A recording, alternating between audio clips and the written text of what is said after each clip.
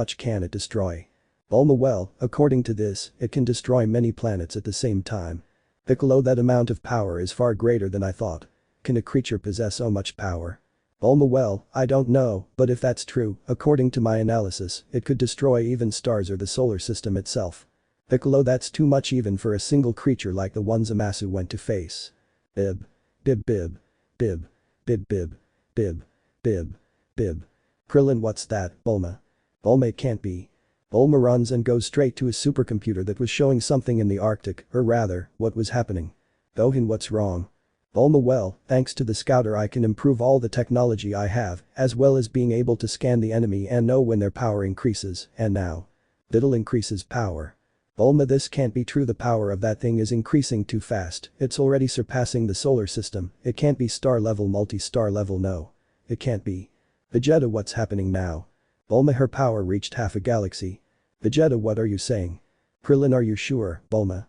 Bulma, that creature's power surpasses anything we've seen so far. If we compare it to Goku in Super Saiyan 1, it would lose. Super Saiyan 2 wouldn't last long either. Super Saiyan 3 would put up a fight, but we don't know much about this thing. And I don't think God is a better option. Let's see the power level.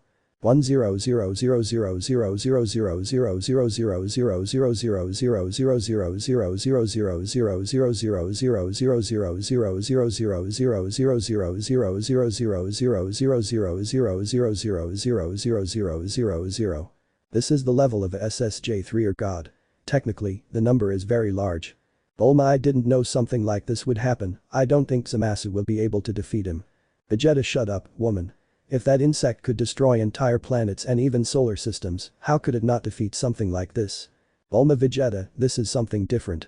This is something we've never seen before. I've seen you and Goku capable of destroying planets or even stars, but something on your level is something else entirely. They're leaving the solar system. Trunks, what do you intend to do? Bulma, it seems that Zamasu wants to take him out of the galaxy so he can fight freely and not destroy the entire world. 10 minutes later. Krillin, don't you think he might already be dead? A18, I highly doubt it, according to what Trunks told me, Zamasu is immortal, so I doubt he's going to die. Krillin, yes, but maybe this Zamasu doesn't have his immortality. Gohan, we have to trust him. Mr. Roshi, it's fine to put all our trust in him, but there's something here I don't like at all. Yamcha, if it's not too much to say, I think this creature must have been in the Arctic for a reason, don't you think? Videl is right, there must be something for this thing to be out there. Bulma, I'll send a team to the location where he was to verify what he was looking for. Vegeta, it's already decided, or rather, it's been shown that Zams couldn't defeat him. Don't underestimate me, Vegeta. Everyone turns around and sees Zam is badly injured, cuts on his chest, bites on his abdomen and neck, he was missing an ear, his right eye was gone, and he apparently had a spike-shaped bone in his stomach. Everyone went to see how she was, but her condition was very pitiful and very frightening. Krillin, Zamasu, but what? Zam, as that thing was really strong, our fight was so great that it caused the destruction of many planets. I had no choice but to use more than 5 suns and use them as bombs to finish off that thing. This world really has something that makes it very dangerous. Bulma, you have. Zama's, here it is. Zama's throws a head the size of a cherubim. Zama's, I don't know what it is, but I have to go. Zama's released some of his power and with great speed went to where Black was, leaving everyone staring at that terrifying head, with teeth as sharp as needles, black eyes with a red iris, 5 horns on its head, and runes on its neck. Zama's was flying at great speeds, surpassing that of Naruto and Izuku combined, but in his mind it was something else entirely. He remembered their recent battle and saw something he had never seen before. An enormous darkness within the being that had almost killed him. He didn't know why this world had such beings. He wondered if there were more like it on Earth, and if so, humanity would have to prepare for whatever was coming that threatened them. Come on, kid, you're just getting warmed up. No offense to the sensei, but I'm not like you. Maybe that's true, Tenko, but you're different, and with that power you have, plus what you are now, you'll be the most powerful being in the universe. Tenko, I don't know if that's your dream or mine. Look, I'm a demon, you're a human, so what?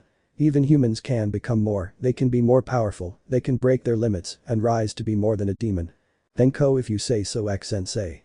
X-Ben, it's time to teach you how to use deterioration and, above all, how to fly. Tenko started to follow him, but X looked at him with a smile. Who would have thought this kid would be stronger than any other rogue demon or human I've ever seen. In just 7 months he can already lift things weighing over 200 million tons and use his deterioration a little at will. If he keeps this up, he'll be the next world hero of both the human and supernatural worlds. Tenko, by the way, X-sensei, can my sister come to train too? X, I'm not the one who decides that, according to my sister she's training her, besides, why do you want to participate in the sports festival? Tenko, because I want to show my mother how strong I am, that someone like me can climb to be more. Endeavor is my idol and he taught me never to give up no matter the adversities and dangers, like for example. X, the rogue demons.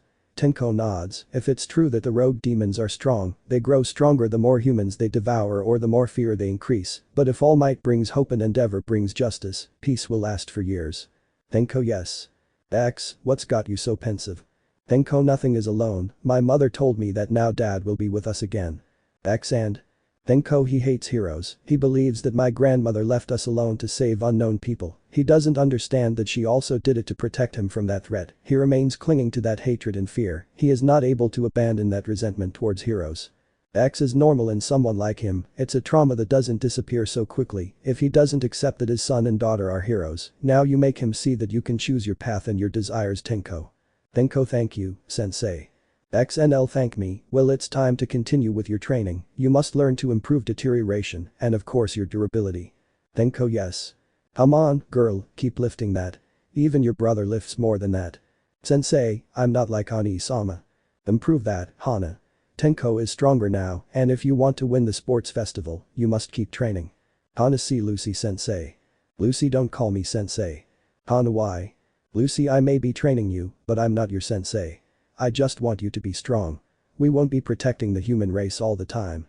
Hana, I know that, sensei, but is it okay that I have the power to destroy you and my quirk? Lucy, yes, your quirk allows you to control ice, and you almost reached absolute zero, but you must be stronger. Also, with the power of destruction and some of your sister's deterioration, you will be stronger in just 2 days before the sports festival begins. Hana, but sensei, time here runs very fast, and in the human world it's slow. How will I do it? Lucy, my goal is that within 5 months you'll be able to destroy octaves with the shockwaves of your blows, but you must hold back at the festival. Tenko can now destroy more than a mountain with the shockwaves of his blows. Hana, if that's the case, why doesn't a dragon train me? Lucy, well, dragons are strong and all, but sometimes they don't want to train someone. If it's something important, they'll do it, but for now, I'll be the one to train you. Be grateful that my Ani-sama or one of the council members isn't here. Hana, are the counselors really that powerful? Lucy, yes, they are the absolute law above the demon kings. Ani-sama is strong, but they were the ones who gave him power and the throne. If he disobeys them, he will know why they are so feared in both hell and heaven. And Gregory. Hana, and that's why you're training me, because they could kill me with one of their training exercises. Lucy, yes, for now your speed is superior to that of a knight, for now you must continue improving that, you are reaching hypersonic speed, and if you surpass that you will be faster than any other demon. Hana, yes Lucy, but I want to improve my attacks both long range and short range, and I want to make them more devastating. Lucy, I know that, but you better exceed your speed. I want you to run 800 kilometers and go around about 5 times. Hana, what? Lucy, yes, now it's time to run, but you'll have to improve that with this. Lucy immediately puts 4 weights, but like fabric, around Hana's legs and 2 on her arms. Hana, are very heavy. Lucy, yes, each one weighs 3 million tons. Hana, what? Lucy, yes, now run or you won't get cake as a reward for doing those laps, so run, girl. Lucy, using some destructive power in her hand, gave him a hard slap on the buttocks that ripped his pants and exposed part of his buttock. And so Hana began to walk slowly, then began to jog with those weights, while Lucy watched with a smile as she ate a delicious chocolate and strawberry cake. Human world. UA. Issei was finishing putting 5 briefcases with dragon-like symbols in his room. After a long day of making costumes for himself, he finally decided to rest. He knew the sports festival was extreme. Perhaps not only UA would participate, but other academies as well. He sat on his bed and looked at photos of himself and his daughter smiling happily, but then he received a call through a magic circle from Elysis. Issei, hello Elysis-chan, yes, how are my little ones? Okay, pass them to me. Multi, hi daddy, how are you? Issei, I'm fine, treasure. Tell me how you are. Are you getting stronger? Multi, yes, right now I'm so fast that I even exceed hypersonic speed, I can even destroy mountains using my fists. Issei, I'm glad, how is your sister? Multi-I is asleep, she overdid it a bit with her training and is sleeping now. I wanted to say goodnight, but she went to sleep. Dad, are you going to participate in the festival? Issei, yes, darling, I have to prove that even someone like me can become more. Multi, will you go back home? Issei, I don't know, you know Dad has a lot to do here, but I promise you that when the festival is over we'll go to the amusement park, just you, me and your sister, just the 3 of us, we'll enjoy everything together. Multi, can we eat bear ice cream? Issei, yes, it's a promise, my little one. Now go to sleep. Tomorrow you have to go to school, so tell your grandmother that I love her and that I'll come see you later. Multi, yes, daddy, good night. Issei, good night, love. The magic circle disappears and Issei lies down smiling. His daughters are his greatest treasure in the world. No one can take that away from him. He would do anything to protect them from danger. If anyone dared to hurt them, no matter who it was, he would rise up, emerge from the pits of Tartarus or even Hades itself. He slowly began to close his eyes until he fell asleep. Issei woke up in a black place, as black as emptiness itself. There were no walls or anything, and that seemed familiar to him. Out of nowhere, flames so powerful that they exceeded 40,000 degrees or even more began to appear, but for some reason they did not burn him. In fact, he felt that he knew those flames from somewhere. Haha, finally I could get out of the seal, haha. Now let's see who my holder is. I hope it's someone who can be. Issei stared in front of him at a huge dragon 900 meters tall, with red scales, 6 pairs of wings larger than its body, a tail twice the length of its body, a huge body, large and strong legs that were also a bit long, and 2 long, muscular arms. But this dragon was none other than Issei. Dragon. Issei. Dragon. Issei dragon, Drag Ibu. Why Drag are you here, Drag, I miss you so much, Bue. Ibo itsu, finally I'm with you again, I'll never leave you, Ibu. Chapter 5. Issei Drag, it's good to see you again, friend. Drag me too Ibo, I'm glad to be with you again. Issei but how is that possible? I saw those 3 have you. Drag what they have are variants of me where they are, so to speak, dark, where they had bearers like you, but they armed themselves and betrayed them. Issei but where were you? Drag that god sealed me, kept me locked in the 7th dimension, his home, but he was executed 2 months ago. Issei I understand, but why did he do it? Drag because you would be a threat to his 3 pillars, but he could never seal what you have inside. Issei what do you mean? Drag Ibo, you do have a sacred gear, but this one is very powerful. Issei what? Drag yes, apparently it cannot be detected by demons or angels, Goku, Naruto, or Izuku can sense it. Only we dragons and gods can sense that power within you, and let me tell you, it is a monstrous power, an unimaginable power. Is Issei as strong as the Supreme Kai? Drag no, for the Supreme Being this being would only bring out 40% of his power, it's something, but with that power he can destroy reality itself, deform everything, even space-time something that those 3 cannot do. Issei if we're that strong now, what scale would your Drag be? Drag well, I think it would be like a multiversal threat, it could be capable of erasing universes, since if I were free like Albion, our fight would affect the dimensional barrier that protects all universes, we would cause a multiversal level cataclysm, being celestial dragons we could have destroyed the world many times. Issei technically you're a low-level multiversal threat. Drag technically, our power increases with every passing moment. The only thing I want to hear from the Supreme Being's explanation is that by uniting the 3 universes with ours, he caused everyone to increase their power, as well as the sacred gears. Both gods and everyone else are now on a much higher scale. Now they are true gods to be feared. Issei but, if what you say is true, that I have a sacred gear, why hasn't it awakened yet? Drag you see, Ibo, what's in that sacred gear is a great evil, but it's nothing compared to him. This being feeds on your hatred, Ibo. The more hatred you have, the more you strengthen it and its power grows. At first, it fed on the darkness in your heart, but having absorbed so much hatred, your heart was divided. You are a being divided between light and darkness, a being in perfect balance and stability. Issei that's new. Drag see Ibo, but there's also a small detail about you. Issei and so what? Issei suddenly falls to the ground and covers his mouth, as if he feared something might come out, and indeed, large amounts of blood began to flow from his mouth, his eyes too, his ears, and his nose began to bleed. Drag Ibo is power.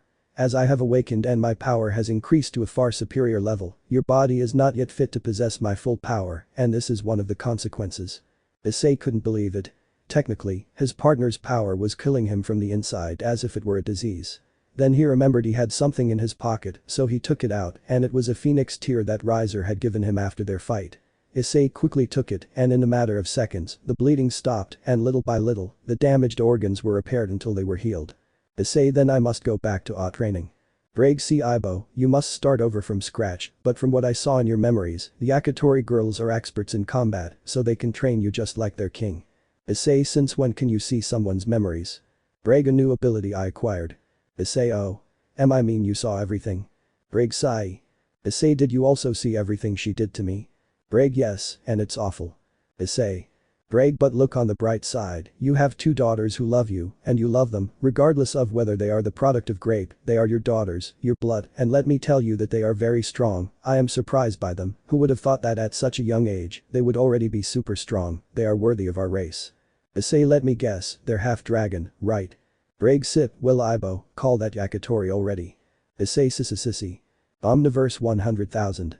ISEIO, what brings you to my Omniverse, King of Chaos? Issei, you know very well why I've come. ISSEIO, yes. Issei, that stupid monkey has caused chaos. The seal weakened by 10%. We only have 11 or 12 years left before he gets out. You know perfectly well the power he possesses. You weren't present at the Great War, but according to our father, he was even able to destroy more than 20 million omniverses using only 50% of his power. If that's possible, then in these millions and billions of years locked in limbo, he grew stronger by feeding on the darkness that exists in all beings. ISSEIO, and what do you want me to do? Issei, you can't even take on the role of Supreme King. Maybe you haven't defeated the deities that were born, but you still possess omnipotent power. You can restore everything that stupid monkey caused and change the classes, or else it will be the end of everything. Do everything you have to do, because otherwise I will be. ISSEIO, will you do what? ISSEIO had his hand on his neck, but he had a red gauntlet with an emerald-colored gem. His body began to release a powerful aura. The soldiers who served him took up positions, pointing at the King of Chaos. He looked at him with some fear, since he could see in the eye of ISSEIO, a colossal dragon of a universal size, that looked at him with hatred. ISSEIO, maybe I'm not the king at all, maybe I wasn't chosen to sit on the supreme throne, but still, don't forget your place. You're the third strongest in my rival, but even so, here I am the king. I decide which omniverse will live and which won't, so either you fulfill your duty or I'll erase your entire reality until not a single atom remains. Thus the King of Chaos is released and holds his neck looking up at the king, who was looking at him attentively with one of his eyes releasing a green fire from it. The King of Chaos would not be intimidated, so he unleashed a large part of his power. King of Chaos power level. If you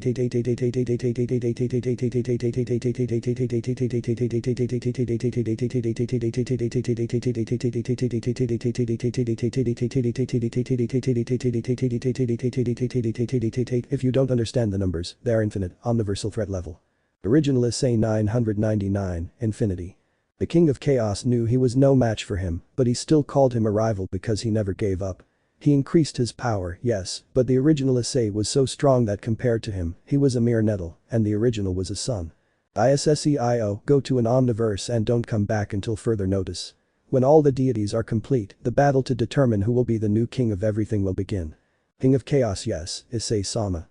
The king, at a transmultiversal speed, shot out into an omniverse. ISSEIO looked at all the omniverses from the balcony of his castle, which was located in the underworld. When he saw what the King of Chaos had left in his wake, he smiled, but his smile transformed into something more. He clenched his teeth, his eyes turned emerald, horns sprouted from his head, 2 demon horns and 2 dragon horns, 20 dragon wings emerged from his back, and his power began to pour out in torrents, affecting space-time. ISSEIO, damn you Son Goku. Go my demons and heralds, destroy all of that monkey's universes and bring him all the super dragon balls. I don't care how many die, bring him the heads of those monkeys from my realities now. All of Issei's heralds came out to a single omniverse where that monkey who causes him so many problems was. ISSEIO, I swear, Goku, when this threat is eradicated I will come for you, I will take everything you love, and you will learn not to mess with my variants and realities. Omniverse 000001. Somewhere in the human world. How many have Donasek managed to gather? Donasek, so far we have 30 low-class renegade demons, 20 middle-class, 27 high-class, and 10 supreme class, my lord. Well, those will be enough to get started with my goal. Donasek, yes, my lord, when shall we begin? In a month and a half, I have a feeling something interesting will happen the day I start my plan. By the way, where's Calawerner? She must be here with the others. Donasek, she cannot come at this time, my lord. She had a certain accident that left her traumatized, a certain blonde-haired man named Naruto. Naruto, huh? Ha, who would think someone like him would do that to a mid-ranking fallen angel? Donasek, according to our most expert scientists and analysts, Naruto Uzumaki has a semi-galactic threat level. Using his maximum power and with the corrupted dragon inside him, he could erase half of the universe. He doesn't represent a threat, not to the supreme class rogue demons, with 3 it's more than enough to finish him off, that Izuku Midoriya isn't a threat either, but that Goku guy is, but only to you, I'll be the one to finish him off. Donasek, are you sure, my lord? I've been told that Saiyan's power increases the more he fights. He won't be able to defeat me, he's never faced anyone like me, Donasek, so don't worry, find more demons and get more allies for the attack we're going to launch. Donasek, yes. How Academy of the Occultism Club. Issei, why did Rias call me now? Is it because I didn't fill out the contracts properly? Ah, so I must have to explain too much to her. Issei was entering the club, but upon entering he saw almost no one present. Issei, hello? Is anyone here? Maybe they went to get something. Ugh. Issei received a powerful punch to the stomach from his brother Isaac, who had his gauntlet exposed. Issei ended up vomiting large amounts of blood. One organ was damaged, but thanks to Drake, he was able to protect the most important organs with a mini magic shield. Isaac then delivered a spinning kick to his face, knocking out 2 of his teeth and sent him flying into the wall. He was then attacked by Akeno's lightning, who was smiling. Rias heaven, who would have thought this would happen? Well, this will teach you not to disrespect your mistress. Issei bad damn Gremory I. Max gave him a big punch in the back, even with his glove exposed. Max, don't talk to him like that, you stupid useless idiot. Akeno Fufufu, the quirkless one, wants to reveal himself. Fufu, this will be much better than I expected, that way I can have fun with him. Ara, I get excited just thinking about how to punish him. Rias, no, Akeno, you won't be able to punish him. We'll take away what he loves most in this life. Issei, no, they wouldn't dare. Rias, if I can, I am your master. Perhaps before the universes merged I had some love for you, but that's over. Goku is stronger than you. He and I can do whatever we want. Here in this city, I am the queen and I can do whatever I please. I can kill and manipulate whomever I want, and anyone who crosses my path, like you, can be removed. Issei, no, I don't care. Ugh, if I ever had love for you, you wouldn't be anything without me, so just a stupid arrogant girl, spoiled brat. Rias didn't like that tone and summoned some of her destructive power, bringing it close to his face. Rias, so you learn not to insult me, you dirty quirkles. So Rias placed that sphere of destruction in Issei's right eye and… Rias removed his hand and had a smile on her face, as did the others present. Issei's right eye was burned. All the skin around his eye was burned and his eye was white. Rias, this will serve as a reminder. Well, I just have to wait for Kaneko and Kiba to arrive for your daughters. Fufu, they'll make good personal slaves for both Isaac and Max, as well as for my Goku. They'll be good incubators for giving birth to strong children. A magic circle suddenly appears in her left ear. Yes, what? Get out of there right now. Kiba, answer me. Issei Rias sees him, as does everyone else. You shouldn't have underestimated me, Gremory, just like my girls. Rias, you damn useless thing. There are rivers high. Rias saw an orange circle appear beside her and knew who it was, which made her nervous. Rias Razor. Razor and some of his entourage leave the magic circus, but not with happy faces. Razor, can you tell me what you're doing with it? Rias and nothing, it just it arrived like this. A demon L attacked him, and. Rias, I'm not going to fall for your damn games, Rias. You know I hate that about you. It's something I hate about your family. You're nothing without your entourage, just a useless person. Max, you'd better not disrespect Rias, Phoenix. Isaac, yes, maybe you're a demon, but you're only small planet level. Both demons expelled part of their power, both dragon and demonic, which did not scare Razor at all, which shocked everyone, especially Naruto and Izuku who were present. Razor, are you sure? Razor expelled an aura superior to both of theirs, and this aura was so large that it caused a feeling of fear. Razor Phoenix 2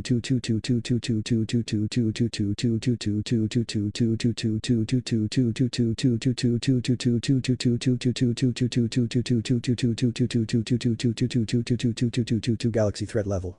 Rias, that power belongs to someone. Razor Supreme Class. Yes, Lucifer Sama promoted me 3 months ago. Since then I trained without rest just to be able to surpass your cousin, but compared to him and your entourage, you are nothing more than simple ants. Rias, don't underestimate me. Razor, you may be strong, but Goku is stronger, he could beat you. Razor, yes, that's true, but your cousin can beat him in the 3 golden states he has, and that red one too. Remember that our power increases with every passing moment and you're just a low-class country, nothing more. Rias, I don't care about that. That useless guy is my slave and I can do whatever I want. What will you do, Gremory? Rias felt a tremendous fear run through her body, everyone felt the same. Rias turned around only to see none other than Izumi, Issei's sister. Izumi, always so arrogant and so proud, Rias. Rias, what are you doing here? Izumi, nothing important, I just came to drop off these 2 punching bags which were useful to me and my uncle Enji. Rias noticed severe burns on Kiba's body, as well as on Kaneko's. Rias couldn't believe it. Even though Kiba moved at a speed similar to Izuku's, a human hero was able to defeat him, just like Izumi. Izumi, you will never hurt my brother again, Rias. I spoke with the Demon Council, and they authorized me to use violence against you, including ordering my brother to be removed from your entourage of slaves. Rias, what? Izumi, yes, Issei will now become part of the Phoenix clan temporarily. You cannot approach him, you cannot hurt him or anything. You no longer have that right. Rias TSK, fine, I'll give it to you, someone like him is useless to me except to get in the way. So Rias took the pawn pieces and left the place, but not before looking hatefully at Izumi, who gave her a death glare that frightened Rias. Izumi, can Rias or heal him? Razor, yes, luckily the damage isn't too serious, but he'll have a scar on his eye. Is he okay? Izumi, yes, it doesn't matter as long as he's okay, that's enough for me. Razor, good. Razor takes a tear from Phoenix and gives it to Issei in the mouth, and in a matter of seconds his body was healed, but he was unconscious, so Razor asked Isabella to carry him to take him home. Izumi, data and base state. Durability moon. Lifting force 300 million tons and more in its base form. Hypersonic speed 9 times faster than Naruto. Lunar attack force. And full balance breaker. Durability half a galaxy.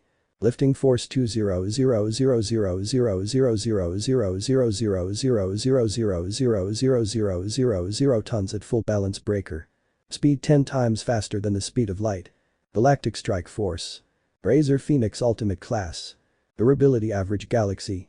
Lifting force 400,000,000,000,000,000,000,000,000,000,000 tons. Speed 15 times faster than the speed of light. Galactic strike force. Okay, let's continue. UA. Girls' room.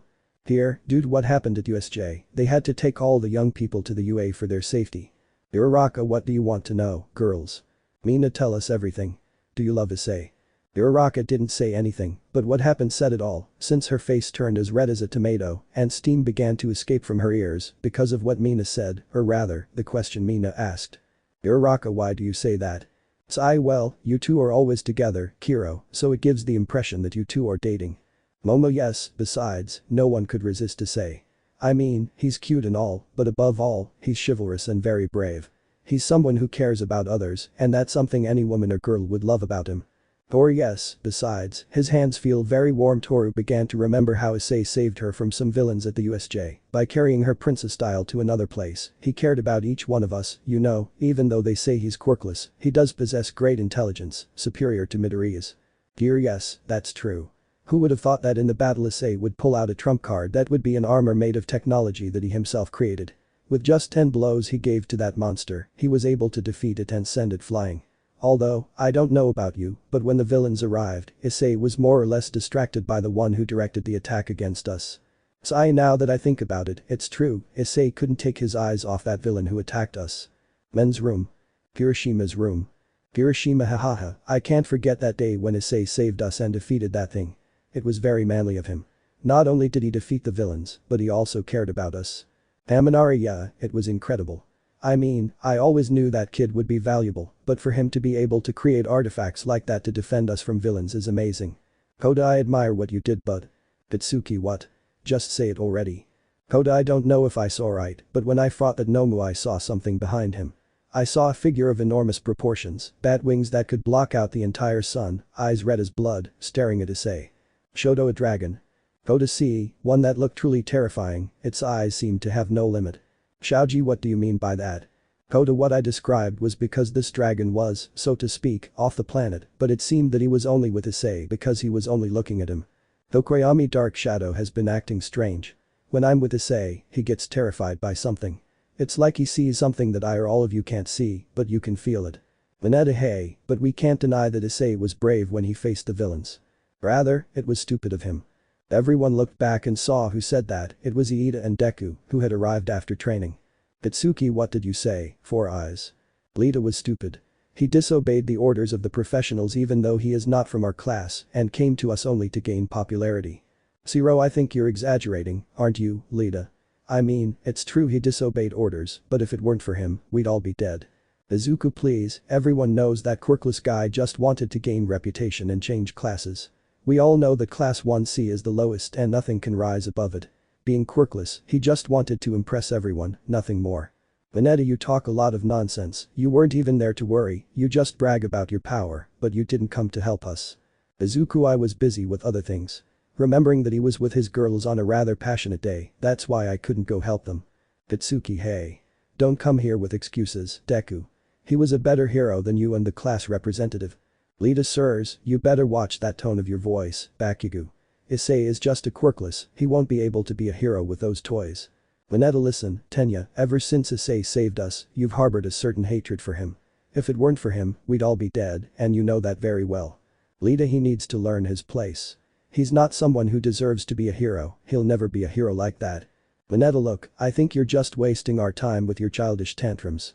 Lita, these aren't tantrums, you useless good-for-nothing pervert who does nothing but hide and cry like a coward.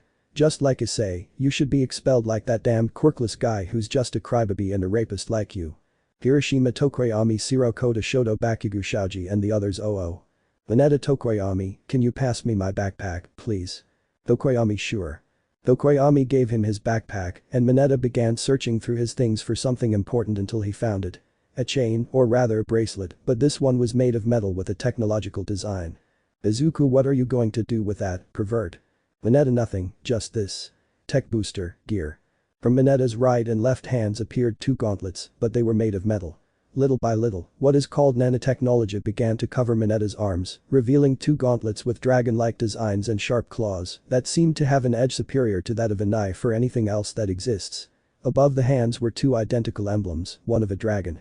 Izuku and Iida recognized whose gauntlet it was, and that made them angry. Lita, what will you do with those perverted toys? Veneta's claws shot out from his fingers, piercing Izuku's chest but not killing him. The same thing happened with Izuku, who had dragonified his body with Draigi by giving his heart. His scales covered his chest, but Veneta's claws were sharper and managed to pierce his scales, but without killing him. Veneta, I accept that you can say things to me, but if there's one thing I really hate, it's insulting my best friend. And now you'll pay 400 volts, Celine.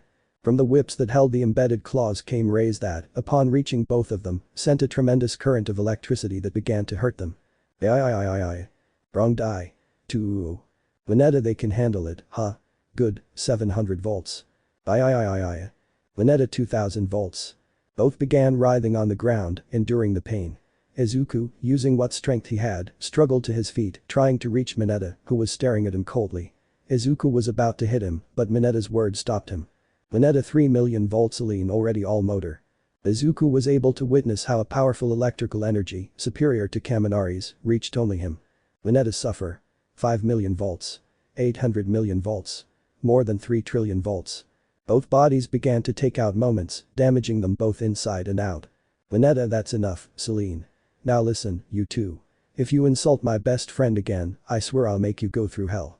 Veneta disconnected the cables from both of them and was about to turn his back on them, but at great speed, he kicked Iida and punched Izuku in the stomach, making him spit out some blood, and they were launched out of the room, but not before firing 2 electric shocks with more than 4 billion volts of power, which would leave them suffering for more than 5 minutes. Hiroshima, wow, I didn't know you had that with you. Veneta, this. It's something Issei gave me at the USJ, so I could defend myself and not depend on others. Kaminari, looking at it closely, it's clear that it's made of technology far superior to what's currently available. Koda, but weren't you a bit rough with those two? Veneta, they deserve it for talking badly about my best friend, although I know they will continue with that attitude for a long time. Well, changing the subject, what do you have planned for the festival? Elsewhere. So your name is Issei Todoroki, huh? Haha, what an interesting turn of events. I can't get the way that kid looked at me out of my head. Kurogiri, annoyed by the failed mission a week ago. Cassandra, just a little, it's just that for some reason when that boy looked me in the eyes I felt something, a tingling sensation run through my body until I felt my heart beat 1,000 times. Imagine that Izuku is Issei and Shigaraki is Cassandra. Kurogiri, I'm no expert on this, but I'll tell you, what you feel or felt when you saw him is something called love. It's something that people commonly feel. It's as if your own heart knows that you are destined to be with that person. Cassandra, love. Don't come here with this nonsense, Kurogiri. How could I possibly love a wannabe hero brat? He knows nothing about me, my life or my purpose, so it can't be love. If it were, a hero and a villain could never be together, no matter if they deserve to be. He can never be what you say, Kurogiri. Please don't put those ideas in my head. Kurogiri, yes. Thus Kurogiri leaves, leaving Cassandra alone in her room thinking, but not about how to continue attacking the heroes, but about Issei. Heroes Public Safety Commission. Visidera, tell me, did you manage to obtain the corpse of that creature that Ragnarok defeated? Agent, no ma'am, we searched everywhere, but we couldn't find the body that Ragnarok left 2 days ago. Visidera, you damned incompetence. Search that whole damn town. I know he must be hiding somewhere. Agent 3, sir, with all due respect, we searched tirelessly but couldn't find anything. It's as if something took it. We used the tracking dogs, but nothing. It's as if the earth swallowed them up, sir. Isidara, I don't want excuses. If another one of those things attacks, what will we do? We know nothing about them, not their biology, nothing. We must obtain the corpse of another creature. Then, if it attacks again, leave. I need to think for a bit. The officers left, leaving their superior alone, but he was not happy at all. As soon as they left, he began to destroy the entire place, throwing tables, chairs, furniture, everything to release his anger and frustration. Isidara, I don't care who they are, I swear I'll bring all the heroes to their knees, and they'll learn not to mock me. Plan, Phoenix. Issei could be seen lying on a huge bed over 6 meters wide and 8 meters long, decorated with the phoenix bird either in paintings or figures made of clay. Venelana Issei-sama is now stable, her wounds have been treated, but the scar will not disappear. The destructive power of the Bale clan is truly terrifying. Phoenix tears are not capable of healing wounds caused by this power. Razor, what matters is that he's okay, nothing more. He's strong, his indestructible will makes him a worthy rival and a good friend to me and others. Elysis, I'm glad you care about him, but Razor, you shouldn't have gotten involved in this mess.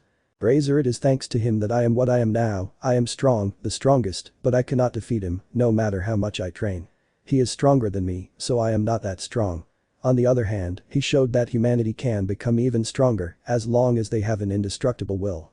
It seems you do want it, huh, Oni-sama? Razor, yes, Ravel, I want it, like a brother I never had. Ravel moo, you know I'm your younger sister, and that's no reason to say that, ah well, it's better that Issei-sama is here. Elysis, Ravel, why do you support Issei? I mean, according to what Issei told us, before the universes merged you were in a relationship.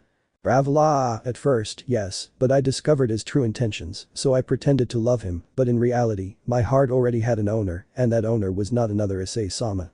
Ibaluna, I'm glad to hear that, but for now you can't get close to him. I know you still love him, but he still thinks you love that other guy, so it's best if you leave things as they are for a while, okay? Ravel, okay, by the way, Izumi, since when did you become so powerful? Izumi, well, haha, it's just that Elysis didn't let me rest during my training, so I had to train non-stop until I reached the level I have now. Even though I'm not as strong as a supreme or divine class demon, I can still defend those I love using the sacred gear and the quirk I was given when I was born. Elysis, well, I'm glad my training has paid off, but you still have a long way to go. Izumi, yes, I know. Razor, I knew Rias could do something against Issei, but going to these extremes is too much. Luckily, Uncle Enji was in the mansion, so his knight and tower couldn't stand against him. Shulin, excuse me, Razor-sama, how powerful is Lord Enji-sama? Razor, I don't know, he's strong, but there are times when he doesn't use his full power when facing weak enemies, so he only uses 10% against an enemy like a low or mid-class renegade demon. Mihi, I'm surprised that he isn't affected by his own flames. Razor, he could always withstand the heat of their fire, but it took him time to be able to tolerate them. Ubalana, well, putting that aside, what will we do with Issei-sama? He's unconscious, but… Ravel, I will stay with him until he wakes up. Razor, safe. Ravel, you'll never change, won't you, Oni-sama? Razor, you are quite stubborn. Fine, keep it, but if he wakes up or anything, let us know. Razor and the others leave, leaving Ravel, who approaches the bed where Issei was and sits next to him. She shyly touches Issei's hand. Ravel, haha, look at you, who would have thought that after the fusion between universes, you would become such a handsome young man, Issei-sama. Haha, what a joke. I no longer have the right to speak to you like that, not after what I did. What was I thinking back then? You risked everything for everyone back then, and I abandoned you. But now that I have the chance to be with you, I will change everything just to be with you, Issei-sama. DXD Cosmology. Very well, the DXD universe, or better known as Draconic X Deus, is the universe where all mythologies and other things are in a single universe. All of these are living in worlds that are the size of universes. It is practically a universe, so to speak, but united with several universes, which makes it a single universe. Furthermore, the human world is very important to some factions or kingdoms, so they must protect the balance that exists in that world. All the kingdoms are arranged according to the scale type that each one is, from the lowest to the highest. The XD Cosmology factions and power scales. Level 0 Fundamentals. 0-0. Limbo. Scale. Level 0, beyond space and time. Size. Unlimited, conceptual, without physical limits. Number of dimensions. Infinite in potential. Why it is great. It is the root of all existence. It contains all the potential for creation, primordial energy, and fundamental laws. Inhabitants. None permanent. Only pure energy. Influence. Basis for the creation of universes, multiverses, and higher planes. Additional observations. Its size is not measured in physical space but in creative potential, being able to accommodate any imaginable reality. 0. Dimensional gap. Scale. Unlimited interdimensional. Size.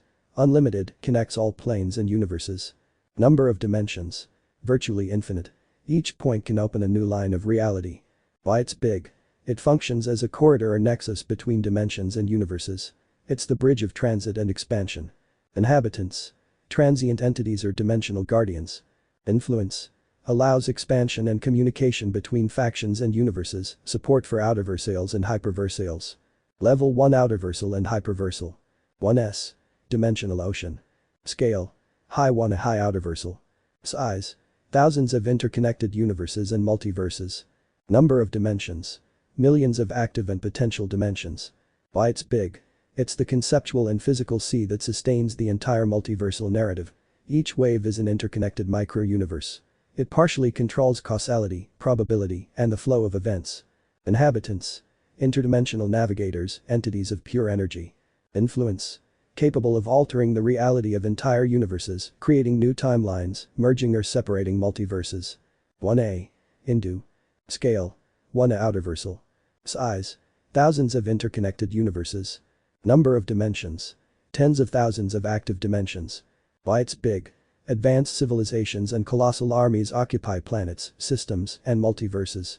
The faction partially controls the narrative and causality of events within its jurisdiction. Inhabitants. Advanced humans, dimensional warriors, magical entities. Influence. Control of the expansion of events, management of multiversal wars, and protection of dimensional nodes. 1b. Olympus. Scale. Low 1b low hyperversal. Size. Continents and interdimensional regions. Number of dimensions. Hundreds of planes and subplanes. Why it's big. Home to gods with immense power. Each god can manipulate vast regions and control the laws of their plane. Inhabitants. Gods, demigods, celestial guardians. Influence. Ability to control natural phenomena and divine energies on a planetary and low multiversal scale. 1b high. Tree of Worlds. Scale. 1b hyperversal. Size. Multiple connected planes. Each branch a universe or multiverse. Number of dimensions. Thousands of connected dimensions. Why it's big. It serves as a nexus between multiverses and smaller outerversals. Each branch contains its own systems, planets, and ecosystems. Inhabitants. Guardian entities, minor gods, and dimensional travelers. Influence. Connects events between planes, allows energy flow and interdimensional communication. 1c. Asgard. Scale. High 1c superior multiversal complex. Size. Archipelagos, floating cities, war zones. Number of dimensions. Thousands of local dimensions per plane. Why it's so big. It contains colossal armies and massive energy. Interdimensional fortresses multiply its extent. Inhabitants. Divine warriors, wizards, dragons. Influence.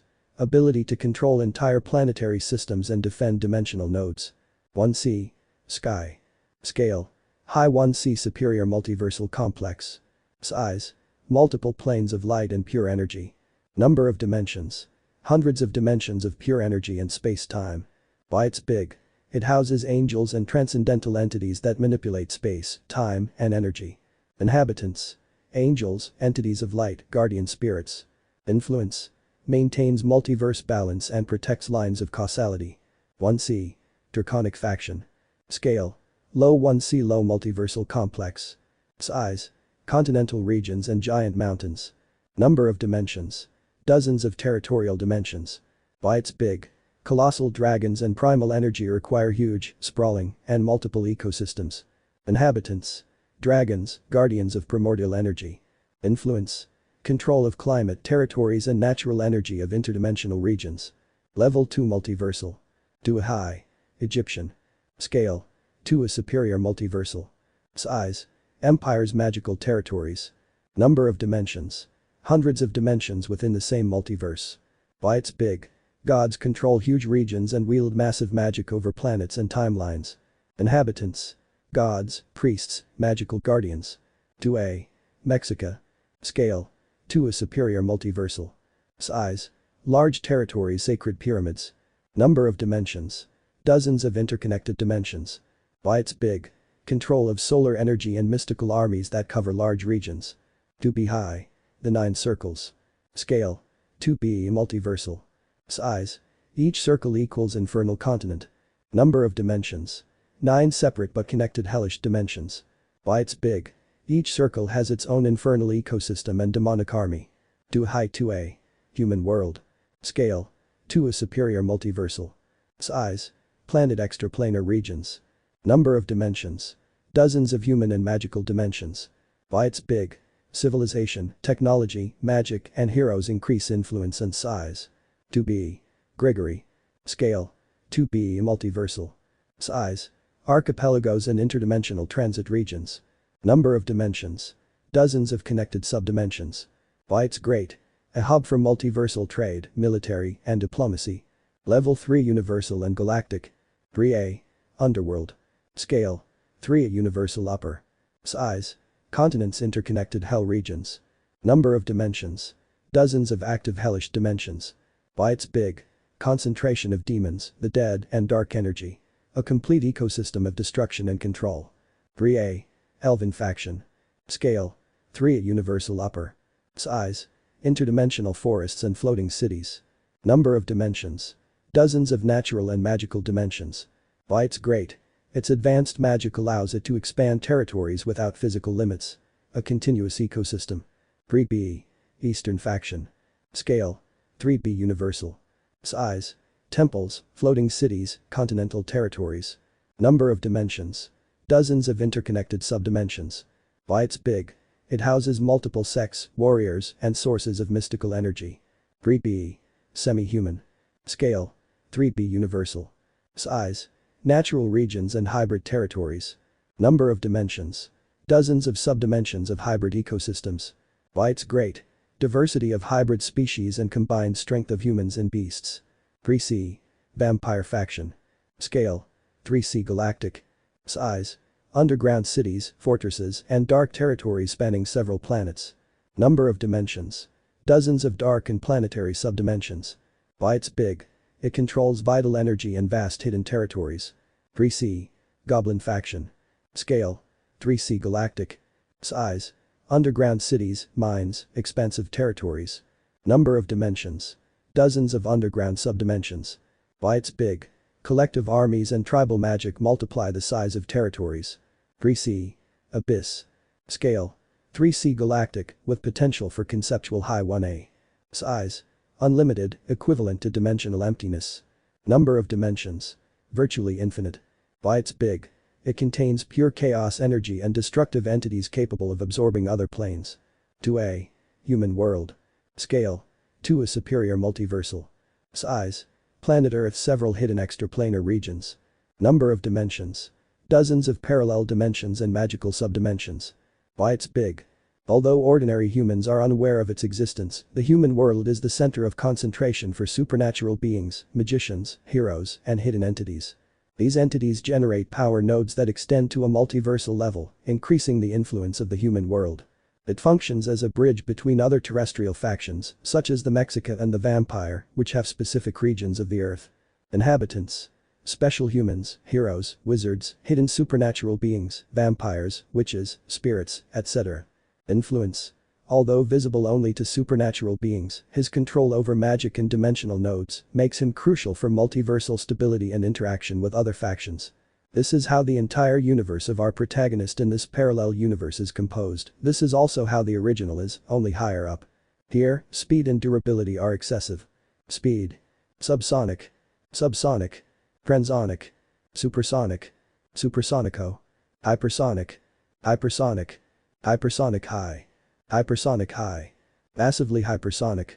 Massively hypersonic. Relativistic. Relativist. Luminous. FTL. High FTL. FTL high. Massively FTL. Massively FTL. Cosmic. Hypercosmic. Transuniversal. Transuniversal. Transuniversal high. Transmultiversal. Transmultiversal. In this universe, he is on the list of the most powerful beings in existence, reaching the same strength as the original Draconic Ex-Deus, where the original Issei rules above all existence. I put rules in quotes because he is not the king.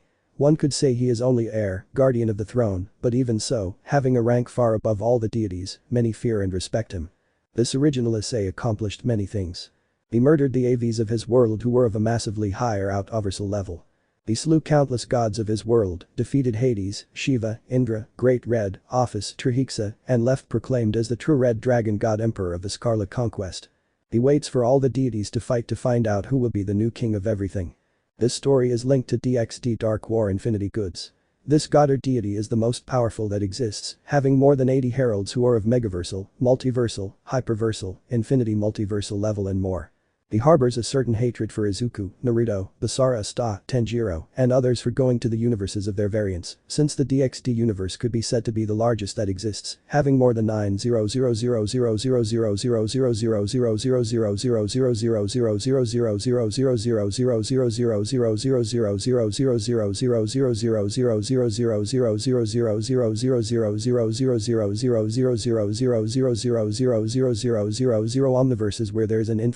90000000000000000000000000000000000000000000000000000000000000000000000000000000000000000000000000000000000000000000000000000000000000000000000000000000000000000000000000000000000000000000000000000000000000000000000000000000000000000000000000000000000000000000000000000000000000000000000000000000000000000000000000000000000000000000000000000000000000000000000000000000000000000000000000000000000000000000000000000000000do have destinies that they must fulfill, but when someone from another universe that is not from DxD arrives in his, it causes a terrible universal glitch that weakens a seal where such a powerful entity is located.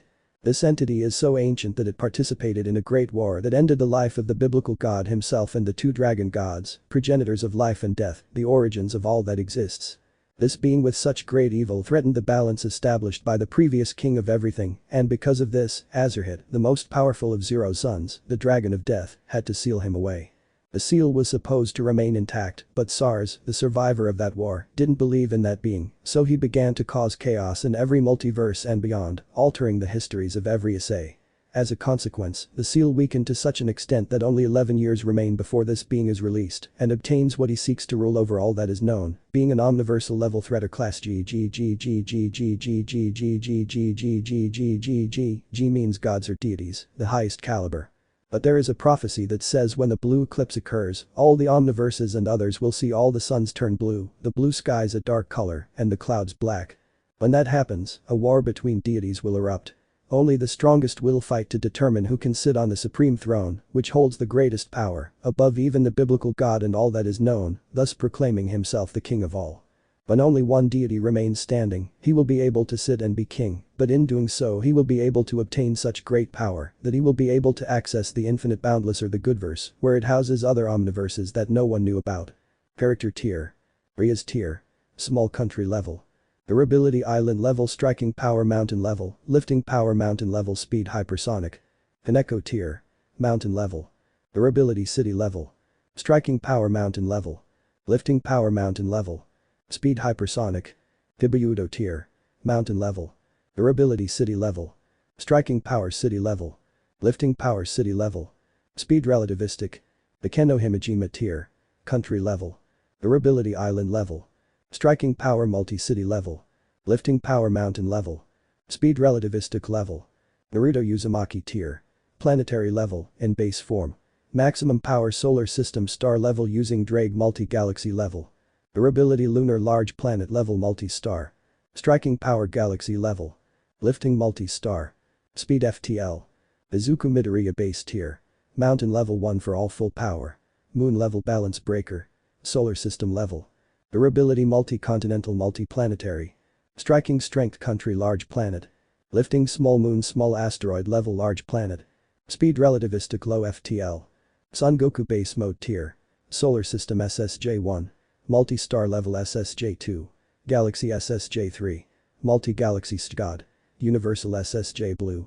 Universal SSJ Blue Kaken. Universal Massive Ultra Instinct.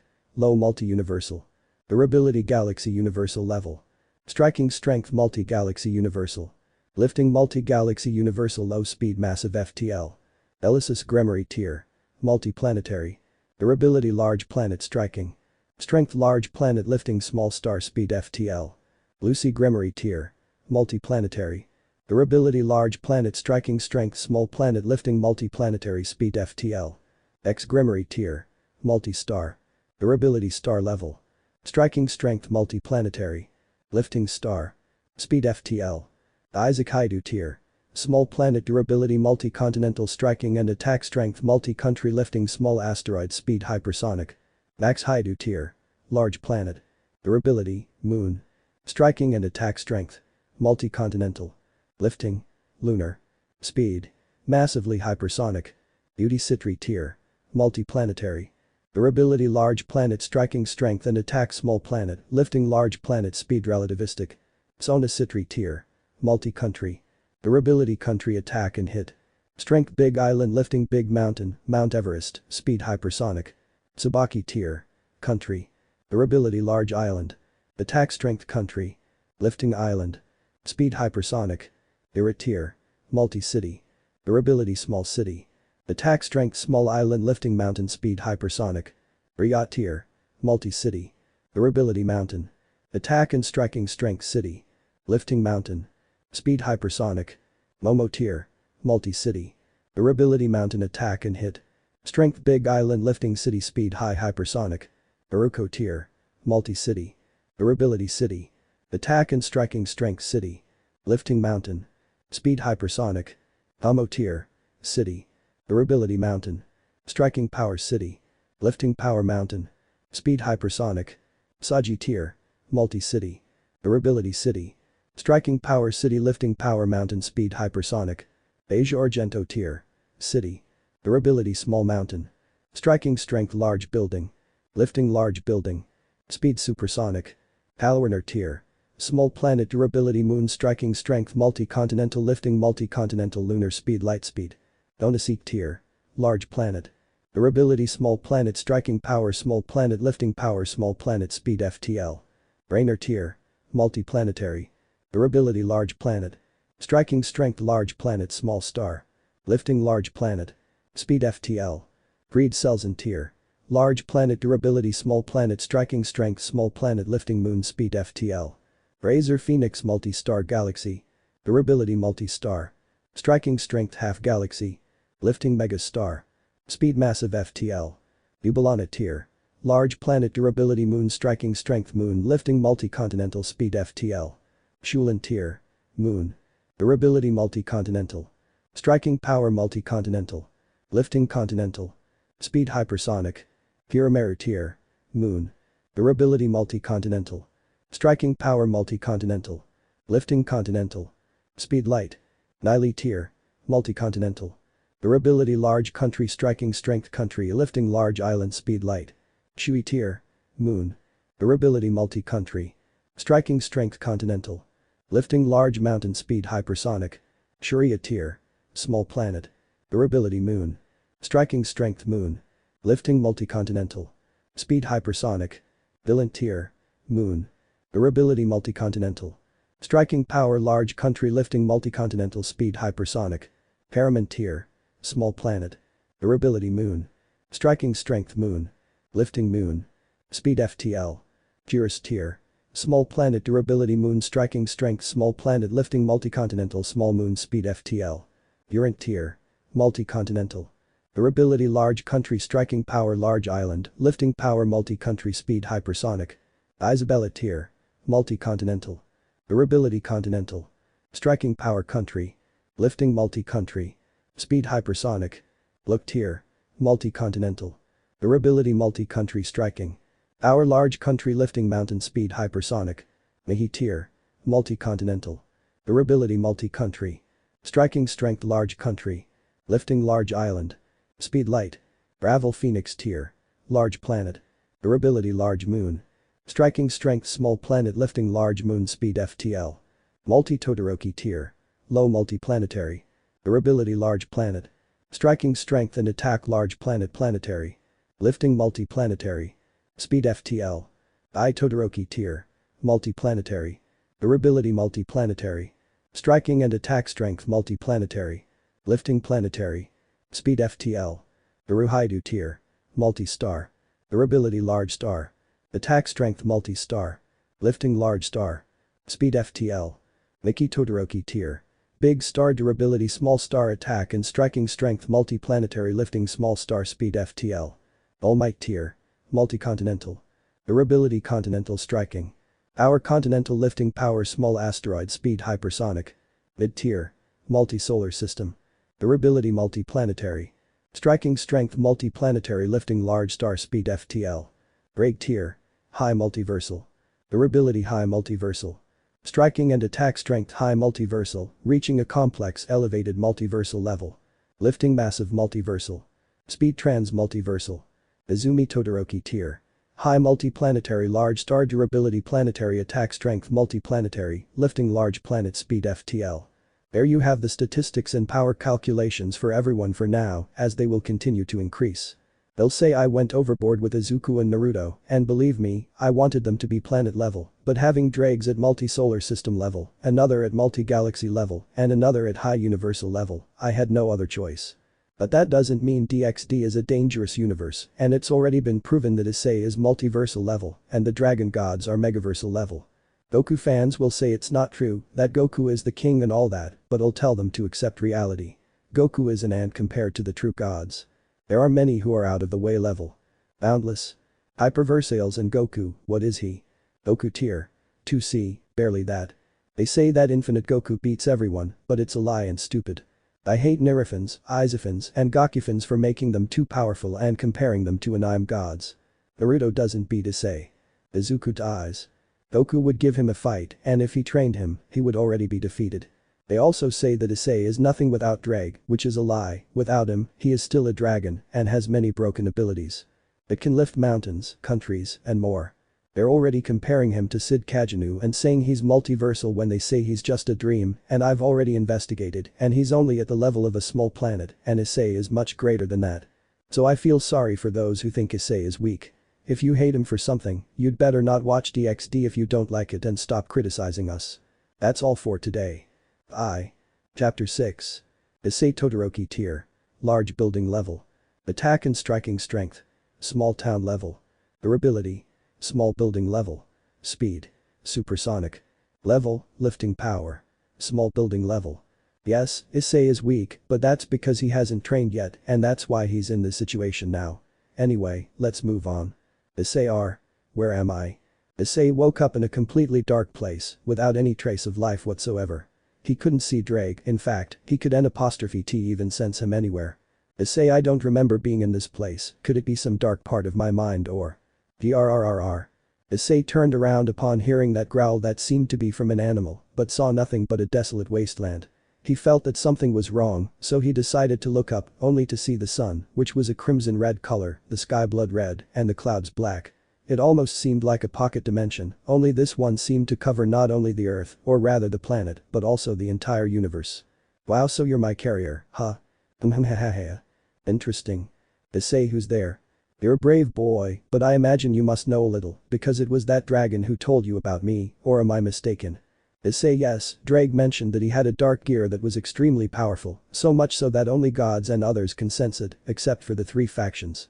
I see that I did tell you a little, but I can't tell you more about myself, child. You have to know for yourself who I am and what my purpose is.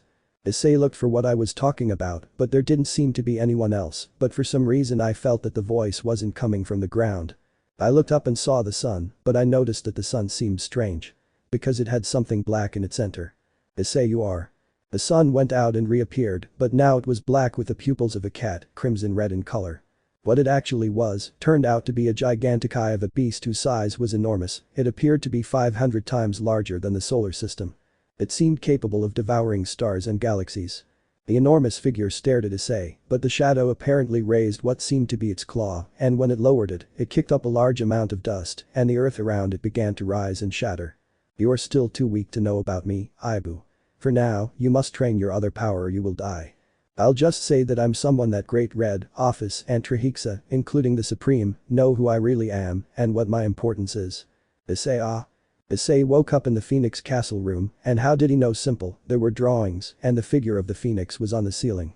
Issei that's right, Rias and the others attacked me at the club, but afterwards I don't remember much of what happened. You've woken up, Issei-sama. Issei looks down and sees Ravel on his lap, her head resting on his legs.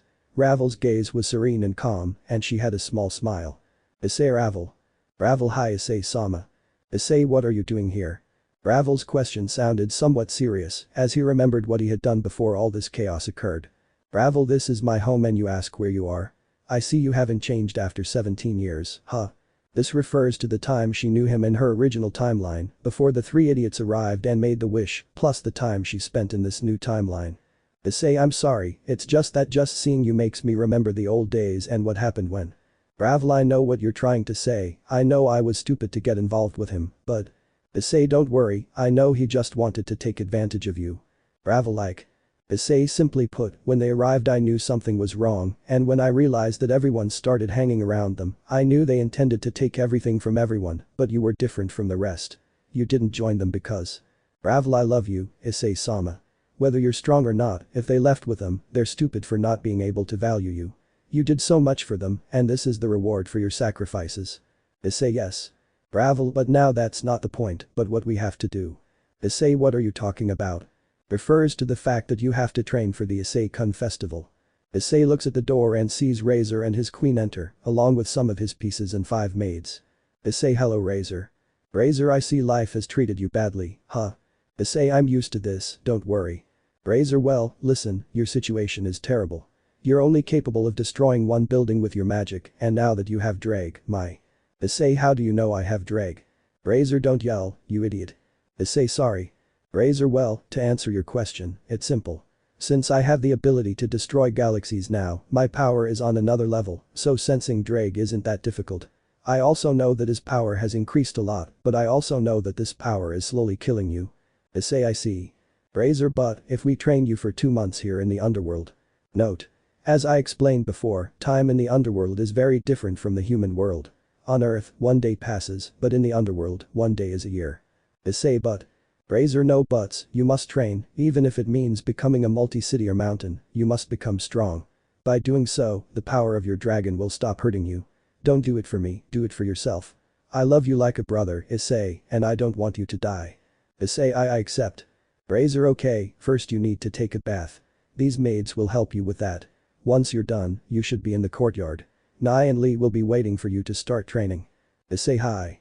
Ravel, I have to go, Issei-sama. Ravel approaches and kisses him on the forehead, then leaves, leaving Issei alone with the maids. Maid, alright, Issei-sama, please follow us, we'll take you to the bathroom. Issei, hi. Issei got up, but when he pulled back the sheet, he realized he wasn't wearing his shirt. Instead, he had bandages all over his body, revealing only small, well-toned areas. The maid smiled slightly at this. One of them took Issei's hand, turned around, and saw that she was a maid who looked about 19 years old, with slightly dark skin, pointed ears, silver hair, and reddish-brown highlights. Issei, wait a minute, she's a dark elf. I thought they didn't like being servants of demons. Appearance. Yes, I know it's from another anime, but I like this one. Elfina this way, Issei-sama. The maids followed behind Issei, who, despite being somewhat embarrassed about being helped to bathe, which he could N''T avoid, then entered a rather large bathroom, 20 meters wide. On one side were 5 showers, and in the center was, so to speak, the pool. It really looks like a swimming pool. Maid 4, excuse us, Issei-sama. Issei turned around, and each maid began to remove his bandages and pants, leaving him only in his underwear. When the maid removed the bandages, she revealed his body, not very toned but still perfect for them, who blushed at the sight of Issei's chest. The elf approached slowly and bent down to remove Issei's last garment, which was his underwear. Issei closed his eyes, unable to open them out of shame, but he missed something important. When the last garment was removed, all the maids present suffered nosebleeds. Maids are as big few for Ravel-sama, how lucky. Yes, they were all looking at the mini Issei who, despite being somewhat excited, did not dare to show it to the maids. Elfina, alright, Issei-sama, this way please. Issei obeyed the order, getting into the large tub or pool of somewhat warm water. The maids wasted no time and each of them began to undress, standing naked before Issei, but they took some towels that were next to them and covered their bodies with them. Each of them messed with Issei, but they all had soap and other things like soap, etc. Issei still had his eyes closed, but. Brag, come on, Ibo, enjoy this moment. You don't get this kind of attention every day, especially from maids. Issei, you're not helping, Drag. Brag, I'm just saying enjoy yourself. If you want, you can also take all these maids as your own. They can be your personal servants if you wish, especially that dark elf. It's obvious you were mesmerized by her.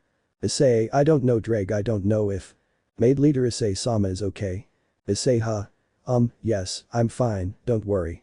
Maid leader, okay, Issei-sama, you know, I'm glad to be able to give you attention, especially in this way. Fufu, I remember that more than 17 years ago you saved me from the attack of the Chaos Brigade. Issei, you? Maid leader, yes, I still remember it, in fact almost all the maids in this castle remember it, those who don't are because they are my daughters. Issei, but if I remember correctly, there were 10 maids who looked between 17 and 19 years old and others between 15 and 16 years old, that means they are all your daughters.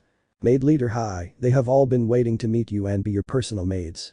I say be my personal maids. Maid leader hi, when I told them about the hero who once saved us, they all wanted to meet you and serve you. Issei, I'd have to talk to Razor to see if I can, but. Maid leader, don't worry, Issei-sama, I've already spoken with Razor-sama about it. I accept that my daughters can be your personal maids. Issei, wow. Great, now you have maids who will take care of you and attend to your wishes. Issei, I wish I had Tiamat and could make her castrate you right now. Musafadu. Midoriya home. 7:40 p.m. There have been reports of more than 10 attacks by these unknown creatures. Professional heroes are doing what they can to stop the advance of these things. We were informed that more than 40 villages were devastated by these creatures. There were not many survivors except for the children who lived in each place. More than 3,000 deaths were reported from these creatures, more than 50 heroes injured. Yes, okay, we were informed that the hero Endeavor and his wife, Frozen Hero Blizzard, have arrived at the scene. Not only them, but also our favorite and strongest hero, All Might, arrived on the scene to end the danger. I'm here. The one who entered was Izuku, who seemed somewhat annoyed at not having gotten rid of Issei. Where were you? Izuku. Ha, it's you, Izuku. Izuku Midoriya, younger sister of Izuku. Quirk. Pyrokinesis. Dear. Large town. Izuki mom was really worried, where were you? Izuku, that shouldn't matter to you, right? Izuki, yes, I should care, I'm your sister, I need to know where you are because I worry about you. Izuku, you worry about me? Don't make me laugh, I don't need you to worry about me. Izuki, but. Izuku was somewhat annoyed, so at great speed he grabbed her wrist and began to squeeze it very hard. Izuki, stop, my hand, it hurts, please let go. Izuku, let me make this clear, I don't need a weak sister to protect me. You're nothing but trash in my eyes. Now I understand why dad left, haha, you're nothing but a. Spit it out now. Izuku looked back and saw two people he disliked quite a lot. Izuku, don't get involved, Makoto, lion. Lian Midoriya. Age 17 years old. Quirk telekinesis. Makoto Midoriya. Age 18 years old. Quirk hellfire. Makoto, of course we care. Lian, you have no right to hurt Izuki, she only cared about you and you. Izuku, I don't need weaklings worrying about me. Makoto, you better lower your idiotic voice, no, Deku, that's your nickname, the one you'll carry for the rest of your life. Izuku, don't call me that stupid nickname. Lian, then act like it, maybe you're strong, but that doesn't mean you should treat her like that, so you better let her go or you'll have problems, Deku. Izuku looked at his brothers who didn't seem to be lying in what they were saying. He knew perfectly well that they were very powerful. After all, they were in their third year and already had hero licenses and were the apprentices of the hero Endeavor.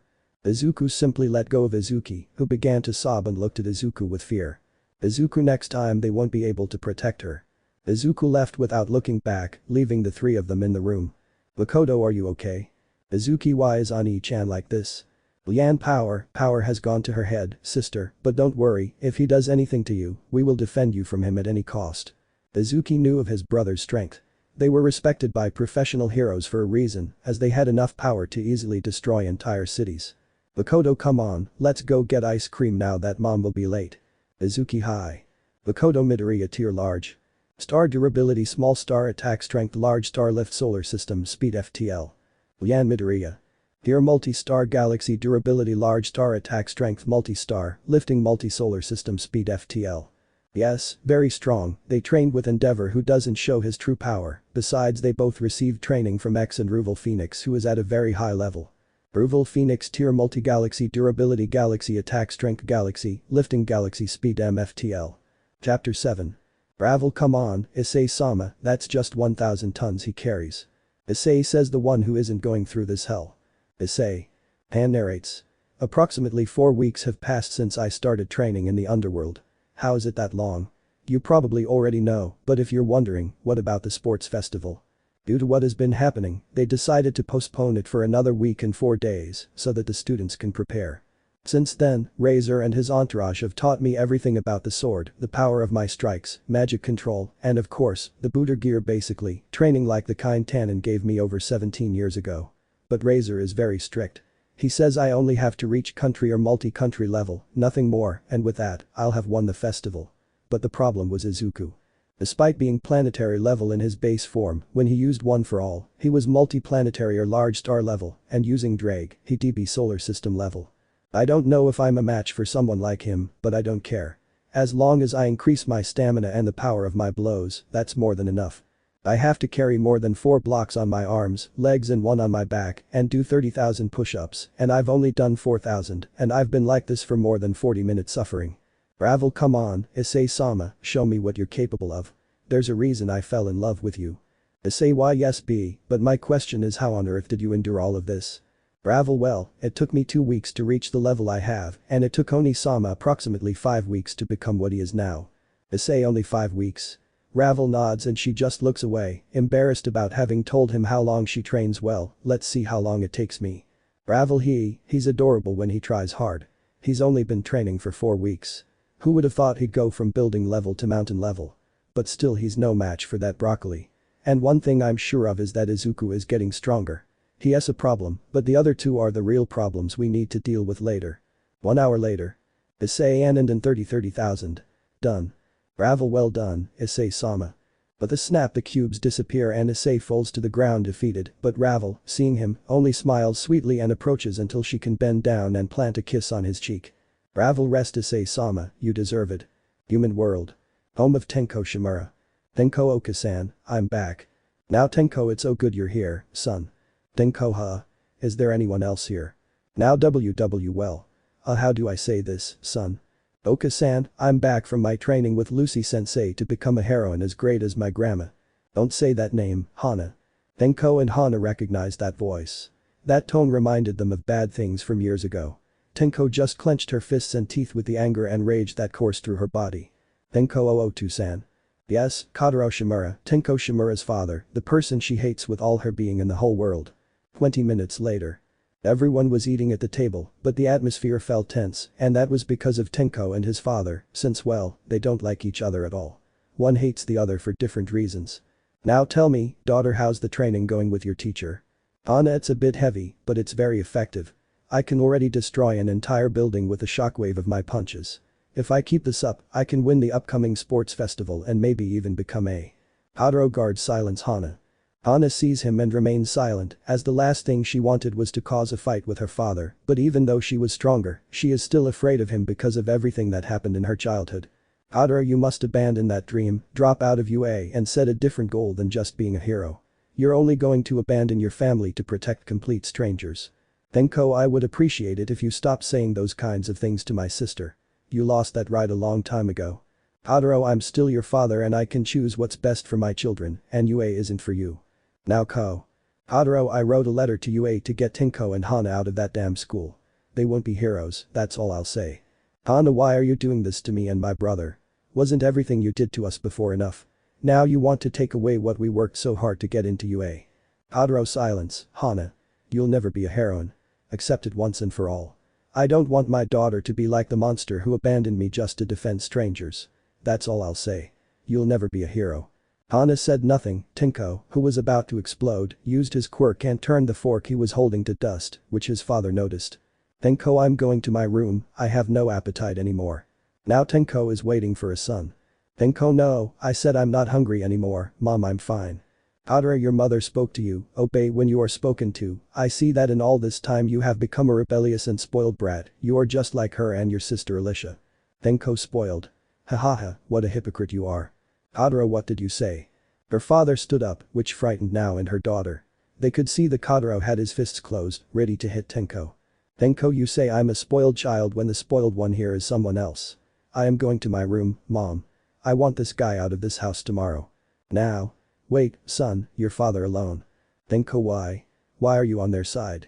No, rather, why did you come back? This place isn't your home anymore, and you know it. Mom may have forgotten everything before, but I won't forget Mom's scream. Hana's cries what you did to Alicia over 10 years ago.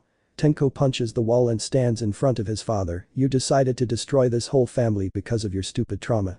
You'll never understand what heroes have to do to protect others because you're a damn quirkless. Kotaro. I worked so hard to give you everything you needed when you were born, and this is how you thank me. I think I should have asked that you and Alista die when you were born so I wouldn't be going through all this. Kotaro was thrown forward until he crashed against the wall, and the one responsible was Tenko, who was furious, and they could see that in his eyes, which turned blood red. Tenko, never say my sister's name, you damn bastard. Tenko grabs his arm, and even with her quirk activated, causing her father's arm to begin cracking, which terrified him since he knew Tenko's quirk. Listen carefully to this, Kotaro Shimura. I don't care if you're my father or not, you forfeited all right to be in this house, to be with us, and I'll tell you this. My grandmother was right to abandon you like an animal. You know nothing of the threats we now face, the sacrifices we have to make to protect others. Why did you destroy this family? Because your mother left you, hahaha. You really are a spoiled brat who can't let go of that grudge. But no, you decided to hit me with a cable every time I said I wanted to be a hero. The damage was starting to spread slowly, now from the bottom up my legs. You dared to hit Alicia and bathe her in ice water for more than 3 weeks because of her dream. You tore up all the hero costumes Hana got for her birthdays or burned them. You will never be my father. I see a villain in front of me, that's what you are, a villain. I see someone else as my father, because he taught me so much because of you. He taught me that I can move on, that I can improve my quirk, and now I control my power better than before. Even though he's a minor, I see him as my father because he gives me all the love you never gave me. You only gave me pain and hatred. We were better off without you. We lived happily without you, Mom. I've recovered that smile you extinguished with your hatred for Grandma and the heroes.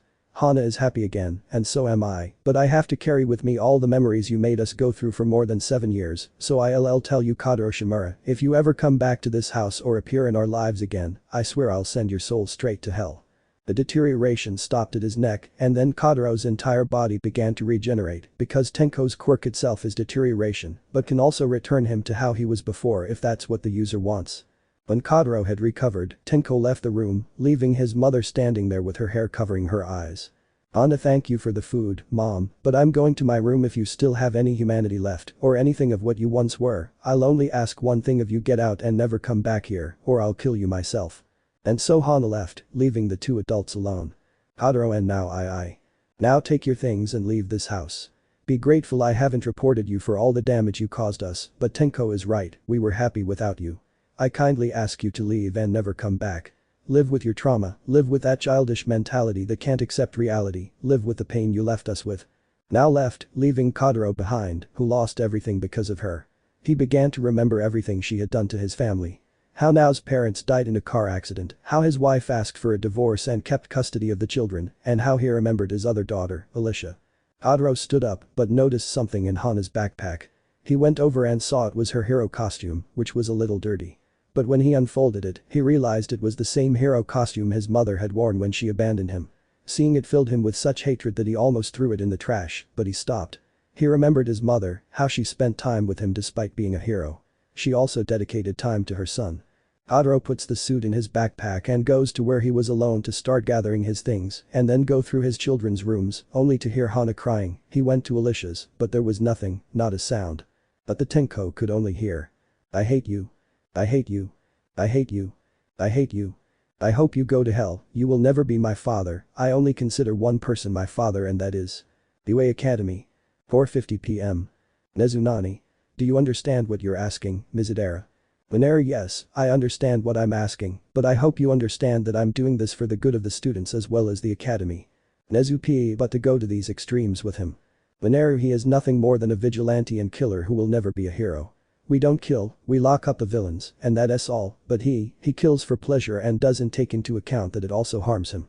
Nezu, but Issei was only doing what was right. You know very well that those villains were raping girls from different schools, both Yue and Shiketsu. If he didn't do something, they would lose their memories. According to reports, there were villains with quirks capable of erasing all memories and turning them into mere hex toys for the villains. Venera, I'm aware of what might have happened, but even if I saved those girls' lives, that wasn't the way a hero acted. A hero doesn't kill, that's clear. If they kill a villain, then they would become like them. Nezu, but Venera, we also found out about other things. Nezu, what things? Venera apparently had been doing this for the past 2 years. Nezu.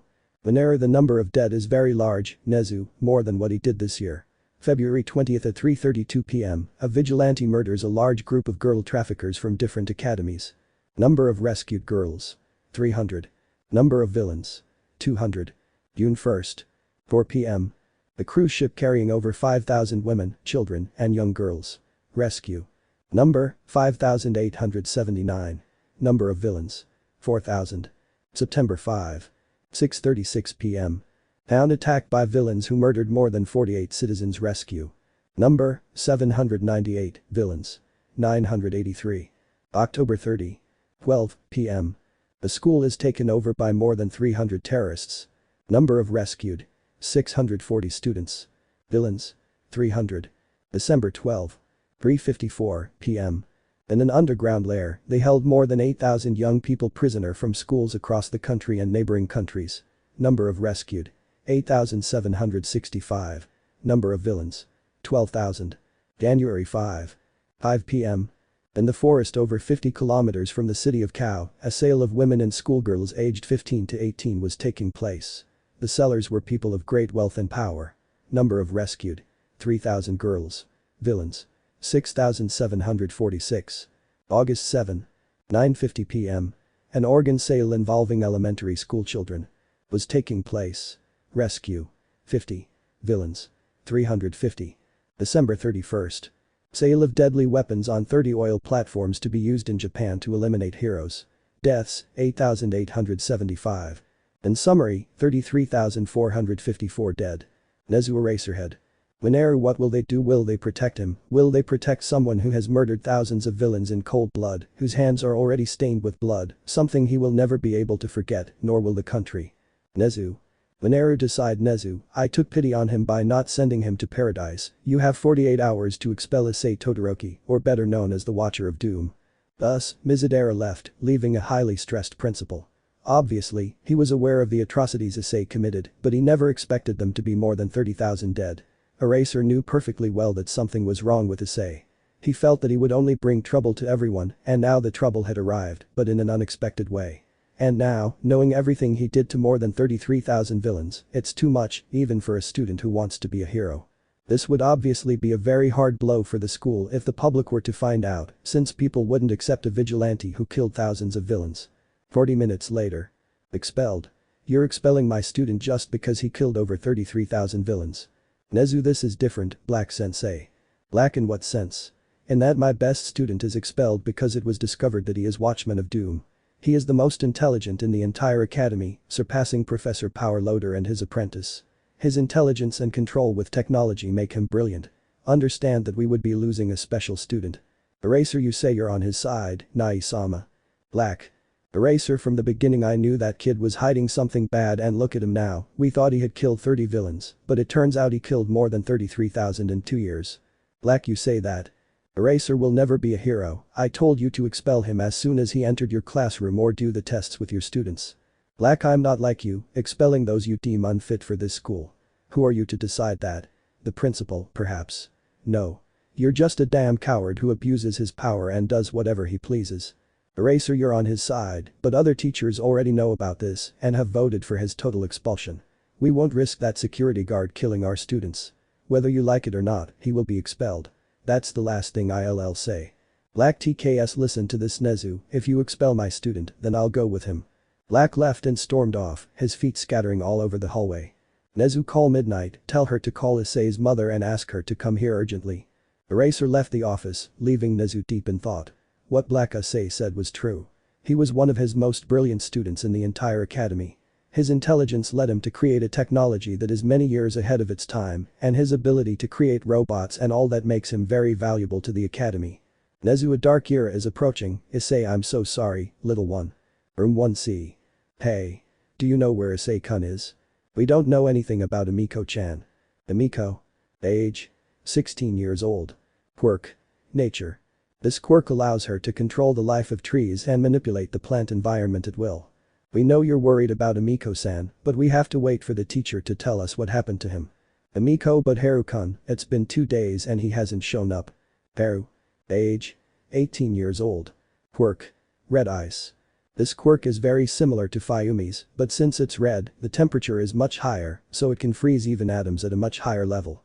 However, there are consequences, because if he uses it for more than 40 minutes, his body begins to freeze. But he can also manipulate the temperature, making it warm again. Haru, Issei-san is strong, calmer, not Ryoko. Ryoko Tatsuma. Age. 17 years old. Quirk. Darkness. This quirk allows her to control the darkness around her and manipulate it, turning it into weapons or other things, even making it into a real weapon. She can use this quirk without getting tired or anything. Ryoko Issei, I understand that he is very powerful and all, but he also has to be careful. I'm worried about where he is, but if the professor isn't telling us anything, there must be a reason. Somewhere in the ocean off Japan, more than 300 kilometers from Yusufaku. So you already know that Issei is the Watchman of Doom. It seems so. But what will we do? Should we continue with their ideals? So far, we've killed over 200 villains with the same desire to turn girls into their personal semen receptacles. That's why we joined Issei, to change everything in this world. We are anti-heroes for a reason. Quick, dreams. Capable of inducing amplified symptoms of sleep deprivation in any target with which it maintains visual contact. It can also cause people to fall asleep temporarily simply by looking at them. If contact with the eyes is broken, the effects last up to 5 minutes and then cease. Real name: Sumandatsu. Birthday: April 14. Height: 170 centimeters. Blood type: B. He likes most of the girls he sees. Quirk: Pandora. It has the ability to identify all quirks within a 100-foot radius and cancel up to 3 quirks for approximately 30 seconds and has a 30-second cooling period after each use. Real name: Jet Kurasuke. Birthday: August 8. Height: 182 centimeters. Blood type: O. Interests: music, video games. Ijiri, we will take care of eliminating evil from this world, even if we have to leave our dirty blood hands. Namida, I want to finish this mission so I can spend time with darling. Suman, your darling. Namida, hi, he spends more time with me than ever before. Suman, no, that's not it, since I'm the one who spends more time and kills more to co-pleasure and receive darling's pampering. Ijiri, you'll pay for this, Issei. Chapter 8. Underworld Phoenix. Plan. In the mansion, or rather castle, since it looks more like a castle than a mansion, in a very large room, we can see our protagonist sleeping after 5 weeks of hard training from Ravel and the girls. Issei was sleeping peacefully without any shirt on, only wearing shorts, but something strange was happening to him, as part of his hair changed to a white color, but then it returned to being brown. But what was really happening was in his mind, as he was having a conversation with his partner and friend or brother. Issei, so scale up to be more now, right? Greg, yes, Ibo, you used to be building level, but now you've climbed to big island level in such a short time, but you're only at small country level for now. Issei, well, at least something. Greg, don't get cocky, Ibo. Even though you've increased your level of destruction and strength, you're still no match for that broccoli with legs. Even though there are 3 variants of me in this universe, I can sense that their wielders increased their powers, and now that broccoli is at a very high level. Issei, how much? Greg, before, I felt that in his base state he was at the level of a large country, but now he scaled to multi-country level, and using OFA, he scales to multi-continental level, reaching moon level, and at his maximum, planet level. But if he uses balance breaker, he only reaches multi-planetary level, to the level of the solar system. Issei, okay, now things are complicated since it took me 4 weeks of pure hell to reach my current level, and that damn guy is multi-country level. How the hell am I going to beat that bastard? Greg, are you forgetting that I'm here? Issei, Drake, I can't use you yet. If I do, everyone will discover that I have the original, the one who belongs to this timeline, or rather, the timeline that was altered. They'd take advantage of my current level and send that damned fox in if the broccoli loses to me. But that's impossible. I'm no match for him. I'm no match for anyone yet. Dryag, what's wrong with you not being a match for anyone yet, Ibo? Someone being stronger than you doesn't extinguish the hope that still remains within you, Ibo. You faced countless enemies before all this happened. Now I know that perhaps you motivated many people to keep going and fulfill their dreams. You are Issei Todoroki, my brother, my friend. You are and always will be the only Sekiryuutei that exists. You will be the most powerful Sekiryuutei that has ever existed in all these omniverses. Issei was amazed by the words his companion was saying, and without thinking twice he ended up hugging him, even though he was very small compared to a dragon that was over 700 meters tall. Drake felt his companion's hug, which he accepted regardless of his small size. Issei, thanks Drake, I needed some motivation like that. Drake, no problem, we're brothers for a reason. Anyway, you need to wake up now. School's waiting for you so you can finally fight that walking weed. Out of mind. Issei began to open his eyes only to see the ceiling of the room where he was, something that didn't bother him, but he began to feel that something was wrong with the bed, as he felt some lumps in them which freaked him out, so he grabbed the sheet and removed it, only to get a tremendous surprise. Well, the bundles turned out to be the 2 chainsaw-wielding Lawless, the 2 Nikos, Ravel, Mihi, Mira and Shulin, who were in pajamas or other underwear, which didn't surprise Issei. Even though the universe had changed, he could remember these kinds of things with his former girls, so this was N''T surprising at all. He wasn't the same boy he used to be. Now he was very different and wanted to be the most powerful hero, above all the gods and everything else in all the omniverses. But he knew perfectly well that he would not reach that goal with his current level, because to begin with, he did not know the level of each being he had faced, and now he could already imagine how powerful they would be. Adiko put that aside and, as best she could, got out of bed without waking the girls who were sleeping peacefully. But she noticed something. Isabella was sleeping where she had been, and her head was on top of her breasts. Issei, that's why I felt like a soft pillow, hahaha, this won't change, even if the universe changes more than 300 times. Issei got out of bed and went straight to the bathroom, which was quite large, which didn't surprise him either. He got into the tub, which could hold more than 30 people. The water, which was somewhat warm, relaxed him a lot, and his stress and thoughts about the confrontation he would have against Izuku made him forget. Issei, now I understand why this kind of water relaxes you and relieves stress. Issei began to examine his body, but as he ran his hands over his shoulders, he could sense the echoes and other things from his many battles against the villains he killed, but out of nowhere the memories of all of them came to his mind. No, please. Help someone, I don't want to die. Wait, please. I'll give you whatever you want. Money, girls. Everything for. Please don't do it, I have a family, I have children and a wife, please wait. Issei, I don't care if they had families or not, they chose that path. Now it's my turn to change things in that world, even if I have to get my hands dirty. What I was in the past will not be repeated. I won't let anyone else suffer in this corrupt world. Issei-sama. Issei turned around only to see Ravel, who was completely naked, but she was covering her vagina and breasts. In addition, her hair was loose, giving her a different look. Issei knew her very well, but now he felt that because of the fusion, she was very different, something he didn't mind, since he loved her just the way she was now. Ravel, would you mind if I bathed with you? Issei, not at all, my phoenix princess.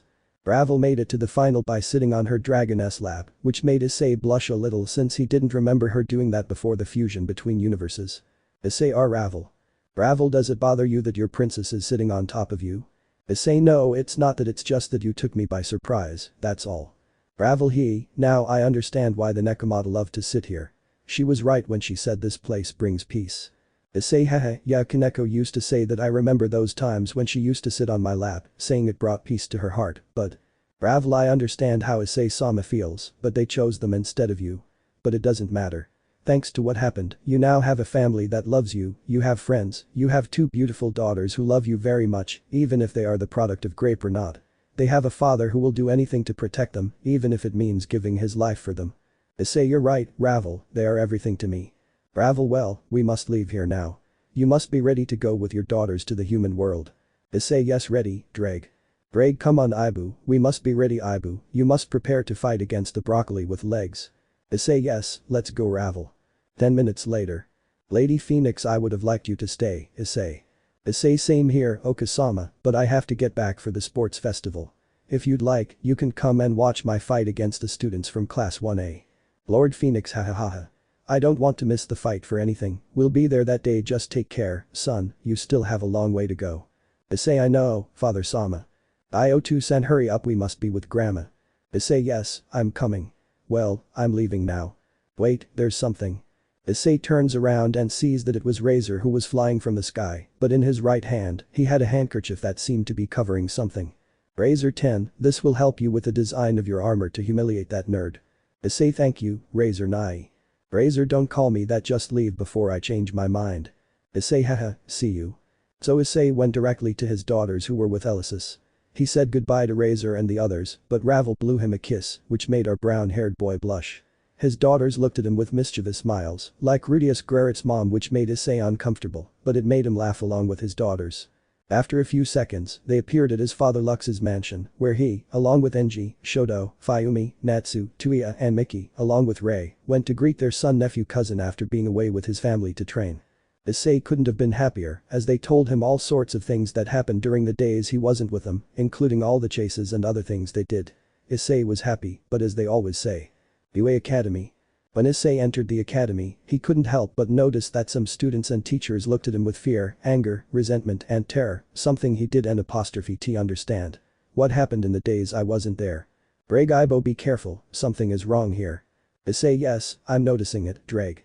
Issei entered the academy but realized that there were 12 minutes left before classes started, so he went through the hallways observing many things like trophies, medals, photos and other things of the former students who were at UA and were now professional heroes.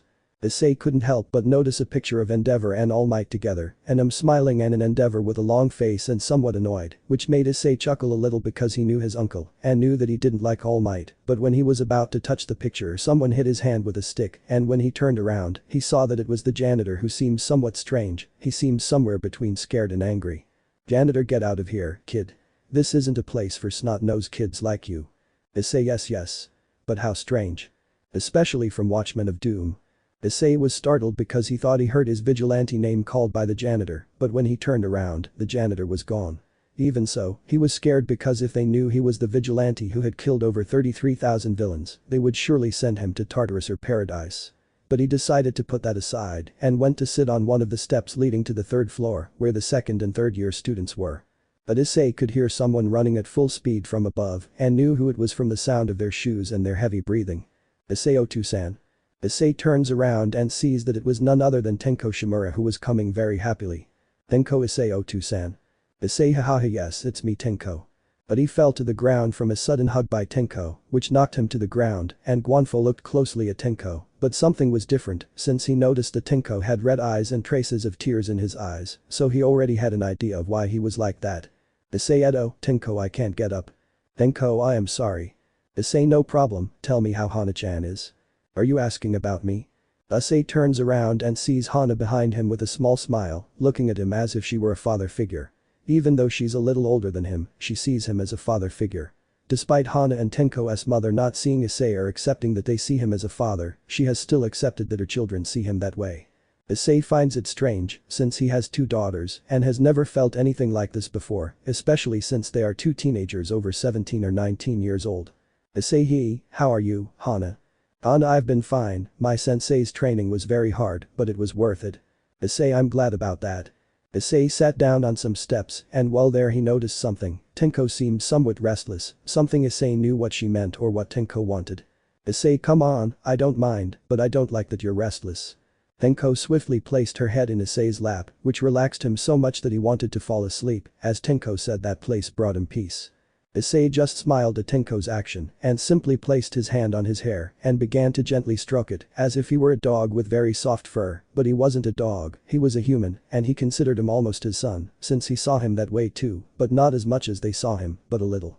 "Hana, tell me, did Razor train you much worse than the Gremories trained us?" Issei, well, not that much, but something. I'm at the level of a small country for now. Hana, wow, in such a short time. Issei, yes, now I can stand up to Deku. Hana, well, I don't know if you can, but I know that he's currently very powerful, more powerful than any other student at UA. There's a reason they call him the Iron Fist. Issei, yes, but even though I don't possess a super strength quirk, I don't care. I will use my technology and my armor to be able to fight Izuku and prove that I am not weak. Tenko, I know you won't do, Issei Otu-san. Issei Todoroki, to the principal's office please. I repeat, Issei Todoroki, to the principal's office please. Hana, that's strange, they've never called us to go to that address before. Tenko, if that's true, you're a respectable student and you've never gotten into trouble. Issei, there must be a reason, I have to go, I don't want to anger the principal. Thus Issei got up, but not before saying goodbye to Tenko and Hana, and then headed towards Principal Nezu's office. Drake Aibo, I feel like something bad is going to happen. Issei, yes, I know, Drake. Ever since I arrived at the academy, I've felt like something's wrong. Everyone's acting strange. I need to be careful. Issei arrives at Principal Nezu's office, so he knocks on the door 3 times until he hears "come in" and enters. Issei, good morning, Director Nezu, he bowed respectfully, but when he looked up he saw that all the teachers were in the room. Some were looking at him with disdain, others with sadness, disappointment and melancholy, which threw Issei off, since he didn't understand why they were all like that, but he had an idea. Did you summon me?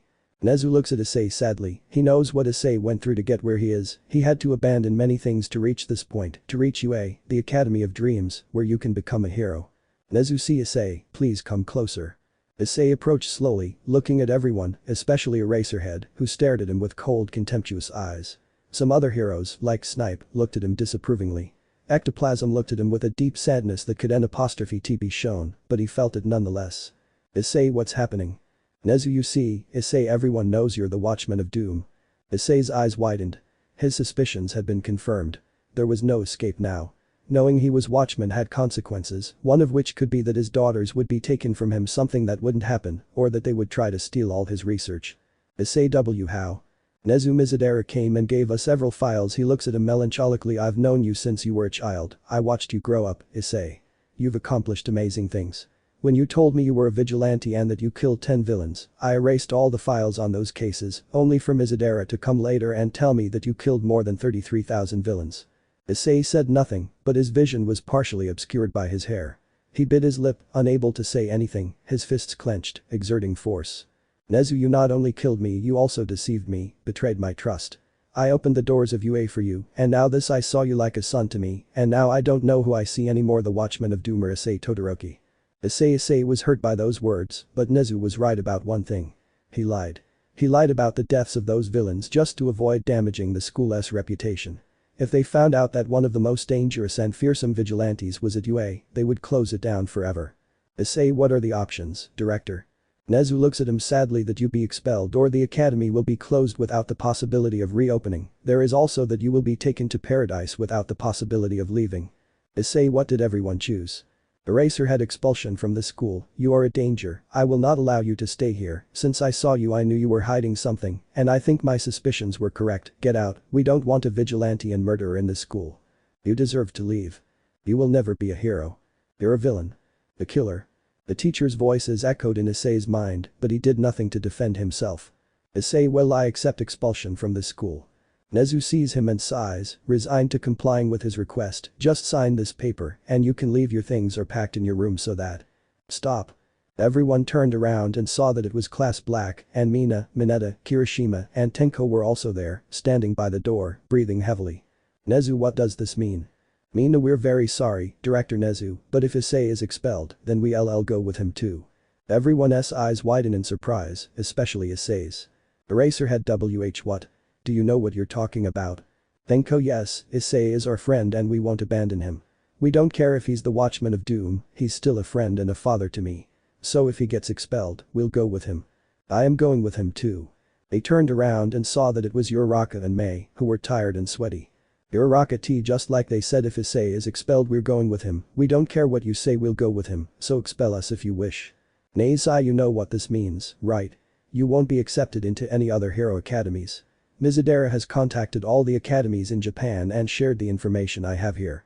All the academies have banned Issei and anyone accompanying him. Uraraka. Mei. Tenko, and what does that matter? Everyone sees it, but especially Issei when he hears Tenko's words. Tenko, we don't care if we're not accepted into other schools, we'll be vigilantes or whatever, we don't care if you come after us, but we won't abandon our friend and father, she whispered the last part. Mineta, yeah, besides, what's wrong with being a vigilante? Eraserhead, a lot, since they use their power without considering the consequences. They kill, assassinate villains and cause chaos. Mineta, what chaos? As far as I know, you see them as the bad guys when they're just doing their job. What will you do when the villains are free and start killing? Will you take them to paradise? No, the vigilantes take care of that. Besides, after what Issei did, there haven't been any more kidnappings or anything like that. Nezu, wait a minute, you guys already knew about that. Anna, we reveal secrets to each other. Aryoko, what Issei-kun did was right. Snipe, you say that's right, brat. Was it right to kill over 33,000 villains for their stupid ideals? Eru, and what would you do with the girls after the villains return them with broken minds? Nobody said anything because it had a hair point. What would they do with the girls if Issei hadn't saved them from their fate? Snipe, but kill, it's true they would be broken, but. Amiko, they wouldn't be the same anymore. They could have taken their own lives because of everything they went through, so Issei is a true hero, and it doesn't matter if they see us as villains too, we won't abandon him. Amiko's words surprised many, especially Issei, who smiled. Seeing her friend's reaction, she smiled affectionately. Nezu, sigh, well. Class 1C is expelled from UA forever. Mina Ishido, Achako Uraraka, Minoru Mineta, Tenko Shimura, Hana Shimura, Mei, Kirishima are also expelled from UA. Go to your dorms and pack your things. Thus Issei and his companions leave the principal's office, seen by all the other students who booed Issei, who just smiled along with his friends, because they didn't care what others said, they were happy because they would be with their best friend, father and love interest. I see, I didn't expect them to do that for me. Arubaka, did you think we would abandon you? You're wrong. We don't care if you're a vigilante or if you were one, you're still our friend. Ryoko also, it wouldn't be bad to be vigilantes and do the same as you, Issei. Issei, haha, well, go to your dorms, I'll wait for you outside at the entrance. 4 minutes later, Issei's dormitory. Issei, damn it. I went to his room only to find that some things were missing, such as blueprints, USB drives, designs, computers, and other things that belonged to him. Issei, damn it. They took everything. They left nothing but my clothes. Brag, I can sense that there was someone with a very powerful sacred gear. It's not a Longinus, but it is very powerful. Issei, how much? Brag, if it enters the balance breaker it could be capable of destroying all 8 planets in the solar system. Issei, do you know who has it? Brag, yes, he was one of those who came in to steal all the plants, a certain Mizadera. His eyes widened. He knew Mizadera was very intelligent and got what he wanted, but now he had all of Issei's blueprints, designs for weapons, and armor with superior technology in his hands. Issei, alright, let's see if they can access everything, but in the meantime a bracelet appears on his arm and extends, revealing a blue screen showing the location of his stolen items and blueprints. Let's see, I need to transfer all the blueprints to my chip and erase what they have. The blueprints aren't a problem since I have copies. Brag, aren't you worried they might create a very strong armor? Issei, nah, besides, they don't know the composition of the power core, the material used, the fibers to make the suit move like people, plus the metals to create them are impossible to find, but I on the other hand, hits the floor 4 times, and it opens showing 40 jars that contained liquid metals, tried everything I found, and Destro has the rest just in case. Brag, hahaha, there's no doubt you're super smart, Ibo, I love this new you. Issei, thanks. Drag. Issei was seen pressing some letters that were in a very strange language, since they seemed to be demonic or draconic script at the same time, and that's it, downloading file, only 40% left to download the files, and the ones they have are nothing but garbage. Issei takes his things, grabs a suitcase that when opened seemed to have no end, so he takes the liquid metal jars and puts them inside, takes his other blueprints, his books, photos, toys, among other things, and put them inside his suitcase. Brag, hey, where did you get the bottomless suitcase? Issei, in one of my contracts when I was in Rias' Gremory clan, one of the people gave me the suitcase, telling me that it could even swallow the universe itself. Brag, well, it is a very good suitcase, Ibo. Whoever gave it to you must have had a very good reason. Issei, maybe. Drag, anyway we should go now, they're waiting for us. 4 minutes passed and Issei came out with his suitcase and left his keys on the table. As he started walking through his old dorm room, he saw from the window how all the UA students were watching and booing Issei and all his companions. Anna, you took your time. Issei, yes, I'm sorry, I was busy. Then Kuoh, it doesn't matter, we're coming, a new future awaits us. So the security guard's leaving, huh? That voice, how I hated that voice, he was one of the reasons my whole life was a mess, why everyone hated me for believing I was quirkless, but I'm not. Issei, Izuku. Izuku, hahaha, I didn't expect that stupid useless guy to be the most powerful, terrifying, and dangerous vigilante in all of Japan. The one who killed more than 33,000 villains was none other than the quirkless one. Issei, my life is private, Deku. Izuku gets annoyed but doesn't show it, how could you call me a dirty quirkless? Issei, just like you heard, from. Issei is launched by a force of air which crashes into the wall, and the one responsible was Izuku, who had his fist raised and emitting green lightning. Izuku, I see there's a certain fly that must know its place, even if it's in a very horrible way. Izuku slowly approached Issei, who was being healed thanks to the medical nanotechnology he created, and his wound was healing quickly. But just as Izuku was about to hit him, a hand appeared, grabbed Izuku's wrist, and when he turned around he was startled to see it was Tenko holding his hand. Izuku was still afraid of Tenko because he remembered his original timeline and how he had defeated Shigaraki Tenko, but he didn't know how powerful he was now, so he was afraid of him, especially because of his eyes, which were blood red but a little darker, with an empty and cold gaze. Tenko, you raise your hand to me again and I swear I'll reduce you to ashes, you hear me? Izuku breaks free from Tenko, who was just staring at him. Then do you think you're going with him? Mina, yes, besides, we couldn't stand you anymore. Veneta, yeah, I mean, who would put up with someone as useless, arrogant, and hypocritical as you? Besides, who walks around waving their hands like a robot?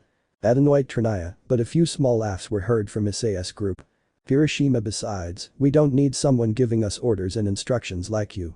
It would have been better if someone else had been president, but it had to be you. And I don't like that kind of strict word-of-mouth type of person, because that's the kind of person who leads us to chaos. Momo. But I understand that you're friends with Issei, but if you go through that entrance, nothing will be the same for you anymore. You'll be despised by everyone. No one will see you as heroes now that they know Issei is the Watchman of Doom. Uraraka, we don't care about that, we'll be vigilantes or whatever. Sayuichako, please. Uraraka, I'm sorry Asui, but I've already made a decision. I've decided to go with him. Issei is a great friend and he made my fears go away, so I don't plan to abandon him. Haminari, Mineta. Mineta, you can come with us, but it's your decision, mate. Kaminari no, for now I'll stay at UA, but if you become vigilantes, surprise me a lot, Mineta. Mineta hahaha yes, I'll surprise you because I have many tricks up my sleeve that I want to show you. Their eyes meet and Kaminari leaves with Jiru, who was looking at Uraraka. Shoto Issei. Issei relax, besides, I already knew that sooner or later they would discover the truth about me. Ayumi I wish we could do something for you. Issei don't worry, I'll be Watchman of Doom again. Natsu but. Issei my comrades and apprentices are waiting for their leader again. I won't abandon them. Besides, they are my comrades now. I wouldn't trade them for anything in the world. It doesn't matter if they come after me, I will still love you all. I just want you to do your best, okay? Dewey I hope I can chase you down one of these days, kid. Issei haha, I knew you'd say that, Tuya. By the way, here, hands him a black briefcase with white lines and a blue flame in the center, it's a prototype. I hope it's useful for something. Dewey thank you, child. Issei I have to go. Izuku I knew they would go with the killer, they are nothing but traitors. Mineta you know, Izuku, during my time at UA I learned many things, and one of them is something I will continue to teach and tell future generations of heroes, those who break the rules are scum. Perhaps that's true, but those who abandon a friend are worse than scum, and we are not scum. Izuku. Mineta let's go guys, it's not worth being with this kind of scum. Little by little, those who were friends and those from Class 1C left without a trace. They didn't look back, they didn't cry, nor did they regret their decision, since they would never abandon their friend, brother, father, love interest. They wouldn't abandon him for anything in the world, since he is everything to them, and they knew it very well. 1 week later. Sports Festival 2:30 p.m. Hello Musafatsu, good afternoon. Today we celebrate what everyone has been waiting for, the sports festival where not only UA Academy will participate, but also Kuoh Academy, Shiketsu Academy, and other rival academies of UA will participate to demonstrate which is the best academy and best class. You could see an immense stadium over 800 meters in diameter. Inside there were more than 600,000 people shouting about genocide to see all the academies and the most powerful classes of the respective academies. Due to the ongoing attacks, they decided to gather more than 500 heroes from all over Japan to protect the people in case of a villain attack. Are you ready, friends? I couldn't have been more ready since I entered this academy. It's time to prove that we are the most powerful. Let's go all out. I know you've been waiting for the arrival of the most powerful class. They've been waiting to meet the heroes. They waited to meet the brave students who faced the villains without fear. They didn't hesitate for a minute before going to confront more than 100 villains. They faced them and defeated them without breaking a sweat. They are Class 1A. The audience cheered and watched as everyone from Class 1A began to emerge from a tunnel. Izuku was the first to come out, a smile on his face, ready to use his palm to demonstrate that he is superior and that he is one of the most important pillars of this world. The following are Class 1B. The support group. Class 1E. The crowd roared with joy as they watched all the UA classes ready to start the sports festival and prove which class is the most powerful of all. On behalf of the Kuoh Academy, we have the Occult Club, Classes 1A, 1B, and 1C of Kuoh Academy, and of course, the Student Council. Everyone shouted with even more joy as they watched Rias and her entourage, who all had smiles on their faces. Rias, however, wore a proud smile as she wanted to defeat all the other schools and prove that she was stronger, even though she wasn't good at close combat, only at long range and short range attacks. They watched as the other classes and the student council left, but when Class 1B came out, Izuku, Naruto, and Goku felt a great power emanating from that class. They knew that there were two individuals who had powers that surpassed any other villain or hero that exists. Izuku, so there are two individuals who are stronger than my girls, huh? Well, I'll prove that I'm the strongest. The RAIGI, we have to kick ass, mate. Goku hey Drag, did you feel that? The RAIGG, yes, they have great power, I have to admit it, their power is that of a middle-class demon reaching high class. Goku, whose power is that? I just hope it doesn't cause us any trouble. Where is SARS? Naruto, Drag. The RAIGN, yes, I felt it, they are very strong, that child must use his full power, if he loses it will make it clear that we pillars are nothing in this world. Naruto, I would have liked to fail that pervert's daughters, but no, ugh, besides, I heard he was expelled, hahaha, it was good to make the committee see my report. The RAIGN, how did you manage to give the information to the CSPH? Naruto, haha, simple, I used a magical ability my toy taught me, and thanks to them, I created a clan with an appearance similar to a detective, and I gave them the information about that pervert. The RAIGN, how I wish you were in paradise. Naruto, hahaha, yeah, that prison, if I were there I'd never escape. We continue giving instructions to the participants and will begin for what? Oh really? Is he with them too? Good. Excuse me, ladies and gentlemen, but apparently we've received reports that another academy will be joining this sports festival. At that moment a dome began to cover the stadium roof, plunging it into darkness, but then several lights instantly turned on, 10 of which were red and white, pointing towards a tunnel. This is one of the most renowned, feared, and respected academies in all of Japan. Multiple footsteps began to be heard. This is UA's rival academy, and it shares similarities with it. Its director is feared and respected by many heroes, so much so that even the Hero Public Safety Commission is afraid of him. Yandere, who was watching this from a special room along with several executives, knew which academy they were talking about and turned his gaze to the other end of the stadium, where the teacher's room was, watching everything. Ladies and gentlemen. Boys and girls, I present to you. The Hyoudou Academy. Everyone screamed so loudly it almost seemed like their souls would leave their bodies, since Hyoudou Academy was the most powerful in Japan, with more than 2,000 students. They had great technological advancement both in their hero suits and defenses, but according to recent reports, it was thanks to one person that the defenses became 5 times larger. The technology had advanced so quickly that the CSPH wanted to know who that person was, but the director refused to give out the information. Teacher's room. Lad King T Hyoudou Academy. Ectoplasm. I knew they would come to participate, but I never expected them to come on this day. Yoshinori's appearance is very sudden, as far as we know, they have a very strange habit of doing this kind of thing. And you're not wrong, brother. Yoshinori huh? Oh, it's you brother. Hero name. Al90. Quirk. Super strength. Age. 41. Status. Retired. Name. Tanaka Yagi. Tanaka. It's been years, brother. Yoshinori. Yes, years have passed. Tanaka. Ha, I see you've chosen a successor for one for all, huh? Yoshinori. Yes. Tanaka. But I see you chose poorly. Yoshinori. Huh? Tanaka. You haven't noticed it, but I have. At first glance that child seems to be a good person, but he is quite the opposite. I can sense a burning desire for superiority and arrogance. Yoshinori. You shouldn't be upset. I have seen young Midoriya act strangely, but he's not usually like that. Tanaka. Just watch him in these confrontations, brother. Yoshinori. Changing the subject, as far as I know, you guys only show up when new people arrive, you don't say. Tanaka. I see you're clever, brother. We have new students, and let me tell you, they're so powerful that no one can stand against them. Even your successor won't be able to stand against their leader. On behalf of Hyoudou Academy, we are honored to welcome a new class. The young people's footsteps draw closer as the lights continue to point at them, but now they are blinking. This is one of the low-level classes, but they scaled up to be the most powerful class in just 3 days, and their leader. A mastermind, someone with such advanced technology that not even Professor Power Loader or the world's brilliant scientists can defeat him. He was one of the great heroes, the one who defeated the Noma Beast. Yoshinori. Wait a minute, he's not talking about Nezu. Impossible. Eraserhead. Is he at Hyoudou Academy? Ectoplasm. That kid is a real box of surprises. Snipe. And it can't be. Lad King Curse. This student was known at UA Academy, but for reasons we cannot disclose, he was expelled along with the rest of Class 1C, as well as others from Class 1 and other grades. He's here to make it clear that nobody messes with him or his friends. And he is. Issei Todoroki. Next to Class 1A. Issei emerges from the tunnel alongside his friends, who are smiling, but their smiles signify a fight. Their uniforms are similar to the UA practice uniform, only these are black with a white stripe and the symbol of a black phoenix on it. Issei's gaze is serene and calm. He can hear the crowd shouting, but he can also see from the roof at the end of the stadium those 2 individuals who took everything from him and ruined the entire world. Midnight now, it would be a great honor if student Issei Todoroki would come here to say a few words to the audience and thus kick off the festival. Issei's classmates pushed him because he didn't want to go and attract everyone's attention, but he ended up accepting because he didn't want them to keep pushing him.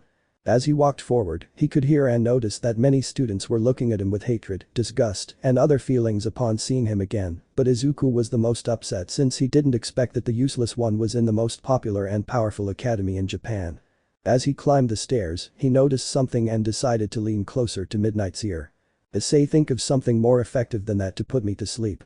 And she continued on her way, leaving Midnight completely silent as she knew his plan in case he did something strange, since according to her, he is dangerous. Issei reached the microphone and, still somewhat nervous, asked to calm down and said the following. I hope that everyone gives their best at this sports festival, that this festival is not just a competition to see which academy is the best or which student is the most powerful, but that it is a festival where everyone gives their greatest effort, shows their courage, their determination. Why do they want to be heroes? So I hope everyone gives their best effort.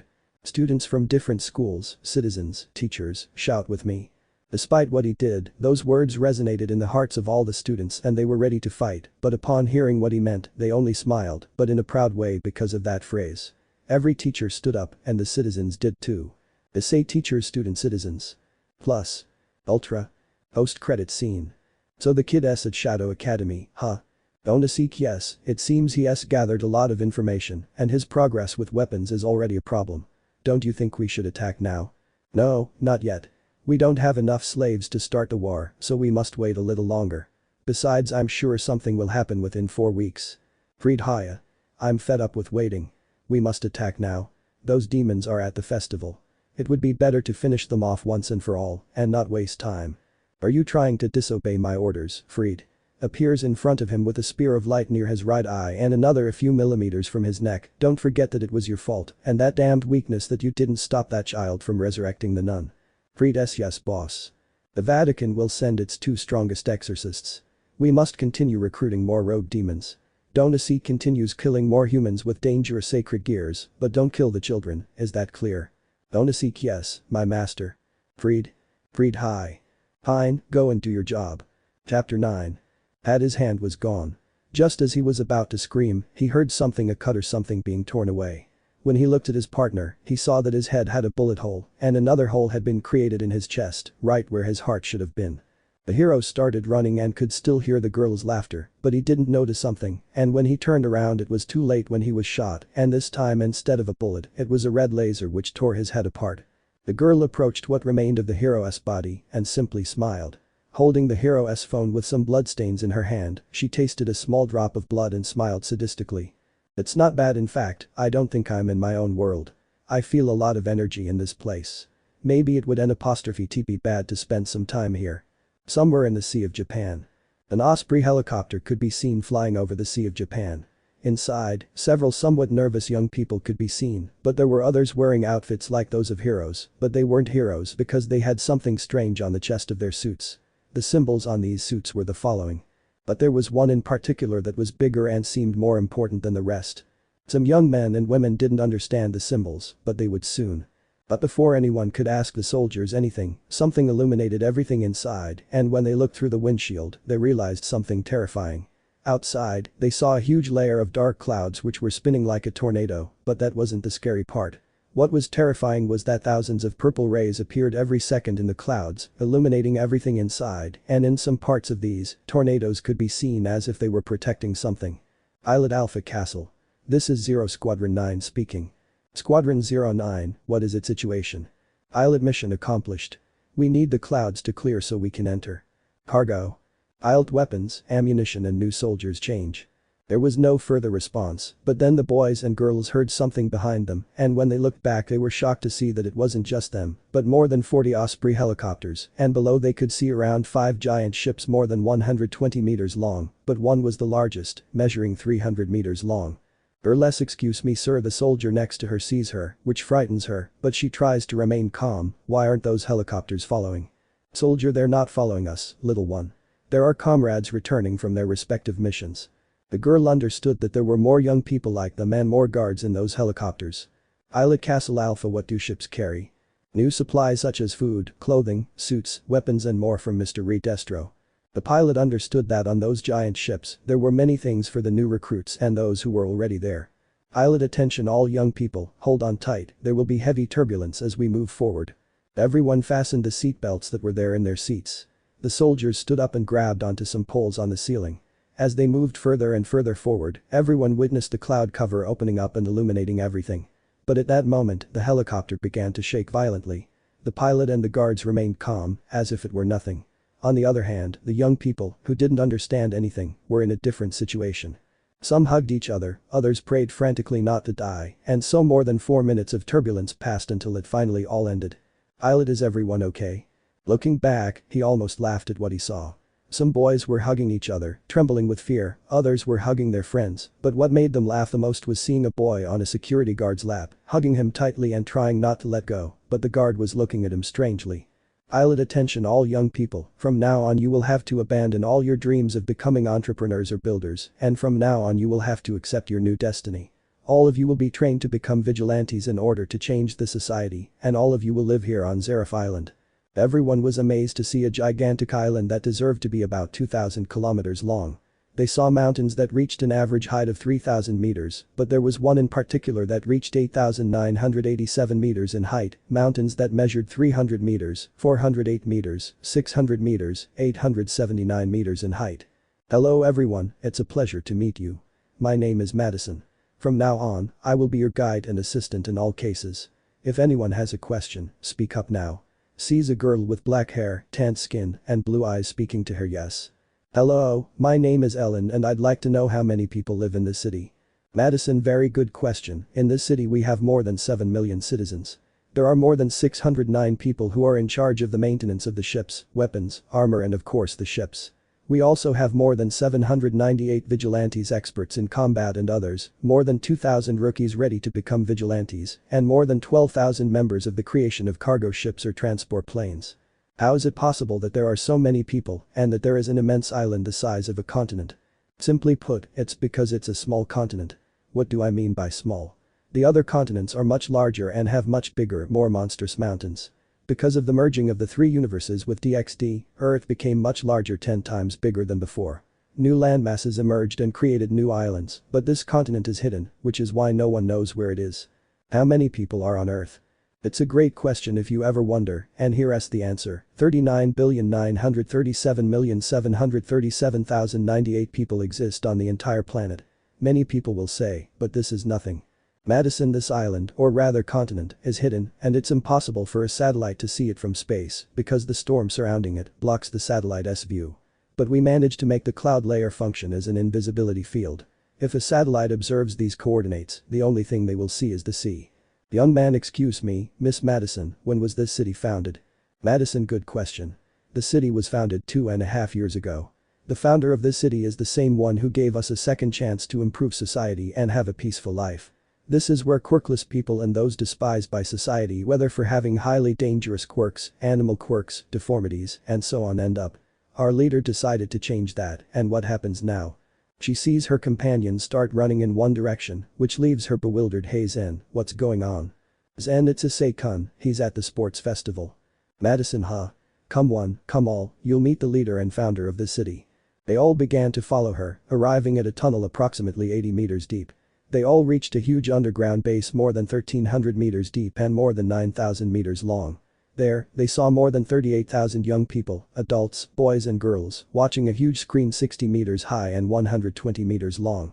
But there were 75 more screens placed in different locations, broadcasting the sports festival that was about to begin. In the city and huge towns, everyone was watching the sports festival on television or their cell phones.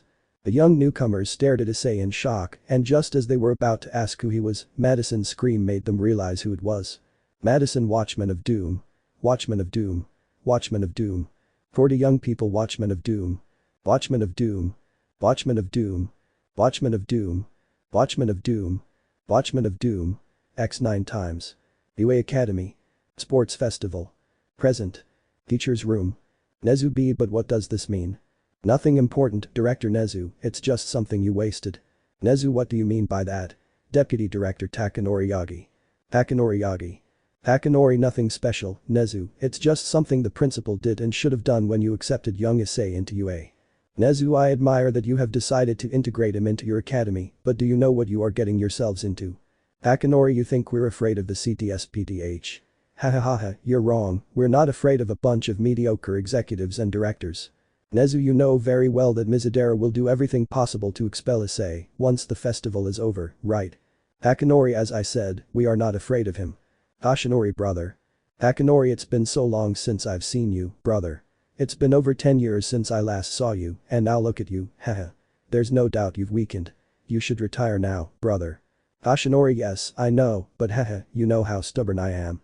Takanori, yes, I know, there's a reason Oka-sen was always scolding you, but as I was saying. What does this mean? Everyone looked and saw that it was Mizudera who looked really upset about Issei being at Shadow Academy, but Takanori didn't seem to care because he knew something like this would happen and was ready to confront Mizudera. Takanori, I don't have to tell you what we do, Mizudera. Mizudera, you know very well that he's the Watchman of Doom, so I'll say it only once and I expect you to understand perfectly. And I want you to tell your damn principal. Expel that murderer and take him to paradise, or I'll close Shadow Academy forever. Akinori, do it, try it if you're brave enough to do something like that. Visidera Nani. Akinori, we don't care if they close the academy since we have other backups in case they do that. Besides, we have a very strict rule. If a student is arrested or expelled, everyone who knew and loved him will leave with him. And in just 1 week, almost the entire academy sees him in a positive light instead of being afraid of the best vigilante of all time. Issei Todoroki did all that massacre to create a better future for his family. We can't blame him when he's just a teenager trying to find his meaning in this world. Visidera, I don't care about anything you say, expel him or. Akinori, you think we're afraid of you? Hahaha. If you close Shadow Academy, you'll lose over 2,989 students, which is equivalent to 709 professional heroes. Every single student was trained by me and Black Sensei, so you know, if you close the academy, you'll lose more pawns on your board, leaving only your knights, rooks, bishop, and queen. It's your decision, Visidera, but as the headmaster always says, pawns are more important on the board because without them, many opportunities and strategies will be lost. Visidera TSK, this won't stay like this. Sooner or later that bastard will reveal what he really is. Visidera left and the atmosphere returned to normal, but everyone was looking at Takanori since they never expected him to defend the most fearsome vigilante of all, and especially since they knew perfectly well that Shadow Academy only accepts those who are suitable, whether with a medium strength or weak quirk, who have good intentions, such as helping people without receiving anything in return. At the stadium. Max and Isaac's classmates. Well, if it isn't Isaac, hahaha, who would have thought our captain would be here? Kick their asses, Max. Hey. Isn't that the useless one? Hey, if it's true, here's that useless guy, hahaha, who doesn't know that weaklings like him shouldn't be in academies as big as Shadow Academy. What kind of tricks did that quirkless kid use to get into that academy? I should have gotten in there a long time ago. There's nothing to worry about because Max or Isaac are sure to kick his ass, and if they can't, that broccoli guy will. He remained silent upon receiving an angry glare and seeing that it was Izuku, whose left eye stared at him with cold eyes that seemed to pierce his soul. Greg, how is it possible that broccoli, being a weak level, makes subjects like those tremble? Midnight, great words, student Issei Todoroki. Now, let's listen carefully. Due to what has been happening in the last few days, we, the heroes and teachers of UA, have decided to change some things in this festival. We have decided to add new challenges and obstacles that you will have to overcome, and to begin this festival, you will have to overcome this first test. An obstacle course. You will have to run a distance of 8 kilometers where there will be various challenges along the way, and here it will not only be shown who is the fastest, but who has a kind heart to try to help others. Izuku, good heart, hahaha, yeah right, that doesn't matter here teacher, here it's to show who's on top, and today I'll show you who's weak, today I'm going to break your damn bones Issei, you'll wish you were never born. Present Mick, now all participants please line up at the starting line to begin the race and the festival. Everyone began to gather at the starting line, but the UA students looked fearfully not only at the Shadow Academy students but also at Issei, who was focused solely on the finish line. He would no longer allow anyone to hurt him or humiliate him again, as they had more than 18 years ago, in this lifetime. Dreg Ibu. Issei, I'm ready, Dreg. Tell me, do you want to see my inventions bear fruit in this race? Dreg, hahaha, Ibo, I was always born ready, I won't miss this for anything. Shoto, I'll win this race, Issei. Issei, Shoto, haha, don't worry, what happened to your face? Who gave you that burn? Yes, on the left side of Shoto's face there was a burn like the original, only this one reached his mouth, but it looked more like claw marks or something like that. Shoto, don't worry, Issei. Issei, Shoto, you don't have to lie to me, aren't we family? Shoto, we are. But I don't want you involved in this. It's something I started and it's something I'll finish on my own. I'm very strong. Since you went to Shadow Academy, I've trained with the old man and now I want to see the results of my training. Issei just stared at him, but when he saw Fayumi, she looked away, not out of fear, but because she didn't have the courage to look him in the face. Natsu, on the other hand, did look at him, but he noticed something. Natsu's eyes seemed to be pointing at someone. Using his technology, he could see that Natsu's eyes were fixed on Izuku, who seemed to have noticed this, and when he looked at Natsu, he began to tremble with fear. Issei, that damn broccoli. Dreg Ibo, forget about not using your weakest armor, do what I tell you right now, and that is kick the broccoli's ass once the battles are on.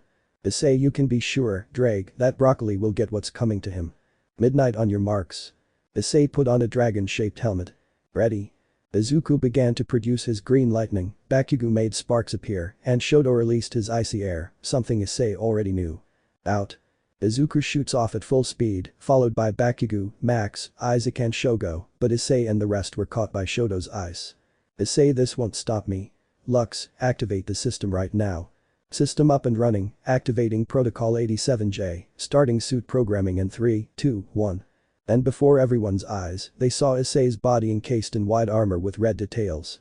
As soon as he was surrounded, mechanical dragon wings appeared behind him, and when they glowed blue, Issei was launched at great speed, shattering the ice in the process. But what surprised everyone was that he took several students with him. Present Mick, this is fascinating.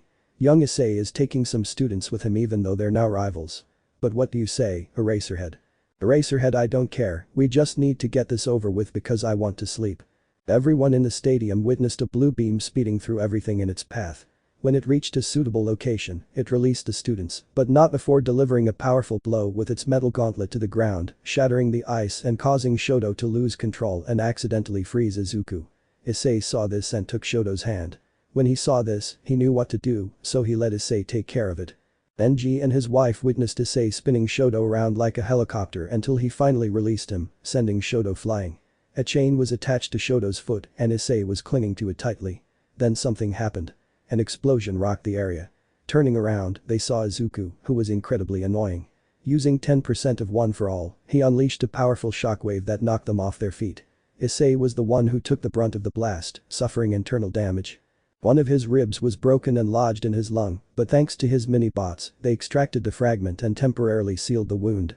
Issei saw a green flash pass by him and watched as everyone else passed by, but he noticed someone who stayed behind, and that was Uraraka. Come on, Issei-kun, we have to win a race to move on to the next stage. Issei took Uraraka's hand, and with impressive speed they passed the others, but Issei noticed something strange. Mineta wasn't there, something he didn't understand. Then he began to see something else ahead of them. A small but funny person running on all fours. Issei, Mineta. Mineta turns around and sees Issei, who is still smiling happily, but he continues running on all fours, thanks to the 2 gloves Issei gave him a while ago, which granted him great strength and experience. But then they reached a somewhat difficult area, but that didn't stop Issei and Uraraka. Issei, haha, who would have thought they'd put the villain bots in the UA entrance exam? These people really make a lot of money.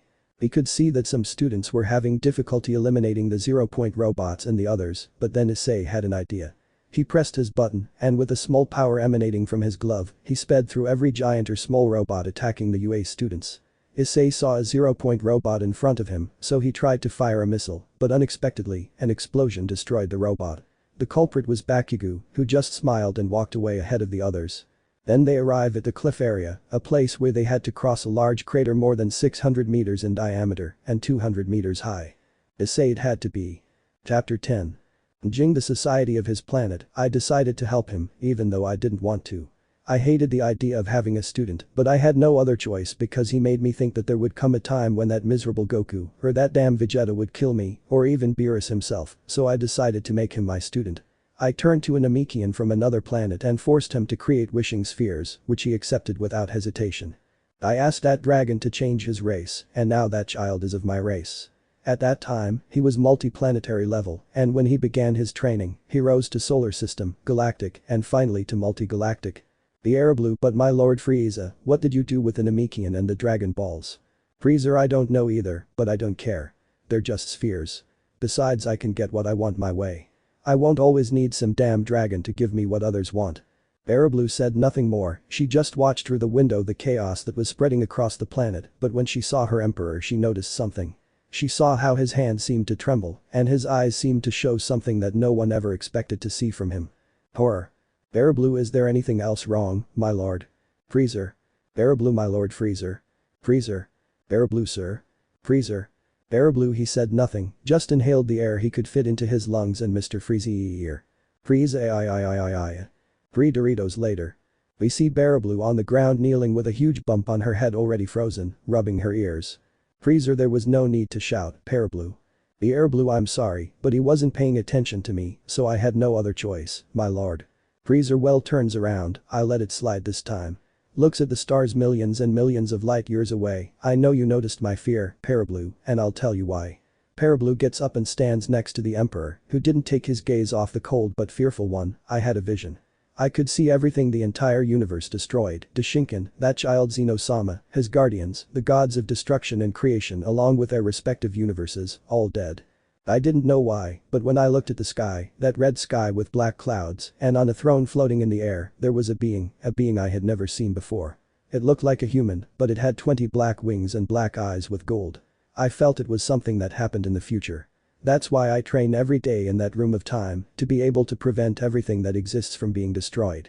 Erblue, my lord, why would you be interested in existence? I don't understand. Freezer, an emperor of evil, destroys and enslaves, yes, but we will not allow the lives of other universes and lives, some of which have earned my respect, to be destroyed. Furthermore, there are individuals I wish to fight again and demonstrate all my power so that I can reach Bills and become the new god of destruction. Parablue. Freezer, I don't want you to tell anyone about this, understood, Parablue. Parablue noticed something. For a few seconds, Freezer's left eye changed to dark purple, which sent a chill down her spine. The Parablue, as you wish, my lord. Freezer, changing the subject, my apprentice said that among his class there was a boy with great potential, but he was just an ordinary human, but his intelligence about things was very great, that in such a short time he created an armor capable of withstanding more than 3 nuclear bombs of the earth. It gives him a speed and enormous strength. Erblue, do you plan to bring it, sir? Freezer, what did I say a few minutes ago, Parablue? The Erblue, hahaha, I'm sorry, my lord. Earth. Present. We see Issei right at the edge of the cliff, looking behind him at all the students who were running or using their quirks to reach the finish line. Dreg, any plans, Ibo? Issei, only one Dreg. Dreg, you haven't changed at all, Ibo, although you're still there inside, the Ibo I knew years ago, the one who helps people no matter if he knows them or not. That's something I like about you, that's why you are and always will be the best Sekiryuutei in history. He pulled a small tube from his back which, with just the push of a button, glowed blue and in just a few seconds created an explosion that illuminated the entire place, blinding many and causing many to fall off the cliff. Aya. Mommy. Huh. But when the 13 students who fell felt they were on something cold and slippery, they opened their eyes and were perplexed to see that everything was covered in ice and snow. Present Mick, what on earth happened? In just a few seconds, the entire cliff was covered in ice and 2 ice bridges were created. Azawa, what are you plotting, kid? Issei looked down and saw the students and began giving them signals, which they understood and ran forward. But since the ice was slippery, it gave them a great idea. So the 10 of them held hands and together ran, climbing higher and higher until finally they began to spin so fast that without realizing it, metal spikes the size of needles appeared on their shoes, which dug into the ice, preventing them from slipping and falling. And so they managed to reach the top. Issei's smile was immediate, but then he began to hear everyone coming behind him, and the one who appeared was Tenko, who took his father by the hands and threw him to the other side. Next, the others began running after Issei, who had a slight lead, but Tenko stayed behind because Izuku was barely arriving. His uniform was covered in dirt and black smoke. Izuku looked at the bridge and started running as fast as he could, but Tenko was quick and took off her gloves, touching the ice bridge and causing it to crumble. Tenko. Goodbye, broccoli with legs. He told me about a boy who helped others, letting many move forward while he stayed behind. Present Mick, the students have crossed the cliff. Now they only have to reach their 3rd obstacle, which is the minefield. Issei looked at the ground and without wasting time took out some glasses from his pockets which could see anything, and he could clearly see that they were mines like those from the war, but they didn't cause damage, or so he thought, only that they released a very powerful pink powder that took away some of your energy to run. Issei, I expected more. Pulls a pink mine out of the ground, meh, what can you expect? Throws it so far that it ends up falling in front of a certain broccoli, which explodes in front of his head. Tenko, I'll take care of it. He delivers a powerful blow which explodes more than 20 mines, but unintentionally disqualifies 35 students, which he only laughs at nervously, earning a smack on the head from Hana and her father, ouch. Issei, well, they're not that lethal, but they do hurt a little, like for example they hear an explosion, and when they look they see a boy with his eyes rolled back, saliva coming out of his mouth and his shoe destroyed, plus he had several pink stains that already answered what I was going to say, and no hitting the ground, Tenko. Tenko, okay, but what's the plan? That walking bush is going to recover and come running at us in a rage. They're too slow, extras. Everyone saw that it was Bakugo who screamed, running so fast that he even surprised Issei. But then they saw him stop and start walking, but was he smelling? This puzzled Issei and the others because of his behavior, but they ignored it. Issei, alright, everyone move forward. So Tenko, Hana, Shoto and the others started walking, but Uraraka stayed by their side. Issei, why do N''T you go with them, Uraraka? Uraraka, well, I want to go with you, that was the promise we made when we entered UA and when you saved me from the Nomu. Issei. Uraraka, you said, no matter what kind of goals or dangers await us in the future, I promise I will always be by your side and always protect you. Issei, yes, I remember, and I also said about. I'm sorry, I can't help you. I'm so sorry. Uraraka. Edo Issei-kun. Issei, huh? Sorry, I was lost in thought. Uraraka, it doesn't matter, let's go quickly or they'll beat us. Issei, yes. The two begin walking rather quickly, passing where their companions had passed before, but Issei stops because he feels a breeze and a very strange sensation, and when he turns around he can see a green beam pass by his side, and without wasting time, he fires a hook which grabs Izuku's foot. But he sees a blue flame, which he recognizes, cut the rope, giving Izuku a great advantage. However, a wall of ice blocks his path, causing him to crash into it. The culprit was none other than Hyoudou, who took a photograph. Issei, okay, he takes out a device and drops it on the ground, which leaves everyone bewildered, but Issei knew what he was doing. Uraraka, are you ready for this madness? Uraraka, I love your crazy antics, Issei. Issei, alright, hold on tight because from here, I'll show Deku who's faster now. With his eyes closed and the atmosphere tense, Issei concentrated his mind and aura, remembering the training that Razor's girls had given him, both in hand-to-hand combat, as well as in speed and reaction. If you want to move faster than sound or light, you must channel your senses, your movements, concentrate all your aura and energy, your mind must be clear. It's something simple. For those of us who spend time training our speed, it feels like a breeze, as if you're just walking with time standing still. But if you don't control that, your body will break down from the inside due to the excessive speed and exertion. You must do that, have a clear mind, and you will feel the speed in your own flesh, Issei-sama. And in one step, Issei was next to Izuku, who looked at him incredulously, but his fury was evident, and without wasting time, he broke the wall, unaware that under his feet were more than 14 mines, and when he stepped on them, there was a chain reaction as Issei moved at great speed. Goku, his speed is impressive. That damn Razor must have trained him. TSK, it's like Naruto said, that damn pervert won't give up. The RAIGG, calm down Ibo, remember that no one compares to you or me, you didn't separate me from that pervert in my timeline for nothing. Goku, that cursed man didn't deserve you, Drag. You, a celestial dragon and one of the strongest, a universal level dragon, in the hands of that depraved man, was not worthy of you and your title. The RAIGG, you killed him for a reason, you also killed his parents for a reason. Goku, yes, although I must admit that his mother's body was very tasty, I want to do it here too. The RAIGG with time Ibo, but don't worry, I don't feel the power of the Drag of this timeline, so there's no danger. And oh. Say whatever you want, you damn super developed iguana, because I already have a special destiny for you and your beloved Goku. Goku stopped talking to Drag and settled in to watch the race. Issei could see everything in slow motion. Uraraka was holding on tight enough. Izuku was running so fast it seemed like he might catch up, but unexpectedly, purple spheres caught his feet, forcing him to fall, and Issei ran even faster. Issei, Cirrus, power up the thrusters now. Cirrus thrusters at maximum, sir. Issei shot out like a cannonball, so much so that he looked like a lightning bolt moving through the tunnel, Izuku on the other hand. Aig. Everyone heard a tremendous crash and saw that it was none other than Izuku, who was releasing green lightning. His eyes were green, and there were lines on some parts of his body. In one swift movement, he was right next to Issei. This belief was the only thing Issei reflected, but he wouldn't give up, so in a desperate attempt he began to spin. Izuku watched as Issei spun through the tunnel like a Ferris wheel, but at such high speed that the rings of light seemed almost invisible. In a moment of carelessness, Izuku accidentally touched one of these rings, electrocuting him. Issei landed on top of one of the rings, and with a sudden movement, an electrical explosion sent Issei and Uraraka hurtling towards the finish line, as the crowd roared with euphoria. The winner of the race is none other than Issei Todoroki, and the second to cross the finish line is Uraraka Ichako. Third place Izuku Midoriya. Fourth place Bakugo Katsuki. Fifth place Hyoudou Todoroki. Sixth place Minoru Mineta. Seventh Momo Yaoi Rozu. Eighth place Tenya Iida. Issei fell to the ground exhausted and somewhat dizzy, but he had undoubtedly won. Issei, I won, Drag. Drag, congratulations Ibo, although if you had used me we would have won a long time ago, just using 3 boosts, and you're here at the finish line in just 0.002 seconds, maybe you're not strong in punches, but you are very fast, with that hypersonic speed, almost no one can see you, except that broccoli, the femboy fox and the talking monkey. Issei, hahaha.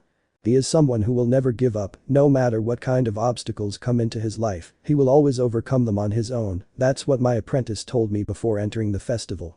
I think his name was Issei, yes, Issei Todoroki. Chapter 11. Dark Issei. Issei haha, it's pretty obvious I missed you a lot, huh? Okay. He took a green wrapper out of his pocket and when the smell reached Dark Shadow's beak, he started drooling like crazy. When Issei gave it to him, he immediately swallowed it. I really missed the candy I make. Dokoyami yes, well Issei, now that we're here, we just need to find one more person for the team. Issei if so, then it would be. Mamie. Issei don't do that. May hahaha, I'm so sorry, Issei-kun. It's just a quirk of mine. I'm sorry, but it doesn't matter. I'll join your team and you, Issei, will be the captain. Issei are you sure? Uraraka hi Issei-kun, you must be our captain no matter what. Midnight. It's been 10 minutes, we'll start any minute now. Manama. Everyone only pays attention to Class A. Isn't the only difference between us that fight against the villains? Why should we in Class B be happy being ranked so low? Announcer's room. Present Mick. Wake up, Mr. Mummy, your 15 minutes are up. Azawa. It seems we have some very interesting teams. Present Mick. Raise your war cries, the second round is about to begin. Sand. Issei. Being the rider are you ready? Uraraka. Standing to the right here. Issei. Hatsum. Standing on the left Fufufu. Issei. Tokoyami. Standing in front if. Todoroki. At the front of his team Kaminari will be on the left, Yayoi Rozu on the right creating insulators or other equipment to help us, and Iida at the forefront acting as our speed force. Iida. And Todoroki, you'll use your ice and fire powers to attack and at the same time keep the others away, right? Todoroki. No, on this battlefield looking at Endeavor in the stands, I'm not going to use my fire abilities in any way, at least not for now. Issei. Most teams will come after us, the best thing to do now would be to make a strategic retreat. Yuzo. They won't escape.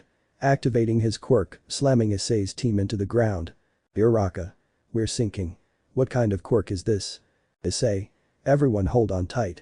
Activating the booster May gave him, rising into the air this is incredible, I'd love to be able to fly.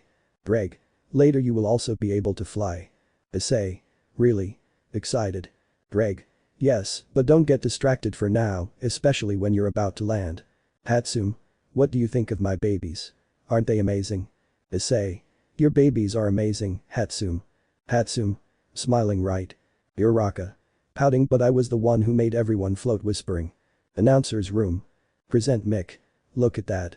It hasn't even been 2 minutes and the battlefield is complete chaos, each group is scrambling to steal the tape from the others, they're not just focused on the 10 million. Sand. Shoji. Running towards Issei's team they won't escape, this is our victory. Issei. Shoji. Is he alone? Anyway, more teams are approaching, let's keep our distance. Uraraka. Trying to move her foot but can't what is this? Seeing one of Minetta's fears. Press to try again. Issei. Dodging a tongue that came out from between Shoji's arms is Tsuyu in there too. You're amazing, Shoji. Tsuyu. Just as I expected from you, Todoroki. Issei. Seeing more teams approaching at this rate they'll corner us, I'll have to do that Hatsum, how durable is this propulsion system? Hatsum. She's not my best baby, but she can withstand several blows before breaking. Why? Issei. That's why. He summons a dark red glove, but it wasn't the booster gear. It was a prototype glove identical to his sacred gear, sharing certain features that made it look almost the same, except for those strange blue symbols and lines. Hatsum. This glove is made of something I've never seen before Issei, where do you get these things? Issei. Are you ready? Uraraka. I was born always ready Issei-kun. Tokoyami. I am always ready for action. Hatsum. Same Issei. Issei. Alright then he dodges a lightning attack and, looking back, realizes it's none other than Izuku, the rider. Max and Isaac were on either side, and little Kaneko was in the back, recognizable by her white tail and Nekomata features. Lightning. Izuku. You think you can escape, you useless idiot. Present Mick. Well, look at that. Izuku and his team have accumulated over 900 points. What kind of things do you teach your students, Azawa? Azawa. Teacher's room. Tashinori. Young Midoriya, what happened to you? You weren't like this, for some strange reason, I feel like One for All is asking to be released. Stadium. Issei. Damn it. Izuku. Those points will be mine, you useless thing. Izuku's team began to approach at full speed, but it wasn't just them, but also Shoto's team and Ria's team, which consisted of Kiba, Akeno, and Asia. Issei. Damn it, never mind, here we go. Everyone hold on tight. Boost. Transfer. A surge of energy began to vibrate within the thrusters, but that piercing voice resonated everywhere. 3 people recognized that voice, and that left them incredulous. Izuku Naruto Goku. Could that voice be from that dam? Issei could feel the tremor in the boosters and held on tight enough that in a few seconds they were all launched like a rocket, and without wasting time Issei grabbed more than 3 bandages while they advanced at full power. Hashinori. Power transfer. It's not impossible, young Issei. I understand that the power of a quirk is completely unknown, but for him to do something like that is almost impossible, but why do I feel like one for all reacted to him? Izuku. Did that damn guy step on Dreg? Dreg. That's most likely it, partner, but if so, he must be very weak. Remember that I'm stronger than this world's version, Naruto's is stronger than me, and don't even get me started on Goku's, he's 20 times stronger than me, so don't worry. Me? What an idiot, you don't know what you're saying. Izuku. If that's true, it doesn't matter, it's time to show that bastard that he should never have messed with me. It's time for you to get into action, Dreg. Transfer 20 power-ups to 1 for all now. Issei's team was advancing at full power, but then the booster exploded due to excess energy. Hatsum. No my baby. Issei. Don't worry, we'll deal with that later. We have over 700 extra points in case we lose ours. Don't forget about me, Todoroki. Issei. Huh. There's lightning. Those coming behind him were none other than Bakugo and his team made up of Kasirahime, Sarai and Mina, but Monama's team was also approaching. Okoyami. Dark Shadow, now. Dark Shadow appears and creates a shield using his wings, painfully absorbing Bakugo's explosions. Bakugo? What the hell? Bakugo almost fell, but Sir caught him with his tape and put him back in place. Issei. If you want to play dirty, fine, I have something for you. From the palm of his metal hand, 4 blue spheres emerge, which upon impact with the ground, create a small electrical explosion that causes a tremendous short circuit in almost everyone, except for Bakugo who sent explosions from under his feet, causing everyone to regain their composure. Okay, I think I underestimated you. Present Mick. The young Issei's team is forging ahead, but I see that the student Monama's team isn't far behind. Monama. That quirk of yours, Issei, will be very useful to me. He proceeds to touch him, expecting to receive the quirk, but the only thing he received was a completely infinite void. There was nothing for millions and millions of kilometers, nothing at all. It was like the universe itself, without stars, without planets, without suns, without galaxies, nothing. What is this? But at that precise moment, something began to crack, sounds like ice or an ice floe breaking on a lake or sea. There were also sounds of lightning and an immense heat that made it seem as if he were melting like ice on a river of lava. In a matter of seconds, explosions began to appear. Lava shot into the sky, and Monama didn't understand what was happening, but where he stood, the ground broke open, revealing a sea of lava. Everything around him began to shatter. The smoke from the lava created a thick layer, but he could see clearly. 2 enormous emerald eyes the size of planets. He couldn't see its face, but it was clear that whatever it was very angry. Monama. What are you? Greg. What are you doing here, human? Monama. What the hell is this? Greg. Get out of here. Greg began to descend at full speed, opening his enormous and colossal mouth in order to devour him. But in the real world, Monama's eyes turned white and immediately returned to normal, but due to fear and terror, he fell to the ground, being disqualified along with his team. Monama was terrified.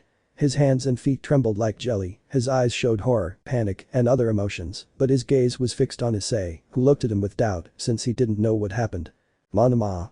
What kind of monster do you have, Issei? Issei. What's wrong with him? Hey Dreg, did you have anything to do with this? Dreg. Not like you think, Aibo. I would be incapable of doing something like that to a poor arrogant child. Issei. Yeah, right, wow. He dodges a blue fire attack, but he knew Shito wanted to conserve energy for his battle, so the only one who knows how to use her fire and possesses magical energy was none other than Kaneko. Kaneko? I won't let you win, those others will be for Izuku-senpai. Issei. Damn, I have nothing for her. Okoyami. Issei, they are getting closer. As he turned around, he noticed Shoto, Rias, Bakugo, and Izuku's team approaching, which put him in a critical state and he didn't know what else to do. He had 2 options left. Either keep running, stealing more headbands, or use his trump card. Rias. Take this. Issei. Damn it. He creates a shield using his nanotechnology, but it was useless because the next moment he was turned into particles. I spent over $40,000 making that shield. Greg. It's not that big of a deal, stop being a crybaby. Issei. Oh, right, says the lizard who's always sleeping and doesn't even contribute his treasure for my upcoming projects and new armor. Greg said nothing but just started whistling and went back to sleep as Issei said, but in another part of Japan, at Capsule Corporation, everyone was watching the sports festival. Many were fascinated by the quirks of the second boys and girls. An 18. I have to admit, but many of them have quirks that deserve to be enhanced. Piccolo. Their quirks are very weak. If only it were an elite school with stronger training, there's no doubt they would be strong, so much so that they wouldn't even need to ask for help from us or the ninjas. Bulma. Why are you quiet now, Vegeta? Vegeta. Can't I just be quiet? Krillin. It's not just that you do that every time you're interested in something. Vegeta. I'm just watching and analyzing the brats. I can see that that brown-haired girl has a rather peculiar power. Gohan. I thought I was the only one who noticed that. Videl. Why do you say that, love? Pan. Yes, Daddy, what did you notice? Gohan. I could see that her power is gravity control. She can remove the gravity from anything she touches, including herself. But I feel like she's hiding something, hiding an energy inside her. It's like another kind of Kai that's very familiar to me. Note. Gohan, Videl, and Pan don't know that Goku Black and Zamasu are alive. I forgot to mention that. Vegeta. Hey woman, don't you think it's a good idea to tell them that Black and that other bastard are still alive? Bulma. Are you crazy, Vegeta? What will we do if Gohan finds out? Now that Cell Max has happened, Gohan's power has increased, and now that they've taken him to Lord Beerus's planet, you said he only slightly surpassed Goku. Now imagine what he'll do to those two, even if they fuse. Vegeta. TSK, sigh, fine. Bulma. That's more like it. She leans in close to Vegeta's cheek and gives him a little kiss, and in a flash Vegeta's whole face turned as red as a tomato. Vegeta. What are you doing, insect? Bulma's laughter said it all. Even though Vegeta was proud and arrogant, she knew that deep down he loved her. He didn't show it, but there were many times when he demonstrated his love for Bulma. Piccolo. And what are those two up to now?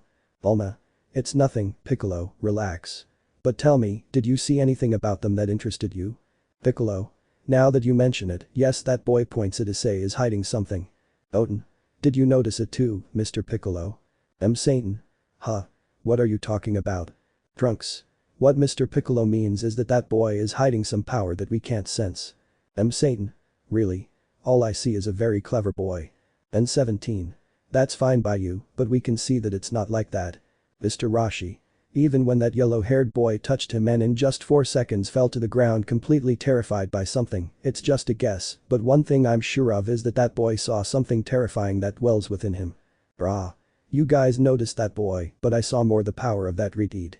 Bulma. Now that you mention it, daughter, you're right, that girl's power is almost like Lord Beerus's. Vegeta. You're right, but I feel that Insect's Kai is quite weak. Even though her power is similar, she's so weak that a single attack is enough to kill her. Piccolo. By the way, Bulma, what happened to the analysis of that monster? Bulma. Well, their blood is very different from that of any other living being or alien we've ever seen before. Vegeta. Why do you say that? Bulma. It's not much, but according to the results I saw, that monster had multiple abilities, which are time manipulation, matter manipulation, type 3 immortality, superhuman strength, FTL speed, telekinesis, teleportation, invisibility, energy absorption, power and attacks, the ability to change its shape or size, even becoming the size of a continent, illusion manipulation, light and darkness manipulation, control over radioactive energy, cosmic energy manipulation, pyrokinesis. Invulnerability, dark matter manipulation, blood manipulation, gravity manipulation, intangibility, and those are all the abilities and powers that monster had. Oh, and also the creation and destruction of dimensions. Krillin. Bulma, are you serious? You're not joking, right? Haha. Bulma. Believe me, I was just like you when I read about all the powers that thing had. Now I understand why he had so much trouble defeating it. Piccolo. When you said energy control and also energy absorption, were you referring to Kai? Bulma. Yes, this affects anything that is near him. It decreases the Kai of others, and any kind of immortality becomes very weak against him. Vegeta. Now I understand why that insect looked so injured. If a creature like this did this, I don't want to imagine what others could do. And tell us, Bulma, how powerful was that thing? Bulma. According to her analysis, it was capable of destroying solar systems and also the galaxy. Piccolo. So it was like Majin Buu. Boo. Ooh. Satan. Relax, Boo, we're not talking about you, he. Bulma. Yes, his power was like Buu's but on a higher level. That explains why he had so much trouble finishing that thing off. Even though he was immortal and could easily destroy galaxies, he had trouble with a creature like that. It shows that there's something else hidden in this world that we don't know about. And you're not wrong at all, woman. Everyone turns around and sees that it was none other than the god of destruction, Bills, and his angel, Whis. Vilk. Mr. Bills and Mr. Bills, what brings you here? Whis. Haha, well Lord Beerus wanted to enjoy the food a little longer and we also learned about the event that's happening here on Earth. It seems Lord Beerus took an interest in a few young people. Bulma. Really? Bills. Don't waste my time.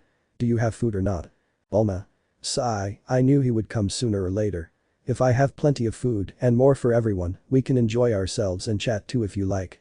Bulma presses the button for 2 capsules and immediately 2 long tables, 5 meters each, appear, filled with all kinds of freshly prepared food. Vegeta. Vegeta began to drool slightly, eager to eat everything on the table. Finally I can eat, after more than 2 years, I can eat. Note. Vegeta was in the time room for 2 years.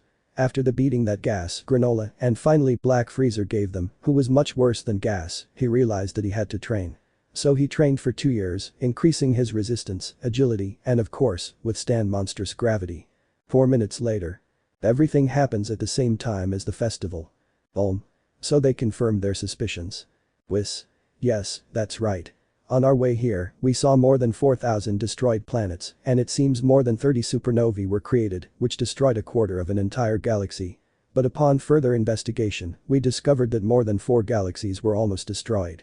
In short, more than 700 supernovae were created, which wiped out more than 809,989 planets, but for some strange reason, the supernovae and their shockwave didn't reach any further. Krillin. What do you mean by that? Bills. This refers to something or someone absorbing all the energy of the explosions and turning it into an attack powerful enough to destroy 1/3 of the entire universe. We also sensed the Kai of another person, but due to the magnitude of the battle this individual had with that creature, we couldn't find out who it was, but we do know how long they were fighting. Whis. Could you tell me how long this individual fought? Vegeta. According to what the insect told us, he fought for more than 4 or 5 hours. Bills. It wasn't actually hours. Piccolo. What do you mean by that? Bills. Bulma, you said that creature had time manipulation, right? Bulma. Huh. Yes, I had time manipulation. Peshinhan. Why do you ask, Lord Bills? Don't tell me that. Whis. Yes, what you're thinking or we're going to say is true. Please listen. Everyone looks at him. If some of you don't understand, I'll explain. Apparently, this creature could manipulate time to its advantage. It could jump through time by just a few minutes or travel to the past or future, but that wasn't the case. We believe this creature created a space-time bubble. For everyone else in the universe, those outside the bubble were 4 or 7 hours away, but for this creature, it wasn't. Its friend felt like he was fighting for 7 hours, but in reality, it wasn't 7 hours. Bills. Whoever it is, I fought that creature for over 7 months without stopping. Everyone. What? Bills. Yes, I could feel it. That creature was very strong, I have to admit. I wasn't there in person, but I could sense its Kai, and it was very large. I dare say that even Goku in Super Saiyan God form would give it more trouble than when he fought Broly. Even all of you except Vegeta would be nothing but dust or ground meat in a matter of minutes. Whis. His ability to land, fight and powers make him a fearsome and difficult being to handle. Satan. But you, Mr. Bills, wouldn't that cause him any trouble? Bills. Med wouldn't give me much trouble, I just use Hakai and that's it, but if he uses his time control ability he would use 70% of my base power, he would be the first to make me use more than 60, but we are talking about a creature that is still unknown even to us, there is no creature in the universe that does that. Bulma. According to my analysis, this creature has an unknown blood type that is not like that of demons, aliens, or Namekians. It is not from any other creature. Whis. Well, we have 2 theories. The first is that it's a monster that doesn't come from this universe or any other, but from another dimension opposite to this one. That would only give a 40% probability. Vegeta. And the other one? Whis. That there is something else on Earth that is completely unknown even to the gods, this theory exceeds 94.9% probability. Bulma. Well, the second theory might be true, but the question is, where from? Whis. We can put that aside for a while, but for now I want to see how this festival ends. Returning to the others. As I said, everything happens at the same time. Issei. That damn girl is going to pay for this later. He sees Rias preparing another attack, but also sees Bakugo about to attack, as well as Kaneko and Izuku, but Shoto and Shoji look suspicious. Prepare defenses. Starting defenses. Uraraka. Issei only 40 seconds left. Rias. Take this, you bastard. Bakugo. Shiny. Bazooku. Detroit Smash. They all fired at the same time and their attacks were about to land, but mysteriously, these attacks were absorbed by a device on Issei's back. In a matter of seconds, the machine fired these attacks at them. Rias' destructive energy hit Izuku, who, if not for his great resistance, would have been dead, as it only caused a large burn on his chest.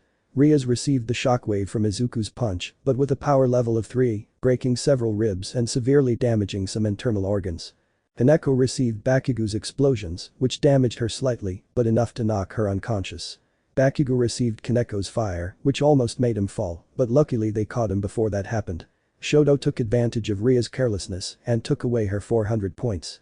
He went after Bakugo, but Shoji took away 200 points from Shoto, who, with no other option, was about to use his fire, but then something strange happened for a second. He swears he saw a purple blur flash past him at full speed, and when he looked at his neck, he realized that the 400 points he had were no longer with him, but with Shoji. But that confused Shoto because he didn't see anyone move inside. Shoto then went after the other participants, and there were only 20 seconds left. Many were heading towards Issei, but he saw Izuku, without even using his booster gear, begin to gather energy in the palm of his hand, along with Max, his brother, and an unconscious Kaneko. Izuku. Take this dragon shoot. An emerald sphere with red and blue highlights shot out, but then, as it were, a miracle occurred. 6 walls of ice appeared, but the sphere passed right through them. Issei noticed it was losing power and strength, and without much effort, using his gauntlet, he struck it and sent it flying into the sky, where it disappeared from the view of the entire audience. Izuku. If you're a damn mushroom, eh? Present Mick. Time's up, my young students. Izuku.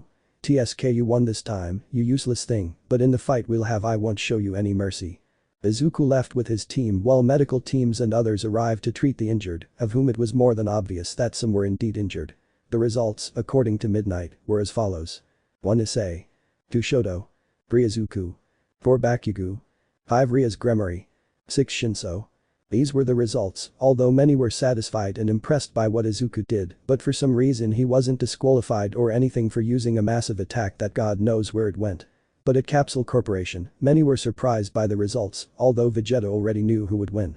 Bulma. That kid is really smart. An 18. I create a device which absorbs attacks and returns them with double or triple the power, it's like a counterattack. Satan. It's obvious he must have spent a lot of money creating a device like that. Tell me, Bulma, how much do you think he spent to create that thing? Bulma. Well, it would depend on its components, material, what type of metal I used, and the pieces, of course. Doing the math, it would be about 909,999,999 yen in total. Satan. That would be a lot, I would even use my entire fortune to create something like that. Krillin. Well, it would depend on whether it's something very valuable to both him and the government, if he's interested in it. Oten. Hey, what's that coming at full speed? When they looked up at the sky, they noticed a small emerald sphere approaching them. Vegeta. Ha ha ha ha. So I'm sending that insect over here, huh? Piccolo. Although he may seem small, it's clear he has a lot of power. The sphere approached at full speed, but immediately something strange happened. The entire city was surrounded by an energy field. They didn't know what was happening, but it had something to do with the sphere. Bills was about to say something when the sphere impacted the city, and in a matter of seconds, everything exploded. Whis protected everyone with an energy shield using his Kai, but Vegeta, Piccolo, and others covered themselves with their arms, enduring everything that hit them. When they opened their eyes, they were shocked and terrified because the entire city, the mountains, and everything within a radius of more than 50 kilometers had been reduced to dust, fire, destruction, and death. Rivers of lava and other debris were all that remained. Bulma. What just happened? Diddle. And no way. Gohan. Everyone is dead. Milk. What on earth is going on? Bills. Interesting. Whis. It was a weak attack, but it destroyed everything within a 50-kilometer radius. If it was weak, then when it was fully active it should be capable of destroying the entire planet. Everyone noticed something strange happening. The sky, which had been red from the explosion, began to break apart. In just 4 seconds, the entire sky shattered like glass. The energy field surrounding the city and those 50 kilometers around it broke, and what they saw left them speechless. The entire city remained intact and without a scratch. People walked around as if nothing had happened and watched television as if nothing had occurred. Bulma. But what happened? Bills. Interesting, they call this pocket dimensions, huh? Whis. And I thought this kind of power didn't exist, I must admit it's a truly terrifying power. Bulma. What are you talking about? Pocket dimension. Please tell us what's going on or what happened. Bills. Pocket dimensions are very rare abilities. Not many possess this power. But from what I've been told, it's an abstract dimension. The dimensions surround everything. Planets, countries, cities, continents, even an entire galaxy. Every living being disappears inside. It's like a parallel dimension where time is fast inside but slow outside. 9 hours inside, but only 9 minutes outside, something like that. Anything that happens, like the destruction of planets or other things, won't happen outside because they're in a different dimension. But if, for some strange reason, someone gets trapped inside these dimensions and they collapse in on themselves, every living being, no matter how strong, dies, either being crushed or reduced to nothing more than particles. Bulma. Interesting. Everyone gets off safe and sound, but with that feeling of fear and nervousness, since it felt real even though it was a pocket dimension, so they decided it was better to keep watching television and see how the festival ends. Back with the others, Issei was happy that he and his team had reached first place, but then something strange happened. For some reason, he felt that something bad was about to happen. He felt that a truth about him would be exposed to the entire audience, and he wasn't wrong at all, because immediately interference began to be heard, and it was clear that President Mick was talking to someone. President Mick. Excuse me, my dear audience, but it seems that the representative of the Heroes Obligation Security Commission, Mizadera Minuta, has something to say. Mizadera. If that's the case, it's a pleasure to meet you all, heroes, civilians, and of course the future heroes who will later guide more young people to become heroes. I've been observing everyone, and let me tell you, I'm very impressed by your efforts, both in intelligence, skill, and leadership, but I noticed something that shouldn't have happened, or rather, that someone here shouldn't have participated, much less entered the sports festival. People started wondering a lot of things about who he was talking about. What did he mean when he said he shouldn't participate? Mizadera. The student Issei Todoroki was expelled from UA not too long ago for reasons I'll explain in a moment. The reason for his expulsion is simple. He committed horrific acts over 2 years, acts that even a hero shouldn't commit, acts worthy of calling him a full-fledged villain. You may know the Vigilante Watchman of Doom, the most feared vigilante, the one who terrified even heroes and villains with his actions. Well, what would you do if I told you that this vigilante is here at this festival and still has the audacity to want to be a hero? Everyone started clinging to each other because they all knew this vigilante. The atrocities he committed, the more than 38,000 deaths he caused, made them tremble with absolute fear. So I ask you this question. Do you still want to be a hero despite the atrocities you've committed, Issei Todoroki, or should I say Watchman of Doom? Silence. The great silence reigned throughout the stadium, no, rather throughout Japan and perhaps almost the entire world. Bulma, Goten, Gohan, Videl, and Trunks were frightened and surprised. The most ruthless villain terrorizing all of Japan was none other than the boy who won the second event of the festival. Build. Hey, who is Watchman of Doom? Vegeta. Sigh, from what I've heard, he's a very dangerous and terrifying vigilante. Rumors say that he attacks alone at night and in just 20 minutes wipes out everything. Villains are corrupt heroes. He has saved more than 50,000 people kidnapped by villains and killed more than 38,000 villains by himself. Bills. Interesting, a boy his age ended up deleting the visas of more than 38,000 villains, that is very interesting. Whis. Whoa, I've never heard of anything like that. I mean, you guys have wiped out a lot of soldiers and entire units, but in groups. But for someone like a 14 or 16-year-old boy to kill that many is interesting. Goten. He sowed terror throughout Japan and almost the entire world. His methods of killing and leaving messages for both heroes and villains are terrifying. He uses the villain's blood to leave messages or even their organs to make it clear that nobody messes with him. According to other rumors, he has a small group that has done the work after his retirement. Trunks. Yes, I've heard things that in just 2 years he sowed fear, but also that he saved thousands of people, and that thanks to that, crimes and kidnappings decreased throughout Japan. My. It is also said that many people admire him because of his actions, and it is thanks to him that many young people who have been discriminated against became vigilantes to follow in his footsteps, but now that his true mask has been revealed, all the heroes and villains will go after him, now that they know his true identity. Shoo. If it's true, they say he wears black armor with red lights, he's a master of the sword and any other type of weapon, but the one he uses most is a giant scythe. Bulma. Yes, I've heard of that. It uses a scythe which, when it slashes the air, fires an energy blast that cuts through everything in its path. The cut becomes bigger and longer the further it goes, and it can even slice through mountains and entire cities with ease. Bills. And he already did it once. Bulma. Yes takes out her phone and proceeds to show him something. Look shows him a mountain that was split in two, or rather 14 mountains were split in two or cut into large square cubes, several cuts in the ground that opened the earth to a depth of more than 400 meters and extended for more than 4 kilometers. Build. Interesting. Whis. He doesn't use Kai, judging by appearances, he only uses technology. It's surprising that a boy like him is capable of such things and such feats. Bulma. Right. But now that everyone knows her identity, what will happen? Bills. He just shrugged and replied, we'll see about that. One thing I'm sure of is that he'll make a lot of enemies and face a lot of discrimination. Back to Issei. Issei stood there, his closed fists dripping blood, Izuku smiling happily, Naruto and Goku too, many students were still in shock, Mizudera was just looking at Issei with piercing cold black eyes, next to him, Present Mick was leaning against the wall, his hand on his face. I'm sorry, young listener, that I can't stop it. Those were Present Mick's thoughts as he wondered how Issei would be after this and what awaited him afterward. In the teacher's lounge, Toshinori was in shock. His face said it all.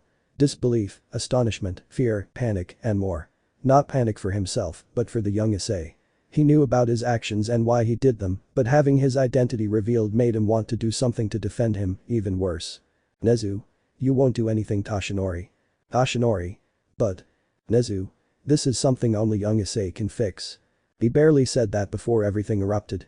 Shouts, boos, everyone started yelling all sorts of things at Issei. Killer. You shouldn't be here. I hope you rot in paradise. Damned murderer. You should never have been born. You are the worst thing in the world. You are the scum of everything. The watchman must die. We know who you are, you damn Quirkles. A disgusting Quirkles like you as a guard should just die. Quirkles should disappear. You don't deserve to be a hero. Go away with your own class. But the others? Bills. It seems my suspicions were correct. Whis. It was obvious, Lord Beerus. Bulma. Why are they treating him like this? According to reports, he was only going after villains, not civilians. Brah. That's how rotten this society is, Mom.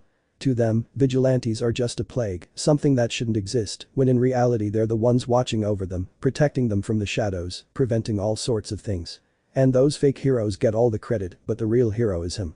He saved more than 50,000 people, children who were about to be raped or sold to other countries, women and their daughters, whose minds would have been wiped and who would only be objects of pleasure for those villains, but he appears and saves them all, but. Vegeta.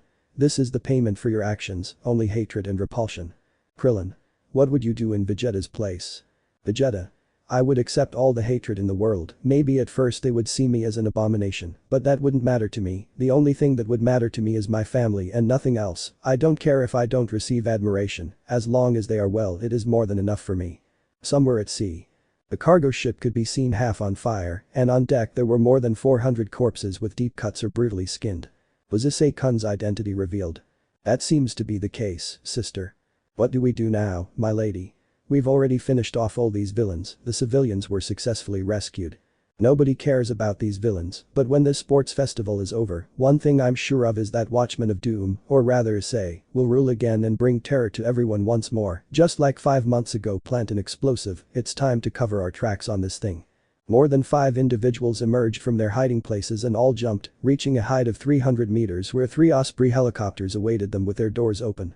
But the one piloting them observed the ship and, without mercy or remorse, pressed the button as she jumped and in a second the entire ship exploded into 1,000 pieces. Their footprints, corpses, everything was reduced to rubble and fire. The blood attracted all the sharks who had a great feast on those corpses that sank to the bottom of the sea.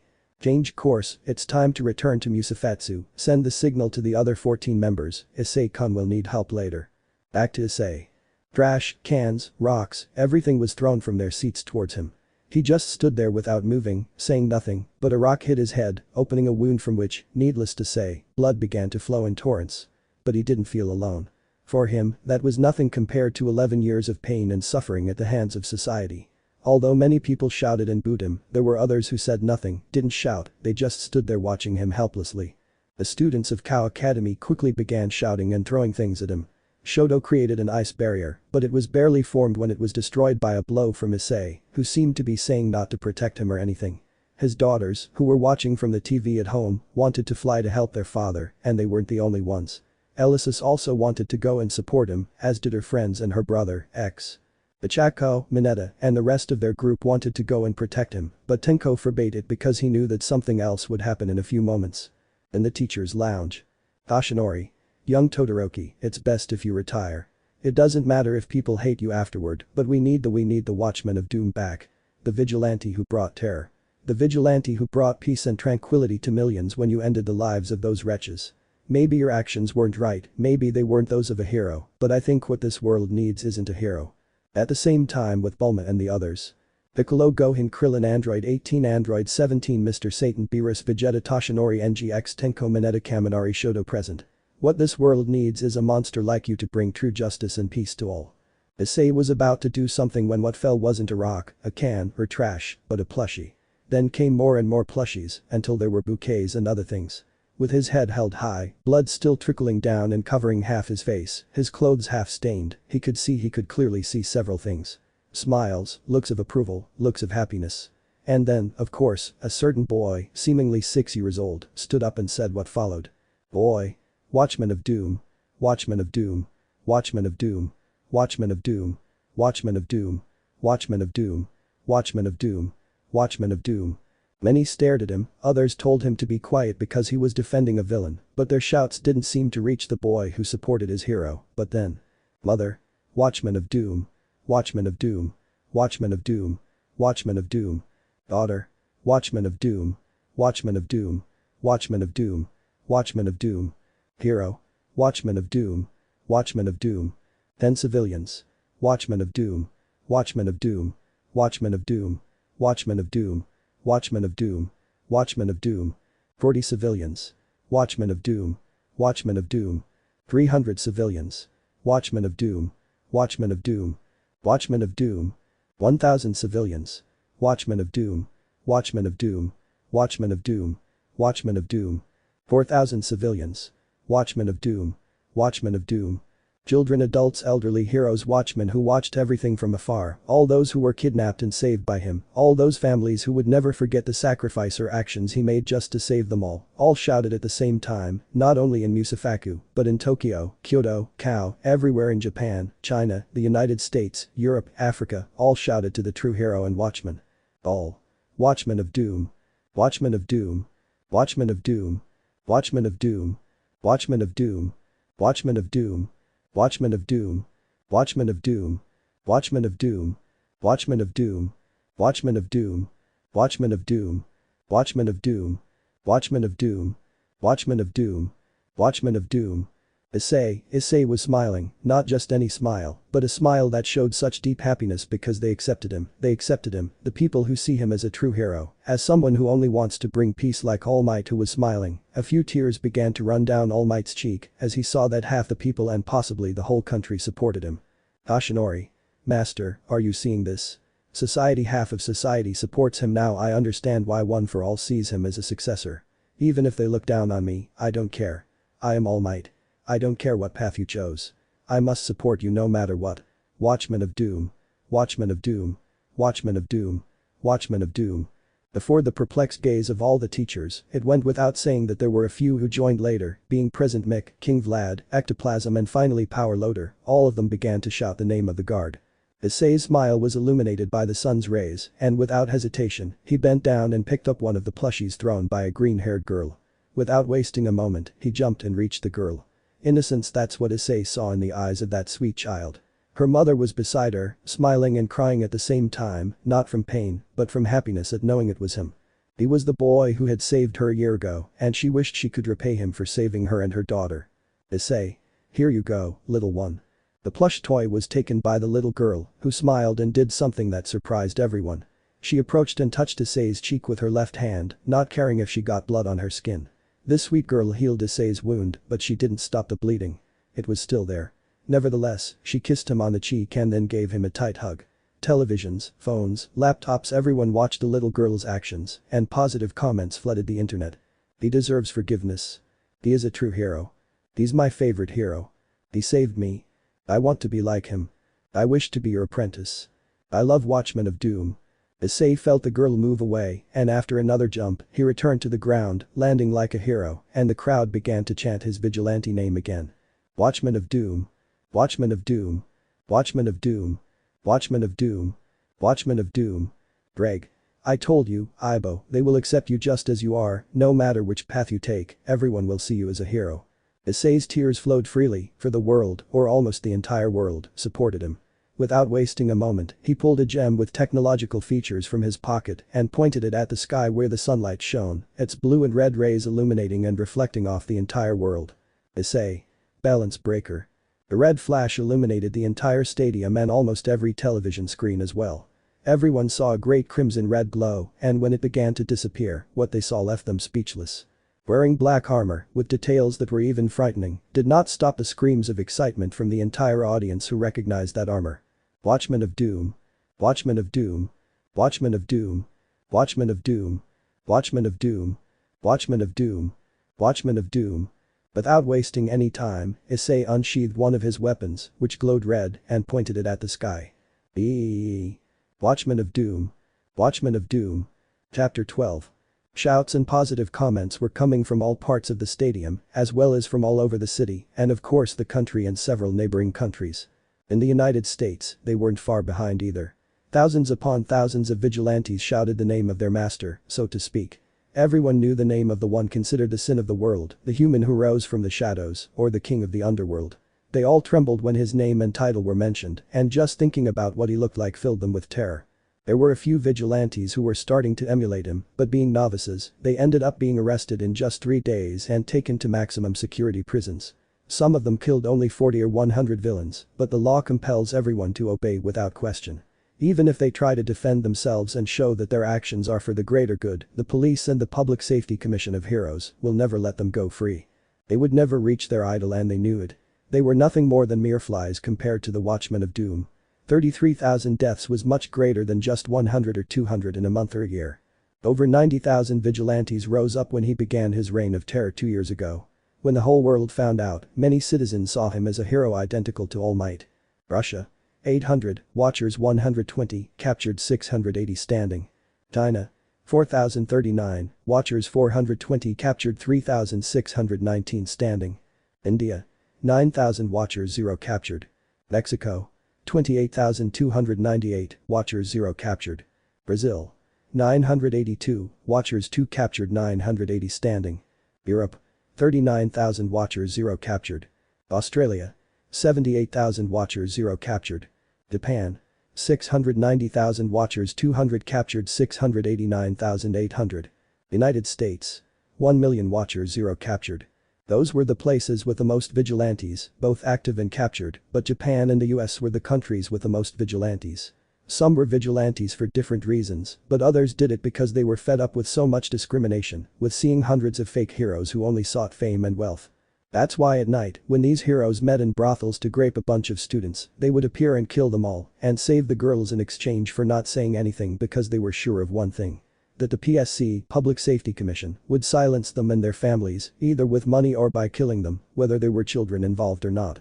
The US kept some vigilante cases at bay, thanks to their well-trained heroes, as well as the students who were about to become heroes. But for the vigilantes, there was no worse monster than the 5 greatest heroes of the US, who shared the #1 spot, along with that woman. But according to rumors, there were now 3 other extremely powerful heroes in the US, but Mexico took the prize. Apparently, there were 7 heroes who could destroy everything in their path just by fighting, and they were in the highest category, an SSS level villain category, but of a higher rank. This was for heroes, and they had enough power to destroy entire cities as if it were nothing. But according to people all over the world, the one who is undoubtedly one of the most feared, most respected, most unstoppable and imposing heroes was Lord Magma, the brother of Endeavor and Lux Todoroki. They said that Lord Magma's power was capable of creating heat so intense that it seemed to be more than 900 suns within him, but it is believed that someone helped him suppress his commands. They didn't say his name, but they said he looked like a 48-year-old man, with the appearance of a lazy and somewhat crazy scientist. Lord Magma was the most powerful hero in Japan, but due to a mission about creatures that appear out of nowhere, he decided to destroy them once and for all. Returning to the stadium. Issei's gaze still showed that smile, even though it couldn't be seen because of his helmet, but after he drew his sword or katana, he made a cut in the ground, then another and another, until he left his mark on the ground, which began to glow blue. The cameras immediately focused on what they saw. The mark of Watchman of Doom. Everyone was both fascinated and terrified by what they saw, for that was the mark he always left after killing or completing his mission. Present Mick. That's my favorite listener. But now, young Issei, please go to the infirmary. We'll be taking a 30-minute break. Those who are hungry can go to the cafeteria. Everything is free. The crowd began to get up and head towards the cafeteria. Issei, meanwhile, was escorted out by his friends. Izuku watched everything from the top of the stadium, clearly angry because things hadn't gone as planned. Naruto. That rat really needs to know how to make people not see him in the horrible way he should be. The Raign. It's normal, because of the things he's done, people, or at least 50% of all of Japan, see him as a hero. Goku. 65% of humanity sees him as a threat, but 35% see him as a true hero. The Raigg. We must become stronger to destroy him, and you, Izuku. Izuku looks at him with clear anger, not at the dragon, but at the gem that appeared next to the gauntlet on Goku's arm. Don't you dare fail to show that bastard his place, or we'll show you some pain. Izuku. I don't take orders from anyone, least of all from a dragon who just sleeps in a Saiyan's body. My partner and I decide what things and actions I should take. A strong pressure made Izuku kneel, drops of sweat began to fall from his forehead to his cheeks, his eyes reflected fear and panic, his hands trembled, and the cause of all this was Raigg, who had released some of his power. The Raigg. You, even in your base form, are barely at the multi-country level, at most continental. You're weak and still refuse to accept things. Also, let this be the last time you speak to me like that. Don't forget who has the weakest dragon among the three of us. I've warned you, Deku, fail and you'll feel a little of my fury. Note. Here is the scaling of the three corrupt dragons. 1 Raigg. Tier. Superior Universal. Durability. Multi-galaxy. Lifting. Galactic. Speed. FTL. Striking Strength. Solar System. Attack Strength. Superior Universal Multi-Universal. 2 Raign. Tier. Galactic. Durability. Galactic. Lifting. Multi-solar system. Speed. FTL. Striking Strength. Giant Star. Attack Strength. Multi-galactic. 3 Raign. Tier. Solar System. Durability. Star. Lift. Large Planet. Speed. FTL. Striking Strength. Multi-planetary. Attack Strength. Multi-solar system. These are the scalings of these drags and a comparison with the one Issei has, because these are just a few cockroaches compared to a gigantic dinosaur. Thank you for reading. Now we continue. The Raigg. Is that clear? Izuku. TSK. Fine. Goku. Go now, prepare for battles. Oh, and only use your base form strength. Those weaklings don't deserve you using one for all or drag. Only use it in emergencies. Izuku disappeared, leaving Naruto and Goku on the roof of the stadium, but both of their eyes focused on a single target. Naruto. I heard Drake's voice in it, do you think? Goku. I don't think so. The dragon was sealed by Sarasama before we fused the universes. Besides, if he has it, it must be weak. Remember that before, that useless guy was multi-planetary level, and his dragon was multi-solar system level. Naruto. Even so, the useless one is still a threat. Goku. Are you afraid of a pervert like him? Naruto. I've had enough problems without you starting with your stupid jokes, Son Goku. I've had enough with that damn Hinata and my ungrateful bastard children. Goku. And what did you do now? Naruto. Boruto wants to be like that bastard, to be just as strong and be a hero.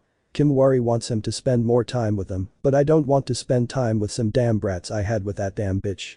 Goku. I thought you loved her, Naruto. Naruto. Me love her? Ha.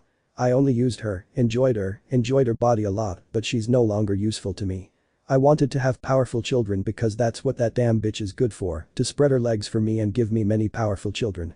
That was her duty as an incubator, but she gave birth to 2 children so weak that I can break her ribs with just one punch. Goku. You really are a bastard, you know that. Naruto. Shut up. Goku. And why don't you sell your wife if she's no longer useful to you? Naruto. I had thought about that, but I'd better leave it on my to-do list. The only thing I want to see today is that bastard's blood spreading all over the stadium while he begs for his life. Goku. You should talk to that man so he can make changes to the rules of this festival. Naruto. Hi. When Naruto went after Goku, a black shadow appeared which seemed to whisper something in his ear, which angered Goku so much that he clenched his fist so tightly that he made almost the entire world tremble, just from his anger, something that was noticed by all his friends. Goku. So Sarasama was eradicated by the Guardian of the Throne. Hi. Goku. Does that make me the leader or what? Ahaha no, SARS never said that you would be the leader if they were to discover him, besides you are still weak, you are millions of years away from reaching SARS level. Goku? Are you making fun of me? Yes, you're stupid enough not to realize that SARS has more than 4 heralds who could handle everything, but one took control and is directing us to complete his plan. Goku? What are they referring to? Yes, we will break the total balance of this entire omniverse to weaken the seal that keeps him locked up. Goku? I don't know if they're crazier than SAR to release an abomination like him. Say what you want, Goku, but he is the key to everything, he is the key to bringing absolute darkness, he is the end itself, he is the very existence that rebelled against his own father. Neither the deities nor the multiversal gods and others will be able to stand against him. Goku? It doesn't matter what kind of plans they have in mind, but all I want is to expand my dominion over this entire omniverse and its infinite universes. And you will have it, Son Goku, but you just need to be patient. Also, SARS left something just for you, but to give it to you in case of emergency. It's something that will benefit both you and me, since with it we can complete the plan. Goku? You better. Just trust and you'll have all the universes you want at your feet. Goku? Just go away. The person said nothing and simply disappeared without a trace. Raigg. You trust her? Goku? No, but it doesn't matter. Once she gives us what SARS left behind, I'm going to kill her and she'll absorb his powers. Being a herald of SARS, she must have enough power to destroy millions of infinite universes. Raigg. Let me know when the broccoli has beaten that bastard to a pulp. Goku? Yes, you rest. Goku's gaze wasn't fixed on the stadium or anything, but rather towards the blue sky. He could sense that something strange was happening beyond this galaxy, something that would bring both good and bad. Inside the stadium, Issei was resting on a stretcher, while Recovery Girl, who had already checked Issei's head wound, seemed to have completely healed him, leaving him as good as new. Our girl. And tell me, kid, how does it feel now that everyone knows your true identity as a vigilante? Issei. He raises his hand, examining it closely, then closes it in his eyes, exhaling a large amount of air before saying the truth is I don't know. I always feared that sooner or later the whole world would find out my true identity as a vigilante, but… Our girl. But… Issei. I never imagined they would see me as anything more than a vigilante, I didn't think they would see me as a hero, no as their hero. Our girl. I just look at him and his hands, which were on his cane, soon use it to give him a… Meanwhile, with the others. Thenko. Should we go with IsseiOmniversalCaos? Hana. Don't worry Nai-san, he'll be fine. Besides, he's very strong. Uraraka. Yes, there's a reason he's the most powerful vigilante of all. Mineta. Although I must admit it was good to team up with my old friends again, but seriously, Sayu is still such a bitter person. Shoto. Let me guess, he was asking pointless questions about Issei, wasn't he? Mineta. Yes, it seems he really does hate him, especially now that he knows Issei is the Watchman of Doom. Fayumi. But why does she hate him? Mineta. Let's just say Sayu believes Issei was to blame for her mother losing an eye about a year ago. It was during a chase, and let's just say Issei used his scythe to use his dimensional cut, the one that cuts through anything like it's nothing. Natsu. True, I read the reports from Dad that a lady apparently lost an eye due to the dimensional cut because she was close to the cut's range. Duya. Well, anyway, we should go for it. Aye. Duya. Let's go the other way, guys. Natsu. Yeah, let's go to the cafeteria. Uraraka. I pray for you Issei. Hana. I knew Recovery Girl was scary, but not this scary. Thenko. And I still haven't seen her when she's really upset. But Issei. It was lying on the ground like a little dog, but the only difference was that it had a huge pink bowl on its head and it also seemed to be emitting smoke and had a few bandages. Issei. Why was that? Our girl. Why are you so calm even though everyone knows who you really are? Instead of taking this seriously, you're completely unconcerned. The villains who are still active will come after you now that they know your civilian identity. Issei. I know. Our girl. So. Issei. Always know every time I wake up in my room and see the city, you know what I feel. He looks at the acacia tree, shaking its head I feel peace, because at least I was able to erase many of them, but I know that deep within each city there are more rats that I must finish off. But when I look at my hands, I always wonder, when will it all end? When will the villains stop hurting others just for fun? Our girl didn't say anything, but she understood what Issei was trying to say, so she decided to take a chair and sit down, observing and listening to everything he said. For years, many told me that I would never achieve my dreams, that I would never become a hero, but who said I couldn't be a vigilante? And I did it. I became the most feared vigilante in the entire underworld. Just saying my name makes 100 villains flee from me. I cut everything down like it's nothing. I am the downfall of every villain in this world, and yet I feel empty. I feel like something is missing, like someone took a part of me so that something else could be born within me, so that the blade of chaos could be born, but I don't do it for satisfaction. This killing, this hunting down of every villain who steals, kills, and kidnaps innocent civilians, I don't do it for myself, but for my little ones and my family. R. Girl gets up without him noticing, raising her staff. I feel like Our girl. You talk a lot, brat. Issei. My little head, he said it comically with tears coming out comically. Greg. Are you that afraid of an old woman like her? Issei. You can't imagine what she can do with that staff she has in her hand. With that staff, she can even make the heavens tremble. I've heard it's a staff strong enough to defeat even All Might. Brat. Greg. Don't you think you're exaggerating? Issei. Of course not, Tinko and Hana told me so. They've seen that recovery girl is very terrifying with that staff. Brat. Greg. You're scared of him just because of a walking stick. Ha, wow. Issei. If only I had Tiamat with me, I'd let her beat you to a pulp, but no, wait please. Our girl. Finally you come out of your bubble, brat. I've been talking to you for over 6 minutes and you didn't react. Issei. I'm sorry. Our girl. Issei. Is something wrong? Our girl. Tell me, child, what will you do now? Issei. Our girl. Will you continue running from the law? Will you continue pretending to be someone else? Or will you accept who you are now? Will you succeed in letting people see you as a vigilante or a hero? Issei. What's he trying to get at with this? Our girl. Hahaha, you know I was just like you. Issei observes her. Haha, I still remember it like it was yesterday. When I turned 13, heroes conveyed a true peace, a justice somewhat like yours. My classmates always told me the same thing over and over. Forget that dream. All you'll do is get in the way of the real heroes. They won't accept you with such a weak quirk. Healing everyone with a kiss is awful. But you know, I never cared what they said about me. Issei listened to everything with a serious and serene expression. For years I worked hard to try and achieve my dream. My Okasama always told me the same thing, to try and encourage me. You are a beautiful girl. Let other people tell you that you won't make it. They never tried again, but I know that one day you will achieve that dream you long for so much, daughter. I know it because you are and always will be my angel. Hope. Those words always motivated me to keep pushing forward until I did it. I got into UA. Those who told me I'd never be a hero or that I'd never get into UA could only watch me from the giant gates on the other side of the wall with disbelief. Maybe I wasn't one of those heroes who fought, but at least I could help heal and treat the pro heroes and the other students, or my classmates. But as they always say, happiness is only temporary. When you see the cruelty of this whole world, you'll understand that not everything is rainbows and roses. You'll know what it's like to see everything you once loved fall into the fire.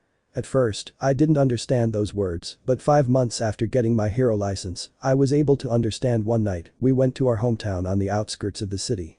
But when we arrived, in just 40 minutes I understood clearly. That same night, a creature that seemed to come from hell itself appeared, and in just 4 minutes he finished everything. 4 minutes it took him to destroy the entire village, as if it were nothing. Screams, cries, pleas, he could hear it all.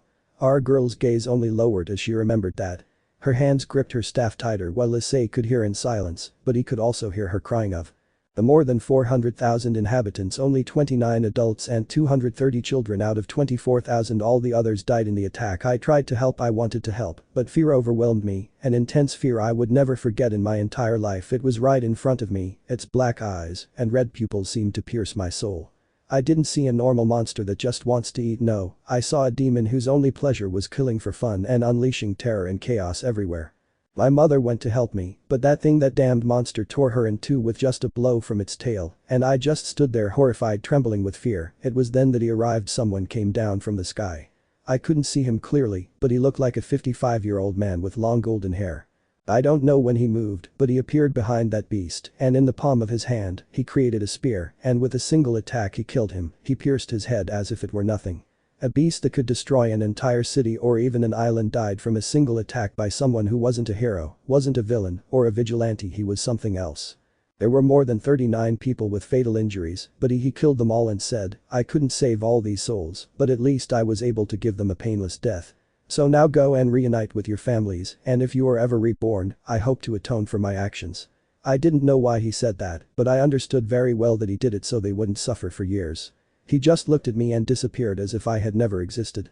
The pro heroes arrived and treated me, but they also asked me many questions about what happened, but nothing came out of my mouth. Issei looked at her more and more badly because she was crying, but she tried not to go and hug him because it seemed that was what she wanted. For years, many were a hindrance to trying. I tried to forget all that, to become stronger, but no matter how hard I tried, I wasn't strong. I could only spin, so I dedicated myself solely to that. Healing and saving as many people as possible who came here.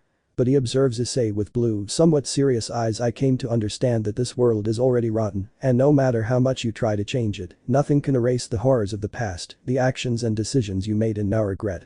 There's no second chance to improve what you did. You can only live your life as it is or continue down this path, but you must understand that no matter what, there will always be something that prevents you from moving forward, and now you will have to face the obstacle of your life, the cause of all this. Issei. In shock. Why, you know about our girl. Hahaha, kid, even though I'm human, I can feel deep down inside that there was another life. During the nights I can see my past life. I see my friends and Izuku, but before he was corrupted by that god. Issei. But if he knows all this, why didn't he inform All Might about what Izuku did and our girl?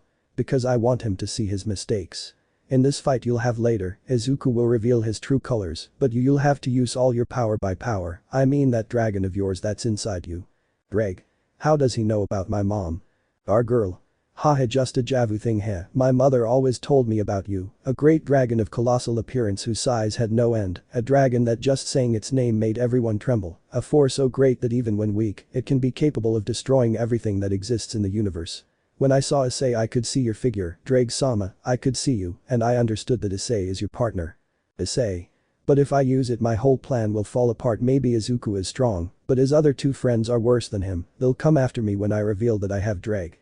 Our girl. He is it fear you feel, child? Issei. Yes, I'm afraid that. Our girl.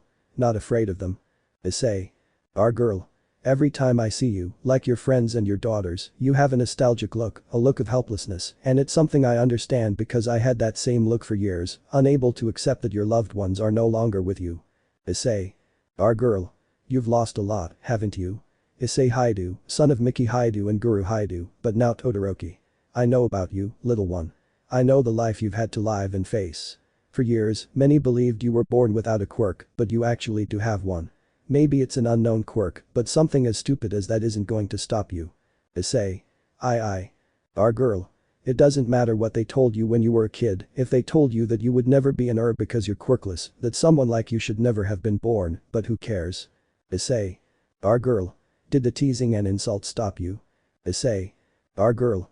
Did the humiliations, beatings, and everything else stop your dream of being a hero who brings peace and hope to everyone?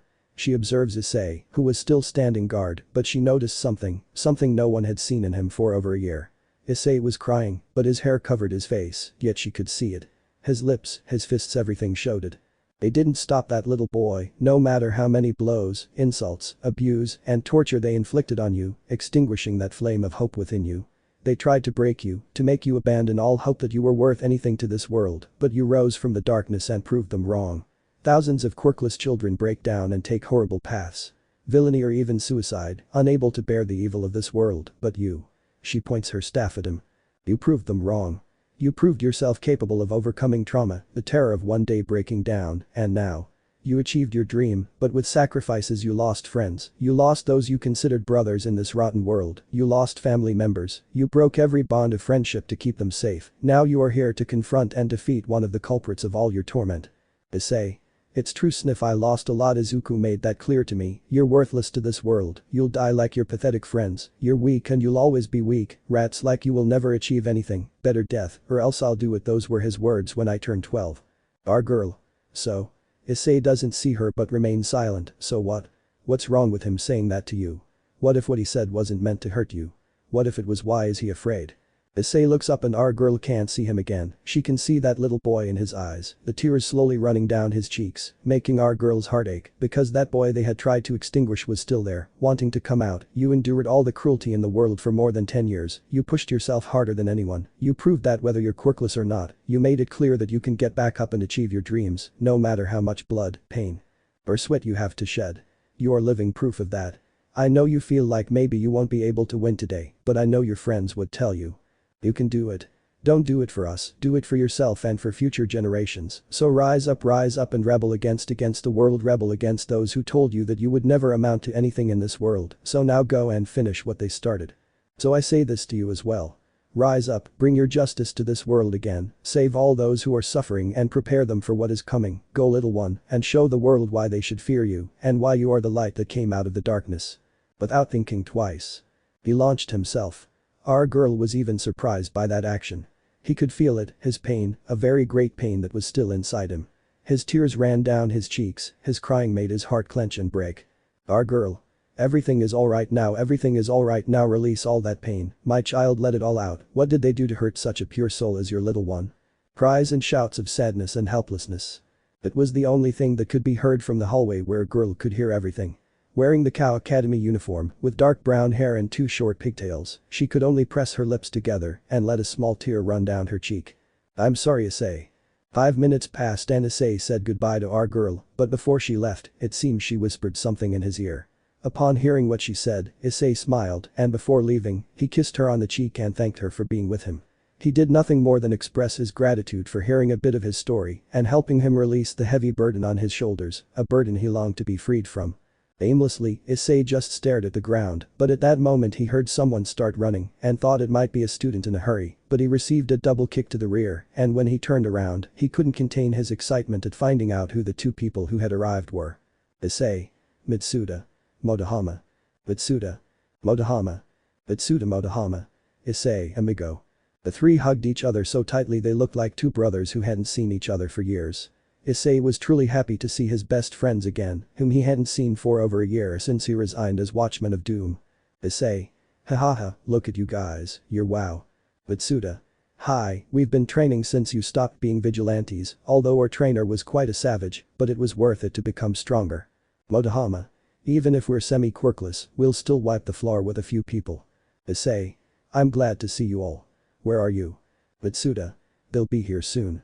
They said they were a bit too busy to fight here at the sports festival, and believe me, those 2 missed seeing you so much, Issei, but changing the subject, where are the princesses? Issei. Ah, they're with Dad. Issei. Forget it, it seems they're here now. The 2 of them looked to the other side, only to see none other than Issei's 2 princesses, who were running at great speed until they jumped and were received in their father's arms. Issei. Hello my little ones. I'm Ulti. Dad. We miss you so much. Issei. Me too, my little ones. I want you to meet some friends of mine. Both girls looked where their dad was pointing and realized they were standing in front of Issei's friends, who were just smiling affectionately. These are Mitsuda and Motohama. They're my friends from Kuoh Academy. Please introduce yourselves. Hello, I'm I Todoroki, nice to meet you all. I'm Multi Todoroki, it's a pleasure to meet you all. Motohama. Wow, Issei, you certainly have well-mannered daughters. I wonder who raised them. Issei. Hehe, remembering certain white-haired women and another brunette who scolded his granddaughters, better not ask. Well girls, we just have to wait for 2 people who are special to me, like you. Who is Dad? Issei. Well, they are. Issei-kun. Darling. Issei. Issei's gaze lit up upon hearing those voices and when he turned around, he was rammed by 2 girls. When Issei opened his eyes, he could see 2 heads of hair. One with short pink hair and a yellow headband and the other with long brown hair and pigtails. Hello Caddis-chan and Aika-san. Caddis. We missed you so much, Baka. Aika. I so wanted to see you again, darling. Issei. Me too girls, me too. Taking Aika's cheeks, who gladly accepted her boyfriend's kiss, she couldn't stand it any longer and hugged him tightly, being seen by Caddis who puffed out her cheeks, giving her a very cute appearance. Caddis. Kiryu cheater. Aika. Haha, sorry. Without wasting any time, Caddis also kissed her boyfriend on the lips, which lasted 14 seconds before separating and leaving a thin trail of saliva connecting their tongues. Obviously, Motohama and Mitsuda covered the eyes of both little girls who wanted to take their hands off them, but they said in their minds. Motohama Mitsuda. Of course not, little ones, they're too young to see that kind of thing. After 4 minutes of talking and so on, Multi approached to ask her father a certain thing which would take a very big turn and completely change her life forever. Multi.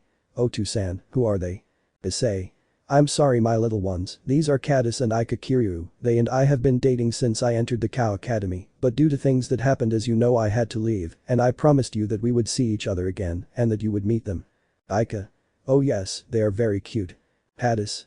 There's no doubt they inherited their father's tender nature. Hadis couldn't control herself and grabbed Ai's cheeks, who just seemed to want to cry because her cheeks hurt, and Malti was the one who got along best because Aika kept smelling her, hugging her and giving her lots of little kisses on her cheeks. Malti. But Otu-san, they're your girlfriends. Ai. That means that the two of them are, so to speak. Malti. Our. Ai. Oka-san. The eyes of both girls lit up upon hearing that. They felt their hearts break upon hearing those sweet and tender words. Without wasting any time, both girls couldn't contain their excitement and in the blink of an eye were already hugging both girls. Hadis. Ah, you're so cute, but it's true, we'll be your Oka-san. I always wanted to have an Oka-san. Malti. Me too. Aika. Hahaha, we will be a great family in the future. Issei. Hahaha. Issei-kun. His eyes opened, his heart pounded. A feeling of nostalgia, anger, sadness and melancholy began to fill the air and the culprit was more than obvious. His gaze shifted, looking directly behind him to see another person who had caused him immense pain so great he hoped never to feel it again. Betrayal, deceit, disappointment and more, all for none other than Murayama. Yes, that girl with kites and brown hair, the former captain of the kendo club and of course, Issei's ex-girlfriend. Her gaze reflected sadness and seemed to seek forgiveness for the things she had done before. Issei's daughters noticed this and when they looked at those who would be their mothers, they had looks of anger and hatred. Mitsuda and Motohama had serious and cold looks, so much so that it seemed as if 1,000 blades pierced the soul of whoever looked into the eyes of these two. Issei. Girls, please go with your mom, please. Mitsuda, please don't let anyone come and bother you. Mitsuda. Hi. Watching his daughters go out with their girlfriends and seeing their friends accompany them puts on that serious look he used to have before, long before all this. 5 minutes later. They were both sitting on the stairs, separated, neither seemed to want to talk or anything, but Murayama did.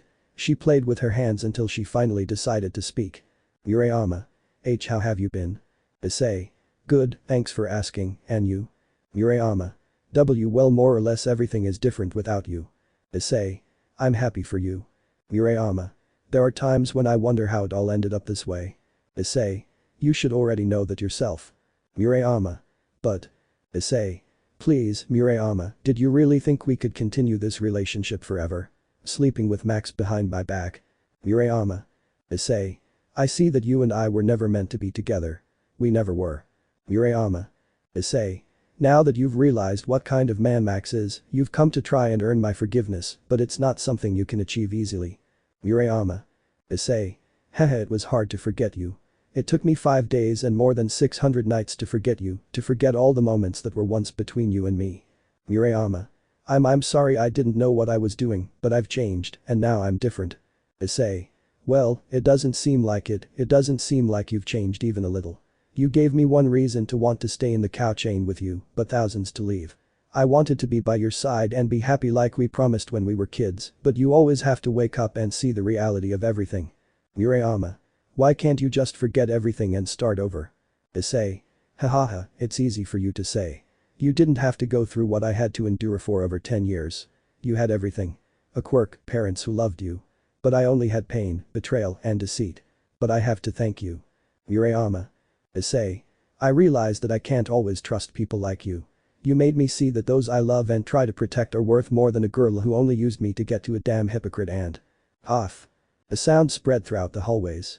It was the sound of someone hitting another person, and if that was the case, Murayama was standing there breathing heavily. Issei's cheek was red and had some blood coming out of it because he had nail marks. Issei. You say you've changed, but I see I was wrong. You'll always defend him, like any servant who protects their master. Murayama. N. Not me. Issei. Save your words, Murayama. He wipes his wound with a handkerchief he takes from his pocket. Nothing will ever be the same again. Let me be happy with people who truly love and appreciate me. You live your life. Live carrying such a great pain that it will be impossible to remove. Without looking back, without paying attention, without feeling guilt or anything, the path, his steps were an echo of the pain, the betrayal and the suffering that he had to carry for his whole life. The disappointment could be seen in his eyes, a single tear fell to the ground, making a sound that his former girlfriend could hear. She could only stand there watching as the person she once loved left without looking at her, without stopping because she knew that she had done wrong a long time ago and there was no way to repair the damage done. A sound was heard in the hallway, like someone falling to the floor, and a heart-wrenching scream of pain could be heard. Aig. Murayama. Gomen Nasai. Gomen Nasai. Gomen Nasai Issei. Her cries and screams were heard by many people who did not dare to go and help her. They just left her like that, they left her alone as she should always have been. Murayama. Go sniff sobs Gomen na Nasai is Issei. Murayama. Issei haha run fast. Issei. I'm coming. Murayama. Huh.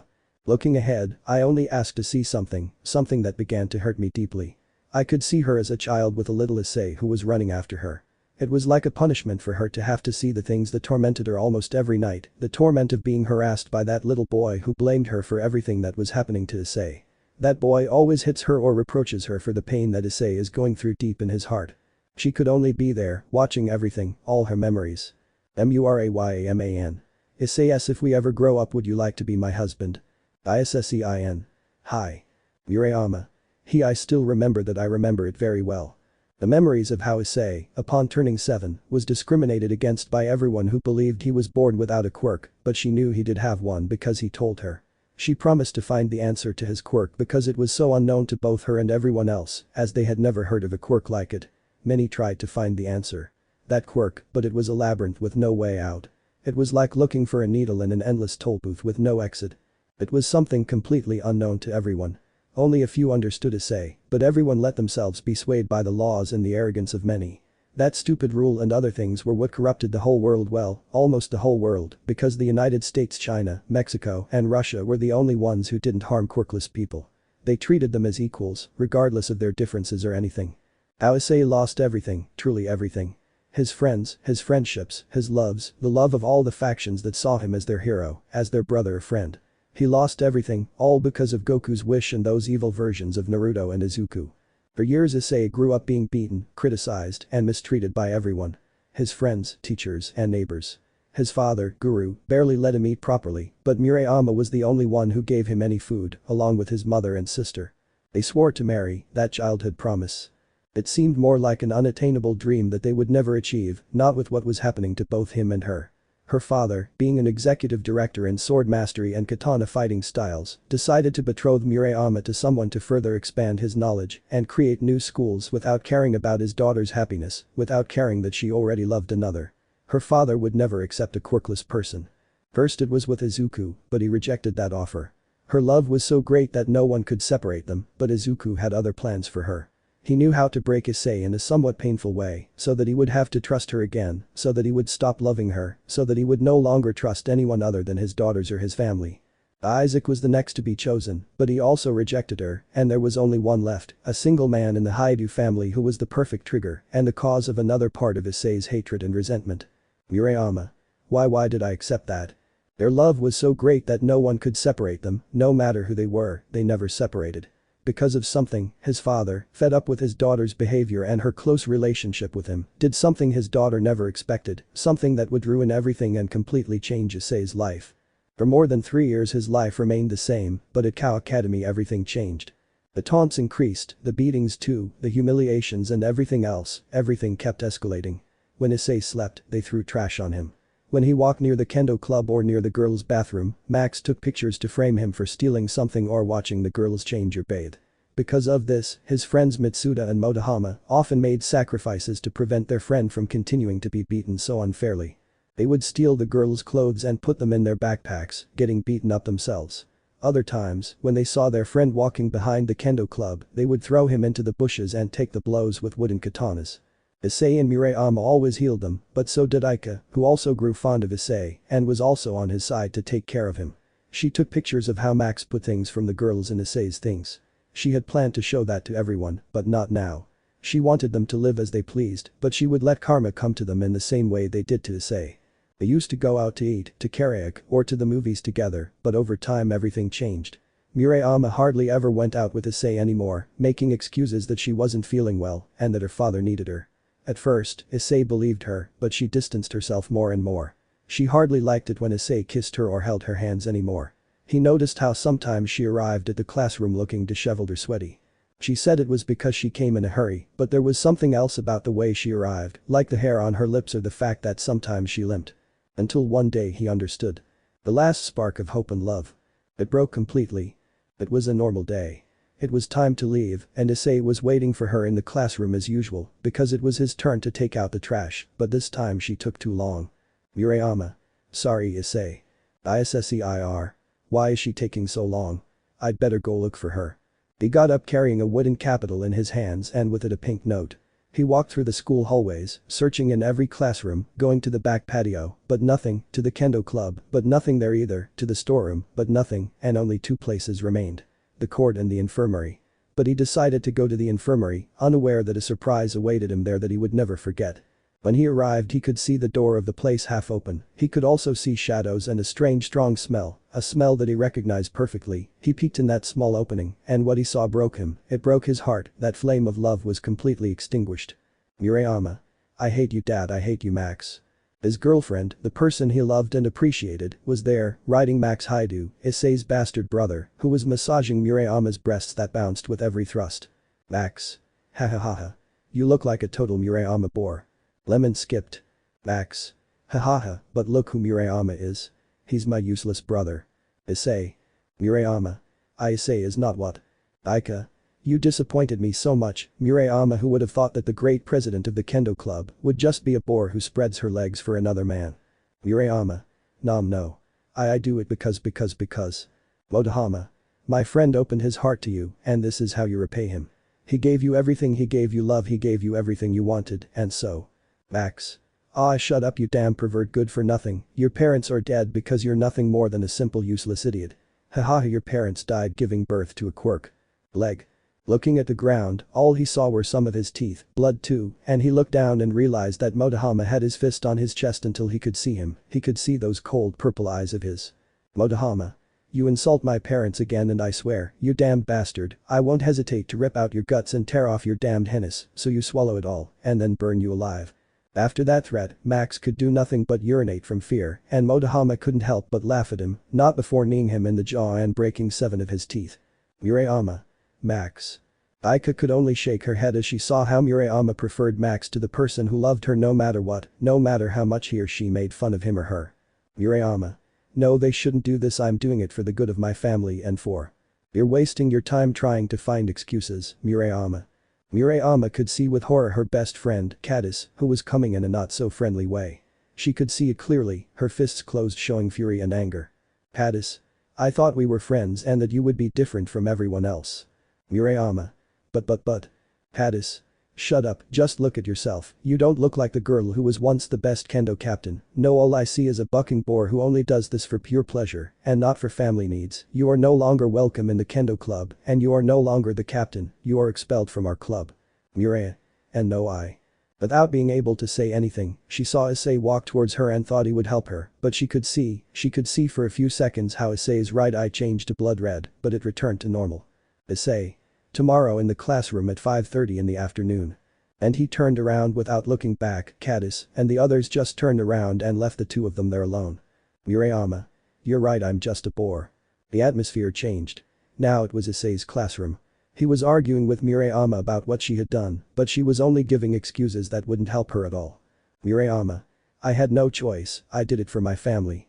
You don't understand what we're going through. My father needs my help to expand our company. Issei. Was that why, or was it because he hated being with me just for being quirkless? Murayama. And I.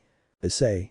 I could hear it yesterday, you said that they had been doing that for a long time, now I understand why they didn't hang out with me anymore, because you arrived at the academy disheveled, sweaty and with a strange smell, and also because you didn't want to be with me anymore. Murayama. Issei. It was just to be with him, wasn't it? Murayama. Issei. Answer me, damn it. Murayama. Yes, I only did it to be with him. Do you think it's good to be with a damn quirkless? I didn't like anything you did to me, flowers and that damn stuff.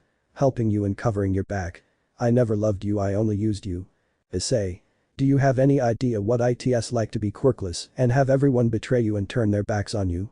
Murayama. Stop acting like a damn kid who can't accept that he'll never be anything in this world, just a burden, a good for nothing. I should never have met you, I should never have loved you, you should never have existed. Before she could finish saying those words, she fell silent. She realized too late the magnitude of her words that could hurt Issei. She covered her mouth and looked at Issei, who had previously worn a face of fury and now showed one of pain. Tears streamed down her cheeks. She couldn't take it anymore. Issei. Did you ever feel anything for me? Murayama. Issei. Issei. Even if it was just for an instant. Murayama. Issei. Sobs, he looked up and saw Murayama shedding tears without saying anything. Why are you crying, huh? To prove you still love me. Murayama said nothing. That's very despicable, just go away. Murayama. Issei, listen. Issei. Didn't you understand the order? I see you're not my girlfriend anymore, are you? Okay, then I'm going to talk to you like any other human being, so listen carefully, every second I spend by your side. Murayama. I didn't mean to do it. Issei. Now I'm terrified. I wish I could erase everything. Murayama. Please don't say that. Forgive me. Issei. I want everything to disappear. His eyes turned blood red at Murayama's sight, who is terrified, but then they changed to Hazel. I want you to leave now. I never want to see you again. With anger and resentment, she threw the wooden box out the window, but Murayama was still there. No longer wanting to see her, no longer wanting to remember everything, she left. Murayama just fell to her knees on the ground crying, hitting the ground and asking herself, why did I do that? Why did I betray you like that? 20 minutes after crying and apologizing, she left the room but ran into Max, who was there to continue with Murayama's father's contract. But instead of continuing with the deal, she slapped him and yelled that it was all his fault and his damned father's, that she would find a way to break that damned contract, but that he should never touch her again. Max, furious, swore revenge on Issei and his friends. Murayama, on the other hand, left the facility but heard the sound of something breaking. Looking down, she saw pieces of glass, and when she looked up, she realized she was in the area where Issei had thrown that small wooden box. So she began to search for it until she found it among the bushes.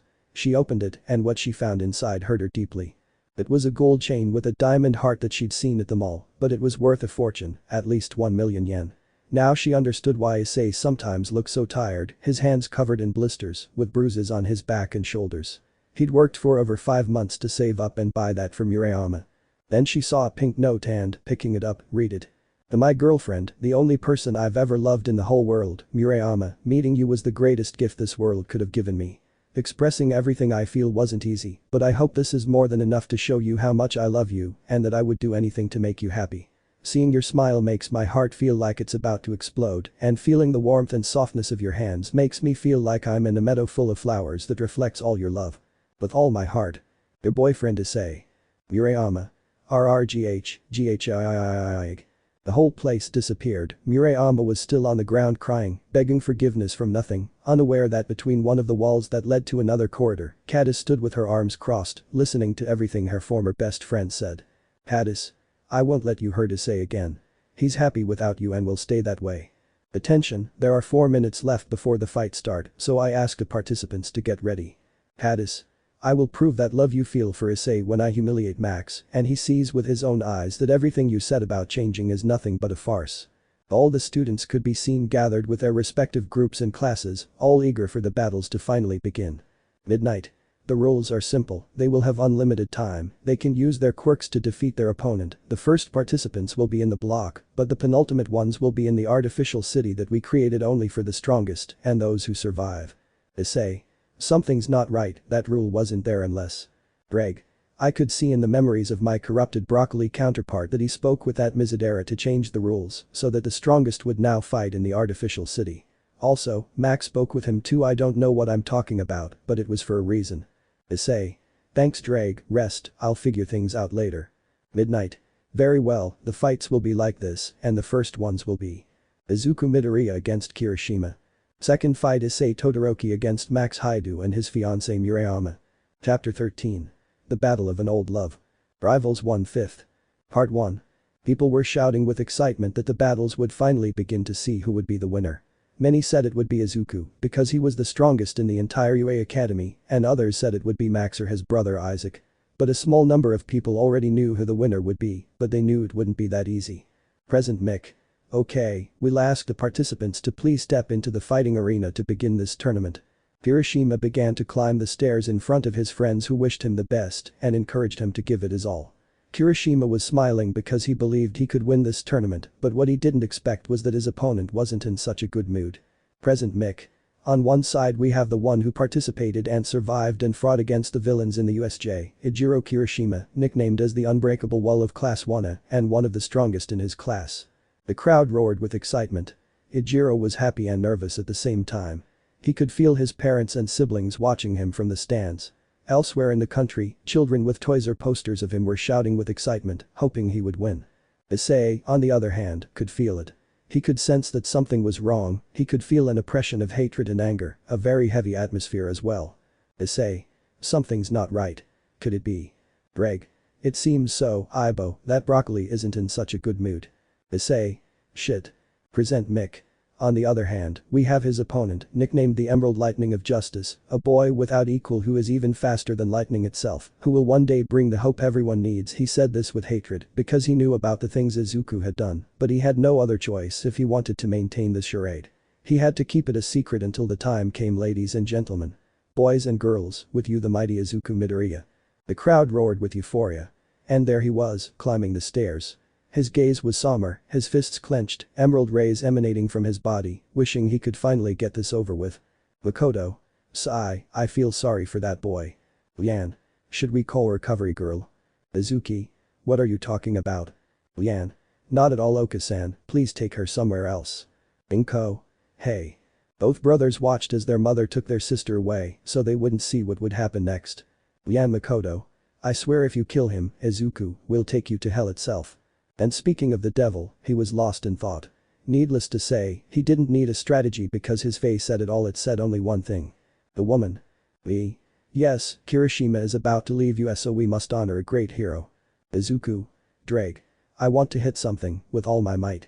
The Raigi. I see that my counterpart's words hurt you, didn't they?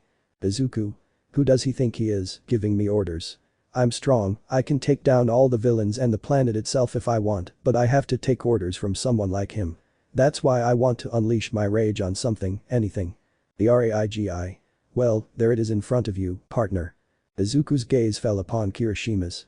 His stare was frightening because those emerald eyes seemed lifeless. A shiver ran down Kirishima's spine as he felt such a gaze upon him, but he let it pass. At this moment, he was excited for the fight to finally begin, so he could demonstrate his new evolution and power. Izuku. It might help me, but Izuku looks to the other side, seeing his friends and classmates, and especially a certain girl who was the love interest of the unbreakable wall. I don't care if they hate me afterward, I won't hold back in these confrontations and trials anymore. Without anyone noticing, a magic circle appeared in Izuku's right ear, which then appeared in Rias' ear. Rias, release my first seal right now. At Izuku's command, Rias snapped her fingers, and before the entire audience, before the eyes of those who witnessed it, they could see an emerald aura surround Izuku. His lightning became stronger, and Goku and Naruto felt the increase in power, only a quarter of Izuku's. Goku. With that power, I could even destroy entire continents using 50% of One for All. Naruto. Rias did well to seal part of her power. How many seals does she have left? Goku. He has 3 others, the one he released is only physical strength, the second is his speed, the third would be a significant increase in One for All, and the last one his maximum power with that quirk, and if he combines it with the balance breaker, he would be able to destroy everything in his path with just one attack of his strongest form. Naruto. He's a total machine of mass destruction. Balda's Eye warriors and Goku's friends watched the enormous screen with seriousness, Bills watched with boredom. He didn't find Izuku's power impressive at all. Whis was just eating a delicious chocolate ice cream with strawberries and a few cherries, and of course, he was accompanied by Pan and Bra, who watched Izuku with both boredom and seriousness. Krillin. His Kai increased very rapidly. Piccolo. That kid was hiding his Kai, at that level he could defeat a few of us. Vegeta. It's not a big deal, that insect doesn't seem like a threat. But we'll have to see what he does. His opponent looks weak. Bulma took the scouter out of her bag and began to check Kirishima's power level, and when she saw it, she just sighed sadly, and the same thing happened when she saw Izuku's. Trunks. What's wrong, Mom? Bulma. I saw how much power that red-haired boy possesses, and yes, he's no match for that boy. Doten. How powerful is he? Bulma. Well, it says it only has 700 units. Master Roshi. It's like Goku's when he was just a kid and had already learned the Kamehameha. Bulma. And the other one is 60,000 units. Krillin. Well, there's a big difference, that's for sure, but we'll have to see how this fight starts and how it ends. Back with Issei and the others, many of his friends were terrified, but others smiled excitedly because they weren't afraid. Among them were Tenko, Hana, Uraraka, and Mineta. They were excited to fight Izuku because they had a plan for Issei to defeat him, but they didn't want to tell him because he should discover it on his own. Issei. So much power. Greg. That damn brat is a total demon, he has 3 seals, and the one here least is only physical strength, his speed isn't great, but his strength, you'll have to deal with that, Aibo, when it's your turn. Issei. I have the perfect armor for this occasion, Drake. Uraraka. I hope and Kirishima doesn't hurt. Mineta. I'll kill that bastard if he crosses the line. Present Mick. Alright fighters begin. A sound of metal or something similar was heard throughout the stadium as Kirishima activated his quirk, which hardened his entire body. But his quirk seemed to have undergone an evolution because he now had 4 horns on his head, his mouth was covered by what appeared to be part of a helmet, 2 more arms emerged both from under the ones he already had, and from his back, spikes appeared on his back just above his spine, and sharp claws emerged ready for anything. Kirishima. Ready, Midoriya bro. Because I won't hold back. Izuku. Yes. Me neither. In a single leap, Kirishima was just a few centimeters away from Izuku, but something happened that no one expected. Pieces of metal or something very hard began to fly everywhere, as well as small red drops. Everyone's face was filled with horror. Mineta bit his lip, holding back his scream of frustration. Issei's gaze turned grim because what he saw he would never forgive Izuku for. The fist was embedded in Kirishima's cheek, part of his hardening was broken, the mask covering his mouth shattered, and pieces of it lodged in his cheek, 2 teeth were flying through the air, and Izuku's gaze remained the same grim. At great speed, Kirishima was thrown off by that blow, almost falling off the platform, but in just a blink he received another punch to his chest, breaking the hardening and breaking several ribs, which was heard by everyone, especially Jiru, who hugged herself upon hearing such a thing. Kirishima vomited large amounts of blood and was also thrown backwards at great speed, but he didn't expect a punch. Instead, Izuku grabbed his foot and slammed him so hard against the ground that it created a huge crater in the fighting arena, and a shockwave hit the entire audience, in addition to causing a tremor, not very strong, from the blow. Kirishima was spitting blood, his right eye was bruised and bleeding, he could barely feel his jaw, almost all of his ribs were broken, and a piece of one was lodged in his lung, causing him to cough up and vomit blood. His head was also bleeding, his cheek bleeding from cuts and pieces embedded in it. His gaze shifted to Izuku, who was looking at him as if he were nothing more than a mere insect, as if he were a small stone that he had to remove from his path. Izuku. You'd better stay down there. There's no point in getting up if you can't do anything against me. Ignoring his words and everything else, he never gave up, not now, not before. Even during the villain's attack on the USJ, he never surrendered because he learned that fear is just a weakness that villains exploit. It's okay to feel fear sometimes, but the enemy will use that to harm not only him but others as well. That was something he learned from his best friend. Issei. When he saw him arrive in that armor, he knew he was the Watchman of Doom. The armor, the symbol on his back, the way he fought and moved, it was more than clear it was him. But he didn't see him as a monster or a villain, but as a true hero who does what's right for everyone. From then on, he dedicated himself to training day and night, even if it broke his bones, because he wanted to be like his idols, he wanted to be like Crimson Riot and the Watchmen of Doom. Until one day, when some villains came to his house to rob him, he hid because fear gripped him again. But then he remembered and thought, if I want to be like them, I mustn't be afraid anymore. I won't run away again. Even though there were more of them and he was alone, he still charged, taking out almost all the villains, except for one who arrived separately. He was muscular, large, and had a strange eye where his left eye should have been. He never revealed his name, but it was more than clear that he was stronger than the Nomu they faced, or rather, the one Issei faced. His strength was on another level. His aggression was worse than that villain's creature because he attacked in all directions, determined to destroy his enemy. On the brink of death, on the verge of losing consciousness, and seeing how that villain almost killed his sister enraged him. He only remembered throwing himself at that villain, but when he awoke, he was in the hospital. Many boxes of sweets, flowers, and other things were beside his bed. The news reported, a villain named Muscular attacked more than 30 blocks from UA. Student Tajiro Kirishima fought against this powerful villain for 30 minutes until the villain, exhausted and seeing the police and top heroes arriving, had no choice but to flee. The battle left more than 5 houses, businesses, and hotels destroyed. The young man fell unconscious after the villain left. Here are the heroes who arrived and witnessed the battle. Kamui Woods and Dead Arms, and of course, the powerful hero Endeavor. I must admit that the boy was very brave to confront an S-level villain. They don't usually appear in these areas, but from what he offered, it seems he was just looking for someone, or rather, looking for his next victims. He was a true hero. Even though he was only 17, he faced a villain who would cause us so much trouble to catch, but he accomplished much more than we did. He should be a hero like us in the future. He fearlessly faced Muscular, a villain who is the terror of everyone in the underworld and here as well. Young Kirishima, if you see this, I'll just say that you did an excellent job. I, Endeavor, welcome you to my hero agency. Even though you weren't a winner at the festival, you can come so I can train you and help you control that form you have." Tears of emotion could not be contained, as well as a shout of happiness, which alerted all the nurses of the Kirishima family, who, when they went to see what happened, could only see their son jumping happily as if nothing had happened, behaving like a 5-year-old child.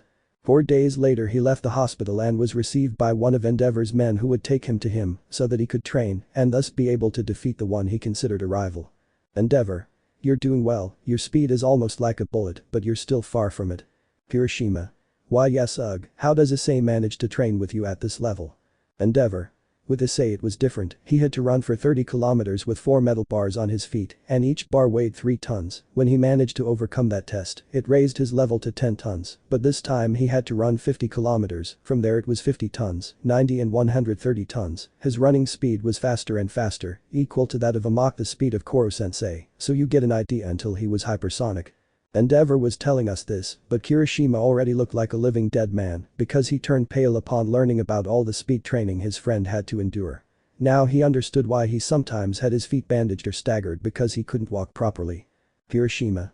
"Did Issei have to carry that much weight to achieve his speed?" Endeavor. "Something like that, but he's receiving somewhat worse training than I gave him. But you, young Kirishima, are different. When I saw you fight Muscular, it reminded me of Issei when he fought that monster. Since then, I decided to look for someone who could surpass a creature like that, and when I saw you face that villain without fear, I decided to choose you as my apprentice." Kirishima.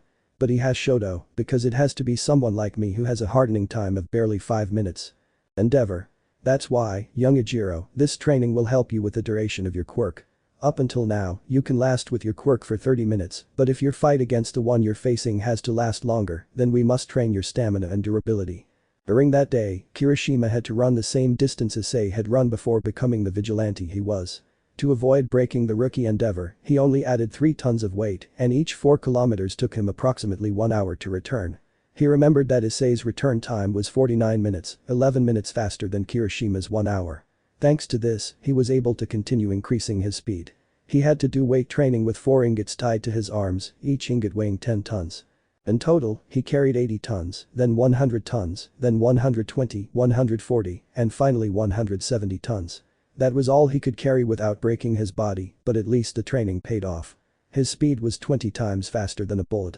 He could carry up to 230 tons, had a resistance of more than 4 or 9 hours using his quirk, a durability comparable to that of a mountain or a small island, and powerful blows that could create 8 meters or 19 meters using his quirk. He wouldn't be as strong as Issei in his prime form, but it was more than enough to defeat many of his opponents. But what Endeavor never expected was current moment. It turned out that the opponent would be Izuku. He knew of Izuku's immense strength, his speed, his stamina, durability, and combat experience. Now he could see it. He could see his apprentice on the ground, bleeding, trying to get up as best he could. Kirishima. "And no, I'll give up even if you break my bones or destroy me, and I will get up to be just like him too, to be like Issei." His scream echoed throughout the stadium, his family cried tears of joy and helplessness at seeing their son in that state. Issei felt his heart clench at Kirishima's words. Endeavor put his fist to his chest, proud of his apprentice, but he had to do something quickly or Izuku might kill him. Izuku? So you see that killer as your hero, don't you? Kirishima. Who cares? Izuku. Nothing important, it's just that you should choose your heroes wisely, but this is over for you, Kirishima. One for all, full throttle 25%. In the teacher's lounge, Toshinori began to sweat because he knew what was coming. The other teachers were trembling, wondering what would happen next. Nezu was about to ask President Mick to cancel the match, but someone touched his shoulder. It was Mizudera, who gave him a cold, serious look. Nezu could do nothing but clench his fists helplessly. He knew Mizudera would do anything to break Issei's image and spirit. Kirishima finally got up as best he could, but without him seeing when he moved, Izuku felt something on his chest. He looked down and what was on his chest was none other than Kirishima's fist, which was staring at him coldly. But Kirishima wouldn't let himself be hit so easily. He grabbed Izuku's arm and gave him a powerful headbutt that created a shockwave. Kirishima managed to break free from Izuku's grip and when he looked at him, he saw that it had barely caused a slight wound. Izuku? Is that all you've got to offer? Ha, you're quite disappointing. The difference between you and me is very simple. He raises his finger and in one swift motion, like in longer short-range shooting in TV shows or movies, launches a bullet like a wave, which impacts Kirishima's abdomen. His hardening completely shatters, and it wasn't just one bullet. more than 20 follow, tearing apart the armor covering Kirishima. Then, Izuku's hand slams him to the ground, creating a deep crater. Non-stop sounds of blows begin to echo throughout the area, blow after blow, bones breaking, fragments of which lodge in vital organs. He grabs Kirishima's hair and pulls his head down at high speed, only to deliver a knee strike to his jaw, breaking or fracturing it instantly. Several teeth fall to the ground along with a lot of blood. Izuku jumps a few centimeters and spins in the air to kick him in the chest. "You're weak. Already leave IT. She can't take IT anymore. You're a monster. You claim to be the one who will bring true hope, but you treat that young man like this. Disqualify him." Izuku ignored the crowd. He had only one goal. To prove that no one, or almost no one, was on his level. Using a bit of his demonic energy, combined with one for all and 4 power-ups from Drake, he landed a punch on Kirishima's chest. The blow shattered the arena, sending a shockwave through the crowd and cracking the ground. A 5.9 magnitude tremor reverberated throughout the city. Kirishima's family wept, crying uncontrollably, wishing they could be there to help their son, brother, cousin, grandson. Mother K. P, please sniff, stop it already. Sister K. Stop it, you damn monster. Father K. It's an abomination. Brother K. Brother. Aig. Kirishima's heart-wrenching scream shook the entire audience. He was writhing in pain, he couldn't even breathe, he could barely breathe, the blood prevented him from breathing, he couldn't speak or anything, he could only moan, kick, try to seek help, but it was useless. Izuku's footsteps echoed in the stadium, his gaze still somber, his desire to finish off anyone who stood in his way was more than clear. "Izuku. Let me help you get out of here and go back to the rest of the trash." He lifted him a few meters into the air, and his energy was transferred to his right foot, and when he turned quickly, he gave a strong kick to the face, breaking Kirishima's nose. He went flying like a cannonball, crashing into the wall and raising a large amount of dust. Without saying anything, Izuku simply grabbed a piece of the torn clothing lying on the floor and used it to clean his blood-stained hands. "Izuku. Trash will always be trash. Present Mick. Izuku Midoriya is the winner of this first match. I urgently request that the nurse robots arrive and take young Ijiru Kirishima to the infirmary as soon as possible." Many in the audience shouted with excitement and satisfaction at the fight, their egos clouding their minds of the harsh reality. To them, Kirishima was nothing more than trash and no match for him, but the rest did nothing but boo, throw trash, cans, and other things at Izuku, who ignored them. But the Z Warriors. Bulma. W. Well, no doubt that he's a monster. Piccolo. He's a damn monster, he attacked him when he couldn't even defend himself. Vegeta. That makes it clear that many in this world are like that. They think they are the strongest and do everything possible to demonstrate their superiority. Master Roshi. It's like we're watching Frieza. Gohan. His fighting style, his strength, that way of adding up his Kai, it's possible that someone taught him those kinds of things. Mr. Roshi. That's most likely, but his fighting style is not one we're familiar with. Whis. His speed is another thing against that kid, it was obvious he couldn't do anything against someone like him. Ills. But delicious. It could at least hurt him, even if only a little. Then 17. It may be true, but he's a boy and he left his own partner like that. Then 18. That kid could be capable of a lot, he didn't use all his power, if he did he would undoubtedly kill him with one of those blows. Han. Yes, but it seems like he's saving his energy. Brah. It's like she's preparing for the final battle. Oten. Besides that, we can see that he was very upset when they mentioned Issei's name. Trunks. Could it be? Whis. It's very likely, young ones, he's preparing to fight Issei. Vegeta. It's logical. When he saw that his plans didn't go well, that they would see that boy as a villain, but instead they saw him as a hero, he got so angry that he couldn't hold back with his opponents. Krillin. I hope those who have to fight him don't go through the same thing. Back at the stadium. In the teacher's room, Toshinori bit his lip in anger. He couldn't believe Izuku would do such a thing to Kirishima. The difference in power was obvious, and it was clear Kirishima would never win, but he hadn't expected him to go to such extremes. Toshinori. If things continue like this, there's no doubt I'll have to take one for all from him and choose a better successor, but who? He looks out the window and sees Issei glaring at Izuku with pure rage, but then he calmed down and went inside to prepare for the fight ahead, and I already know who to give it to. Toshinori didn't know that someone was outside watching and listening to everything the hero said. Without another word, he left in silence, but his eyes were cold. His glasses shone in the hallway lights, and his hurried footsteps could be heard a little, but his anger was something else entirely. I won't let one for all fall into that villain's hands. If you don't want to listen the nice way, All Might, you'll hear it the hard way, and I'll prove you wrong about the successor you're about to choose. In the infirmary. Issei, Echako, Mina, Mineta, Kaminari, Jiru, Shoji, Kota, Bakugo, Tupyami were all there, watching their friend, completely bandaged up to his head. Recovery girl came out with the papers detailing how her body ended up and what she told them was too much. Our girl. I'm going to tell you the truth, kids. That broccoli with legs left him badly injured. He has 7 broken ribs, both lungs punctured, his liver damaged by the severe blow Izuku gave him, his heart is barely beating, that last blow weakened him. His spine is somewhat damaged, his skull is fractured, his jaw is broken, he lost 6 teeth, and part of his neck is damaged. I think your friend won't wake up for a maximum of 2 weeks, but if he recovers quickly, it might only be in 1 week. Our girl left, leaving everyone there watching their best friend, seeing how Izuku had left him. There was no doubt that Izuku wanted to beat Issei to death once and for all. If Izuku didn't hold back, neither would they. Issei was determined to use his weakest armor against the opponents they faced. Meanwhile, in another part of the stadium. Use this, daughter, use this katana. It was made by PSC itself for you. Just use it against that monster and everything will be solved. Our surname will reach all parts of Japan when you defeated, Murayama. Murayama, that same girl, was listening to her father's orders as he handed her a black katana, an excessively sharp katana that looked like a sheet of paper so thin that you couldn't see much. Apparently, it was made of a material more resistant than steel itself and could withstand high temperatures of up to 7,000 degrees. Izadera began investigating Issei's friendships more deeply, trying to find something to use against him. So far, he only found information about Murayama and he intended to use that against him. He knew that if Issei were defeated, nothing would stop him from manipulating Izuku and thus taking Fuyumi's hand.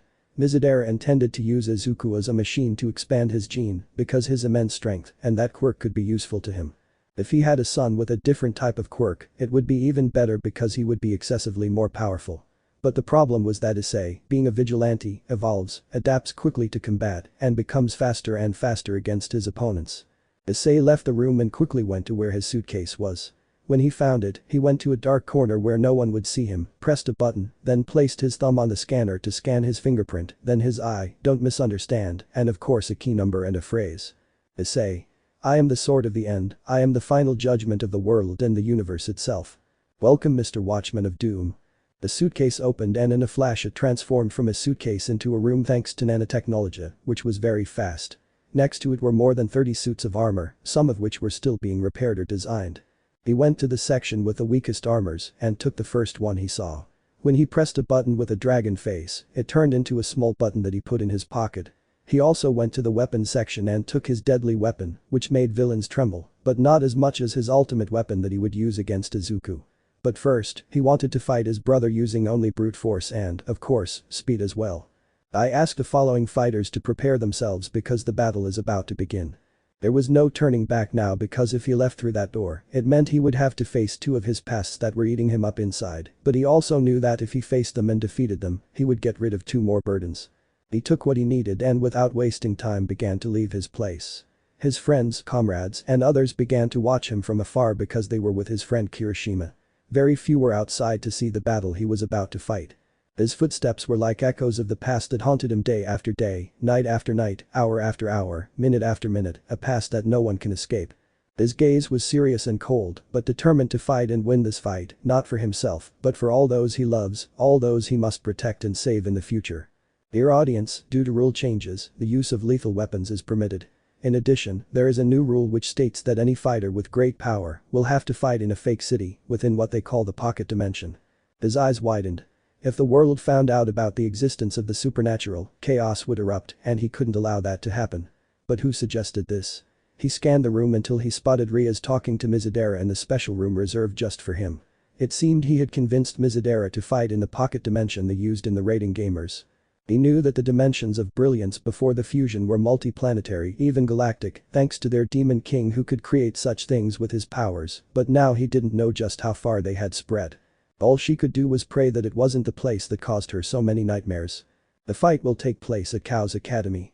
His gaze turned somber as he realized he would have to fight in the place he hated most with all his being. Then he heard footsteps and looked ahead, seeing the 2 people he detested with all his being.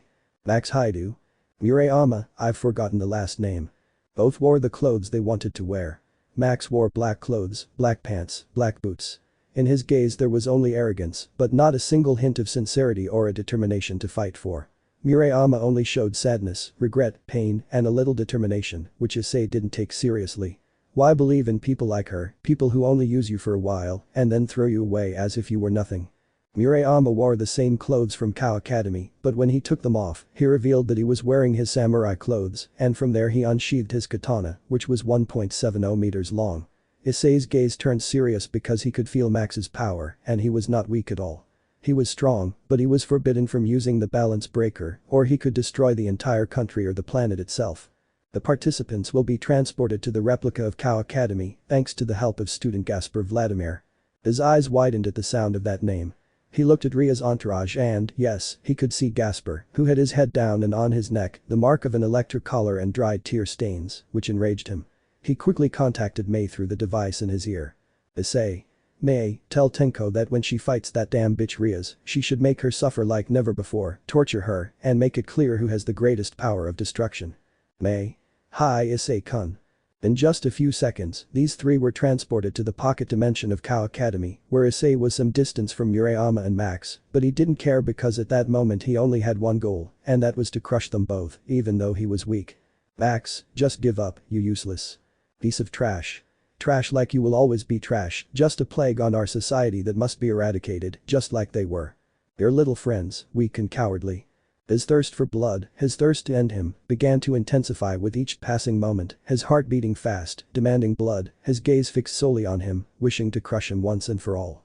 Let the second showdown begin. In the blink of an eye, his fist was blocked by Max. Max had his arm raised, blocking the fist of the one he considered trash, but this trash was smarter than him. He grabbed Issei's arm and lifted him up, only to send him crashing to the ground. Max got up and landed a punch on Issei's stomach, but Issei withstood the pain and, without wasting time, kicked him in the face, sending him flying a few meters. Max just wiped away a few drops of blood that were trickling from his mouth. Max. I have to admit it, you've improved, but you're still trash. You'll never be anything but my shadow. No, you won't even be able to be my shadow because you're nothing without those toys. That's why your friends died, that's why everyone you love so much is leaving, because you're weak. You're the weak one and I'm the strong one. This is the law of this world, something you, a miserable quirkless wretch, will never understand. Aig. His fist to his stomach sent him flying, but he pressed a button he had with him and from there. Issei. Balance breaker. He was surrounded by black armor with white details, a sword in his hand which he moved at great speed, creating a vertical cut that was directed at a single place. Max began to emerge from the rubble somewhat injured, blood coming out of his mouth, but he only smiled, and when he opened his eyes, he could only receive the attack creating an explosion. Issei's hand rose, and from it came out many small spheres which moved so fast that they went at the speed of a bullet, and all exploded as soon as they touched the rubble where Max was. The clash of a sword echoed through the area. Murayama had decided to attack first, but since the armor was resistant to anything else, it was impossible to damage it. Issei. This armor can withstand anything, even 500 atomic bombs in one place wouldn't even tickle it. Murayama. Just give up, Issei. I want to hurt you. Issei. Well, too bad for you for deciding to face me, because I am no longer that poor coward you abandoned for trash like Max. Murayama. This is your final warning. I trained so I could stop the Watchmen of Doom because I wanted to be a hero, but now I know you're that vigilante. I must prove how good and powerful I am now, even if it means using horrible methods to stop you. The entire audience was fascinated to see this fight. Issei's subjects applauded and shouted with excitement for the battle to begin. A certain person, sitting in a chair connected to various tubes and cables, watched this with great interest, not in Murayama, but in Issei. Issei. Murayama said nothing, she didn't want to talk now, she just wanted to show that she hadn't been left behind either, and that her only goal was to recover the boy she once loved, but she knew that would be impossible, but that's why she found a method and a better teaching that could rival that of professional heroes. Taking an odd posture, closing his eyes and concentrating, he could only do one thing. Breathe. The heat and electricity sensors in Issei's armor began to beep. His helmet started rapidly displaying information. His gaze fixed on Murayama, he had to draw his katana, which was about the size of a 12-year-old girl or almost the size of an adult. Thanks to the infrared sensors, he could see that his body temperature was beginning to drop and a strange electrical energy was rapidly rising. His concentration was somewhat strange. He decided to remove his armor to get a better look at what was happening. A terrible mistake because as soon as he removed his armor, Murayama disappeared and reappeared behind Issei with his katana drawn, releasing electricity. He couldn't see that, he could feel a burning in his chest, and when he looked down, he realized he had a large cut on his chest. Falling to his knees, he had to resort to his emergency kit, taking a bottle out of a backpack and applying a freeze agent to the entire cut, thus temporarily sealing the wound. Issei. What the heck is going on with that speed? I couldn't see it, it was moving 100 times faster than the speed of lightning. Murayama. In these 2 years that I was no longer with you, we found something, an old book, a book that talked about breathing techniques. I couldn't adapt to all of them except one of lightning, whose name is lightning breathing. Issei didn't understand what was happening, but Drake did. He knew what it meant. A book that didn't belong to this world meant only one thing. Beyond the limits of the universe and the multiverse, small cracks could be seen which seemed to spit things out, but upon closer inspection, other things could be seen, much larger. Among them were giant spheres that were slowly approaching Universe 7. Murayama. Last warning, Issei. Surrender, or I will use force to defeat you. Issei stood up and instead of taking the armor, he took something else. He pressed a blue button, and the entire armor changed into small pieces like dust that quickly went to his arms and became 2 black gloves with red details. Issei. You're fast with the katana, but in hand-to-hand combat, I have the advantage too. Sharp blades emerged from his hands, and to demonstrate their sharpness, he made a vertical slash. Murayama quickly stepped back and saw that the cut was exactly as the reports described. A deep cut, 10 meters deep and only 4 meters in diameter. The cut extended to 600 meters. Murayama's gaze met Issei's again, but now he was directly in front of her, his fist already connected with her stomach. This caused her to vomit and send her flying into the school. Murayama swiftly used her speed to dodge another punch from Issei, which destroyed more than 3 classrooms with that single blow. In a single leap, she rose more than 200 meters into the air and began to plummet. The crowd screamed and applauded, the children shouted with excitement for their hero to win, while the other side only asked for him to be defeated. Murayama's friends also asked for that, her harem sisters also shouted for that, her father only had a gloomy look, waiting to see his daughter be able to defeat that monster in his words. Issei prepared a tornado kick as Murayama quickly moved away, but it was too late. The fall in speed created a huge crater over 60 meters in diameter and 10 meters deep. There, a fight began between these 2 swordsmen. Neither wanted to give in, but it seemed they were evenly matched. Their speed was almost equal, but Murayama noticed something about Issei. Murayama. His speed is faster. Issei's punches and cuts were becoming faster and more consecutive, causing Murayama to gradually lose control and balance until he was off balance. Something broke. Pieces of metal began to scatter throughout the area, the opposing crowd stared in horror, while Issei's side just screamed with excitement. All Might smiled proudly, Izuku had his fists closed, Murayama's father remained the same as if nothing mattered to him. At that moment Murayama realized that the katana was destroyed, and before she could react, she grabbed it from her face and threw it towards the school. Her back hit the wall and without protecting herself, she was met by a kick from Issei that sent her flying through each classroom until she came out on the other side with great force. The opposing crowd watched in horror as Murayama was humiliated in a cruel and merciless way, but her father knew what his daughter was trying to do, and that made him very proud. Issei was punching and kicking Murayama, who couldn't react due to his great speed and strength, but quickly Issei landed a kick to his face that sent him crashing into a tree, With his great speed, Issei appeared in front of Murayama before he could crash into the tree, delivering a powerful kick to his face that sent him flying upwards. Issei. Idiot. Then he leaps high and smashes it with his fists, sending it plummeting downwards and creating a crater in the process. Issei. Too weak, he said angrily. By doing that, Murayama spits out a large amount of blood, which impacts the ground, forming a large crater and creating a smokescreen. This left everyone in a state of shock without exception, due to the sheer brutality, strength, and especially speed that the brunette was demonstrating. He was massacring his ex-girlfriend. They couldn't utter a single word in the face of this. Mother M. Murayama. She said, very worried. Issei looked indifferently, and above all with great annoyance, at Murayama, who was in the crater badly injured and on the verge of unconsciousness. Issei. How can you be, so to speak, my nemesis in this fight? You're weak, and you always have been. You have everything, you have money, you have fame, a family, you had it all, but I had everything, not with money, not with fame, not with power, because you were my whole world. Murayama heard everything Issei said, he understood his pain, but he couldn't do anything at that time. Issei. You broke my heart, so now his gloves transform into the katana he had before, but this time it glowed red. I'll take away the person you love. At tremendous speed, Issei's katana appeared in front of an unconscious Max. It was only a few centimeters from touching his neck, just 4 centimeters away, but at that precise moment something or someone stopped the attack. No matter what you say, you will always defend him because you know deep down you love him. I don't love Max. Yes, of course, but if you have to fight Issei, then you'll have to prove that you don't love him, because if you don't love him, you won't protect him. Hadis. I see that what I said was true. Deep down you love that bastard, like a bitch that protects its master at all costs, that's what you are. Someone stopped the attack at the last second, to everyone's astonishment. The person who stopped that attack was none other than Murayama, who had his eyes closed but had a look of great anger, or rather rage. Murayama. Ah, don't touch her, you imbecile. Then Murayama slashed him horizontally with his katana, which Issei blocked in time with his own, sending him flying a few meters backward. While in the air, Issei gave a very small smile that only Cadis noticed. Max. Murayama. He looked at his fiancée, but she was different. The tips of her hair turned golden, one of her eyes turned completely yellow, and she emitted an aura unlike anything they had ever seen.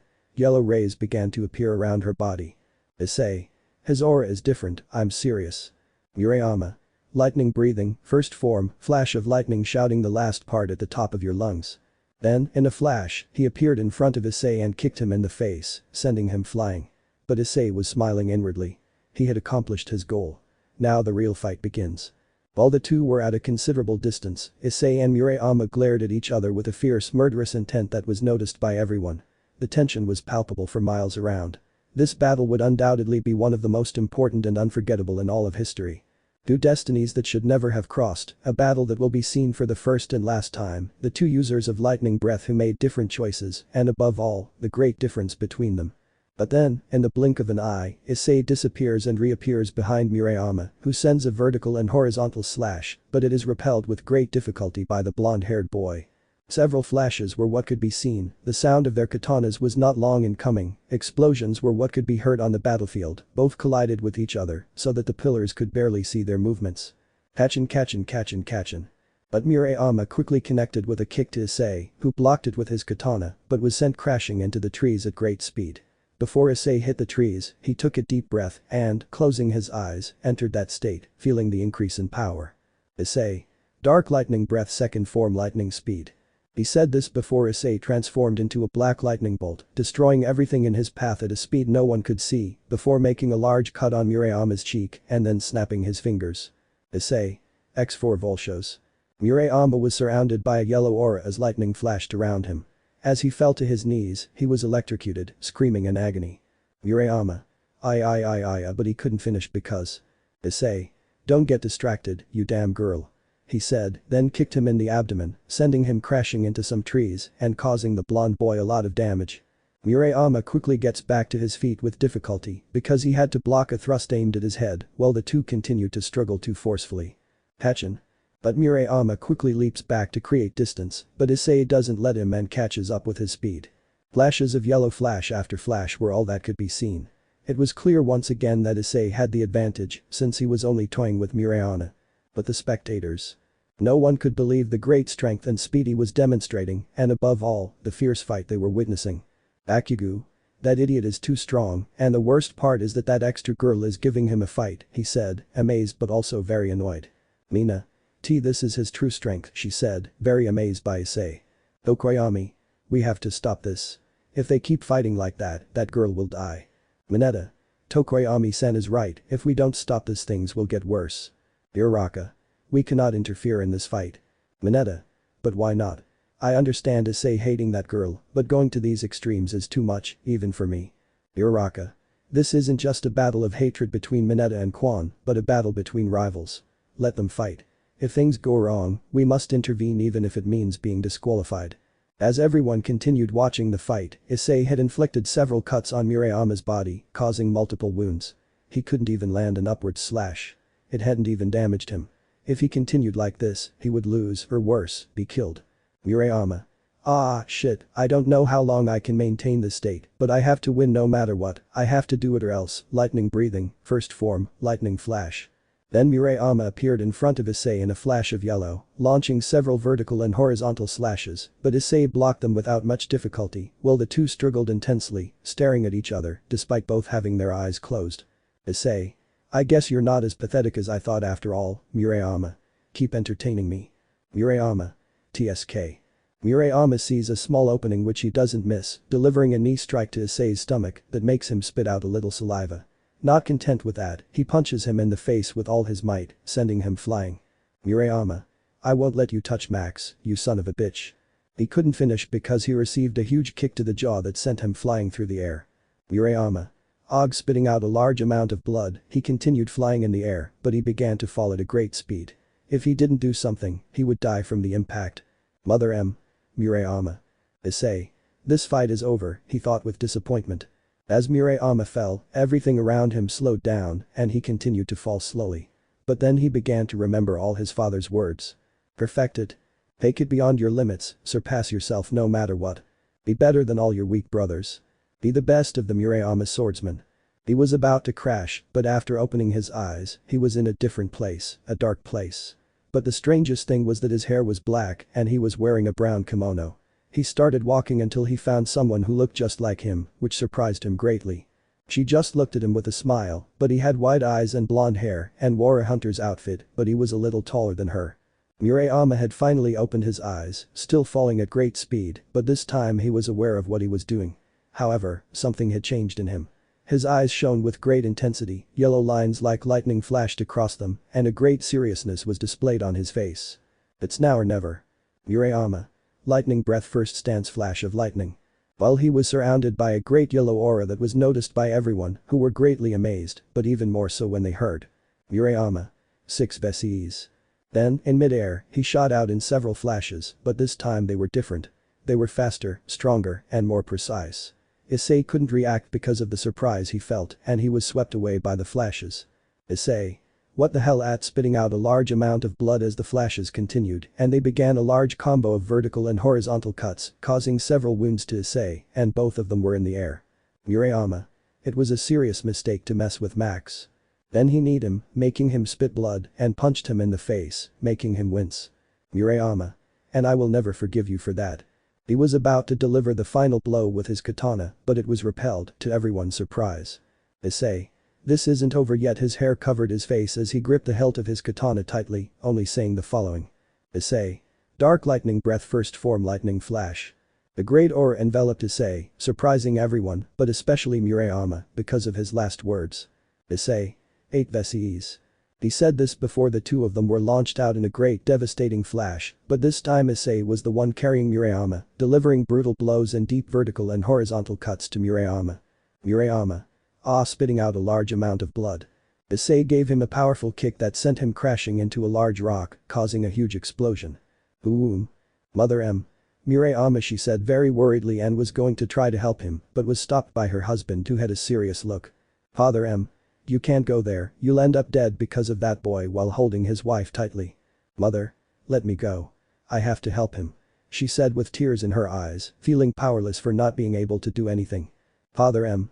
Trust me, she'll be fine, although I'm not really sure, he thought worriedly. Momo. Professor, I can't stand idly by, and that bastard has already crossed the line, she said in a serious tone. Azawa. Just watch, kids, in a serious tone, this isn't over yet, and everyone turned to look. Meanwhile, Issei just stood there, watching intently. Issei. It seems this is over. He couldn't finish because a blue flash emerged from the rubble, surprising Issei. Issei. The color of the flash changed from yellow to a blue tone. What is this? He said, surprised. Now you see, seriously. Murayama. This is not over, Hyoudou.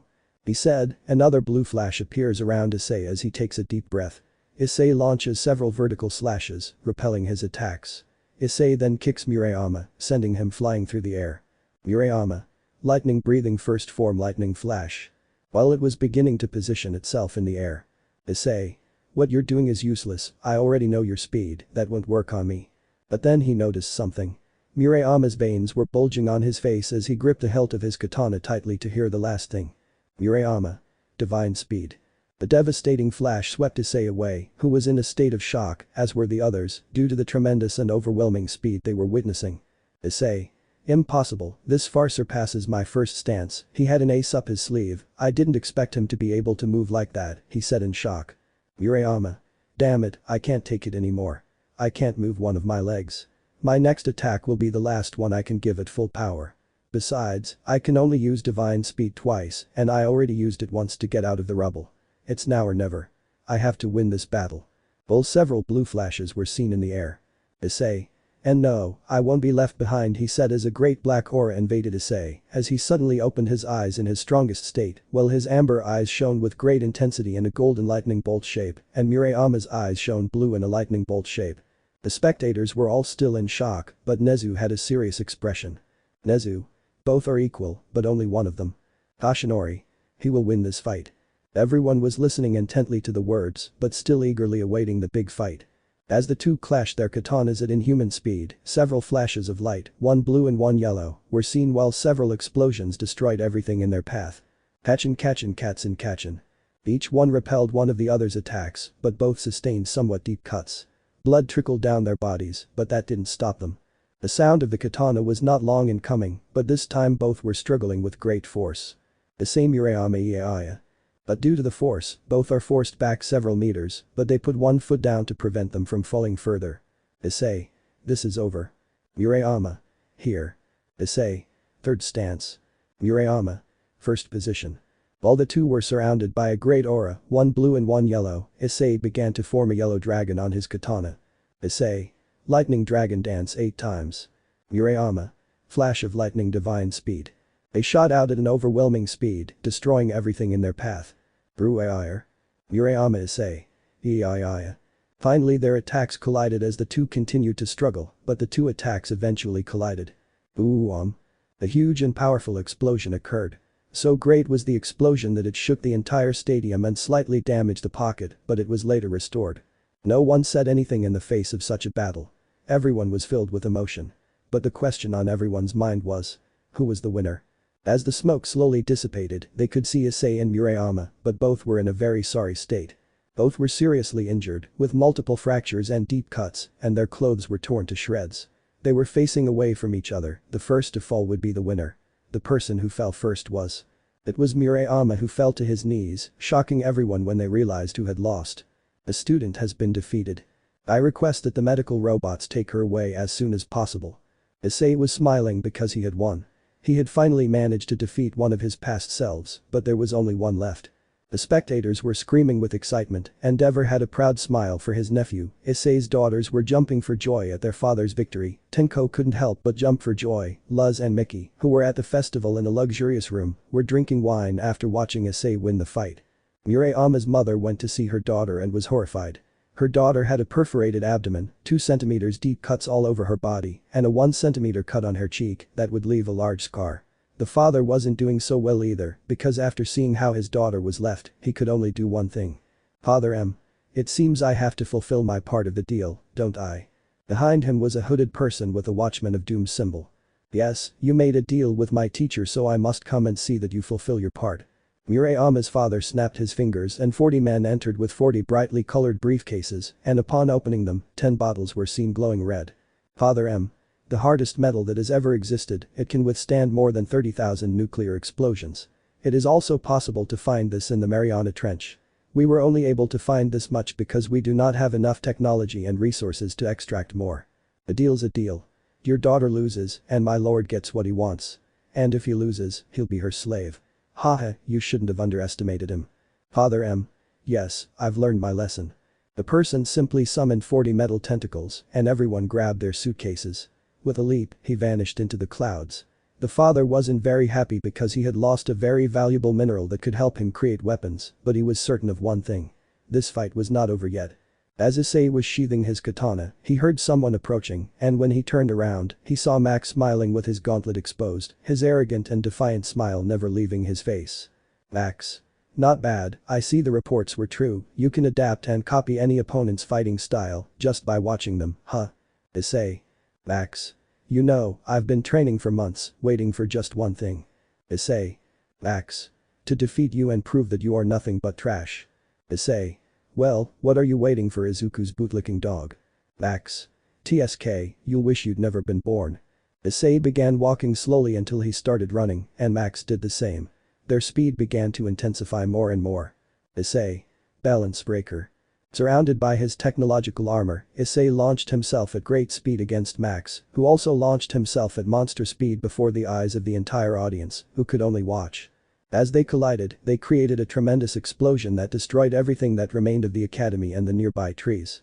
Beyond the limits of the Omega multiverse, at the very edge of that multiverse there was nothing, but out of nowhere a rift opened and from it two spheres were launched at great speed and in an instant they were expelled at MFTL speed.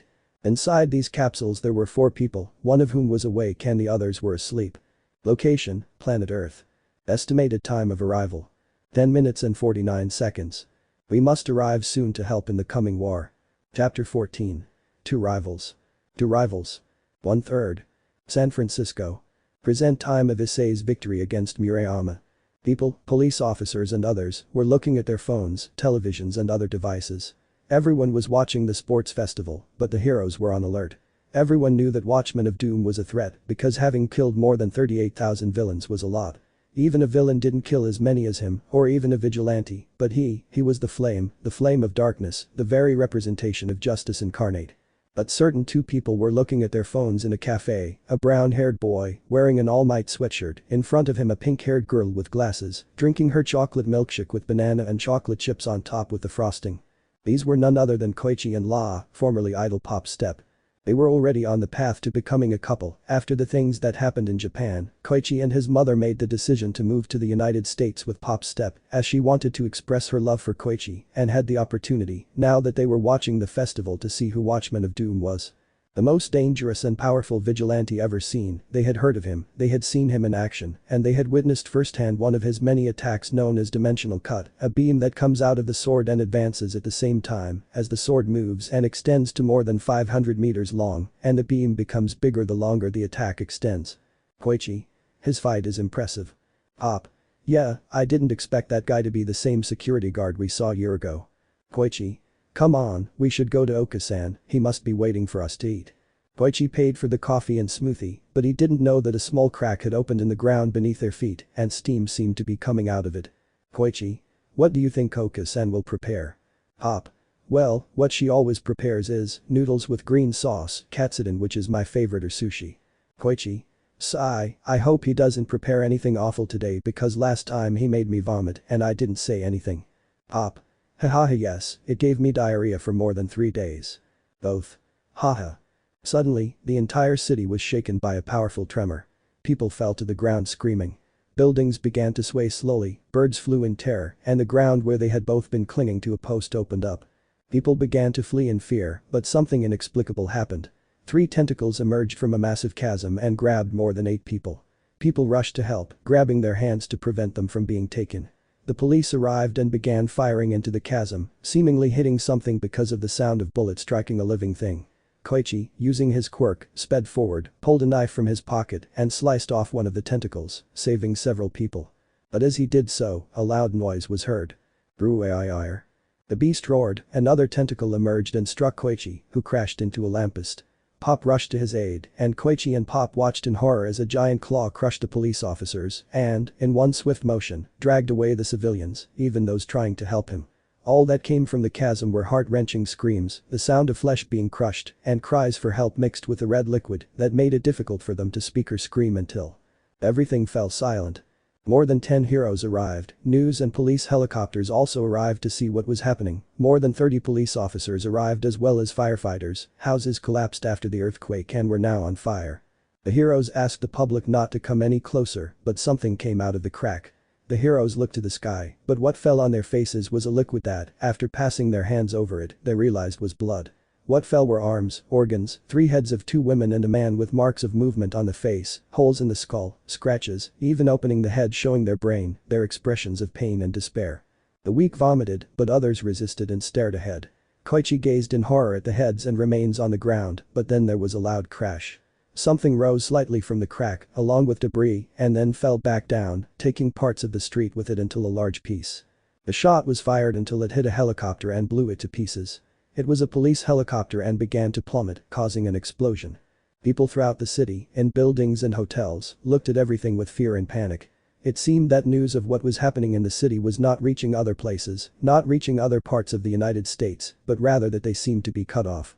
Koichi stood up and everyone was prepared for what they were about to face. They knew that with the heroes, police, and others, they would have a chance. How wrong they were.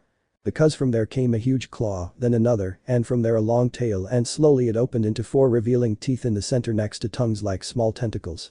Gradually, that creature began to emerge, and its eyes seemed to be larger than a 5-story hotel. A large body, spikes protruding from its elbows like sharp-pointed bones bathed in blood, black fur, 2 legs resembling those of a bear, but what shocked them most was that on top there wasn't a head, but instead there was a person connected to the body, as if they had fused into one. It was a man who appeared to be 29 years old, with long dark green hair, pointed ears, 3 horns, 2 on the sides and 1 on the forehead tilted backward. He was showing his pectorals, but that didn't matter to anyone. What terrified them was everything about that creature. Nobody could say anything, but an instinct of terror, panic, told them that they fled because they had no chance against that thing, but they could do nothing but fight because they had to keep everyone safe. Humans delicious and juicy 1000 number 2 million in this entire city, and just for me I must thank the stupid Gremory heiress and that damned Uzumaki for being such idiots and charges for not noticing that I was still alive and getting stronger haha. No one understood anything he was saying, but the terms demon and asteroid instilled fear in the monks and priests who were present and knew what he was capable of. Velmir. I am the brother of the rogue demon Visor, and now I have come to exact revenge. But since I am far from Japan, nothing will prevent me from enjoying all this delicacy. I used to be a low-class rogue demon, and now I have risen to become a supreme-class rogue demon. Very good to summarize. Velmir, low-class renegade demon. Tier. Large city. Durability. Small city. Lifting. 700 tons. Speed. Hypersonic. Striking strength. City. Attack strength. Large mountain. Age. 900 years. Now as a supreme class demon. Velmir supreme class renegade demon. Tier. Multi-continental large planet. Durability. Moon. Lifting. 590 million tons. Speed. FTL. Striking strength. Moon. Attack strength. Large planet multiplanetary. Age. 900 years. Well, they've already screwed up, and I mean it. Velmir. Now die.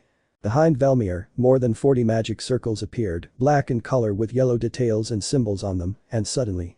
Black beams shot out and passed through buildings, hotels, and everything.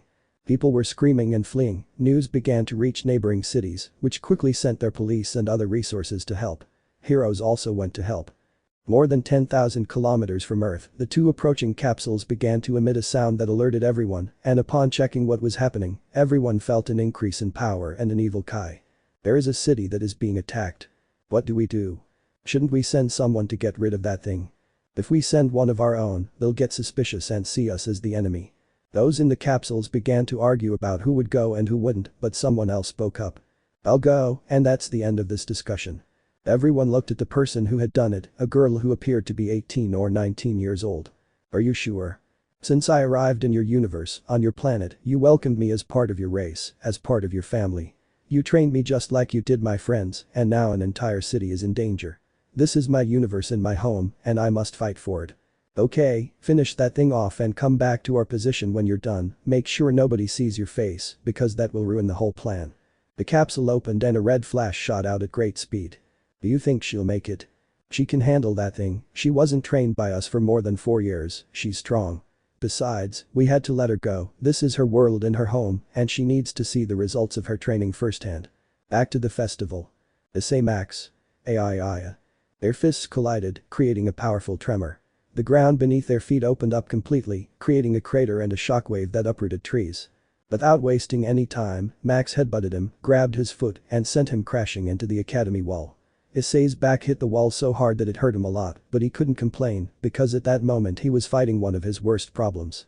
He was getting up when he received a punch to the chest that cracked his armor. He punched him in the chin that lifted him 3 meters into the air, and Max punched him in the face, in the stomach, and then gave him such a strong blow to the back that it sent him crashing to the ground. 2 broken ribs, damaged lung, system damage, damaged shield, damaged weapon system.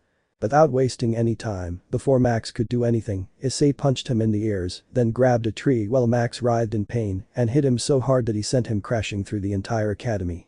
Max got up, but Issei fell beside him, delivering a powerful punch to his face. He grabbed Max's shirt and kneed him in the nose until it broke. Then he grabbed Max's hair and slammed him against a large piece of concrete, hitting him so hard that he split the piece in 2. He was slowly about to use one of his weapons, but Max took out his gauntlet and, with 4 magnifications, punched him in the face, sending him flying as if he weighed nothing. Issei tried to stay conscious, but he looked above him as Max appeared and fell on top of him, and both of them crashed to the ground, destroying the entire place. Blow after blow, kick after kick, and attack after attack. They were exchanging blows wherever they could. Max kicked Issei in the back, but Issei gathered energy in his right fist and spun around, striking him in the chest with the energy blast, damaging 3 ribs. Without wasting a moment, he summoned 4 special blades from his armor. When one of them pierced Max, he grabbed it, but then it exploded into pieces. Then the remaining ones pierced him and exploded in the same way. Issei gathered energy in his left fist, and a great speed appeared in front of Max, and he fired a plasma energy that damaged him greatly, and that could be seen on his chest, which showed signs of 2nd and 3rd degree burns. The audience was screaming with excitement as Zuko glared at Issei with total anger. Seeing that he was beating Max was too much and he couldn't tolerate it. He hated that about him, he hated that Issei was always better than him. Issei drew his katana and assumed the same stance. Issei. Thank you for teaching me this technique, lightning breath. 1 posture. Black lightning flash. At an unparalleled speed, Max could only see a blue line coming towards him, and without being able to see it, he felt a deep cut on his arm and saw that there was a somewhat deep cut, then another and another, until there were more than 50 cuts. Max had deep cuts on his back, chest, legs, arms, and face, but he didn't scream or anything. He clenched his teeth in pain. His eyes showed not terror or anything, but anger and total hatred towards Issei. Max. Ha ha ha ha ha ha. Max's laughter erupted and could be heard throughout the stadium. They didn't understand why he was laughing, but Izuku smiled happily about what was about to happen. Max. Haha, you really are naive and stupid, you haven't changed a bit, huh? Trash. Issei. Max. Tell me something. He puts his hands in his pocket and takes out what appears to be an amulet. Do you know whose this is? Panic, total panic was what Issei's gaze showed. He knew perfectly well who it was because he had given it to the person he loved with all his being and would do anything. Max. I see you've already noticed. Issei. Where did you find him? Max. PFFFF haha I see you didn't understand anything, huh? Issei. Answer me, you wretch. Where did you get it from? Max. Ah, you poor ugly thing, she didn't understand anything. I'll tell you, but where do I begin? Ah, I know, well, it was when you and those damned bitches left us with Odo-san. That damned witch arrived at our house when we were celebrating that 3 pests were gone from our lives because, honestly, they were just trash. Odo-san intended to prostitute that bitch he called mother and make money with her work, and of course, I was going to stay with that useless woman who always defends you. But since they left, it was better because now we have a better mother. The point is that Oba-san arrived and started scolding us, threatening to call the police for what we did to you for years, but it turns out that that old woman had cancer, and so that she wouldn't suffer for a long time, we decided to do something about it. Issei. Max. Took a photo out of her back pocket and threw it at Issei. He caught it, and what he saw left him petrified. You should have heard her screams. Ha ha ha ha. It was the best. A quirkless is a stain on our family, a total witch, and like all witches, she must always die burned. Tears were all that fell from Issei's eyes. What he held in his hands, or rather what the photo showed, was his grandmother, burned to the bone, her flesh burned, she had little hair, she had no eyes, Max was beside her smiling, and Guru was also holding the head of the one who was once his mother. Memories of his childhood when he spent time with his grandmother, who bought him clothes, limited edition toys of all might and endeavor, but then when his unknown quirk happened, the beatings, humiliations and everything else changed, that smile that once radiated light now radiated false hopes, fear, loneliness. Issein. Why? Why are you like this, Grandma? A memory flooded his mind, a memory of when he was with his grandmother, in the backyard of the house, the light of the full moon illuminated them, but Issei, his clothes were dirty, bruises on his neck, a cut on his cheek. His grandmother looked at him sadly as they heard the screams of Guru and Mickey, as well as another, louder male voice. Issein. Why? His grandmother turns to look at him, unable to say anything. Everything I've lived thanks to nightmares. And that's how it will all end too. He gets up and backs away until he sits next to a rock and covers himself with his legs. They want me to suffer, it's hell. The memory became blurry, her hands trembled, her heart rate increased more and more. The people in the stadium watched curiously to see what would happen next. No one heard anything of the conversation the two had because Rias had asked Gasper to manipulate the conversation so that the audience heard something else, but those who were connected to the supernatural heard everything, especially Mickey, who began to cry inconsolably. But Lux wouldn't stand idly by after hearing all this. She took out her phone and started calling someone who could give those bastards the punishment they deserved for what they did to Issei's grandmother. Max. What are you going to do now, trash? Are you going to cry like a baby? Ha ha ha ha. This is the real world, trash. Here, the strongest survive while the trash dies. Issei said nothing, his heart rate and breathing were getting faster and faster. Max. Do something, you damn bastard. Hit me. Do something, you bastard. Go on, hit me like it should be because of that damn witch, because of those damn bastard kids from that shitty school for useless cowardly quirks. At tremendous speed, a fist landed in Max's stomach, damaging vital organs, breaking 4 ribs, and puncturing a lung. Max was launched like a bullet, hurtling through 90 trees as if they were nothing, but another punch awaited him, this time aimed for the face, sending him crashing into a rock. He dodged a daring hammer blow that split the earth in 2, spreading 30 meters. Max landed a punch on Issei, who had his eyes covered, but it had no effect. Instead, he easily grabbed Issei's wrist and snapped it. This time, Max screamed, but his scream transformed into the sound of teeth being torn apart. This was because Issei punched him in the chin, breaking 3 teeth, and Max lost a piece of his tongue. Issei. Never again insult the legacy of my grandmother and of my friends. He punched him once, then again and again in the face, then slammed him to the ground, picked him up again, and slammed him against a rock. He lifted him 5 meters and gave him a spinning kick, sending him crashing to the ground. Gathering a large group of metal spheres, he launched them in his direction, and they all exploded simultaneously upon touching Max, creating an explosion so large that it created a huge fireball that rose 40 meters.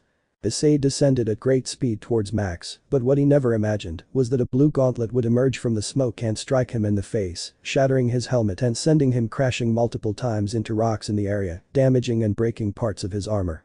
He got back up and what he saw left him stunned. Max. Hahaha, it's been a long time since I've stretched my bones in this armor, and I actually intended to use it against Izuku to see who was stronger, but now, I'll test my power on you.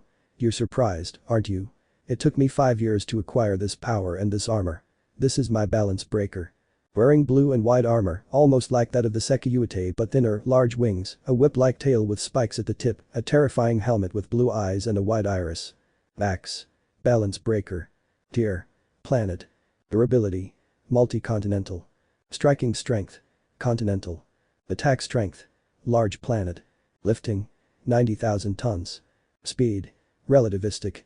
In an attempt to get up, Issei received a shockwave from Max's blow which broke the chest of his armor and damaged 2 ribs, his mouth spitting blood non-stop as he received a kick to the face from him knocking out 3 teeth. He received another stronger one that sent him crashing into the remains of the Kuoh Academy. Max raised his hands, and chains of rich water took hold of Issei's feet and hands. Max. You think I didn't train my quirks either? Hahaha, I feel sorry for you if you didn't know, trash. A punch was what he received in the chest, breaking 4 ribs and spitting blood. He received another punch in the stomach, then in the abdomen, and so it continued. It was a great torture for him. People watched in horror what Max was doing to Issei. President Mick was about to say something, but Mizudera forbade him. Mickey watched in horror at such an act of torture against Issei. Lux tried to contain his rage and despair. Enji's temperature increased with each passing moment, wishing they would stop the fight or he would go and smash that wretch's face in. Issei's daughters couldn't believe what was happening to their father. Ravel, who was watching from the Phoenix clan, covered her mouth as Issei vomited more and more blood with each blow he received. Razor tried to contain his anger, but it was impossible, he couldn't take it anymore and created a magic circle that took him to where Rias was. Rias? And what are you doing here, you wretch? Being grabbed by the neck and lifted 1 meter high, Razor tightened his grip on the neck of that bitch and increased his heat in the grip. Razor? Order that bastard to stop right now or else. Rias? Or else what? Do you think you can do anything my Ilmano when he finds out he'll come for you? You're nothing, Razor, just a poor arrogant and cowardly. Their eyes met and Razor knew he was right. If he killed her or anything, his brother would come after her, but he would make it clear that he wasn't playing games. Increasing the temperature, he burned her neck, leaving a mark for life. Razor? This isn't over, Gremory. Without another word, she left, disappearing into the corridors. Rias just grunted in annoyance and asked Asia to heal her, but she only restored her skin, not healed her completely. Razor's fire was much more powerful than the sun itself, exceeding 6,000 degrees, and she only applied 600 degrees, which damaged her considerably, leaving a scar that would never heal. No matter how many phoenix tears she used, that mark would never disappear.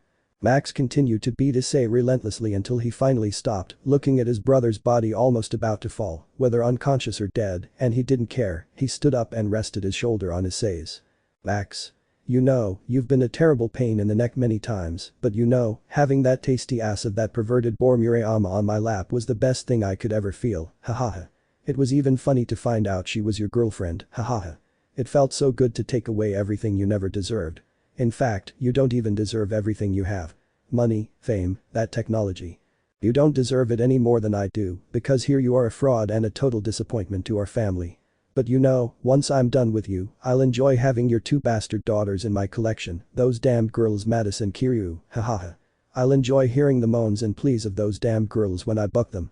I'll gladly show you in the finale how I break your 2 daughters and turn them into my slaves and hex toys, just like that bitch Murayama. He didn't say anything, but it was visible. His teeth grinding, the blood dripping from his fists, and his veins bulging. It was obvious he was upset, and Max liked that. People listened in horror to what Max was saying to Issei. They couldn't believe that someone like that existed and that he would say such horrible things in front of the entire audience. Max. You know, it's kind of boring not hearing you yell. I know. Gathering the sacred energy Akeno taught her and using her water and earth quirk, she fired a confined beam that struck Issei in the chest.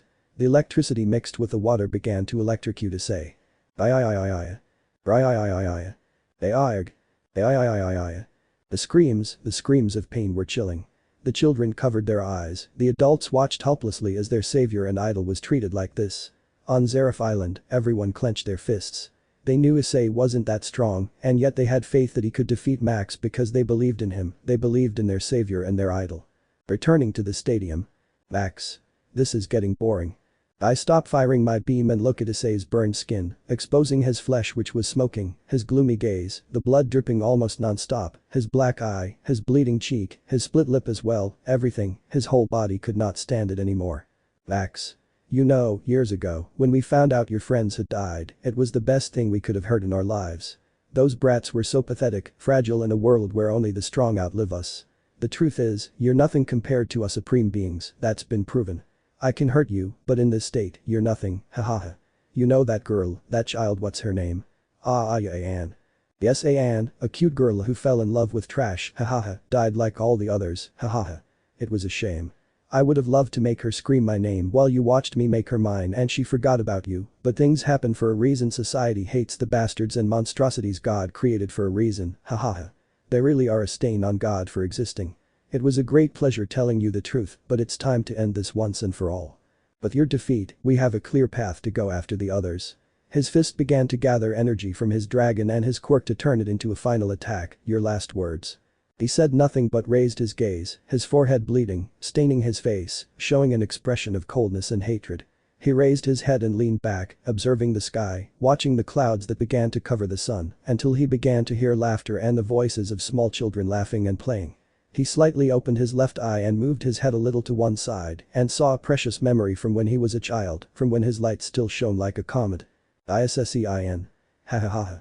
Hey Issei, what do you want to be when you grow up? Issein. Why do you ask that, Hina-san? Hina. Well, it's just curiosity. My dream is to be a florist, and yours, Akari. Akari, BKS, 7 years old. Akari. My dream is to be an idol singer, is mine. Leo J, 6 years old. Leo. My dream is to be a teacher when I grow up, what about you? Ren OE 8 years old. Ren. To be a famous doctor, Sauda, what is your dream? Sauda, F, 7 years old. Sauda. My dream is to be a vigilante who helps everyone from the shadows, now tell us what is your dream, Issei-kun? Issein. W. Well, my dream is to be a hero who helps everyone, who gives them hope and love, who shows them that no matter what happens, no matter if fear reigns over everyone, that flame of hope will always be burning in everyone's hearts. Sauda. It's a big dream, but it will be impossible for you. You have a quirk, but we don't know what it is. At that moment, Sauda noticed that Issei wasn't paying attention to him, but was instead offering to draw something, so he glanced at Mio, who understood and in a swift movement took Issei's notebook. Issein. Mio. Give me my notebook, please. I don't want them to see what I'm doing. Mio. Hahaha, calm down, Issei-kuns, let me see what you drew. Do you like Anne-senpai? Issei's eyes and face turned as red as a tomato with embarrassment. Ren. Huh. I didn't know you liked Anne-chan, Issei-kun. Issein. You're wrong, I him. Mio. Huh. Look, there's Anne-senpai, Anne-senpai. Issein. No. Please don't tell her, it's a secret. Ren. Haha, calm down, Issei-kun. Mio. Anne-senpai, Issei says he likes you a lot. Issei jumped and landed on top of Mio, who tried to get him off but couldn't because he was too heavy.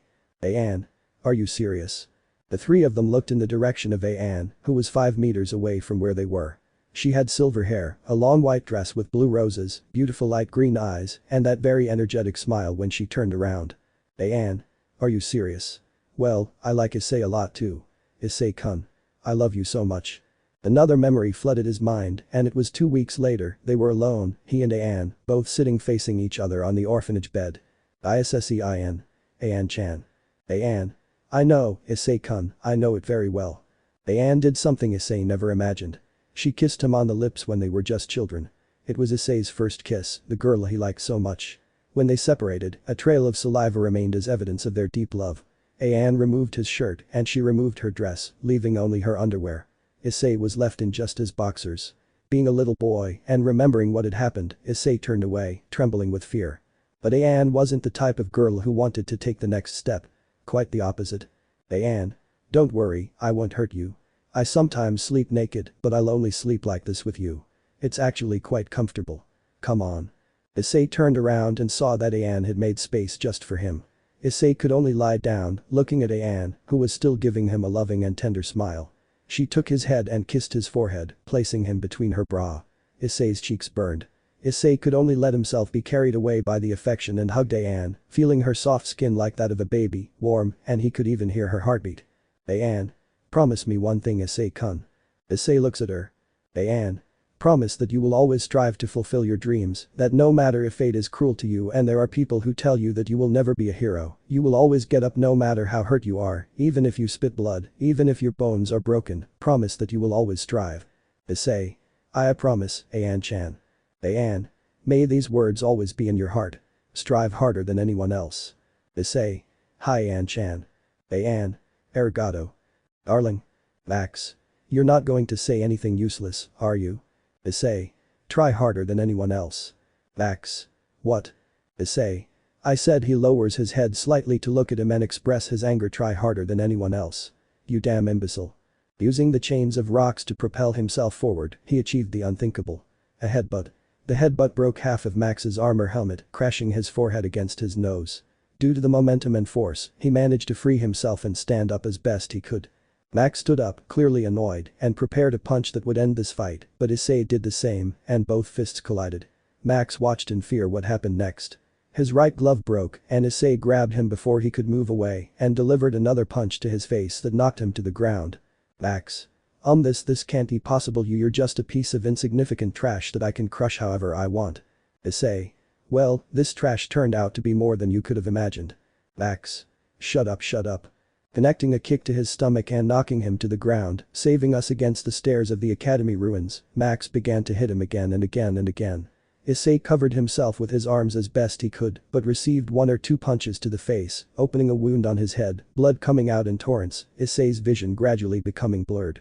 Outside the dimension, everyone watched with increasing horror the brutal beating Issei was receiving, and without wasting any time, 2 girls screamed at the same time. Multi.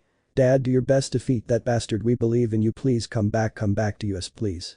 People watched the 2 girls shouting from below to their father, soon. Defeat him. You can do it, Watchman of Doom. You can do it.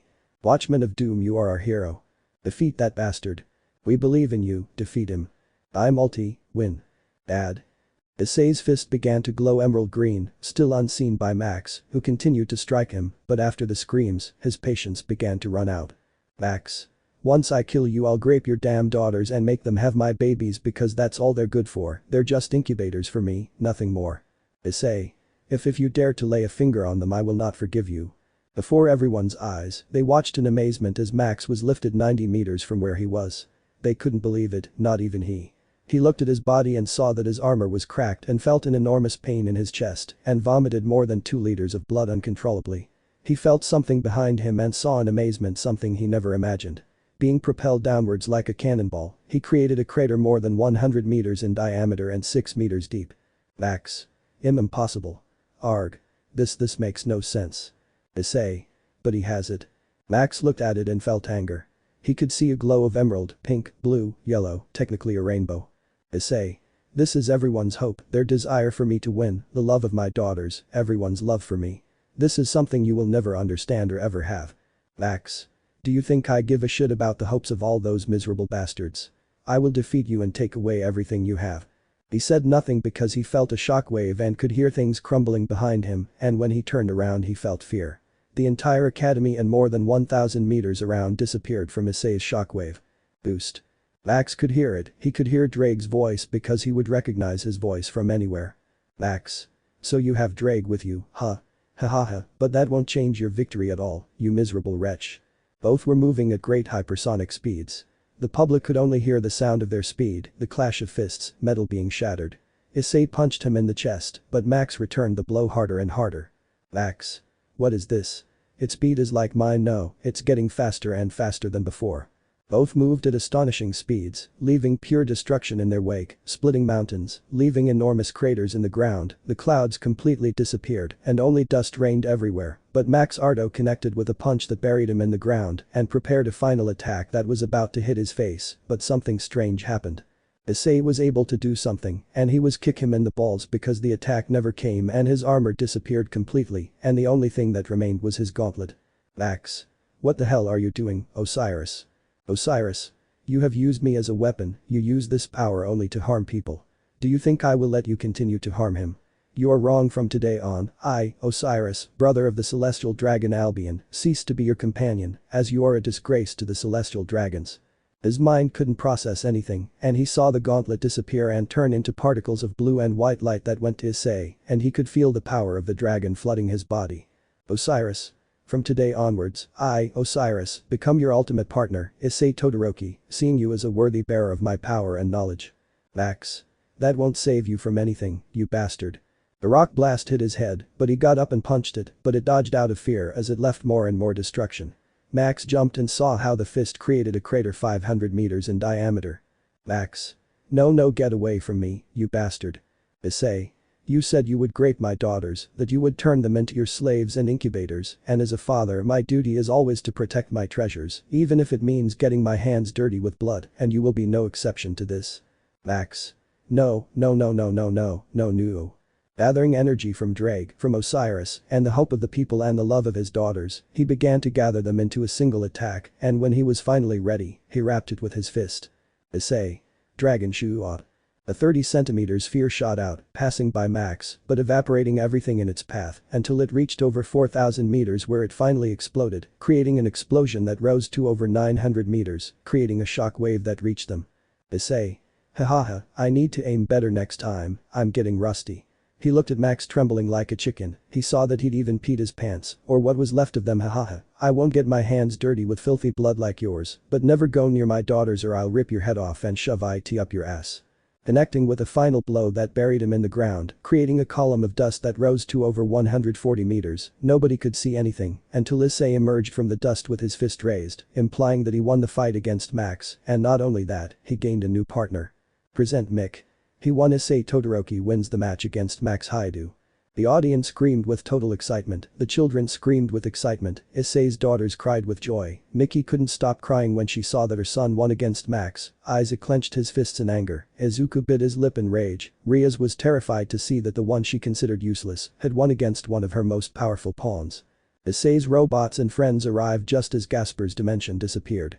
Tenko caught him in time and hugged him upon seeing that he had returned safely. Cadis kissed his forehead and began to carry him inside the facilities.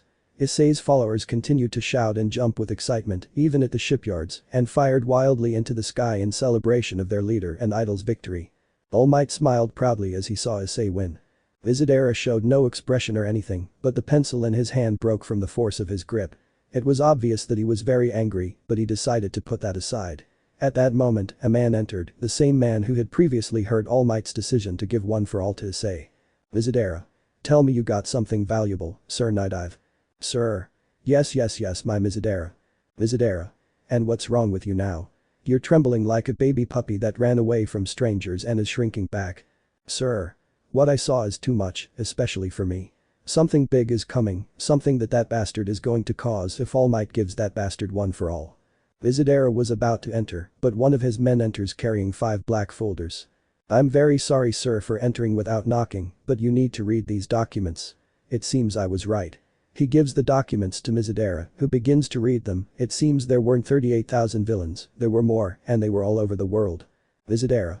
How many countries did he visit and cause his massacre? Everyone, sir, I visit every country on every continent. Mizadera. Number of deaths. That's a lot, even for me.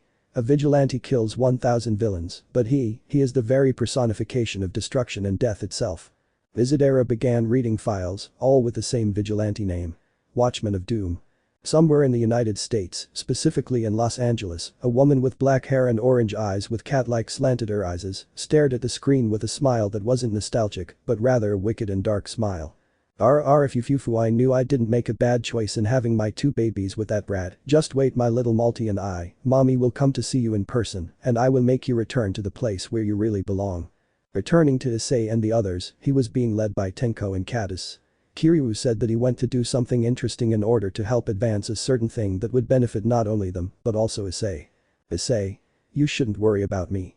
Caddis. Are you crazy? Do you think we'd just leave you like that? No, we won't leave you, darling. Malty. Oka-sen is right. Present Mick. I ask the following participants, Shoto Todoroki and Isaac Hyoudou, to please come to the battle board so we can continue with the tournament. Issei. I wish I could see them fight. Caddis. Relax, besides, one thing I'm sure of is that Shoto will defeat that damn guy in no time. Issei. Why do you say that? Caddis. Just trust. Present Mick. Very well, let the second fight begin. Issei and company arrived at the infirmary where they were greeted by a recovery girl who didn't seem entirely happy to have a patient in such a sorry state. She was so annoyed that she hit him hard on the head. She quickly went to check on him and realized that he had 6 broken ribs, a damaged left lung, a fractured arm, and some internal organs that were slightly damaged by the force of the blows, but nothing serious. Issei. Hey, our girl. Our girl. What do you want now, brat? Issei. You can turn on the TV, I want to see Shoto vs Isaac's fight. Our girl. It's a waste of time, kid. Besides, she turns to look at him. That kid had already lost as soon as he entered the fighting arena. The Todoricus are very vengeful when someone in their family is insulted, beaten, or killed, and regardless of whether it was one brother or 2, the whole family pays dearly. Issei. But Isaac isn't someone who lets himself be taken advantage of. Shoto Todoroki wins the match. Isaac shows off against his opponent's colossal power. I ask you, Tenko Shimura and Rias Gremory, to get ready in 4 minutes please. Our girl. See, I told you, they don't give up, they don't stop until the opponent pays dearly. Issei. And I already saw it. Shoto was coming down from the fighting arena with barely a mark from the blow. Isaac was worse, more than 10 giant ice spikes were surrounding him, one was close to his neck a few centimeters from piercing it, 2 spikes were stuck in his arms, and another thin one in his abdomen. Enji smiled with pride and disappointment, pride because his son won and disappointment because that Isaac didn't last long, but they can't be blamed since Shoto used his flames more than his ice. His flames had a temperature of 4,000 degrees reaching 5,000 degrees. Isaac didn't have that much resistance to heat, but Shoto trained with a person in secret to be able to increase his power and physical strength. Tenko, who was watching all this from a room, looked at them with a smile, but behind him was a person, someone with red hair and blue eyes. Tenko. I didn't expect you to come and watch me fight, X-sensei. X. You think I wouldn't miss a fight like this? Haha, you're well equipped, Tenko. Besides, I came with a special person, and only for Rias. Goku, Vegeta, Krillin, Gohan, Goten, Trunks, Piccolo, Bills, Yamcha and many others sensed a very powerful Kai, but this Kai came from only one place, and Goku and Rias knew who it was from. Piccolo. I sense a monstrous Kai, it's very large, but it seems to be trying to hide it. Gohan. He's much stronger than my dad's Super Saiyan God and Mr. Vegeta's combined. Vegeta. Bills. This energy is very great, more than mine I'd say, but I just hope it doesn't cause any problems. In the stadium. Rias walked through the corridors nervously and somewhat paranoid because she could feel such power nearby and also sensed that the person emitting that power was not in a good mood. When she reached the person who produced such power, she saw him, stopped releasing his Kai, and calmed down. It was a man with long, red hair and a formal elegant suit. Rias. How long Sirzechs Oni-sama? Yes, Sirzechs Gremory Lucifer, the same current demon king. Sirzechs Gremory, 10% base power. Tier. Superior universal. Durability. Universal. Lifting. 400 billion tons. Speed. FTLX 400 million. Striking strength. Multi-galactic. Attack strength. Low multiversal. Age. 90,000 years. Sirzechs. It's been a while, little sister. Rias knew something was wrong with him. He never spoke to her like that before and his tone of voice sounded strange, as if he were trying to hide something, or rather, as if he were very upset. Sirzechs. Rias, I want to ask you something, and I hope you will be very honest with me, please. Rias. Yes. Sirzechs. I just found out that you've been sleeping around with that Son Goku guy. If I remember correctly, it was Issei who planned the whole strategy and almost gave his life just so you could be free from your engagement to Razor, right? Rias. Hi. Sirzechs. Well, second, I've just found out that you also released Gasper without my authorization, and that in addition to that, you asked him to create a pocket dimension, and not only that, you applied a slavery spell to him, so that when he didn't obey you, you would apply an electric shock being equal to or more powerful than the sacred energy. Rias. Sirzechs. Third, why are you torturing Issei? Rias doesn't answer. Do you think I'm stupid enough not to notice or find out about things? I know very well that you torture Issei just because he's not doing his job as a demon anymore. You know as well as I do the things he's had to endure in this rotten world because of that damn monkey, that damn bootlicking fox, and that brainless broccoli. The loss of his friends, the grief he suffered, all of that is inside him, all those memories have been with him for over 10 years. Rias. Well, who told him to be born in a world where the strongest reign and the weak die? I regret ever bringing him back to life because this world would be better off if he'd never existed. I hope he rots in Hades with the rest of his deformed Quirkle friends. Fed up with Ria's words, Sirzechs didn't hit her with his fist or anything. With just a mere touch of his finger, he seriously injured Rias. Saliva and vomit were what she spat from her mouth upon receiving such an impact to her stomach. When she tried to get up, she was grabbed by the neck with great force, greater than Razor's, and when she opened her eyes, she didn't see compassionate eyes, but cold crimson red eyes. The same image of chaos was seen in her brother's eyes. His pink and red aura began to emanate from him. The grip became stronger and stronger, making it impossible for her to breathe properly. Sirzechs. Is this how you thank the man who saved you? Is this how you repay the man who broke his bones to become stronger so he could protect you and your pack of foxes? With insults and mockery. And on top of that, you say his friends are deformed just for being quirkless. Ha ha ha ha ha ha. I see that the arrogance and stupid ideas of humans have contaminated your mind. Besides all that, I want you to tell me one thing, and I want you to answer me truthfully, or I swear I'll erase you until there's nothing left of you, no memories, no feelings, nothing, not even your soul. Stop using so much force and give her enough to breathe properly. Where is my real sister? Rias was shocked to hear such a question. She gradually became nervous, her thoughts were a jumble. Rias. What are you talking about? I'm your sister. Sirzechs. You can deceive Issei and everyone else, but not me and my parents. He releases her, letting her catch her breath and get to her feet as best she can. Then, with a single thought, he summons chains of destruction, grabbing Rias by the wrists with no possibility of escape. Your energy betrays you. The Rias of my world could erase the entire planet after training to face the X, but you're weak compared to her. Another detail is that she has a birthmark, something you don't. Another interesting fact is that she swore eternal love to Issei, an oath that demons must always keep. She won't change anyone just for power. She doesn't spread her legs like a slut, like a bitch in heat like you. Your demonic power is very weak, so you belong to another parallel dimension, but a weak one. And even if you train for 100 or 300 years, your level will only grow to be able to erase an entire galaxy using all your power in a single attack. But Rias can't. My real sister could do more than that. That's it, so I'll ask again, where is my Truria? Rias. PFFHMHM. Yes, it's true, I'm not your Rias, and what does that have to do with anything? That damn bitch must be dead right now. The heralds of Sarzama Great turn non-stop when the universe fused with the pillars. They also told me that they ended her soul. That damn bitch wouldn't accept leaving that depraved man to be with my SLN Goku, so Sarzama tortured her non-stop, taking away her power of destruction and giving it to me. He saw in me a better future with Goku, instead of with that damn perverted breast lover. Sirzechs. Is that the only reason you replaced Issei with an alien monkey?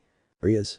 Hahaha, yes, not only for that reason, but I only used that damn thing as a weapon, so that when I had what I wanted, I would take that dragon away from him and give it to someone else, since that's what they're good for. They're only good for fighting, they obey any dir with great power, and that bastard didn't realize that I killed his parents when Rainer killed him. I applied a body control spell that made that bastard's parents seem to be alive. Haha, when I told him the truth when Sarzama arrived, you wouldn't believe the expression he made, so much so that it made me laugh. Torturing them for more than 7 months, seeing how Son Goku made me his without stopping, seeing countless nightmares of his pathetic dead parents, was really exciting for me and my group. Sirzechs. Rias. I didn't introduce myself, I'm Rias Gremory from Universe 90009, partner and future mother of Son Goku's babies. Sirzechs. Rias. You're not going to say anything. Haha, another reason why I asked Sama to destroy my universe is that I hated you with all my soul. You have no idea how much I hated seeing your face. Just hearing your voice made me nauseous. I always hated that you were stronger than me. I killed Sona and her entourage so they wouldn't get in my way. I brainwashed the rest and implanted false memories of Goku in them so you'd forget that bastard. But I see that didn't work here. However, I should be grateful that the fusion between the universes increased our powers because now I can kill that bastard with my own hands. That won't work, fake cries. Rias turned around and saw that it was her brother X who was looking at her coldly and without feelings. X. You will have to face my student, it's time to see who is stronger, deterioration or destruction. Rias. Thanks. Without another word, Rias left. She did N''T look back because she hated them with all her soul, but she was happy that the original Rias was dead because that way she was rid of one plague, but she still had another one to face. In San Francisco. Ruin, destruction, death, misfortune. Dozens of buildings destroyed, others ablaze, mutilated bodies, scattered organs, blood everywhere, cries for help, the sound of explosions, and maniacal laughter were all that could be heard everywhere. But in the center of the city, or what was left of it, there she was, Pop, and in her arms was none other than Koichi, who had a hole in his stomach and another in a lung. His eyes no longer showed any life, his skin pale and cold, but still bearing that characteristic smile of his that they will never forget. Then footsteps began to be heard, and Pop only slightly turned his head to see the demon who took his love from him. Velmir. You have no reason to cry, human, because in a few moments, you will be reunited with him in the afterlife. Just as the demon was about to pierce her with its claws, something unexpected happened. A red and black beam vaporized Velmir's entire arm, and when he looked at the culprit, he froze. Even so, he launched an attack, but his assailant was striking him with force and agility. The battle lasted only 2 minutes until Velmir's head fell beside Pop, who was about to faint. She could only see a girl with long hair, it seemed to be blue or red, but then there was only darkness until she finally collapsed. Chapter 14. Part 2. Two rivals. 2/5. San Francisco. The helicopter could be seen flying over what remained of the city of San Francisco after the attack of the renegade demon Visor's brother. Velmir's remains were almost everywhere. There were traces of blood, bones, organs, and his head on a rock peak. Reporter. We're flying over what's left of half of San Francisco after the creature's attack and the mysterious person who saved all the citizens. According to the information they've given, more than 400,000 were reported injured and more than 89,000 dead in just 20 minutes. More than 497 heroes were also reported dead and more than 768 heroes injured, including several young and professional heroes. The armed forces were slow to arrive, but it was too late. More than 2,000 vigilantes from different parts of the city were reported, and of all of them, only 30 survived. They were quickly detained and are currently being interrogated. We'll continue to give you more information later. Transmission cuts off. Police, doctors, heroes, and the United States military had arrived at the area of devastation and destruction. But there was only death and chaos. There was nothing but pure chaos. There was blood, human remains of people who had once lived. Dad, where are you? Please help us. Mother. We have another wounded person here. Bring the medical team. We need more type O and O blood. We found another girl. Quick. Bring the oxygen. There are people. There are people here. It hurts, it hurts. Help please, my wife is trapped. Screams, cries, groans, dust, fire, and wind were all that remained over the city, or what was left of it. Rescue and fire helicopters to extinguish the fire in different buildings, other collapsed structures causing more casualties or more destruction.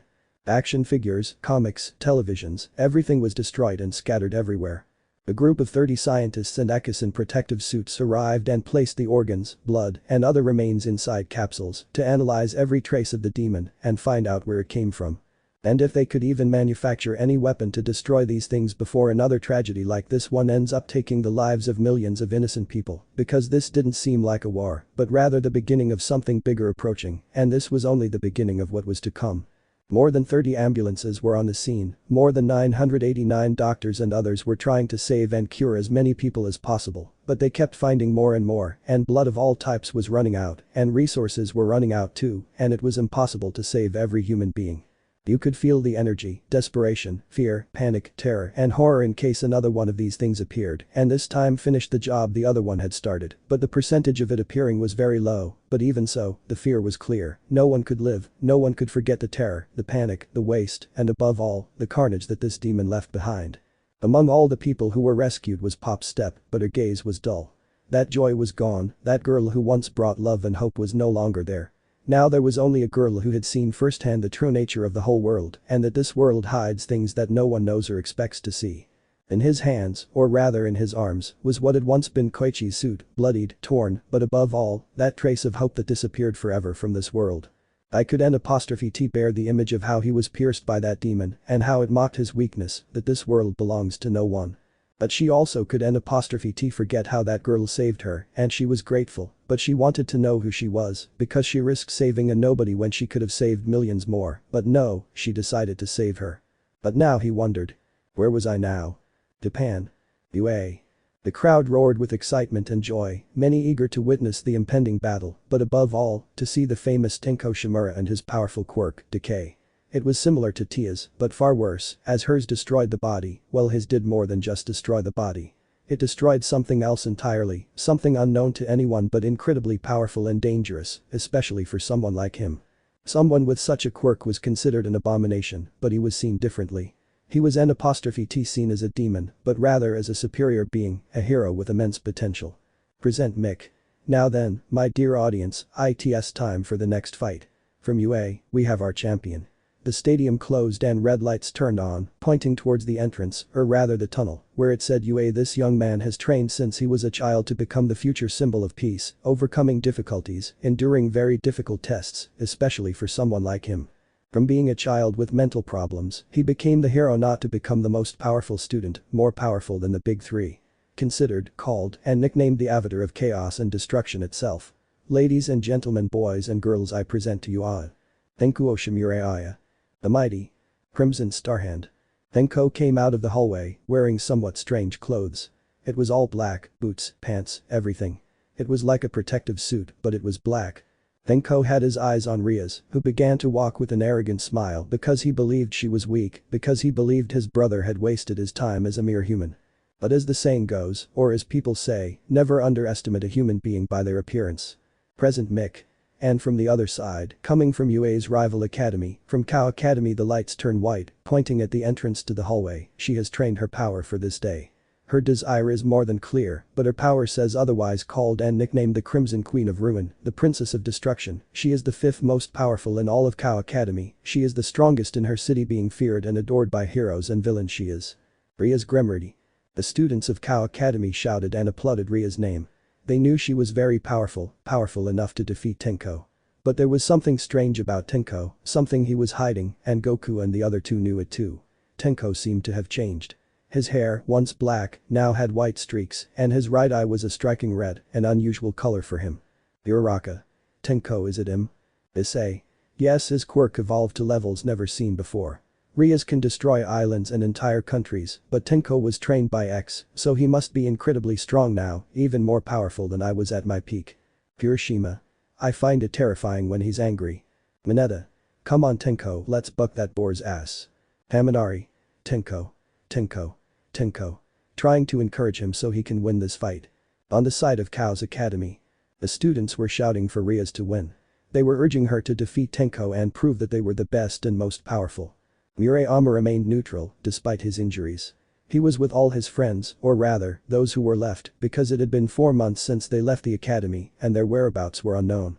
They only said they regretted ever meeting someone like her, someone who only played with other people's feelings. Murayama looked at Tenko. He knew that he considered Issei as his father, but seeing Rias, it was more than clear who would win this confrontation. She just sighed and turned around, going inside the building and lying down on a cot to think, to remember the confrontation she had with Issei. It was more than clear that she was weak, she knew it. The lightning breathing was something that had never been defeated or overcome by her ancestors or enemies. There was nothing that could withstand her attacks. But now there was a person, and not only that, he copied that breathing ability and created his own, a more powerful and more destructive breathing technique. I didn't scream, I didn't say anything, I just knew. I knew he was never a match for Issei.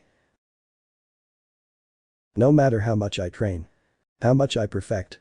How much blood will be shed to overcome his limits? I knew I could never be at his level. I could never even be in his shadow. Because her shadow has already taken her place, because she was something fleeting, something that will never be able to overcome her own mistakes. The stadium buzzed with excitement to see how the battle would begin. Just like in previous battles, they had to fight in another location to avoid damaging the stadium, as they now understood the level of destruction these students were capable of. If that was their nature, they now wished they didn't know how the final battle would unfold. Rias had that arrogant smile on her face, she clenched her hand, and in it was a magic circle which was connected to Gasper, who felt a great burning in his chest, and with no other option, he created another dimension of the pocket being the same UA. A replica of the academy and 2 kilometers beyond was created by the pocket dimension, so now they could fight as such as true avatars of destruction. Rias? Aren't you going to say anything? Haha, are you scared? Then Kuoh? Fear? Why would I be? Rias? Because you are standing before the Crimson Princess of Destruction, the most powerful in the entire Kuoh Academy, you should kneel before me.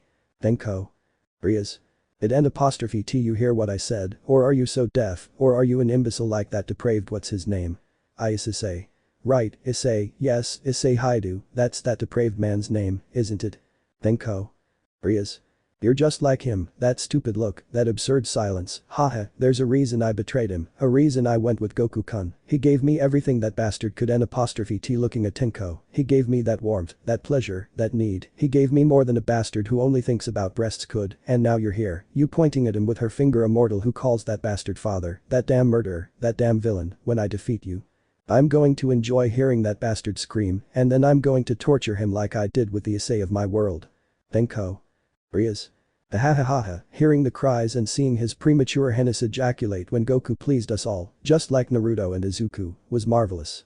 You know, when all this is over, I'm going to ask Sama to turn you into a woman, and then we'll all tear you apart to cause that bastard even more pain. Yes, it's perfect, it's perfect.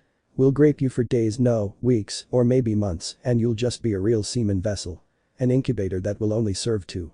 He couldn't see it, he couldn't see when Kuoh moved, but now he had him in front of him, and his fist was 2 centimeters from his face, and there was no time to react or think because in a second. Kuoh's fist struck Rias in the face, sending her flying and causing a powerful tremor and shockwave that shattered the roof of UA. Rias fell 100 meters from where she was holding her face, her nose bleeding uncontrollably. Rias? What happened? I couldn't see him move, he's supposed to be just a human can't do that, he doesn't have that kind of strength and speed, what kind of training did that bastard have to become so powerful? At that moment something fell from the sky near her, it was Kuoh, but her eyes shone with intensity, that crimson red now shone with more fury and with more intensity. His hands were completely closed, containing his fury and bloodlust. He couldn't tolerate it. He couldn't tolerate the fact that a vixen like her would mock his father, whom he loved and appreciated so much, to whom he gave so much of the affection he never received from his real father. Rias? What? How the hell can a human be stronger than a demon? Then Kuoh? Unlike you, I trained, I broke my bones for years, with the sole purpose of destroying you and that damned monkey, that damned fox, and Izuku. But you mock my father, you mock what he once was, all the things he did for you and so, and this is how you thank the man who gave his life 3 times for you. Rias? Do you think I care what you say and what that damned bastard did for me? I only used him as a weapon, as a tool that can be thrown away when it stops being useful. That's why Goku killed him, that's why we killed him and murdered his parents. He's only good for that, to be a weapon, to be just a damned useless depraved hypocrite and murderer. Her fury spiraled out of control, and in the blink of an eye, Kuoh's fist was in Ria's stomach, and everything behind her was destroyed, vomiting blood and saliva, but she had no time to react, because Kuoh grabbed her head and slammed it against the ground. Without mercy he grabbed her hair and lifted her up, then kicked her in the face and threw her far away. Rias crashed into the wall, vomiting more blood. She clutched her stomach, trying to bear the pain, but then something strange happened. She felt an odd sensation, and she was right. She took flight, and the entire place where she stood turned to rubble and ash. Kuoh was responsible. Her hand lay on the ground, but the cracks were leading to the building where Rias had been standing. Rias, without further ado, fired a beam of destruction that struck him, but nothing happened to him. Instead, his body was filled with blue rays of his own power. Rias? My attack was absorbed. I don't understand. This human was supposed to only be able to damage everything he touches, but now he can also absorb my destructive attack, unless she looked out of the dimension at X, who smiled arrogantly and maliciously, that damn bastard. Then Kuoh? Don't get distracted. The kick was delivered to her, causing her to be launched towards the UA building, but Kuoh, feeling anger and hatred for the words she said to his father, confronted him. He gathered great charity of deterioration and destructive energy, thanks to the power she gave him with her attack, and shot them in a rather lightning-fast time. The lightning struck the building, hitting Rias in the chest and causing an explosion that not only destroyed everything, but also completely obliterated the building and 200 meters beyond. Rias emerged from the rubble with her clothes damaged, her skirt and shirt half torn, and cuts and wounds on her arms and cheek. Rias stood up, but a kick from Kuoh struck her face, sending her flying at great speed. But Rias stopped and gathered destructive energy in her fists and launched herself at Kuoh, but as soon as she landed a punch, he didn't move or anything. It seemed that the scent of destruction no longer had any effect on a being like him. Kuoh. You cannot use the power of destruction against one that is equal to or more powerful than you, that is a lesson my father taught. Rias. Thanks. Damned mortal misfortune. Kuoh grabbed her face and slammed her to the ground and began dragging her around, then he let go of her, grabbed her foot and slammed her against a wall, causing a crater and making her vomit blood. Beast of the dimension. Goku. That damned. Naruto. He's clever, but if what that human said is true, that pervert taught him that destruction doesn't affect another equal or more powerful being, then Yuzuku will have to eliminate him when it's his turn to fight. Goku. Either you have to do it or we'll do it. Naruto. Hahaha, if it came down to it, I would N''T hesitate to turn into a woman and completely destroy him. Goku. Sometimes I wonder who's sicker, you or me. Naruto. You don't even have those two bitches, but I have the fanatic, the exorcist, and of course the Valkyrie. Goku. Remember that now, because of the fusion of our universes, we don't know what changes all the supernatural beings have undergone. Naruto. They haven't changed at all, they're still weak. Goku. He didn't say anything but looked at the dimension watching how Tenjo hit Rias so hard in the chest, and thanks to his pure hearing he heard her bones break loudly. He has to say he gives up or things could get worse. Back to dimension. Rias began to crawl on the ground with difficulty, her teeth were out of her mouth, blood was pouring from her mouth, her eye was black, her arm was broken, but obviously Kuoh didn't care about that. Kuoh. Does it hurt? Does it hurt a lot? Is that what my father felt when you tortured him? Rias. I swear that when I become stronger I'll make you pay for this humiliation. A human should N''T defeat a perfect demon like me. Kuoh. Don't waste saliva, bitch. Without mercy, Kuoh grabbed her hand and without remorse crushed her arm, causing it to bend completely. Her hand and without remorse crushed her arm, she grabbed Ria's jaw and forcefully crushed it, causing her to vomit large amounts of blood. Then she took Ria's left hand, grabbed her fingers, and bent them completely. Afterward, she punched her in the elbow, dislocating her bone and causing her to let out a scream choked by her blood. Kuoh grabbed her by the head and kneed her in the face, breaking her pencil in the process. Kuoh walked around Rias and lifted her leg, then dropped it with enormous force, shattering her ankles. Kuoh repeatedly hit Dias with his foot, dropping him again and again until Dias could no longer do much, but Kuoh did not stop. He grabbed her face and using the decay began to turn it to dust, or rather, crack her face. The cracks from Kuoh's decay began to spread all over Ria's face, but then he stopped and restored it. But that didn't change the fact that the cracks would be on her face for all eternity, like Kainas. Kuoh. You hurt my father, you hurt him for several years, he gave you things that no one else had given you, I'm not going to kill you. Rias felt good to know that, but. Kuoh. But that doesn't change the fact that I must defeat you and make it clear that nobody messes with my family. Kuoh took a powerful leap and rose to a height of 4,000 meters, gathering a great amount of destructive and deteriorating power in his legs. His descent was so fast that he broke the sound barrier 4 times. Rias, seeing him descend at great speed like a comet, wanted to get up, but her legs were completely broken and mangled, and she could do nothing but await her fate. The impact was so brutal, the shockwave so rapid that it completely covered the entire city and knocked down many buildings. Cracks spread everywhere, swallowing everything in their path. The dimension trembled at the force of the brutal impact, and of course, being made by Gasper, it was obvious that it could not withstand an impact like that. The massive dust covered everything and made it impossible to see clearly what happened, who the winner and loser were. But Issei knew this, and that's why he quickly asked our girl to have a stretcher ready because this time the patient would be much worse. The smoke began to dissipate, revealing something that chilled the blood of many, but for the demons and others, that was nothing. The crater 4,000 meters in diameter and 400 meters deep, lava was pouring out of the crater, huge peaks of rocks everywhere. Kuoh emerged from the crater without a scratch, but in her hand, she held Ria's hair and was dragging it around as if it were nothing. Present Mick. Kuoh Shimura is the winner. The audience soon erupted in shouts of excitement, many were nervous, as Tenko's demonstration of power and destruction was clear. That level of frustration was greater than All Might's, but the hero himself knew something that no one else knew: he never fought seriously, never saw Rias Gamoso as a rival or a true opponent, but just another toy in the pile. All Might. Tenko has enormous power, it's true, I've never seen anything like it. There's no doubt that young Issei has a truly powerful son. I could see how he only used a fraction of his power. If he really uses it, the whole world will be destroyed by him.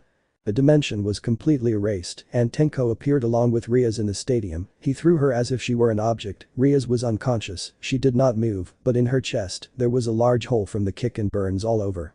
Issei watched as Rias was quickly taken by some of her entourage like Kiba, Asia and Akeno, but Kaneko stood there watching Tenko.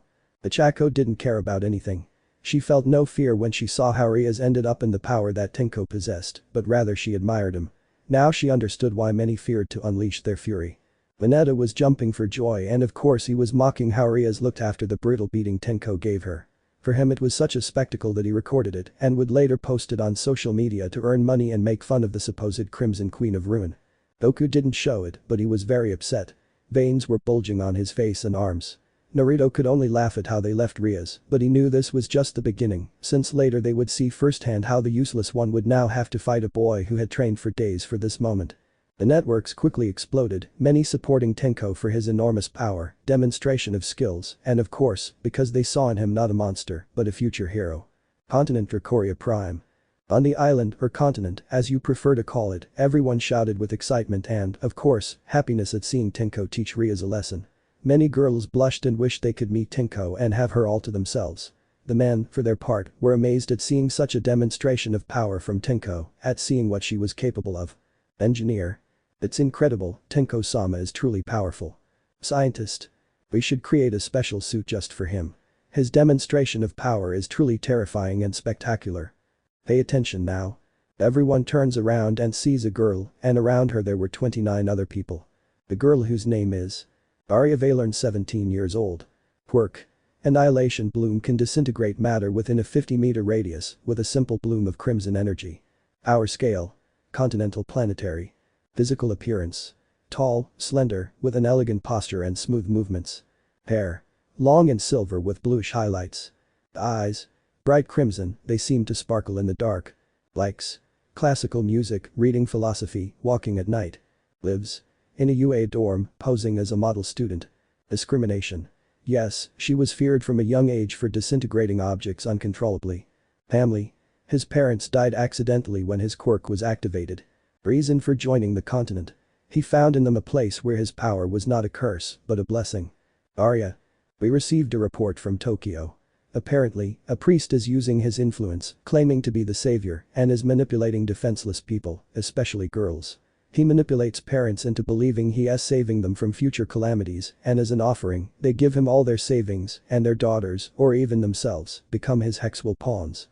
Our mission is to arrest him and bring him to justice. Selena Duskbane, 16 years old. Quirk. Eclipse mind mass mind control over crowds of up to 100,000 people. Our scale. Global, psychic level. Physical appearance. Slim, with pale skin and a mysterious air. Hair. Jet black, straight, waist length. Eyes. Deep violet. Likes. Chess games, rain, bitter tea. Lives. Temporary residence of the UA. Discrimination. Yes, she was isolated because she could manipulate minds even unintentionally. Family.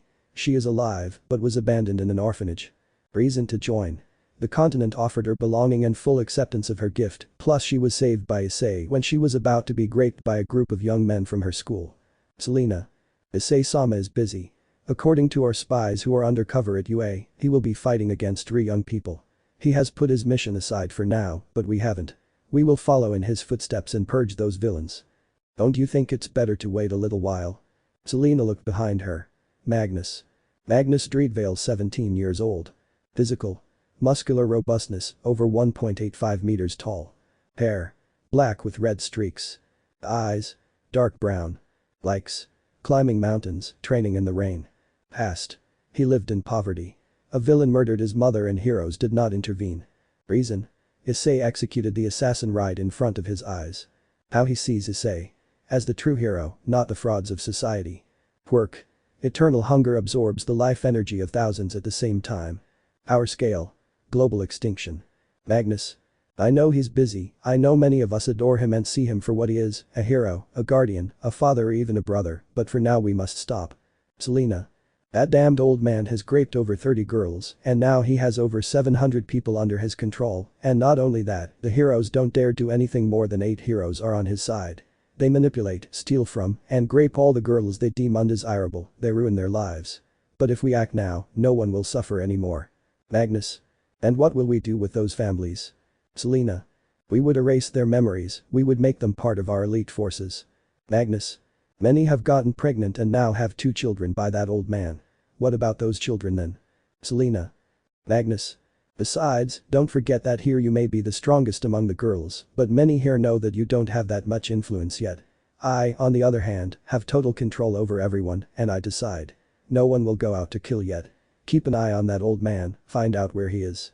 Another thing, Selena, she turns to look at him, your sister is in that old man's sights. Everyone looked at Selena, whose gaze was hidden by her hair. Many distanced themselves from her, knowing perfectly well that she had stopped caring about what happened to her family. But now, hearing that her sister might be at risk of being turned into a mere hex slave was something else entirely. They could feel her anger, her rage, but they couldn't do anything because Elk was the most powerful of them all, not simply because she had a quirk capable of controlling minds, but because she had demonstrated more than anyone else could. Her strength was overwhelming, her speed too. She was the 3rd most powerful, yes, but her temper was something else entirely, something they had to be very careful with. Selena.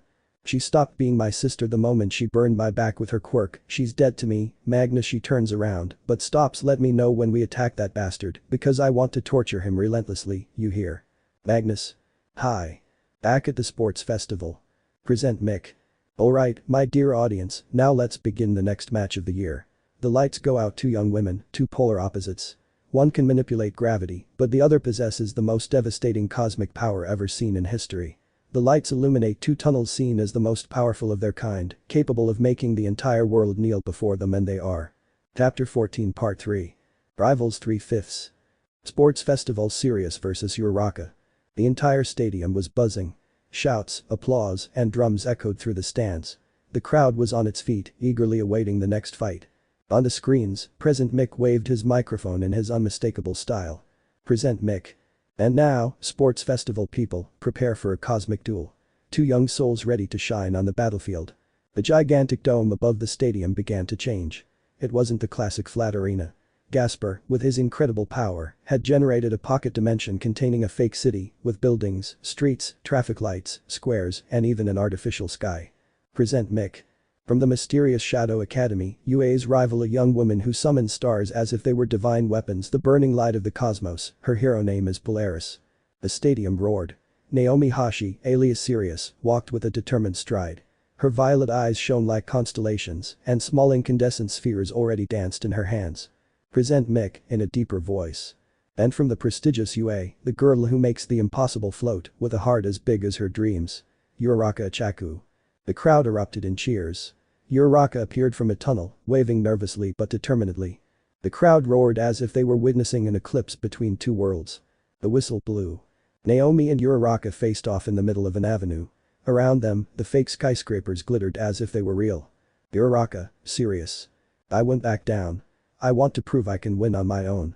Sirius, calmly, in a soft voice. Your determination is strong, Uraraka-san. But the stars always burn brighter than you imagine. Naomi extended her hand. A bright sphere was born from her palm, pulsing like a small sun. The audience held their breath. The first star had appeared. Uraraka ran straight ahead, dodging between fake cars. She touched every object she could. Lamps, pieces of concrete, manhole covers. They all floated behind her, waiting for the perfect moment. Uraraka, thinking. If I get close enough, I can make her float too. Naomi watched it approach calmly. She lifted 2 fingers, and the star launched itself like a projectile. Sirius. Solar orb. The impact was brutal. The ground burned, a wave of heat shook the avenue. Uraraka rolled to the side, sweating. The heat was stifling. Uraraka, panting. This fire, it's real. If it hits me directly, I'm finished. But without stopping, Uraraka pointed upwards. All the objects she had touched descended like a shower of makeshift meteorites. The crowd roared with excitement. Naomi closed her eyes for a moment. 3 stars began to orbit her, spinning like a miniature solar system. Sirius. Stellar shield. The rocks turned to ash as they collided with the blazing stars. Bright fragments filled the street like a storm of sparks. The Uraraka, resisting the pressure. I won't let you defeat me so easily. He ran forward, touching the ground. Suddenly, an entire building began to slowly rise, as if defying gravity. The crowd roared in unison. Present Mick. The Uraraka is lifting an entire skyscraper. This is insane. The Uraraka released the building, letting it fall like a mountain. Naomi took a deep breath and the brightness in her eyes intensified. Sirius. Twin suns. 2 twin stars shot out, crashing into the skyscraper before crushing it. The impact was a cataclysm of fire and dust. The fake city shook as if it were real.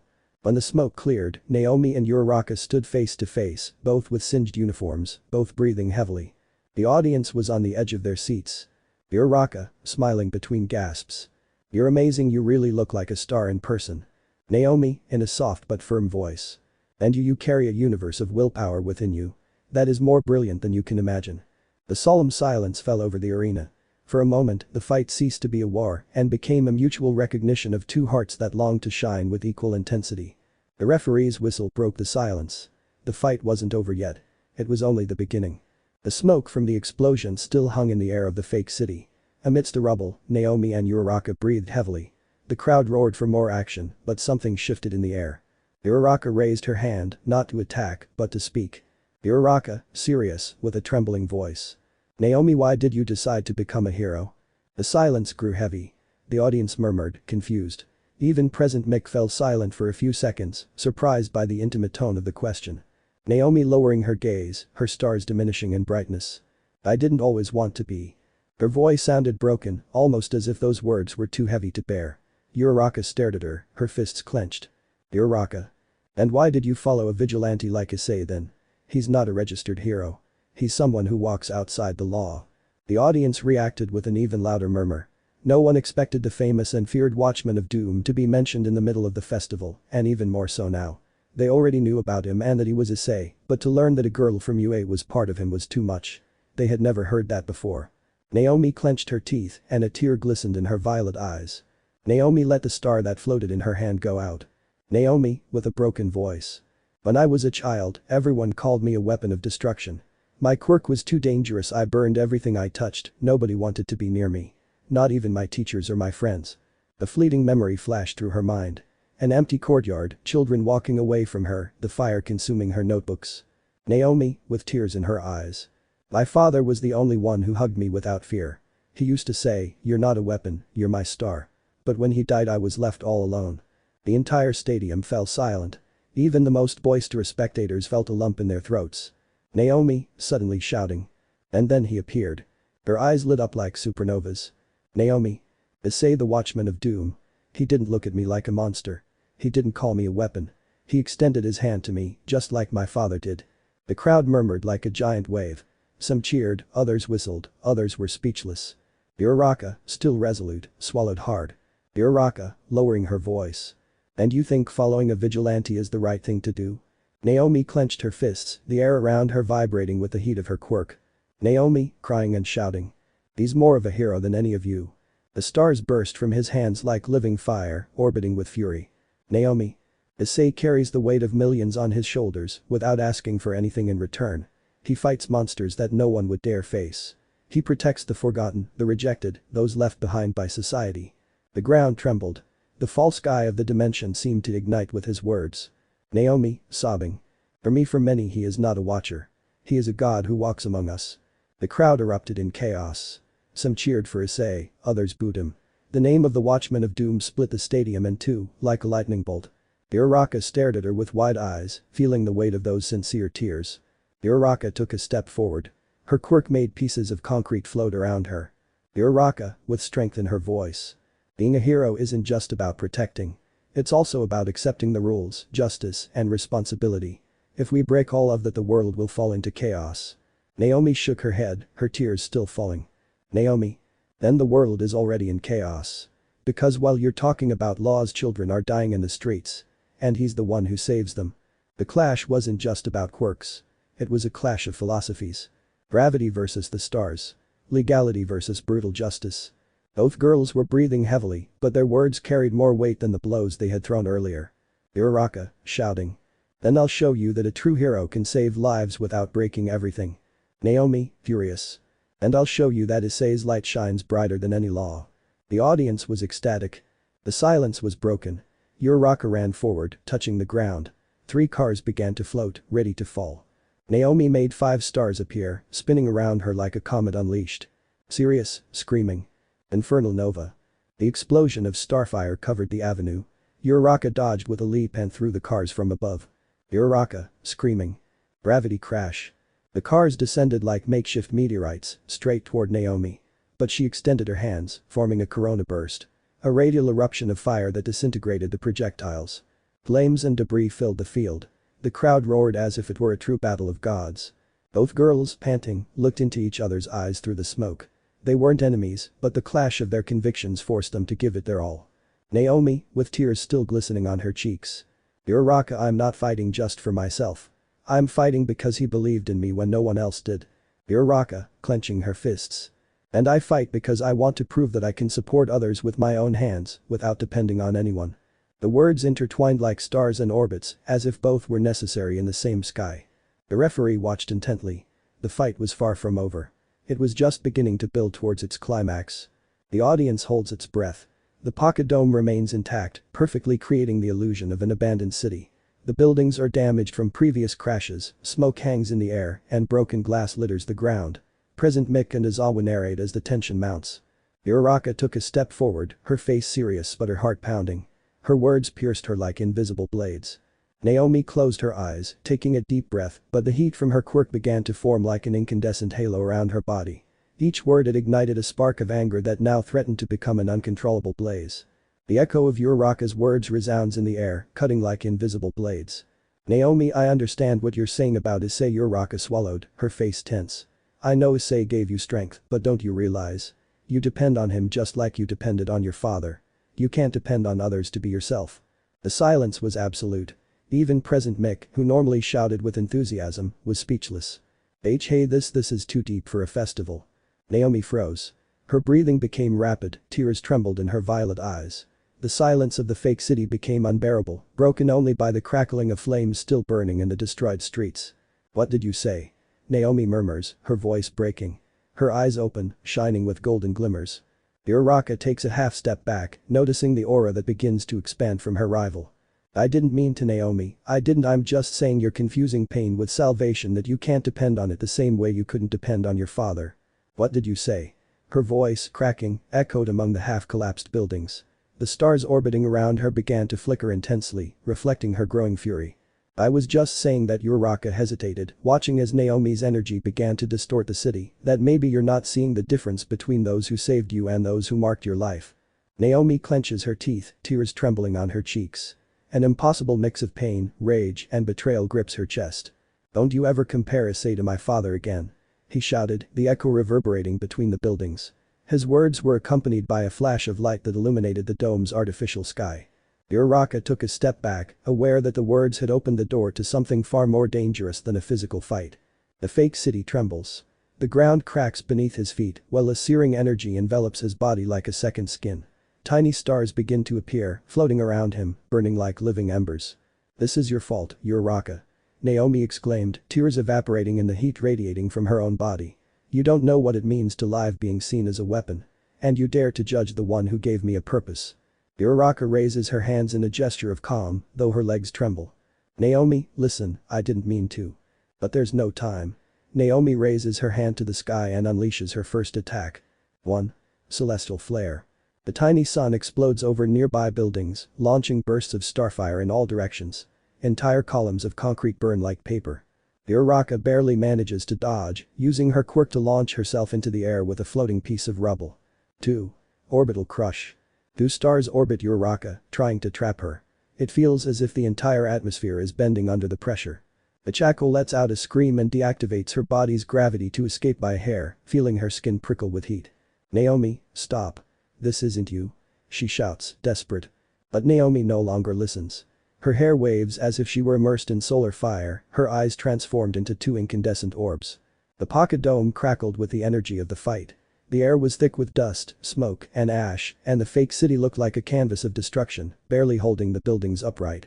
The spectators held their breath as Naomi and Uraraka locked eyes. Naomi raised her head. Her eyes were no longer simply violet. They shone like two blazing suns. Her tears evaporated in the hot air. He's not a replacement. He's not a memory. Her voice boomed with fury.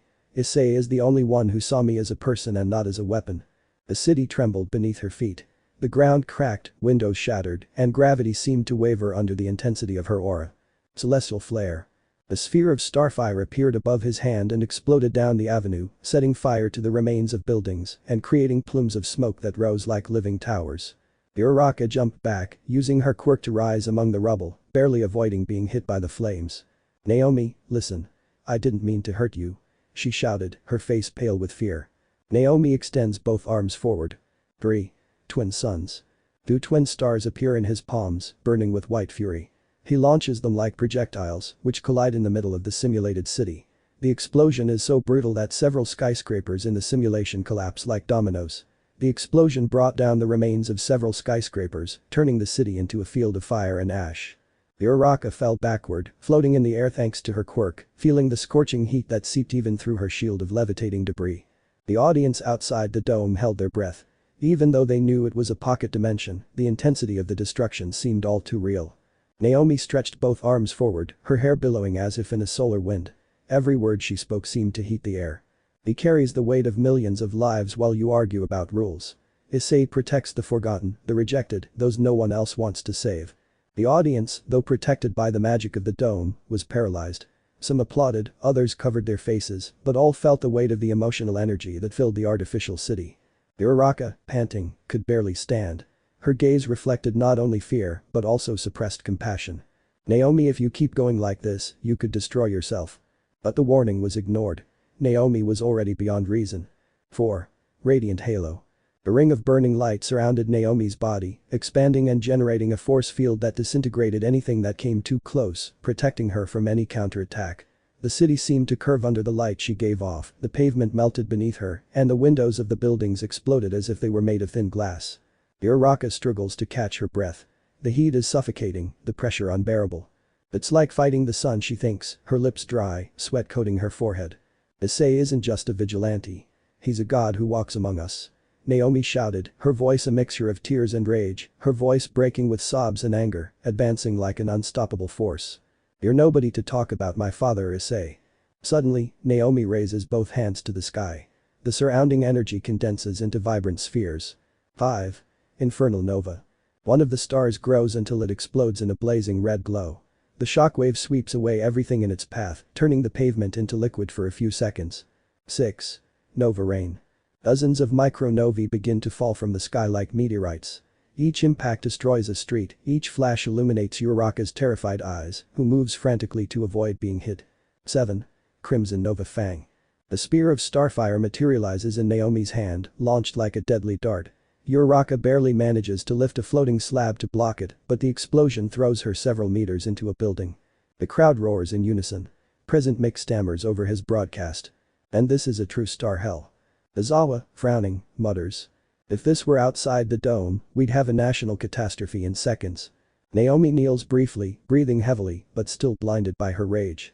Issei is more of a hero than any of you, more than all those who dare to call themselves saviors. He saw me as a person. Not as a weapon. Naomi fell to her knees for a moment, gasping, but the burning aura did not subside. Her tears had turned to steam, and her face was etched with despair. Issei, he saw me when no one else did. She shouted, pounding the ground. Each word was fire, each phrase a comet that devastated everything in its path. Her voice cracks, but the energy doesn't cease. She rises again and unleashes her final fire. 8. Solar Inferno. From its mouth emerges a dragon of solar fire that advances through the streets, melting everything in its path. 9. Corona Burst. From his body, a radial wave of plasma sweeps through the surroundings, shattering windows, overturning cars, and collapsing facades. 10. Eclipse Flame. Finally, summon a dark star engulfed in bluish flames. Its power consumes light itself, creating a terrifying silence before erupting in a flash that stains the fake city black and blue. Uraraka falls to her knees, panting, sweat clinging to her skin, barely lifting her gaze through the dust. Naomi stands in the center of the crater, her figure engulfed in fire, her silhouette trembling with anger and pain. The dome trembles. The audience watches, speechless. The battle no longer resembles a school tournament, but the eruption of a star about to devour the world. Crimson Nova Fang. The lance of starfire materialized in Naomi's hands and was launched at full speed. The impact destroyed an entire block of buildings, leaving a smoking crater. Present Mick could barely narrate. This is no longer a school fight, it's a stellar apocalypse, folks. The audience held their breath, trembling at the intensity of the battle. Even Aizawa, usually so calm, frowned at the unleashed power of Naomi. When the smoke cleared, Naomi was in the center of a crater, kneeling, trembling with anger and despair. Her silhouette resembled that of a sun about to collapse. Uraraka, standing among the rubble, breathed with difficulty, her face smeared with soot and sweat. Her gaze combined fear, respect, and compassion.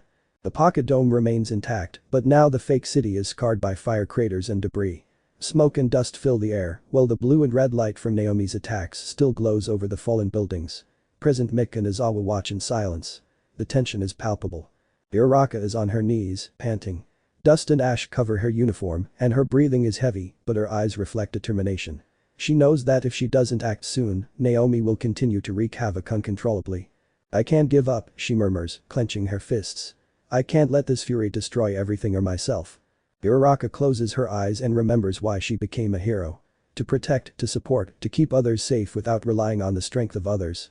Her heart pounds, a mixture of fear and courage. "If I want to stop her, I must use everything I have and more," she whispers, as a faint glow surrounds her feet.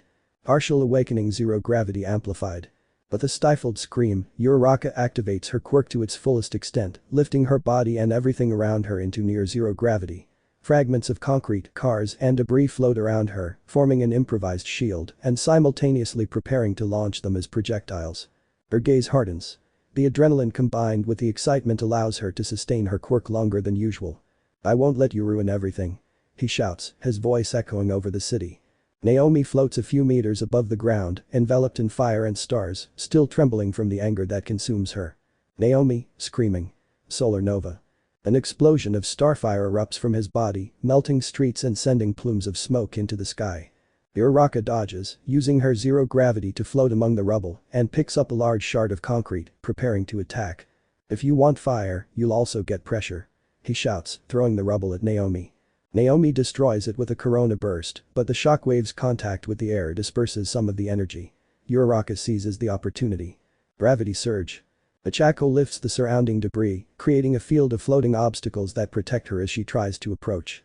Each piece spins and rotates, like a defensive dance, while the light from Naomi's explosions bathes everything in red and gold. Naomi grunts in frustration as her initial attack fails to completely destroy Uraraka. Her fury intensifies, and her hair leaps up like flames in the wind. Scene 3: Clash of Forces. Naomi extends both hands, summoning several star spheres that spin around her body. Naomi, screaming. Infernal nova. The ground in front of her melts, and a wave of plasma sweeps through streets and debris. Uraraka floats, dodging by inches, and hurls several cars and building fragments like projectiles. Counter meteor.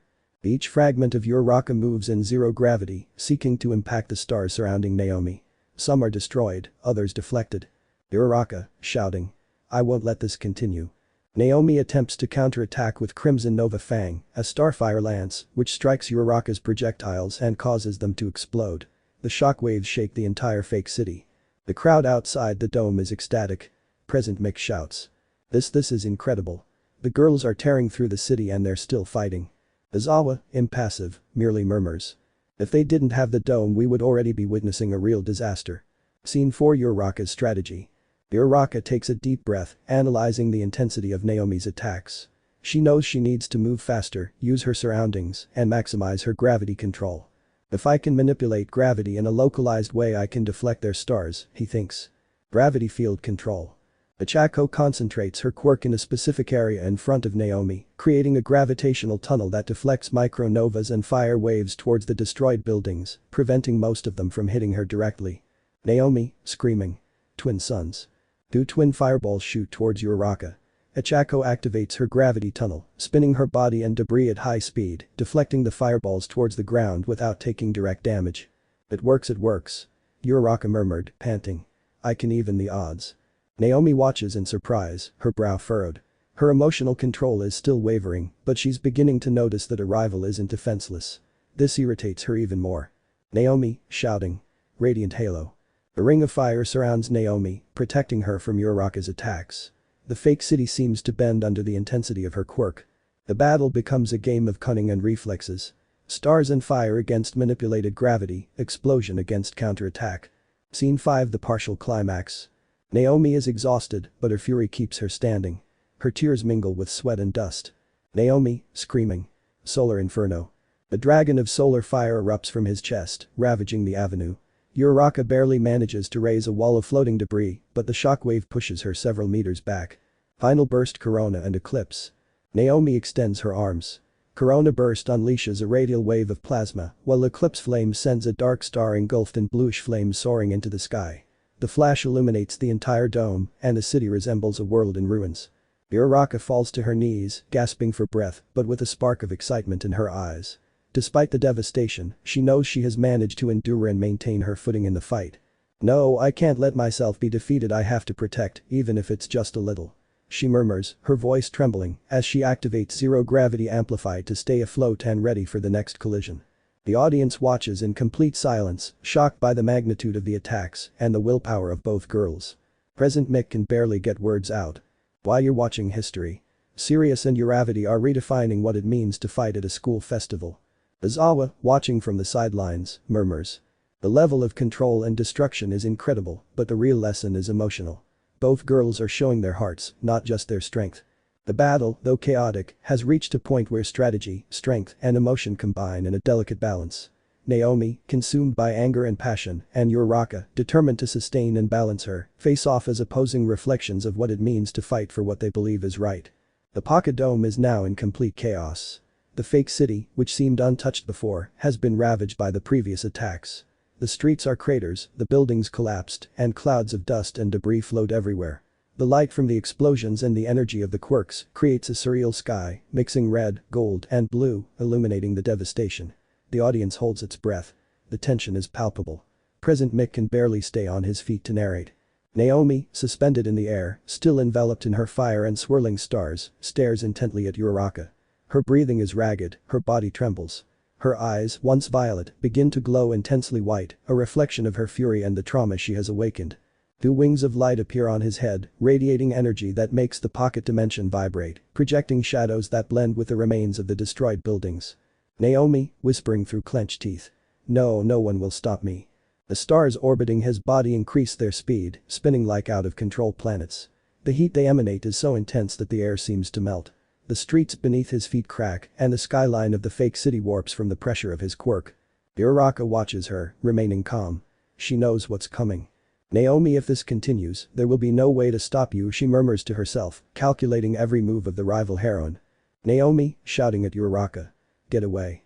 Cover yourself. I don't want to hurt you, but if you force me I'll destroy everything around me. Fear and anger mingle, and for a moment, the entire dome trembles. Mountains of the pocket dimension begin to fracture as if made of glass. Naomi recalls the most traumatic moment of her childhood. Being rejected by everyone because of her destructive quirk, feeling like a constant threat to those she loved.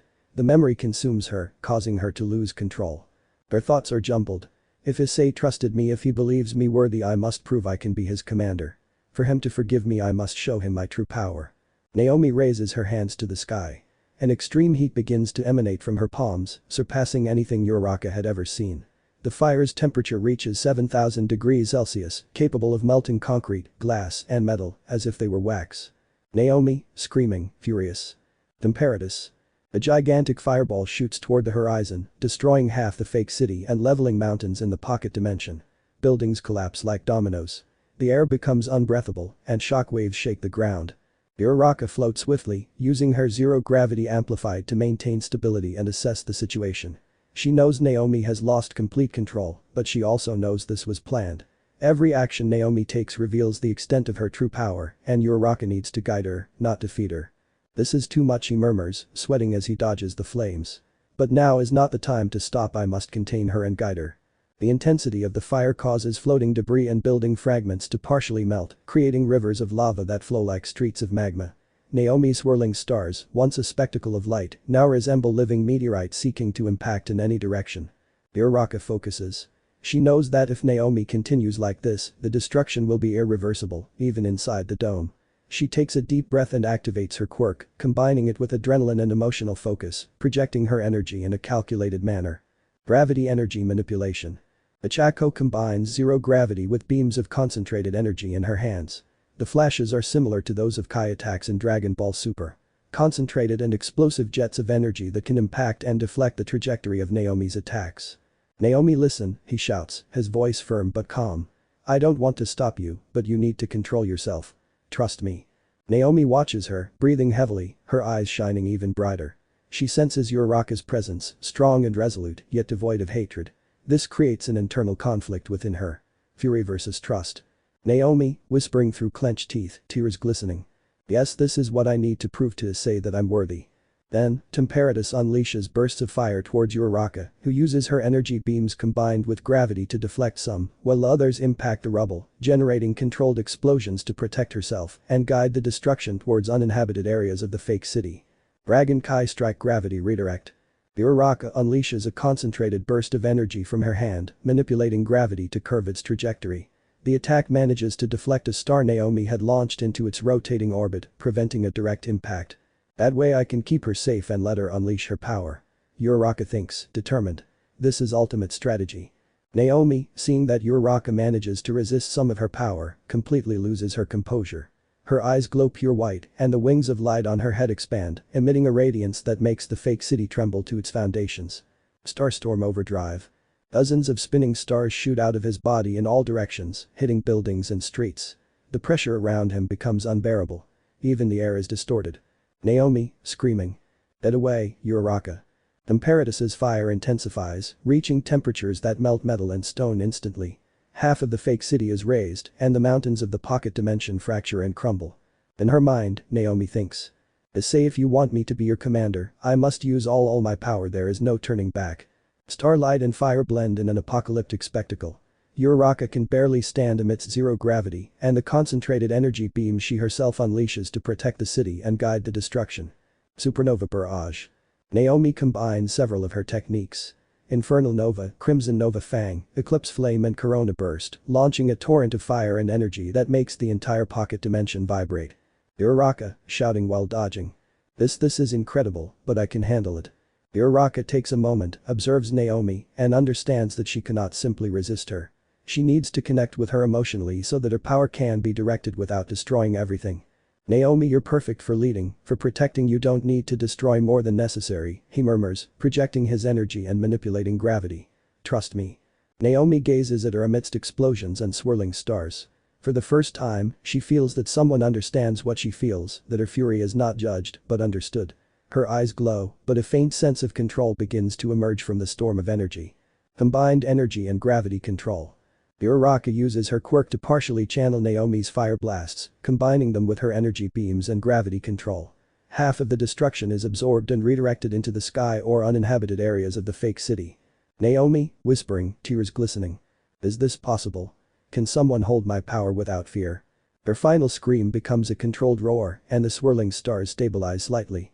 Her wings of light expand majestically, but no longer emit the same chaotic fury. The fire still burns, but under a control that indicates Naomi has begun to accept Uraraka's guidance. The entire dome vibrates with the intensity of the energy, but the devastation subsides in some areas, thanks to Uraraka's strategy. The audience watches in silence, fascinated and awestruck by the scale of the battle. Present Mick shouts almost voicelessly. "I've never seen anything like this at a festival." Sirius is about to show his true power. From the edge of the dome, Aizawa merely murmurs with a mixture of concern and admiration. Control, emotion, strategy, this is no longer a tournament. It's a spectacle of strength and heart. The pocket dome has reached a level of total chaos. The fake city is in tatters, rivers of Temperatus lava flow through the streets, buildings collapse like dominoes, and clouds of debris float in the air. The sky is a canvas of fire, white and blue light, with flashes of spinning stars and bursts of energy. Present Mick, panting, narrates as the tension reaches an all-time high. Naomi floats in the air, enveloped in her fire and swirling stars. Her eyes, once white, begin to glow with a silvery white hue, accompanied by a black aura that seems to absorb the surrounding light. Two wings of light expand behind her head, now shattered, with sparks and fragments swirling around her. A tremor runs through his body. His breathing is irregular, his hands tremble, and a guttural growl rises from deep within his chest. "Ahahaha," shouts the new personality Nah. "This is just the beginning." Naomi's voice fragments, as if two identities shared her body. The chaotic personality takes control. Serious chaos, the dark side that responds only to rage and the desire for total destruction. Chaos stellar manifestation. Stars spin faster and faster around her, emitting beams of light and fire that destroy streets, columns, and buildings with every turn. The ground opens beneath her feet and the air solidifies, vibrating with the energy emanating from her. Serious chaos, shouting at Uraraka and the audience. "When I'm done with you, Uraraka, no one will be left to say I can't. Bakugo, Todoroki, the others and that brat Izuku, they will all fall before me." The roar of energy is deafening. Shock waves send building debris tumbling down like rain, and the pocket dimension seems to compress under the pressure of Naomi's quirk. Uraraka observes her calmly, though her heart races. She knows she's facing a power that could surpass anything she's ever seen, but she also understands that she must act strategically. "This is much more than I imagined, but I must stop her before she gets even more out of control," he thinks, preparing his fist and gathering all his energy. Serious chaos begins to spin, raising debris, fragments of buildings, and columns of fire. Her eyes glow, and a cruel smile spreads across her face as she screams. "I'll destroy everything in my path. Nothing will stand in my way. Not the city, not the people, not even your rules, Uraraka. Bakugo, I'll crush you like an insect.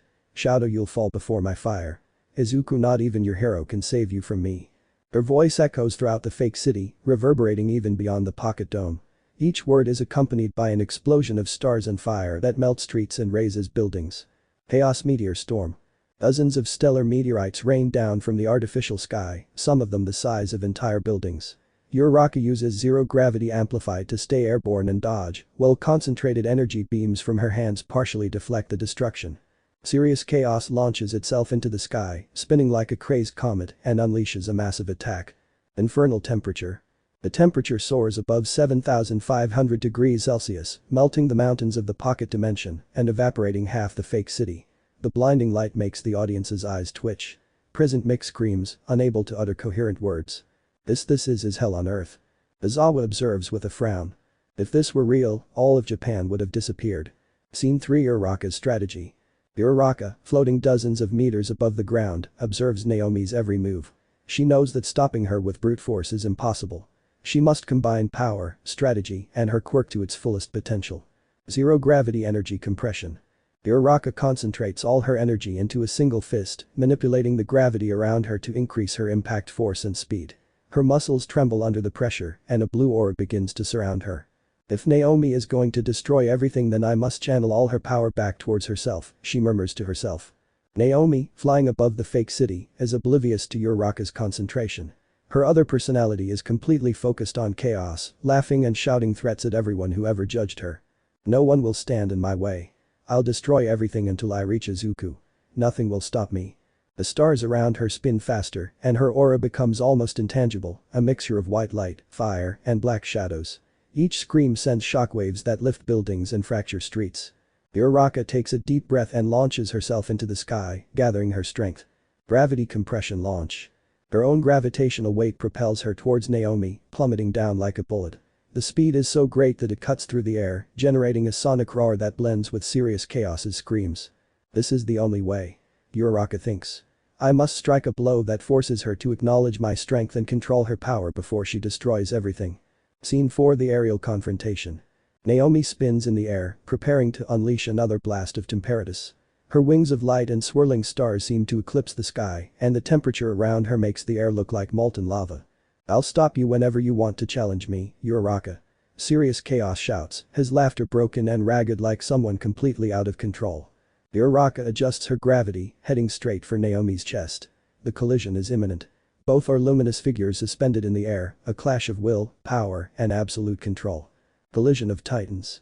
Uraraka's fist slams into Naomi's chest with a thunderous roar that shakes the entire dome. The shockwave devastates the fake city, hurling buildings, debris, and street fragments like paper. Naomi's temperatus fire intertwines with Uraraka's energy, creating an explosion that illuminates the entire sky of the pocket dimension. Serious chaos shouts, staggering. "I can't lose." The crater that forms is hundreds of meters in diameter, and the heat and energy cause even the mountains of the dimension to partially melt.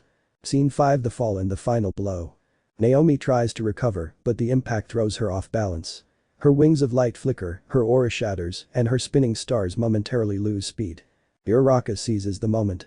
Concentrating all her energy into her right fist, she combines zero gravity and Kai energy, creating a devastating impact. Gravity strike final impact. Uraraka's fist strikes directly into Naomi's chest.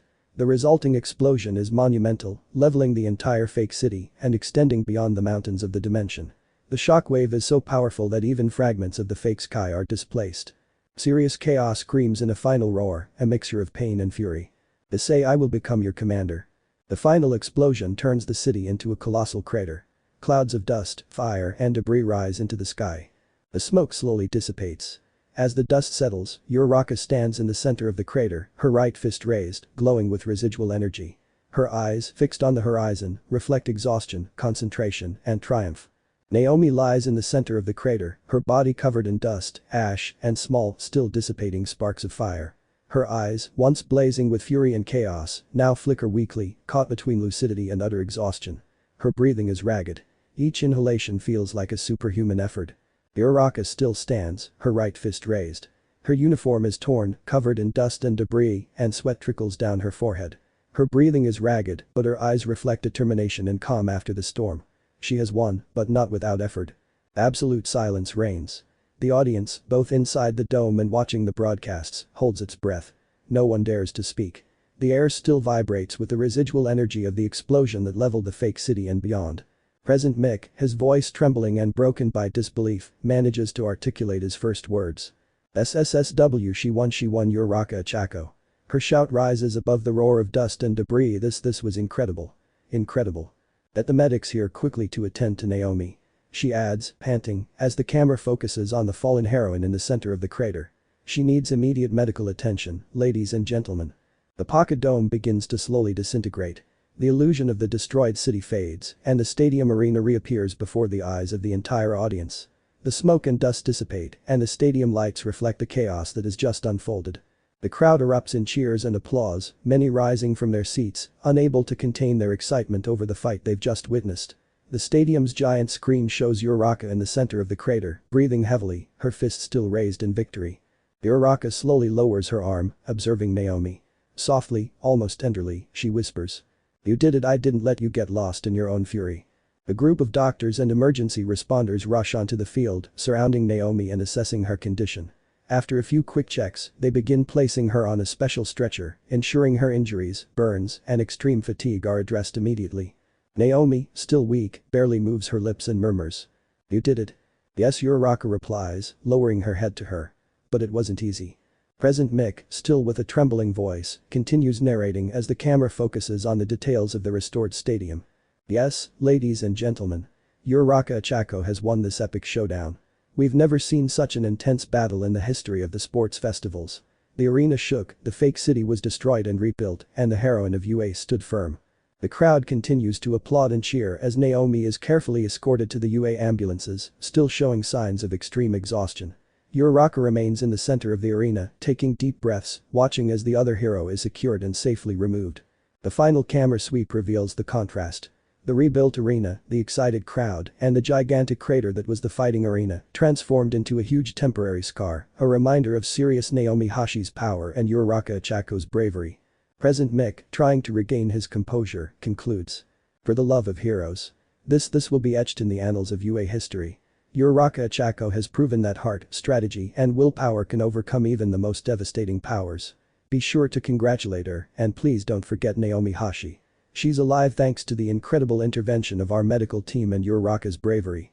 While the stadium still erupts in euphoria, Uraraka breathes, gazing serenely at the horizon. She knows this victory is not only a physical triumph, but a moral and emotional one, controlling the chaos of a destructive star that nearly lost itself in its own fury. Chapter 14 Part 3.1. The room was dark, illuminated only by the sporadic glimmers of shattering glass under Izuku Midoriya's fury. His fist slammed against walls, windows, and tables with such force that each blow shook the building's foundations. There was no mercy, no restraint. His one for all glowed a sickly green, saturated with corruption, coursing through his veins like a torrent of pure, devastating energy. Izuku saw no limits. Every object he encountered, from a lamp to a desk, was destroyed in a matter of seconds. The air filled with dust, smoke, and metallic fragments.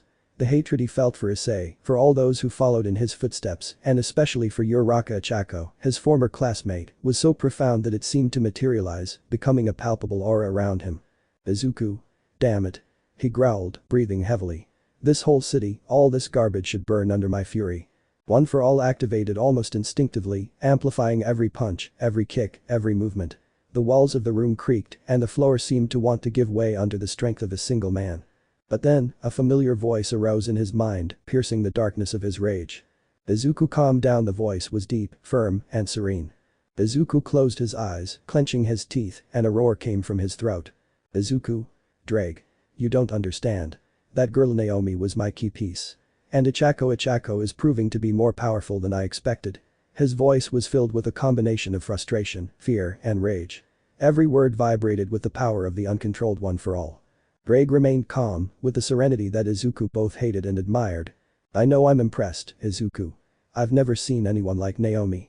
That intensity, that other personality. The emerald gem radiated a greenish glow as she spoke. It reminds me of when that depraved, immoral Issei activated Juggernaut Drive.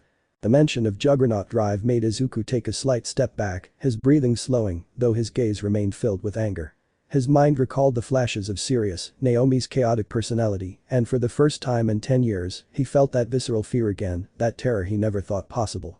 Izuku? Yes.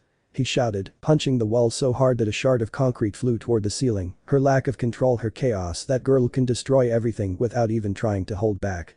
The memory of the explosions, the stars, and Naomi's Novi flooded his mind. Every word Uraraka had said at the festival, every tear, every scream from Sirius, became a hammer blow to his sanity. His heart pounded. Fear and excitement mingled in a cocktail impossible to contain. Izuku. Drake, he whispered, his voice lower but charged with a dangerous intensity. I can't allow someone like that to be saved, not by Issei, not by anyone. That's why you're here, Drake replied. You need to control your fear, Izuku. That intensity is your ally if you channel it correctly. Look at what Naomi can do when she loses control. That same strength can be yours, but only if you focus. Izuku closed his eyes, focusing on the gem. His breathing was ragged and shallow, and his body trembled with suppressed rage. The memory of how Sirius had ravaged the pocket city returned to him with painful clarity. Naomi's other personality had been an immense force, a hurricane that seemed capable of destroying the entire world in seconds. Izuku. I remember his scream, he said, almost in a whisper, the way he destroyed everything, even Bakugo, the others, until he reached Izuku. Clarification. This refers to what she said about wanting to defeat Bakugo until she reached him. Drake sighed, knowing he had to guide him carefully. That fear you feel, it's not just fear. It's respect. Fear of a power you've never seen. But if you master it, if you channel it, it will be yours, Izuku. Izuku opened his eyes. His gaze lit up with an intense, almost blinding green. His heart pounded, adrenaline coursing through every cell of his body. Izuku. Never in 10 years, he murmured, almost to himself, that terror in someone so young, so small. He remembered Sirius's fury, the way Naomi screamed words of defiance and destruction, bound to overthrow all who stood in her way, even Bakugo and his friends. That chaotic, intense, and unrestrained energy reminded him of a power Issei had managed to control years before. Izuku. Drake, he finally said, his voice firm, but filled with restrained emotion. If that girl can be so devastating, then what's stopping me from using it? The emerald gem shone brightly, radiating calm and authority, forcing Izuku to focus his fury. Because your strength lies here, Izuku. Not outside, not in indiscriminate destruction. True strength is control. If you allow your fear and anger to control you, you'll end up destroying everything, including yourself. Izuku took a deep breath, feeling his body tremble with a combination of hatred, respect, fear, and excitement. His one for all seemed to vibrate with anticipation, with energy that surpassed any limit he had ever felt before. Izuku, Naomi Sirius, he whispered, through gritted teeth, I'll never forget your chaos. Never. Drake remained silent for a moment, then intervened in a more stern voice. That chaos is what reminds you that Issei and his allies are not invincible. That power is not something you should fear. It's something you can use, as long as you channel it. Izuku closed his eyes, visualizing the destruction Naomi had caused. The other personality, the utter chaos, the intensity of each explosion, it was all imprinted on his mind. For the first time in years, genuine fear in someone stirred him to a level of emotion he had long since lost. Izuku. Yes, I remember, he murmured, that fear, that terror. His heart pounded so hard it seemed to echo in every corner of the room. Rage toward Issei and his allies mingled with the memory of Naomi's devastation. Adrenaline filled him with pure boundless almost uncontrollable power. Izuku. Drake, he said, his voice low but firm. If Naomi can lose control like that, then I can face her. I can use her fury as a guide to overcome everything. The gem shone even brighter. Drake spoke, with the authority of one who had witnessed countless battles. Exactly. That's the lesson, Izuku. That terror and fury you see are a reflection of what a true warrior must master. Don't reject it.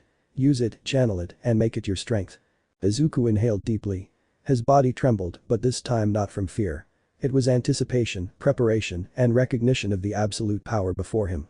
The energy of One for All coursed through him from head to toe, vibrating with boundless force as his mind replayed every detail of Naomi's battle. I'll never forget this, she finally said, her voice a blend of respect and resolve. I'll never forget Sirius's chaos. Drake nodded silently. He knew that this moment had awakened something that had lain dormant for 10 years. For the first time in a decade, Izuku had felt that deep terrifying fear again in a young woman like Naomi Hashi. And, at the same time, he had regained a focus, a clarity that would make him even more dangerous. Silence settled in the room. Izuku remained still, breathing deeply, as the energy of One for All pulsed around him. The destruction around him had stopped, but the underlying threat was palpable. Naomi and Sirius had left their mark, and now he had awakened, aware of the power he had to face, and the power he could unleash if he dared. A scene unfolded from the sky, at a safe distance, but with a perfect view of the battlefield. The pocket dome had collapsed, and the fake city was reduced to craters and smoke, with Uraraka standing, fist raised, at the epicenter of the devastation. Floating above them were two figures, clearly not human in their power. Goku and Naruto, but not the heroes they knew. These were corrupted versions, with a dark and dangerous aura, glowing eyes, and faces contorted with hatred for Issei, who in their respective universes, had been the cause of their traumas. They both watched in silence for a few seconds. Finally, Goku broke the silence with his deep voice, tinged with malice and disdain. Goku? Haha, did you see that, Naruto? Goku exclaimed, his arms crossed, his muscles tense, and a dark red aura surrounding his body. That girl, she's a force beyond anything Izuku could imagine. Naruto frowned, his blue eyes intense and filled with anger. His arms were crossed, but he couldn't contain the tension coursing through his body. Naruto? A girl like that, he said, clenching his fists, could even defeat Izuku if he reached 100% of One for All. His voice rose, almost trembling with frustration. She could even force him to use his balance breaker just to survive. Both men floated above the dome's remains, the wind whipping up dust and debris from the disaster all around them. Every crater, every recent explosion, was reflected in their eyes with disbelief and fascination. Goku? I know, said Goku, letting out a sigh and rubbing his chin. Drake already told me, he said, that girl could easily destroy the entire planet if she trained and amplified her quirk. Naruto didn't need to be told. Just by seeing the devastation, the craters, and the melted buildings, he could feel the magnitude of Sirius's power. Naruto? Amplified? He said incredulously. And that means if he trains, he could destroy not only the city, but the entire region. The whole planet, even. Goku nodded slowly, letting out a threat of dark laughter. Goku? Yes, and if he reaches his maximum chaos Sirius form, his voice dropped to an almost trembling whisper, not only the planet but the galaxy and even the entire universe. Naruto swallowed, feeling a chill run down his spine. His heart was pounding, and for the first time, a deep fear gripped him. Naruto? So that girl isn't just dangerous, he said gravely, she's a living weapon. And she hasn't even used her full power yet. Both were simultaneously communicating with the Drake of their respective universes. The intelligent, self-aware energy dragons floated before them, connecting through the emerald gems in their hands. Goku, Naruto, said the Drake from Goku's universe, his voice glowing bright and firm. Be careful. That girl has only used 30% of her power. If she reaches her full potential, neither you nor anyone else could contain her. Her quirk has the potential to destroy not just a planet, but entire systems and beyond. Goku nodded slowly, a shiver running down his spine, though his crooked smile didn't completely disappear. Goku? Yes, I know, he said, with a disturbing glint in his eyes, but isn't she perfect? He looked at Naruto, with a gesture that mixed perversity and fascination. A girl like that, imagine it. She could be the mother of my children in the future, the key piece in everything I want to build. Naruto blinked, a mixture of disbelief and disgust in his eyes. His fist clenched tighter, his knuckles white with tension. Naruto? Goku? You can't be serious. He shouted, as the voice of the Drake from his universe echoed in his mind, that girl could kill you in an instant if you're not careful. The green gem glowed brightly, conveying the warning, she's only used 30% of her power. Her full Chaos Sirius form could destroy even the galaxy if she were to give in to her rage. Goku laughed, though this time the laughter didn't seem entirely confident. His aura crackled around him. Goku. Haha, I know, but that's what makes her fascinating, he said. That savage strength, that fury, that intensity, we could mold it, don't you think, Naruto? Naruto took a deep breath, the wind lifting his dark cloak as his eyes fixed on the destroyed city. Naruto. Mold her, that girl isn't for molding. He said in a deep, hate-filled voice. That girl is a threat that could destroy us all. If she trains, if she learns to use her full power, even Izuku, with 100% of one for all imbalance breaker, wouldn't be a match for her. I would only have to face her, I would only have to use 40% of my maximum power, but if she's really on Issei's side, that bastard side, then everything will change. The Drake bowed before them, their green lights glowing brightly. Their voices were a constant reminder of the magnitude of the threat. Be careful, said the Drake from the Naruto universe. What you just saw is just a taste. If she reaches her chaos serious form and combines her quirk with training, no one will be able to stop her. Even the most powerful beings to emerge from their respective universes wouldn't survive. Goku frowned, but his wicked smile remained. Goku? Fascinating, he said, his eyes sparkling. Imagine what we could do if we managed to control it. Naruto looked at him with eyes full of fury and alarm. Naruto. It's not about controlling her, Goku. He shouted. It's about surviving. That girl, she could destroy us all if she lets her guard down. Her quirk is it's beyond any limits we know. Goku raised a finger, pointing at the city reduced to rubble, still smoking. Goku? Yes, I know, he said, lowering his voice slightly, but isn't this the perfect opportunity? That intensity, that strength, she could, his voice wavered for a moment, she could be the mother of our children, Naruto. Imagine what that would mean for us. Naruto clenched his teeth, a mixture of fear, anger, and disdain reflected in his eyes. Naruto. Goku. Don't talk like that. That girl could kill you before you even think about having kids with her, he said, and not only that. If she develops her full power, he closed his eyes, taking a deep breath, not even I could contain her, only you could. Silence settled for a moment. Dust from the destroyed dome floated in the air, reflecting the remaining light. The two corrupted versions stared at each other. Their fascination and fear were intertwined, as the magnitude of what they had just witnessed weighed heavily on their minds. Goku? I can't believe a little girl, Goku murmured, could have so much power. Naruto. And she hasn't even shown everything, Naruto said, his voice low, almost a whisper, but full of tension. If she trains, if she enters her chaos serious form, the entire universe might not be enough for her. Goku's Drake, with a deep and resonant voice, interrupted. I told you. That 30% you saw is just the tip of the iceberg. If it reaches its full power, even the forces you think are invincible will be reduced to ashes. Goku took a deep breath as a spark of excitement and fear crossed his face. Ha ha ha, Goku laughed, fascinating, so dangerous and perfect for what could be built. Naruto gazed at the devastation, recalling the intensity of every star, every nova, every explosion Sirius had caused. His heart pounded, and the memory of Izuku, Naomi, and Uraraka, mingled with the power of that little girl, kept him on edge. If that girl doesn't control herself, he finally said in a low voice, no one could survive. Even we, with all our strength, would be in danger. Silence fell once more, broken only by the crackling of the smoldering remains of the fake city. They both knew that what they had witnessed was only the beginning. The intensity of Naomi Sirius and her other chaotic personality was something neither of their universes had ever seen before.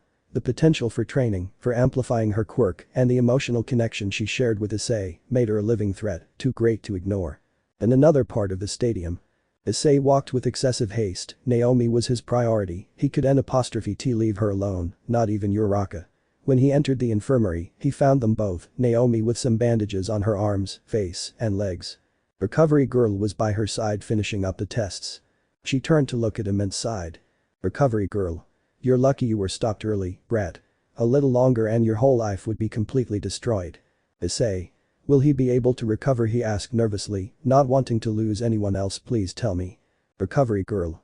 Calm down, kid, she'll be fine. She just used a lot of energy. It'll take her a few minutes to wake up, but she'll be okay. I'll leave you with her, kid. If you need anything else, please let me know. Recovery leaves the infirmary, leaving Issei alone with both girls. It went without saying that Uraraka just needed to rest so she could fight in the next round, but now he knew Naomi would be fine. Until he receives a notification, he takes out his phone, being a Tenko. Tenko? How is she? Issei. She's stable, she just needs to rest. Tenko? There. Already preparing for the next round. It seems Bakugo will be next, but some of our team want to fight him. Who should we send? Issei. I've already chosen, they will send to. Present Mick. Hello my dear audience. Due to the great fight between these two goddesses, and after they both demonstrated their great power, we initially cancelled the matches, but the director of Shadow Academy said we should continue, so we will proceed with the matches. From the UA, the one who will fight will be this young man. The lights go out and multiple explosions occur. This young man has enormous dreams of becoming the new #1 hero in all of Japan and the entire world. He wishes to surpass all might and endeavor. They call him the Destroyer, the King of Explosions, the Explosive Killer, but the whole world will know him as the Atomic God Dynamite Crimson. The crowd roared with excitement. Bakugo emerged from the tunnel with his classic expression, but there was something. A strange scar on his neck and under his eye. He stopped in the fighting arena. Asper was already ready to create the pocket dimension even though he didn't want to, but he had to. And on the opposite side, from the Shadow Academy, a young man, a 15-year-old boy with a past no one would wish for from being a poor weakling, he became the apprentice of the mighty Watchman of Doom, a family that rejected him for being weak and for sleeping with a different kind of young man. Now he only wants one thing: to surpass any limit that exists on this planet. He looked like a boy with a slim body, but some muscle, approximately 1.40 meters tall, with hair that was kind of white and beachy at the same time. He will show everyone that even those who seem weak are the ones who have the opportunity to overcome their own limits. This young man whom everyone will know as Arkan, the Warlord. The For You Hikari. Chapter 14 Part 3. UA Sports Festival Star Battle. Atomic God vs God of War. The UA stadium was overflowing.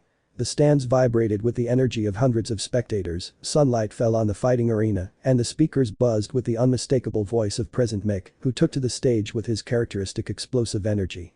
Ladies and gentlemen, prepare to witness a clash that will shake the very foundations of hero history. His voice boomed throughout the stadium. On one side, a young hero who rose from the most extreme hardships, defying all limits. With scars that tell the story of his unwavering determination and indomitable spirit. With a dream that aims to surpass endeavor and even All Might himself. Ladies and gentlemen, welcome the Atomic God Dynamite. The stands erupted in cheers as Bakugo emerged into the center of the stadium. His blonde hair looked electrified, his eyes blazed with fire and defiance, and the scars on his neck and under his eye were reminders of the fights he had fought and the lessons they had taught him. His fists were clenched, ready to unleash his explosive power, and his stance conveyed a confidence forged through years of training, failures, and victories. President Mick then turned to the other side of the arena, his voice lowering slightly, laden with respect and mystery. And on the opposite side. A young man who overcame the deepest loneliness, who witnessed abandonment and despair, but found a purpose, a strength few could comprehend. Guided by the dreaded Watchman of Doom, he has embraced a path of absolute power and protection for his own.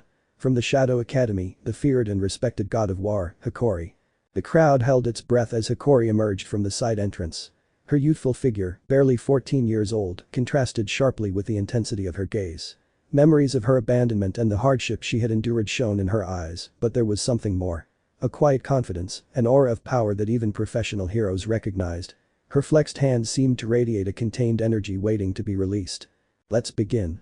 President Mick shouted, raising his hands in the air.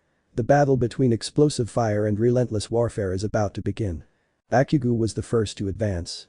His boot slammed into the ground, sending small ripples through the sand as he activated his quirk. Sparkling explosions began to form in his palms, illuminating the field like flares. Bakugo. Get ready, Hikari. He shouted, his voice firm and sharp. I won't hold back. Hikari barely moved. Her body remained low, almost floating above the sand. Her red eyes flashed with a calculating gleam as she assessed the distance, speed, and explosion pattern Bakugo was beginning to unleash. Then, with a fluid movement, she shifted sideways, avoiding the first series of explosions with surprising agility for her age. The spectators held their breath at Bakugo's precision and Hikari's lethal calm. Each explosion that hit the arena raised columns of dust and debris, creating an almost cinematic atmosphere. Wow, this kid's no pushover. President Mick muttered, adjusting his microphone to maintain his enthusiasm. But don't underestimate the Atomic God. Every punch, every explosion, he could decide this fight in an instant. Bakugo wasted no time. He leaped high, detonating his hands with force, sending a barrage of explosive projectiles toward Hikari. The Shadow Academy student dodged with an agile spin, his boots barely touching the ground, and responded with a concentrated burst of energy, creating a shockwave that deflected several of Bakugo's explosions. The crowd roared and cheered, while the UA teachers and pro heroes watched intently. Nezu adjusted his glasses, taking note of every move, every reaction, every strategy deployed by both fighters. Endeavor remained serious, his arms crossed, observing and analyzing Bakugo and Hikari's destructive and strategic capabilities, though without intervening. Ryukyu. Bakugo, he has perfected his control, Ryukyu said, her voice calm but admiring. Despite the scars and the pressure of this tournament, he maintains a devastating and precise quirk. Hawks. Hikori Hawks interjected, crossing his arms. Her youth doesn't reflect her true strength. She observes, analyzes, learns. Every move is calculated, even if it seems improvised. It's pure war instinct. Bakugo roared and unleashed a series of explosions in rapid succession. Hikori absorbed some of the energy with a makeshift shield of concentrated quirk power and countered with a punch that sent shockwaves toward Bakugo. The impact kicked up sand and debris, causing the audience to gasp. Incredible. President Mick shouted. These guys hold nothing back. Every attack, every defense, is full of intention and precision. Hikori remembered everything he had suffered. The abandonment, the replacement by another young black man, the loneliness, and the contempt. But he also remembered the outstretched hand of the Watchman of Doom, his mentor, his guide. The determination to protect his own and prove his worth coalesced into a single thought. I cannot lose. Bakugo, for his part, felt the weight of his legacy. His scars weren't just reminders of past battles, but symbols of his ambition to surpass Endeavor and All Might. Every explosion he created carried with it his desire to establish himself as a hero, to prove he was worthy of the title of Atomic God Dynamite. They both lunged at each other, the clash of their powers creating a shockwave that shook the entire stadium.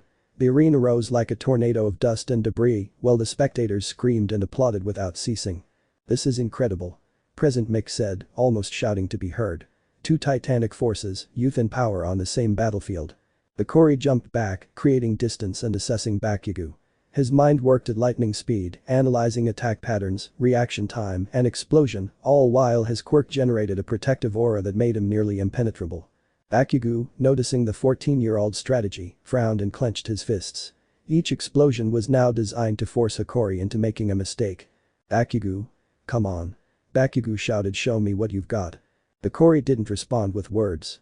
Her fists rose, and a concentrated burst of energy shot out in the form of pulsating projectiles that deflected Bakugo's explosions and forced him back. The precision and power of each strike reflected her silent training, her fighting instincts, and her desire to prove she could protect her loved ones at any cost. Ryukyu. This is, said Ryukyu, visibly impressed. His control of power, despite his youth, is astonishing. Hawks. Every move is calculated, but also full of instinct, Hawks added. This kid has been through too much, and he's using it as a strength. The fight continued with a mix of speed, brute force, and strategy. Bakugo exploited every inch of the arena, while Hikori dodged, blocked, and counterattacked with measured blows, lethal in intent, though not malicious. The final clash seemed imminent. Both understood that this was more than a fight. It was a test of will, of power, and of what each represented as a hero and a warrior. The audience was on the edge of their seats. UA professors and professional heroes couldn't look away. Every explosion, every shockwave, every shift was analyzed, admired, and, in some cases, feared. Nezu took note of everything, pondering how both young men, despite their differences in age and experience, displayed devastating potential. Endeavor remained silent, observing, assessing whether the legacy of young heroes like Bakugo and prodigy warriors like Hikori could shape the future of hero society. President Mick raised his hands and shouted. The battle continues, ladies and gentlemen. Explosions, strategy, power, and heart. Atomic God Dynamite versus the God of War. May the strongest win. The arena vibrated with the excitement of the crowd and the clash of two indomitable wills, marking a milestone that would be remembered as one of the most epic clashes of the UA Sports Festival. Spectators gasped as they watched a 14-year-old move with a precision and speed that defied all logic. His fists and legs generated shockwaves capable of toppling entire buildings, yet he still controlled his strength to avoid causing more destruction than necessary. Bakugo frowned, surprising even his former friends. Bakugo, this kid moves way too fast. He growled, stopping an explosion he had generated at close range, showing that his quirk was now on another level, capable of handling high-density energy blasts. Hikori counterattacked, soaring into the air at supersonic speed, slamming into a skyscraper that cracked under the force of the impact. Each of her blows seemed to measure both power and precision, and despite her youth, her reflexes and control of her quirk were deadly. Bakugo. I can't contain it with my normal power. Bakugo said through gritted teeth, increasing the intensity of his explosions. The arena and buildings around him began to explode one by one, sending columns of fire and debris into the sky. Hikori dodged with transonic displacements, appearing behind Bakugo and unleashing a series of blows that caused partial explosions to ricochet off Bakugo's body. Each blow reverberated throughout the city, raising dust, debris, and cracks that rippled through the streets. The spectators held their breath. Their eyes shone with excitement and fear as they witnessed the scale of the battle. Some shouted Bakugo's name, others could hardly believe what they were seeing. A 14-year-old boy moving like a war god amidst explosions that could destroy the entire city. The Kuoh leaped into the air, her transonic speed making her nearly invisible as she darted between the skyscrapers. Bakugo responded with a direct attack, detonating his hands in a series of concentrated explosions and strategic patterns. Bakugo's energy was now powerful enough to shatter the reinforced concrete of the pocket dimension, but Hikori absorbed some of the energy into an invisible shield, lessening the impact. Bakugo? This is impossible. Bakugo muttered as his friends in the stands clutched their heads. I've never seen anything like this. The Kuoh descended from the heights, impacting the ground with such force that a shockwave rippled through several blocks of the replica city. The vibration shook the structures, but they did not collapse, demonstrating the controlled level of its power. The Kuoh. Now you'll see what it means to fight for those who trust you. Hikori shouted, launching a concentrated burst of energy and quirk towards Bakugo, forcing him to retreat and use his defensive blasts to stay steady. Bakugo gritted his teeth, increasing the intensity of his quirk. Each explosion he generated not only caused damage, but could also anticipate and neutralize attacks of equivalent force. His eyes blazed with fury and determination, recalling his scars, his past defeats, and the dream that had brought him to this moment. To surpass all might and endeavor. Bakugo? I won't let you win, Hikori. He roared as his explosions increased, now capable of launching columns of fire towards the skyscrapers, destroying entire sections in their path. The Kuoh dodged and blocked simultaneously, absorbing impacts with her superhuman strength and countering with strategic strikes that deflected Bakugo's explosions, creating a controlled chaos of energy and debris that covered the entire replica city. The battle raged on, each clash sending up waves of dust, fire, and energy that lit up the pocket dimension. Spectators screamed, some terrified by the scale of the fight, others thrilled to see their friend display unparalleled heroism. Ryukyu? I've never seen so much strength concentrated in someone so young. Ryukyu shouted as he watched Hikori move with lethal precision. Hawks. This kitty doesn't just have a quirk, he has the strength of a god and the strategy of a war veteran, Hawks added, crossing his arms and analyzing every move. His transonic speed makes it difficult for even a seasoned hero to keep up with him. Bakugo, though exhausted from the intensity of the fight, showed no fear. Every explosion, every maneuver, every blow he received only increased his determination. His quirk at this level wasn't just pure explosion. It was control, strategy, and concentrated strength in every movement. The Kuoh, for his part, felt the weight of his training, the expectations of the Watchmen of Doom, and the desire to protect those he had sworn to care for. Every blow he threw was not only to attack Bakugo, but an affirmation of his will that no matter the adversity he had faced, he could meet any challenge. The city of Musafatu became a field of controlled destruction, a dance of power, speed, and strategy. Every explosion, every impact, every shockwave resonated in the arena and in the hearts of the spectators. This is epic. President Mick shouted. Explosions, superhuman strength, impossible speed. I've never seen anything like this at the UA Sports Festival. As the battle raged on, the heroes and teachers present couldn't tear their eyes away. Nezu intently observed every move, calculating probabilities, risks, and strategies. Endeavor remained serious, arms crossed, silently acknowledging that what he was witnessing was a battle that would mark a turning point in heroic history. The one side, in the nearby stands, Hikori's closest spectators watched with a mixture of fear, contempt, and arrogance. Now, his former girlfriend crossed her arms with a mocking smile. Now? Well, does this weakling Hikori really think he can take on someone like Bakugo? I would have won against Kakujin without breaking a sweat. Heed, her mother, bit her lower lip, her eyes full of fear and caution. Heed. Hikori, my son, I hope you know what you're doing. This fight might be too much even for you. Hinoko, her sister, leaned over the railing with a sarcastic smile. Hinoko. Look how he's trembling. He was always a crybaby and now he dares to fight a real hero. Pathetic. Ayumu, Hikori's best friend, closed her eyes for a moment, her heart pounding as she remembered their past together and Hikori's emotional scars. She thought about what they had been through, what she had lost, and how Kakujin had manipulated them all. Ayumu. Hikori, please come back safe from this. Kakujin, muscular and towering, with an imposing presence of 1.80 meters, smiled with satisfaction as he observed the scene. His eyes gleamed with malice. Kakujin. Look, Hikori, you're still the same weak boy I left behind. Now everyone can see who the real powerhouse is. The Kuoh clenched her fists, the tension in her body radiating pure energy, the streets around her trembling beneath her power.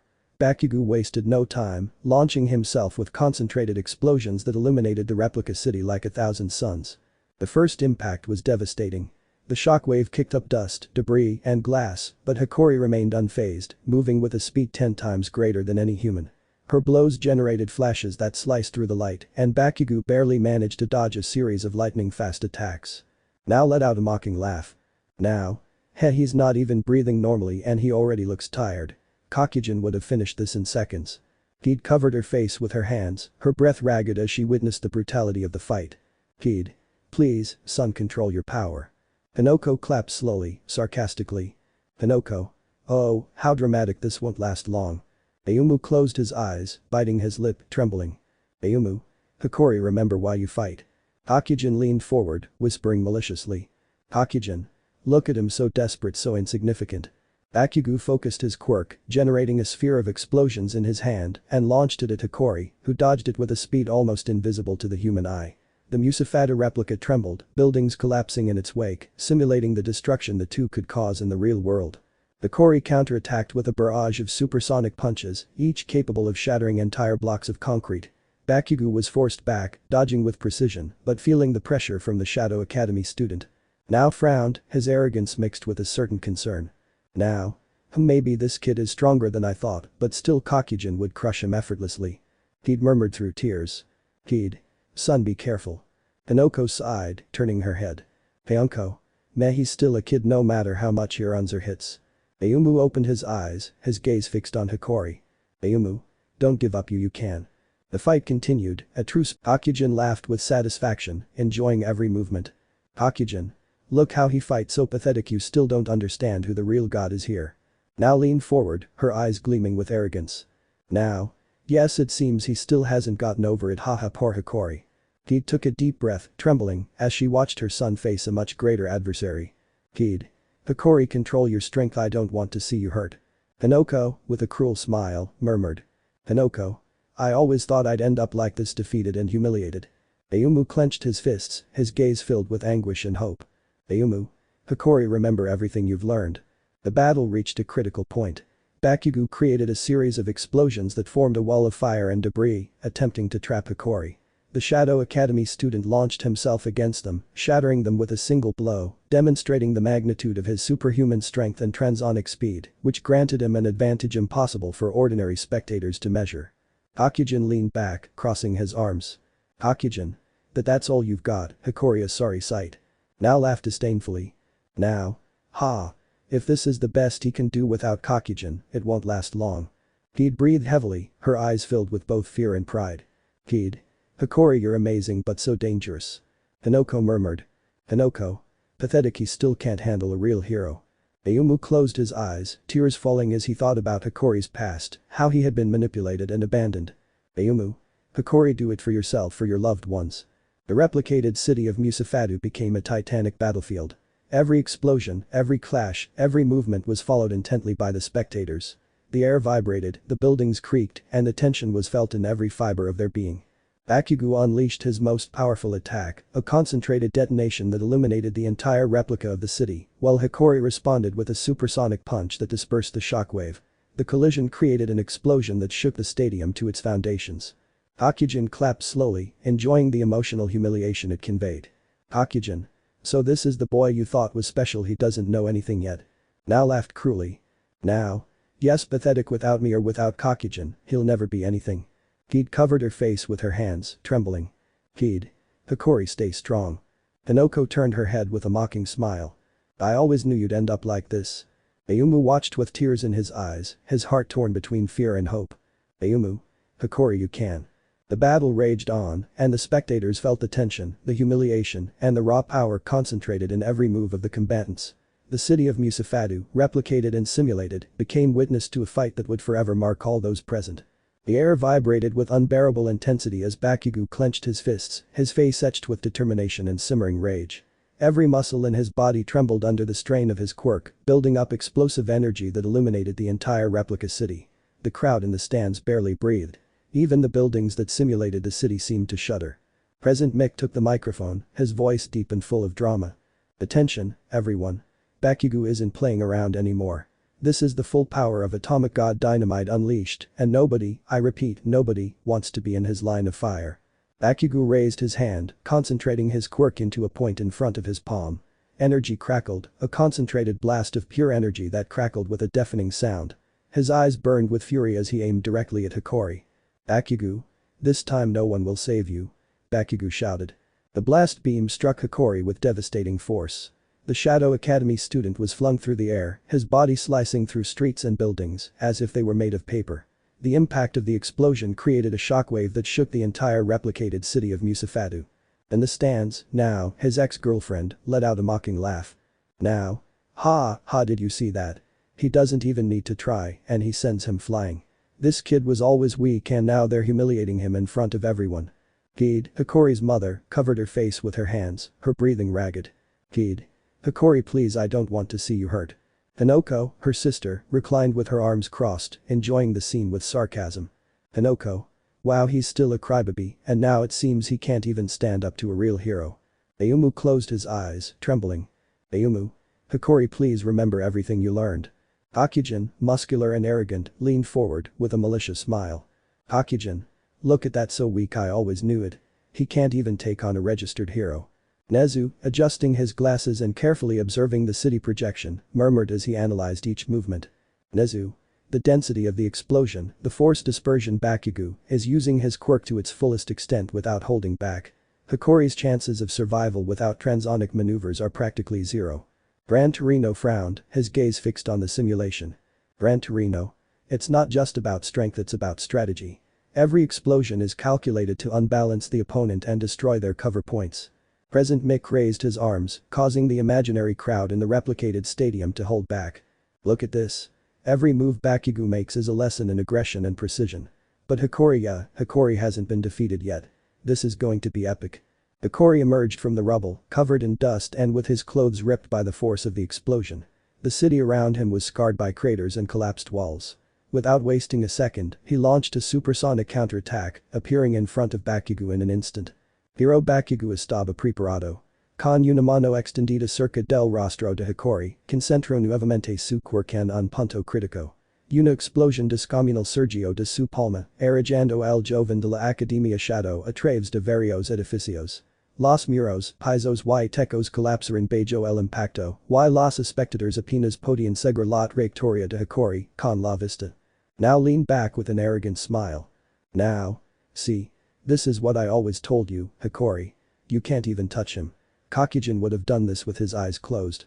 Kid, covering her mouth, felt a knot in her stomach. Kid. "Oh my god, this is too much." Hinoko clapped slowly, enjoying the humiliation. Hinoko. "Yes, this is what he deserves." Ayumu closed his eyes, trembling with each explosion, his heart in his throat. Ayumu. "Hikori, hang in there. No matter what." Hakujin let out a cold guttural laugh. Hakujin. "Look at him, he still doesn't understand who's weak, he's still a hopeless fembu." Bakugo took advantage of the chaos and unleashed a series of chain explosions, each more powerful than the last. The replicated buildings of Musafatu crumbled one after another and the replica city resembled a war zone in a matter of seconds. Each explosion generated shockwaves that shook the onlookers and debris flew at high speed. Nezu watched intently, taking mental notes as his eyes narrowed. Nezu. Hikori has superhuman abilities, yes, but Bakugo is strategically maximizing his quirk. If this were real, even the slightest distraction could be fatal. Gran Torino added. Gran Torino. His speed gives him the advantage, but Bakugo's concentrated power in each blast is breathtaking. The physics of force dispersion is almost perfect. President Mick, vibrating with excitement, commented. This is what makes Bakugo a true elite hero. Power, speed, strategy, and pure aggression. Hikori, wounded but relentless, reappeared before Bakugo. His fists glowed with supersonic energy as he launched a frontal attack. Bakugo, smirking arrogantly, extended his palm, generating another explosion that ripped through Hikori and sent him flying through more buildings. The impact was so powerful that the stadium replica shook with the force of the shockwave. Now leaned forward, laughing disdainfully. Now. Pathetic, he still can't surpass Bakugo. Kakujin would have destroyed him before he even reacted. Kid covered her eyes with her hands, but she couldn't look away. Kid. Hikori, my son, no you can't. Hinoko Suspiro. Hinoko. I knew it, he was always useless. Ayumu closed his eyes, trembling, remembering how fragile Hikori was before being trained and transformed by Kakujin. Ayumu. Please Hikori, come back alive. Kakujin lay back, crossing his arms and enjoying the emotional humiliation. Kakujin. Keep going, keep trying, you still don't understand anything. Bakugo gritted his teeth, his eyes blazing. The next explosion he unleashed was so powerful it lifted the ground and toppled entire buildings, forming a massive crater. Hikori was swept through it, briefly disappearing in the dust and debris. Nezu murmured, analyzing each movement. Nezu. Bakugo's attack pattern is perfect. Each blast is aimed not only at damaging, but at mentally unbalancing the opponent. Hikori is being pushed to the limits of his physical and emotional endurance. Present Mick, his voice trembling with emotion, shouted. This is what makes a battle legendary. Two titans clashing, and we still don't know who will win. Hikori emerged once more, breathing heavily, her body scarred by the explosions, but her eyes shining with determination. Every fiber of her being was focused on Bakugo. The Shadow Academy student unleashed his transonic speed, moving like lightning around the battlefield, launching burst attacks, though each one was answered by calculated explosions from Bakugo. Now laughed arrogantly. Now? Yes, this is fun. She still can't get the better of him. Keed muttered under her breath, her voice a mixture of terror and pride. Keed. Hikori, my son, stay strong. Hinoko sighed disdainfully. Hinoko? He was always weak, now it's confirmed. Ayumu closed his eyes, tears falling. Ayumu. Hikori, you can remember all that you are. Hakujin smiled broadly, enjoying every second. Hakujin. Pathetic, he still thinks he can win. The battle raged on, Musafadu's replica buildings being destroyed with each exchange, and explosions lighting up the red sky with a spectacle of light and destruction. The clash of their powers was brutal, and everyone present felt the intensity in every fiber of their being. Hikori launched himself forward with one last burst of speed and strength, but Bakugo was ready. The resulting explosion sent him hurtling through 3 buildings in a row, collapsing structures and raising a cloud of debris that covered much of the replica city. Nezu sighed. Nezu. This is no longer a normal fight, it's a demonstration of extreme power. If it were real, the city would have been razed minutes ago. Present Mick, on the verge of shouting, added. Every blow, every explosion is history in the making. This is pure legend.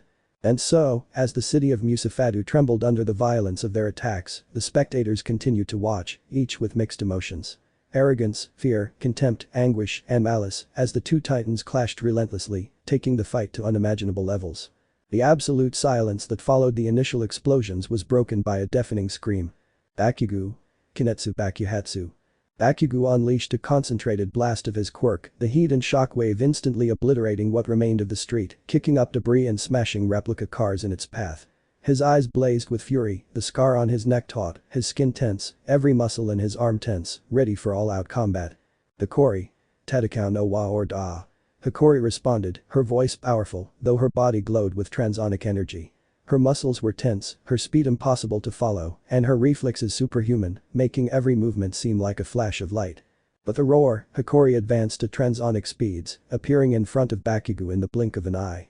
Her fist, reinforced by superhuman strength, slammed into Bakugo's abdomen, who barely had time to react with a localized explosion, detonating his quirk around the impact to counter the brute force. The shockwave shook the pocket dimension, lifting entire buildings of the replica city and hurling debris in every direction. Bakugo only retreated a few meters before counterattacking with a shout. Bakugo. Bakuhatsu Jekuruk.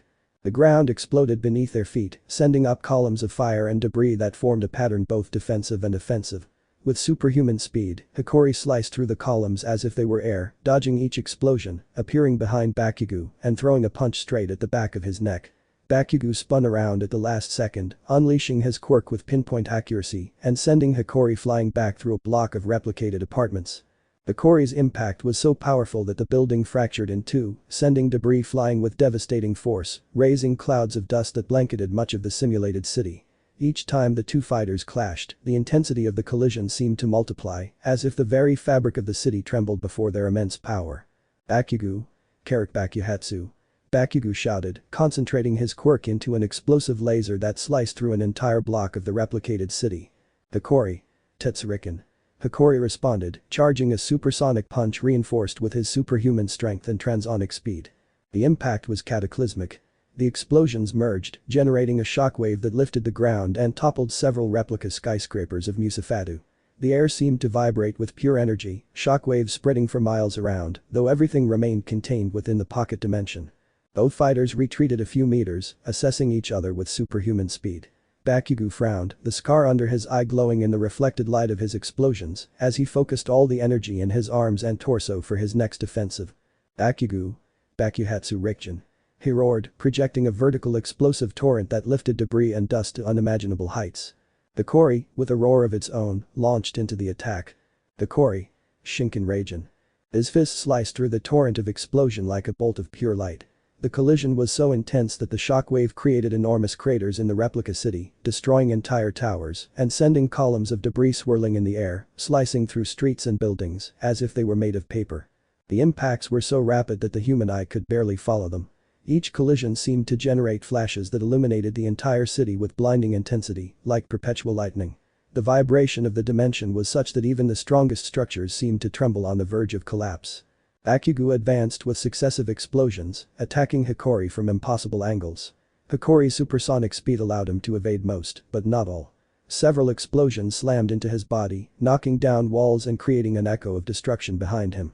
Despite the damage, Hikori emerged with determination, his body crackling with pent-up energy, his fists glowing like red-hot metal. Bakugo. Bakuhatsu Tensei. Bakugo shouted, launching a combined attack that combined concentrated explosions with short-range impact bursts. The Kuoh. Reiken Seishin. Hikori responded, fusing physical strength, speed, and transonic resistance to counter the attack. The impact was devastating. An entire tower shattered into pieces that flew through the air, tearing through streets and creating giant craters. The released energy felt like 1,000 explosions happening simultaneously, with flashes of light that made every movement seem instantaneous. The Kuoh propelled himself upward, using his superhuman strength to leap between the wreckage of the buildings, while Bakugo pursued him with precise explosions, targeting every weak point in the replica city to increase the psychological pressure of the fight. Each explosion generated shockwaves that vibrated through the dimension, causing the air to scorch from the friction and heat. Bakugo. Bakuhatsu Kakaioku.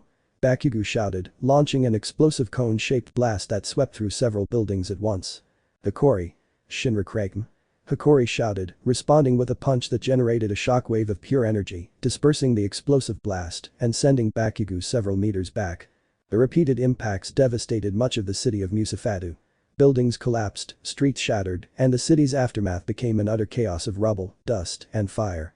The reflexes of both combatants were so fast that even their own explosions seemed to freeze in time as they watched them. The Kuoh launched a combined frontal attack. Transonic speed, superhuman strength, and an offensive quirk concentrated in her fists. Bakugo met it head-on, channeling explosions from both arms and his torso, generating a shockwave that created a crater that swallowed several city blocks. The air became unbreathable due to the heat, dust, and accumulated energy. Each shockwave illuminated the city as if it were daytime, while fragments of metal, concrete, and glass flew like projectiles at impossible speeds. Bakugo. Bakuhatsu Shinsei. Bakugo shouted, unleashing an explosion that combined pinpoint accuracy with immense power. The Kuoh responded immediately. The Kuoh. Raijin no Kimjiki. The final clash of this exchange shook the entire replica of the city. Entire streets split open, towers were reduced to ruins, and columns of debris swirled in the air like tornadoes of concentrated destruction. The brilliance of the energy reflected off every surface, creating a blinding light show as both combatants hurled themselves at each other with speed and force that defied all logic. Each attack was met with another, and the intensity increased exponentially. The ground trembled with every impact, and the pocket dimension seemed on the verge of collapse. The explosions, physical shocks, and energy waves generated by Hikori and Bakugo created a chaotic landscape where every move could determine the destruction of another section of the replicated city. The Kuoh used her transonic speed to appear in multiple locations almost simultaneously, attacking with fists that exploded with incredible force. Bakugo, with perfect explosions, responded with a defensive and offensive pattern that transformed each of Hikori's attacks into a direct clash of pure energy. The remaining buildings collapsed one after another. Entire streets vanished beneath giant craters. Bakugo's explosions and Hikori's supersonic punches created a spectacle of light and destruction that illuminated the pocket dimension like an artificial sun. Each clash was more brutal than the last. The speed was such that the impacts were like lightning, and the force was enough to shatter any structure. The replicated city of Musafatu barely existed, and yet neither combatant showed any sign of surrendering. Bakugo. Bakuhatsu Seiken. Bakugo shouted, unleashing his ultimate attack in a concentrated burst of directed explosions. The Kuoh. Raijin Shinjekuruk. Hikori responded, attacking with a series of supersonic punches that exploded with each impact. The final clash illuminated the entire pocket dimension, raising clouds of dust, fire, and debris that engulfed everything. The replica city was almost completely destroyed, and the intensity of the battle seemed to be reaching its peak, a clash that defied the limits of speed, strength, and destruction. The air still vibrated with the aftermath of the last clash. Every remaining building of the Musafatu replica was cracked, concrete and metal columns collapsing like mere models under the combined power of Bakugo and Hikori. But neither of the two fighters seemed to feel fatigue. Hikori, with her transonic speed, began to analyze patterns. Each of Bakugo's explosions had a rhythm, a pulse, a minimal delay that repeated between each detonation. Taking advantage of her superhuman reflexes, she began to anticipate the explosions and adapt strategically, deflecting his movements with pinpoint precision, while her fists and kicks continued to strike with devastating force. Bakugo quickly noticed the difference. The speed with which Hikori dodged, appearing and disappearing from the angles that had previously caught him. His gaze hardened, the muscles in his arms tensed to their maximum, and with a deafening shout. Bakugo. Bakuhatsu shipk. The massive explosion erupted from the ground, sending up columns of concrete and fire in all directions, attempting to obliterate any escape route for Hikori. However, Hikori, harnessing her transonic speed and superhuman strength, propelled herself through the wreckage of the collapsed buildings, dodging and counterattacking with precision strikes that shook the air and created enormous craters with each impact. The impact created a crater so deep that even the foundations of the replica city were shattered, causing some buildings to collapse in on themselves. The tension in the air was palpable, as if the pocket dimension itself were beginning to groan at the force unleashed by the combatants. Hikori, concentrating, began to use the rubble to her advantage. Each falling column became an extension of her attack, launching her toward Bakugo at lightning speeds. Bakugo, with his quirk at full power, detonated precise explosions to destroy the projectiles before they reached him, but Hikori's combination of physical strength and speed was beginning to overwhelm Bakugo's defense. Bakugo. Bakuhatsu Renga. Bakugo shouted, concentrating several explosions in the air to create a protective barrier. Hikori. Raijin Kumsen. Hikori responded, launching herself towards the barrier and striking it with enough force to shatter it into pieces, tearing through space and sending debris flying in all directions. The replica city wobbled, craters multiplied, and rivers of debris swirled into tornadoes of destruction. But most worrying was when a roar from beneath the ground caused the entire city to crack. The pocket dimension was on the verge of collapse. Cracks began to spread in all directions, and the replica's sky cracked with purple lights that heralded the instability of spacetime within that zone. Asper, who had been observing the battle from outside, understood the danger. With an elegant and calculated movement, he extended his hand and released pure arcane energy. In a matter of seconds, the cracks began to close, and the city was restored to its original form, though now it trembled like a fusion of ruin and reconstruction, a perfect landscape to continue the battle without the dimension collapsing completely. Hikori wasted no time and, taking advantage of the city's restoration, launched a direct supersonic attack toward Bakugo, who was already prepared and concentrating his quirk to intercept it. The impact was catastrophic. A burst of light and fire that swept through several blocks of the replica city, lifting entire buildings and leaving plumes of smoke mixed with dust and fragments of concrete flying at impossible speeds. Bakugo. Bakuhatsu Raijin. Bakugo roared, launching a series of consecutive explosions that formed a simultaneous offensive and defensive wall. Hikori. Reikenkenshimchiki. Hikori responded, impacting each explosion with direct blows that caused additional detonations. The clash shook the foundations of the replica city, and the pocket dimension once again showed signs of stress. But Hikori began to incorporate a strategic pattern. Her movements were no longer just brute force. Now she dodged, deflected, and used the energy of Bakugo's explosions to her advantage, redirecting them with blows that destroyed everything in their path. Bakugo, surprised by Hikori's adaptation, frowned and focused all his quirk into a massive explosion, one he knew could level an entire section of the replica city. Bakugo. Bakuhatsu Kyakuruk. Hikori sensed it before the shockwave reached him and, with transonic reflexes, leaped and spun in the air, delivering a blow that struck the explosion itself, causing the energy to partially dissipate and explode in the air into thousands of fragments of fire and light. Each fragment ripped through buildings and streets, creating scattered craters and sending both combatants flying at different angles. Hikori landed on a partially destroyed building, using the wreckage as a platform. His fists glowed with pure energy as he calculated each of Bakugo's possible attacks. Bakugo, meanwhile, stood before him, his eyes blazing and his breathing heavy, the scar under his eye and the cut on his neck taut with the adrenaline of battle. The pocket dimension creaked, buildings shook like dry leaves, and columns of debris tumbled everywhere. The battle now not only destroyed but also altered the city's structure, making every step and every blow potentially determine the stability of the terrain. Bakuhatsu Seikim. Bakugo shouted, launching a combined attack of explosions and concentrated shockwaves that exploded on contact with any surface. Raijin Hishimken. Hikori responded, intercepting the shockwaves with reinforced fists and redirecting them towards the ground, causing a miniature earthquake that toppled entire blocks of buildings and lifted concrete columns like projectiles. Each impact created a new crater, sending debris swirling throughout the replica city.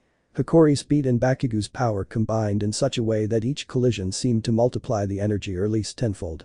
The explosions illuminated the city with blinding flashes, and the shockwaves could be felt even through the ground. Asper, observing, noticed that the dimension was once again on the brink.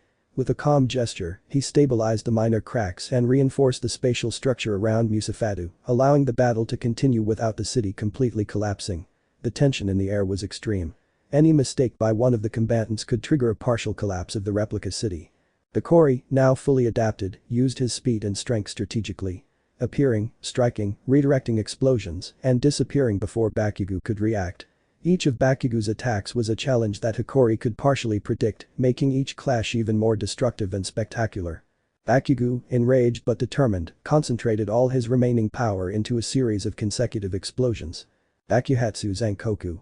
Hikori responded immediately. Raijin Genketsu. The final clash was apotheosis.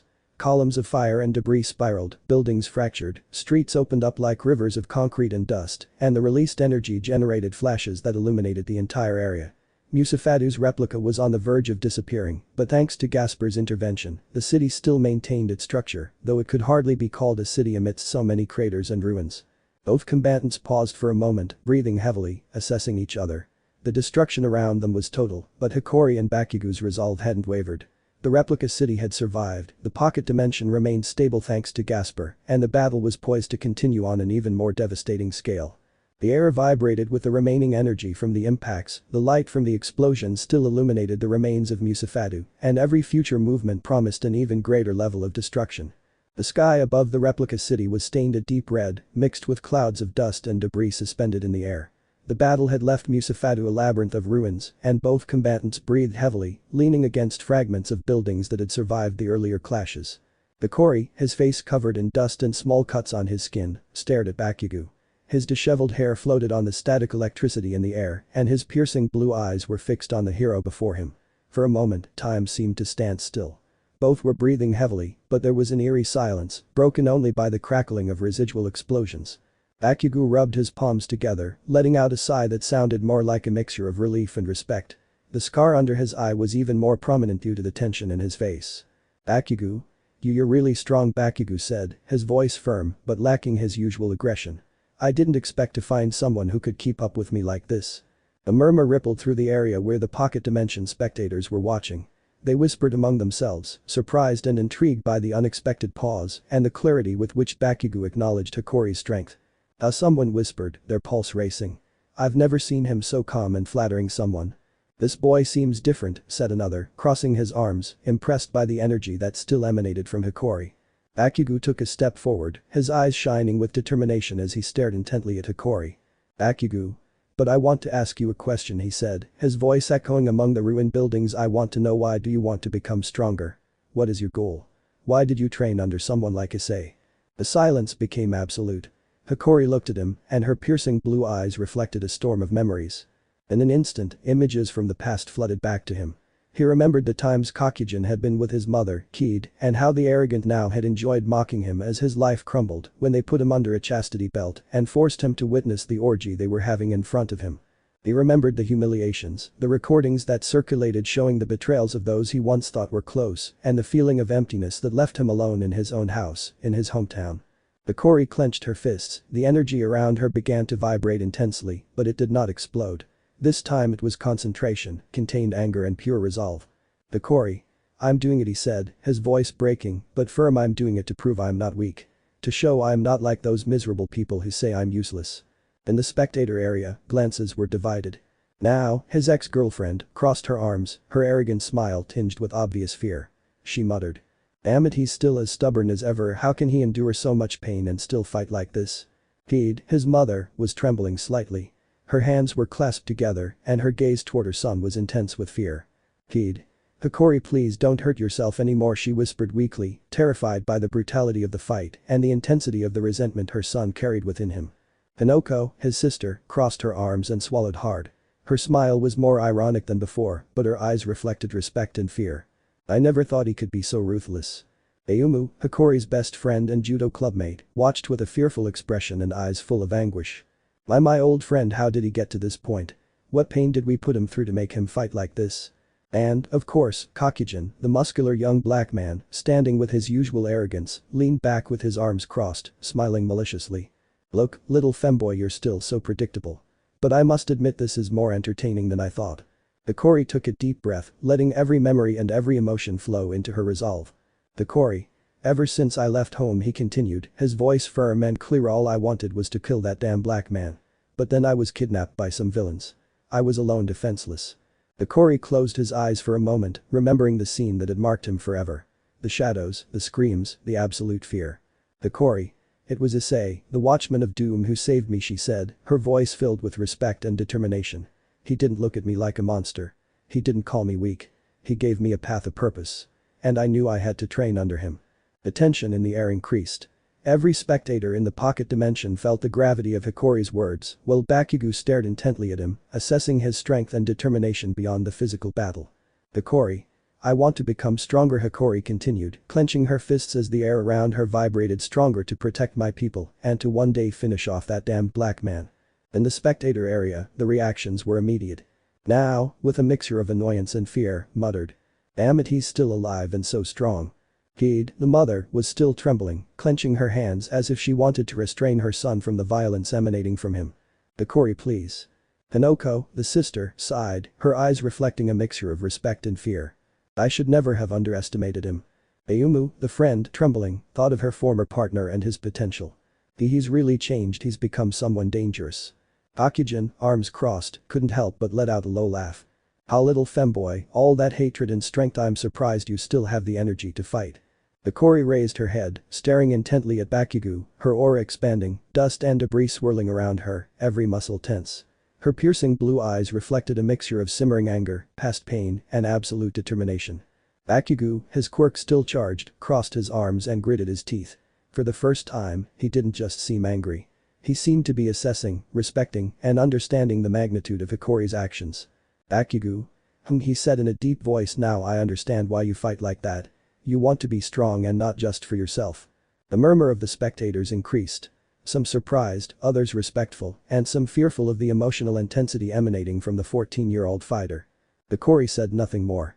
Every muscle in her body was ready to continue, every breath measured, every glance focused on Bakugo. She knew that this moment, this pause, was only the prelude to the next stage of her strength and determination. To confront everything her past had taken from her and overcome it with every punch, every explosion, and every technique. Yusufadu's replica city trembled under the strain of his powers, but the battle now had a new purpose. Beyond who was stronger, it was now about will, revenge, and forging a path of one's own, far from the shadow of those who once betrayed him. The air crackled with electricity, dust, and shards of concrete suspended in time as the spectators watched in silence. The pause was over. Each knew the next clash would be decisive and that Hikori's memories, hatred, and determination would be as destructive as her superhuman abilities. The pocket dimension was ready. Yusufadu's replica, though almost destroyed, remained the perfect stage for a confrontation where physical strength, quirk, and the will of each combatant would define the outcome. Hikori clenched her fists. Her piercing blue eyes focused on Bakugo. Every fiber of her being screamed, "I will never be weak again." Bakugo, with his scar visible and his quirk ready, responded with his fiery gaze, "I'm not going to give in either." And so the confrontation would continue, pushing both sides to limits that no one, neither spectators nor combatants, could have imagined. The air was thick with tension and electricity. The spectators could barely stand amidst the roar emanating from the pocket-sized replica of Yusufadu's city. Hikori and Bakugo stared at each other, breathing heavily, their faces slightly bloodied from previous cuts and blows. They both suddenly disappeared in the blink of an eye, and a boom. Everything shook. The first explosion leveled several blocks, sending debris flying everywhere. The wind roared like a hurricane, and the city seemed to tremble beneath their feet. Hikori felt her heart racing, her thoughts focused solely on anticipating Bakugo's every move. "Hikori, I can't fail. Every blow, every explosion, I must survive and prove I'm stronger. I'm not the weakling I used to be. Not like they say." His breathing was ragged and the blood from his split lip tasted like metal, but his piercing blue gaze did not lose its determination. Bakugo, meanwhile, grunted through his teeth as a trickle of blood ran down his cheek. Bakugo. This guy, he's incredible. I can't underestimate him, but I'm not going to let him get the better of me either. I'm Bakugo. Dynamite. The atomic god. Every muscle in his body tensed as he raised his hands, concentrating his quirk to create an explosion that sliced through the air with tremendous force. They both advanced, their movements almost invisible to the naked eye. The buildings trembled and cracked at the touch of their footsteps, and the first direct confrontation was a clash of fists that resounded like a cannon. Bakugo. Dynamic explosive fist. Bakugo shouted, throwing a direct punch towards Hikori's stomach. Hikori. Divine War Impact. Hikori responded, deflecting the attack and counter-attacking with a spinning hook that sent him flying backward. The crash generated a massive explosion, leveling several city blocks. A tower fractured in two, concrete flew into enormous fragments, and a crater over 200 meters in diameter opened up. The blast made all the onlookers back, covering their ears as Nao, Kid, Kinoko, Ayumu, and Kakujin watched in fear and anxiety. Hikori, regaining her balance, thought, damn Bakugo. This guy isn't going to defeat me, not after everything I've been through. I have to use everything Issei taught me. Every second counts. With a lightning-fast movement, she launched herself forward, her legs extending like projectiles, impacting Bakugo's chest, who barely managed to dodge by creating another explosion with the palm of his hand that launched Hikori against a nearby building. The impact was brutal. The skyscraper wall disintegrated on contact, and the secondary explosion created a deep crater as windows shattered like bullets. Blood trickled from Hikori's lip and nose, but her expression showed more fury than pain. Hikori. Star War Roar. Hikori shouted, launching a combo of punches and kicks at superhuman speed. Bakugo. Concentrated Atomic Blast. Bakugo responded, intercepting each blow with calculated explosions that destroyed everything around him. Each impact was accompanied by grunts, groans, and gasps. The tension was almost palpable. Their muscles throbbed with exertion, sweat mingled with blood and dust, and each explosion generated shockwaves that shook the ground for miles around. Bakugo's thoughts, this kitty can keep up with me. I can't let my guard down. Every attack, every move I have to anticipate it. My strength, my explosions, my speed, everything has to be more than enough. Hikori's thoughts, there's no time for doubt. He's strong, but I've trained for this. Every strike from Issei, every lesson, it all comes together now. I can't fail. The battle intensified. Hikori generated momentum with her quirk combined with superhuman strength, leaping through 5 buildings in a single bound. Bakugo was waiting for her, creating an explosion that sent Hikori hurtling into several more skyscrapers, which collapsed one after another. Bakugo. Arghhh. Bakugo growled as he received a return blow that opened a superficial cut under his eye. Hikori. Grrr, damn dynamite. Hikori gasped as blood dripped from her forehead and lip. Each attack had an aim, each crash a deafening roar. Streets fractured, cars were hurled like projectiles, and steel towers twisted under the force of the impacts. 100-meter craters appeared in a matter of seconds, and the mountain of the replica city fractured, breaking off into fragments that flew everywhere. Hikori used an aerial combination of punches and kicks, each strike faster than the last, moving like an invisible lightning bolt. Bakugo followed with surgically precise blasts, intercepting attacks and sending out destructive shockwaves that hurled massive debris. They both began exchanging blows at impossible speeds, each contact accompanied by a deafening roar. Hikori. Shooting Star Divine Fist. Hikori shouted as his fist pierced through an entire skyscraper. Bakugo. Supreme Dynamite Explosion. Bakugo replied, detonating the impact and launching Hikori to another section of the city. The craters grew, the ground trembled, and each explosion created shockwaves that rippled for miles around. The light blood on their faces did nothing to diminish their fury.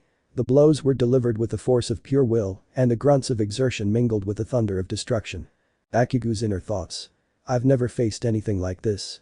This kid is speed, his quirk, he's like a mirror of what I could be. But I'm not going to lose, I can't. Ensei mientos internosed to Hikori. Cada gulp carry saibo solo mi hace más fuerte. Cada court, cada sanger derramada de muestra que sigo vivo, que puedo superar cualquier limite. No soy un débil. No voy a caer. In an instant, they were both propelled from destroyed buildings, hitting the ground simultaneously. The shockwave was so intense that it blasted through entire streets and toppled towers.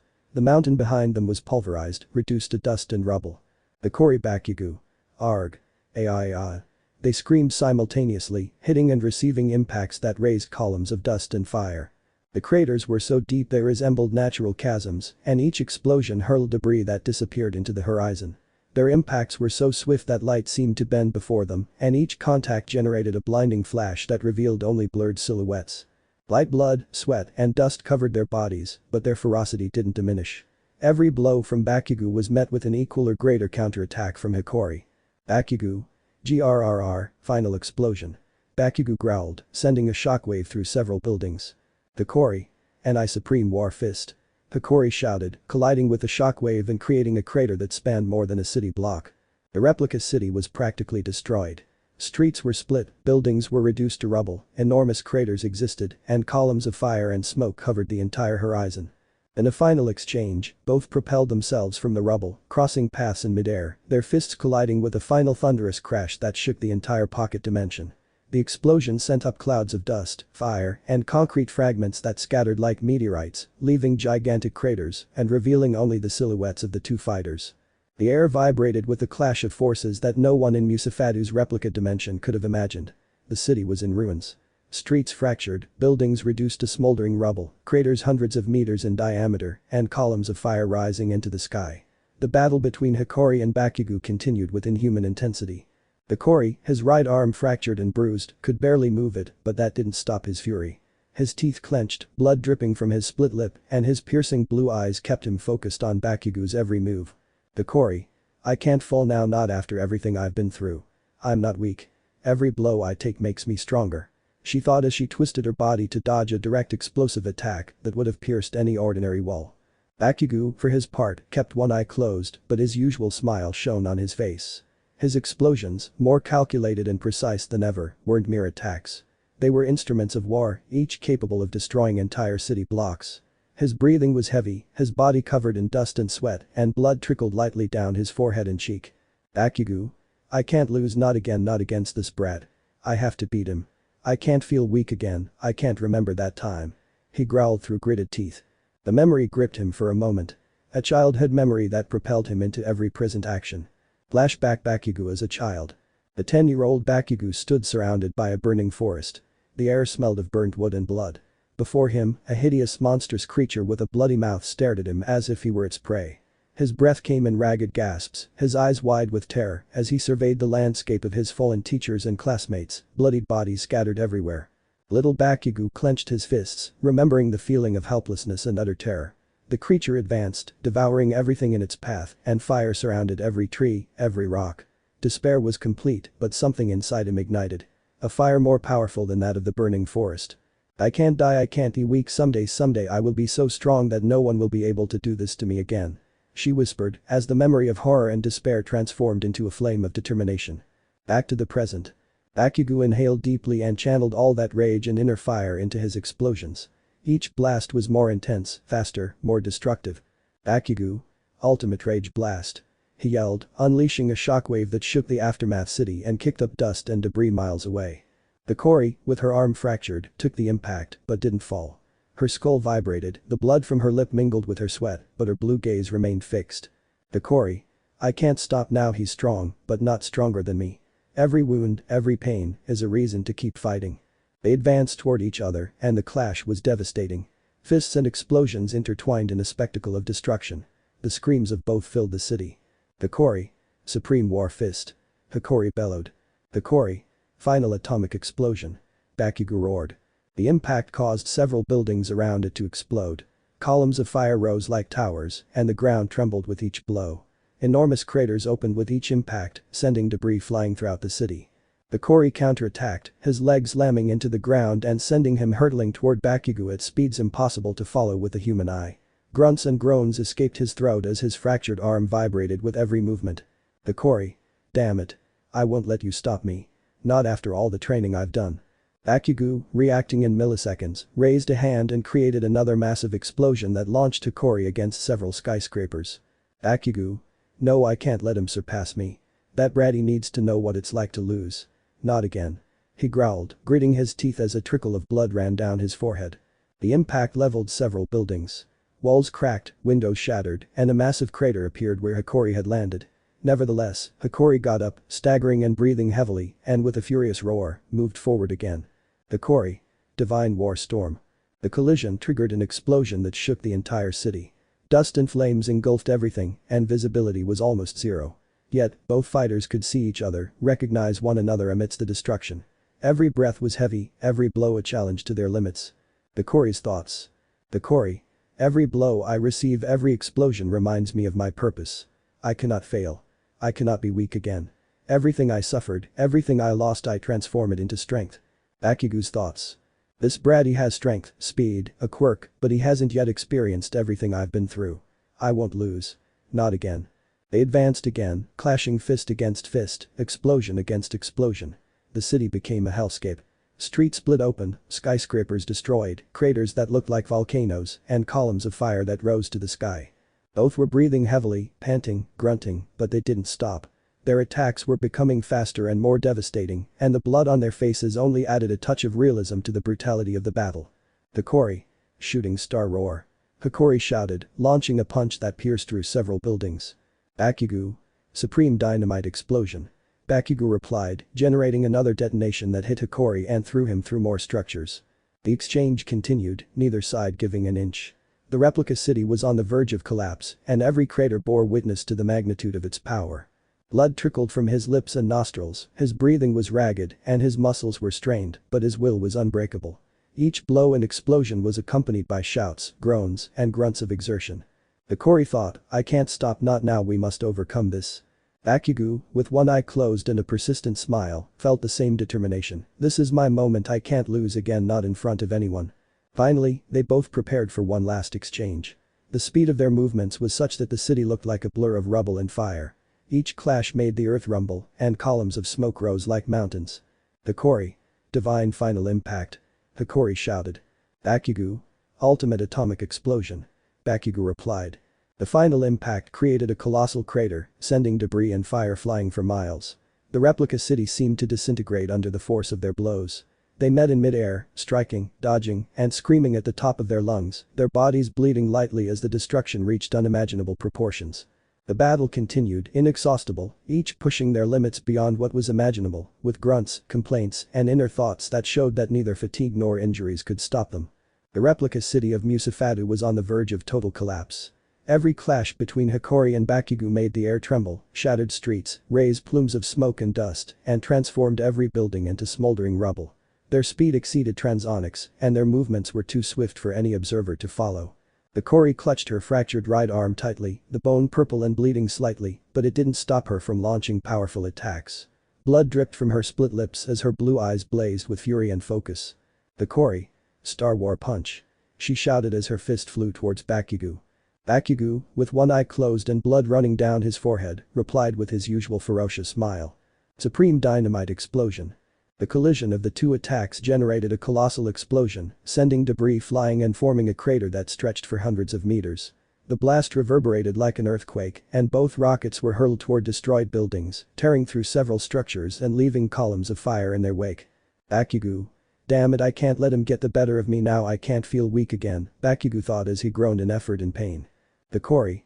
I can't stop, not after everything I've been through, I must prove that I'm not weak, Hikori reflected as she stood up, bleeding from her lips and breathing with difficulty. They advanced again, throwing punches and explosions in a dizzying exchange. Each blow made the other bleed a little, releasing groans and grunts of pain, but neither gave an inch. Divine War Storm. Roared Hikori, striking Bakugo in the chest and sending him crashing into several buildings that disintegrated on contact. Bakugo. Final atomic blast. Bakugo replied, detonating his quirk with a roar that raised debris and fire around Hikori, throwing him through another section of the replica city. The Corey landed on her knees, bleeding slightly from her nose, but immediately launched herself towards Bakugo, shouting. Star Vengeance Fist. Bakugo defended himself with a burst of energy, sending Hikori flying several meters backward, his thoughts driving him. That brat has strength, speed, and a quirk, but he hasn't yet experienced everything I've been through. I can't lose. The impacts were so violent that the air itself seemed to burn. Each clash of fists generated shockwaves that destroyed entire streets, lifted vehicles like leaves, and created enormous craters that dampened the ground with dust and fire. Bakugo. Extreme dynamite explosion. Bakugo shouted as his quirk propelled him towards Hikori, hitting him directly in the torso. The Corey. Shooting star of the sky. Hikori replied, partially dodging but still taking the hit, bleeding again from her lower lip. Both of them grunted, panted, and groaned with each blow, but their movements never stopped. Their bodies were covered in dust, light blood and sweat, and each breath sounded like a war roar. The Kuoh thought, every blow I receive, every explosion that hits me reminds me why I fight. I'm not weak, not like they said, I'm going to prove it. Bakugo, recalling the flashback to his childhood, shouted as he unleashed a barrage of explosions. I can't be weak again, not again, that memory makes me stronger. Every punch I throw is for my past self. The exchange continued with attacks that crossed paths at inhuman speeds. The screams of both fighters echoed throughout the city. The Kuoh. Final war impact. Roared Hikori as she threw a devastating punch at Bakugo. Bakugo. Supreme dynamite explosion. Bakugo responded, creating a massive shock that raised columns of debris and fire for kilometers. The battle became a blur of movement. Both sides moved so fast they were barely visible, leaving only trails of destruction in their wake. Each collision made the city shake and craters grow like active volcanoes. The Kuoh. I can't fail, not after everything Issei did for me. Every wound is a reason to keep fighting, Hikori growled as she dodged and counterattacked with a roar. Bakugo. This brat, I can't lose, not again, my whole life has led me to this moment. Bakugo panted as he unleashed a continuous explosion that impacted Hikori's every move. The replica city was on the verge of collapse. Craters multiplied, columns of fire and debris filled the sky, and the roar of both combatants was the only sound that dominated everything. The Kuoh. Supreme storm of the god of war. Hikori shouted, launching a combo of punches and explosions. Bakugo. Atomic rage explosion. Bakugo replied, detonating his quirk and generating a shock so powerful that it lifted the earth for kilometers around. They both lunged at each other again, fist to fist, exploding with each impact, shouting, groaning, and snarling. Their bleeding wounds did not diminish their strength, and their movements were so swift they were barely discernible, like lights flashing across the night. Finally, after what seemed like hours, they both stopped for a moment, breathing heavily, bleeding from their lips and noses, but with eyes burning with determination. The replica city was devastated. Craters, columns of fire, destroyed buildings, and fractured streets everywhere. The Kuoh. I can still go on, I can't give in, Hikori thought as she clenched her teeth and her fractured fist. Bakugo. This brat, he's incredibly strong, but I can't lose, not again, Bakugo huffed, closing one eye and clenching his teeth tightly as his quirk trembled in intensity.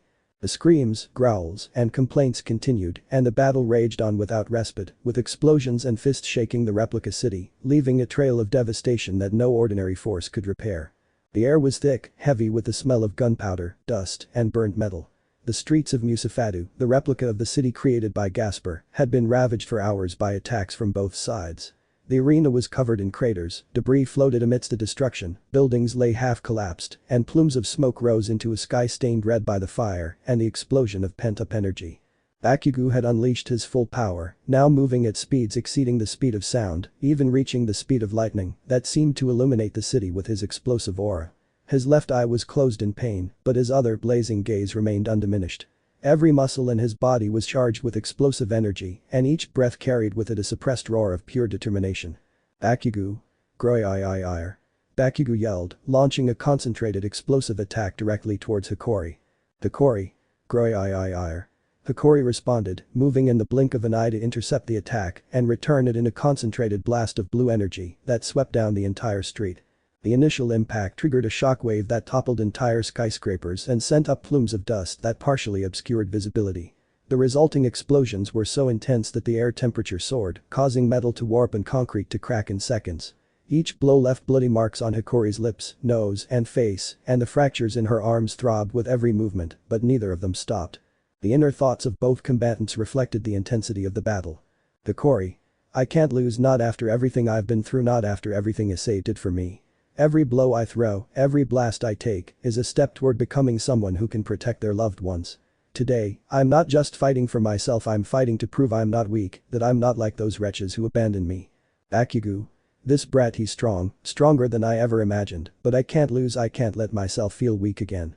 Every punch I throw, every explosion, every spark that runs through my body, it's all meant to show him who the real atomic god is. I can't afford to fail. They began exchanging melee attacks as their quirks amplified each blow. Bakugo unleashed explosions from his hands, generating shockwaves that devastated everything around him, and Hikori responded with punches of pure energy, dodging and returning attacks with equal force. The replica city was in absolute chaos. Giant craters, buildings reduced to dust, and destroyed streets bore witness to the magnitude of the battle. Hikori then remembered another of Issei's teachings. When you think all is lost, look around and remember what we protect. It's not just about strength, it's about determination, the will to never give up even when everything seems impossible. Inspired, Hikori channeled all his energy into a charge punch, which upon impact generated a blue explosion that lifted several buildings from their foundations.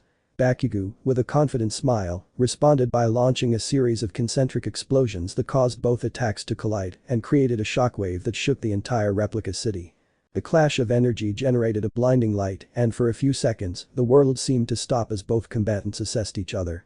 Every breath was heavy, every muscle screamed in pain, and the fractures in Hikori's arms throbbed violently. Blood streamed from her nose and mouth, while cuts and burns covered her body.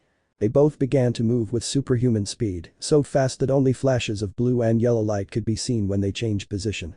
Each blow created enormous craters in the city, and the remaining structures vibrated with the released energy. Bakugo recalled his childhood flashback. The burning forest, the scattered bodies of his teachers, the hideous creature with blood dripping from its mouth stalking him. Fear, rage, and determination mingled, and each blast he unleashed now carried the power of years of training, fear, and broken promises. Bakugo. Today I won't lose, I won't be weak again, Bakugo growled as he launched an attack that ripped through several buildings and raised columns of fire that spread throughout the replica city.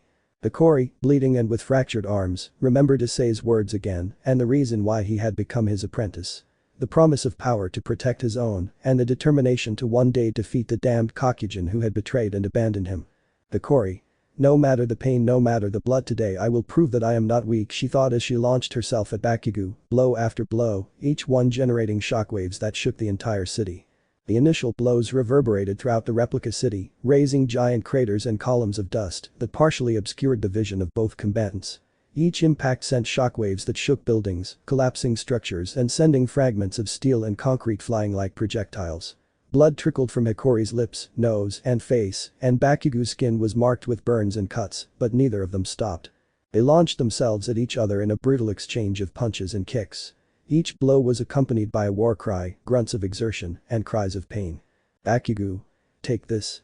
Bakugo growled, launching a series of explosive punches that Hikori dodged with superhuman precision, countering with energy punches that made the very structure of the city vibrate. Hikori. You won't stop me.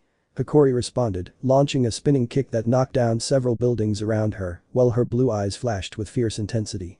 The battle escalated to unimaginable levels. Every movement, every attack, and every dodge triggered explosions that illuminated the replica city as if it were daytime. Their speeds were now so high that they were almost impossible to follow with the naked eye. Flashes of blue and yellow light streaked across the city every instant as they clashed. Bakugo. Gra. Bakugo yelled, concentrating his energy into a punch that created a pure blast laser that crossed several streets and destroyed multi-story buildings. Hikori, taking the impact, was thrown backward with superhuman force, crashing through a building and generating a shockwave that brought down 3 more structures. Without losing a second, Hikori propelled himself from the rubble, spinning in the air and unleashing a series of energy charge kicks at Bakugo. The direct contact between them triggered another colossal explosion. The ground cracked for miles around, and shockwaves shattered windows and steel columns as if they were made of paper. Their screams, mingled with the bursts of energy, filled the entire aftershock city, turning every street into a hell of light, dust, and fire. Her close quarters attacks intensified. Punches, elbows, knees, and spinning kicks mingled with concentrated explosions that made each collision sound like 2 planets colliding. Blood trickled from Hikori's nose and mouth, her purple fractured arms throbbing with every movement, but her resolve was unwavering. Bakugo, one eye closed, wore a defiant smile as he absorbed Hikori's direct blows, each one leaving marks on his body, but no sign of weakness in his stance. Both began moving at speeds exceeding transonics. Light seemed to follow them, but even that wasn't enough to discern their movements. Each collision created giant craters, destroying streets, buildings, and entire columns. The air crackled with pure energy, and each explosion caused the ground to vibrate and rise into fragments that floated like suspended debris. Bakugo. Don't underestimate me. Bakugo growled as he unleashed a combo of direct blasts and punches, each with a devastating impact that Hikori partially absorbed, recoiling, but remaining on her feet. Hikori. I'll show you I'm not weak. Hikori responded, channeling all her energy into a concentrated attack that hit Bakugo, generating an explosion that ripped concrete from the ground and raised columns of smoke and dust that covered half the city.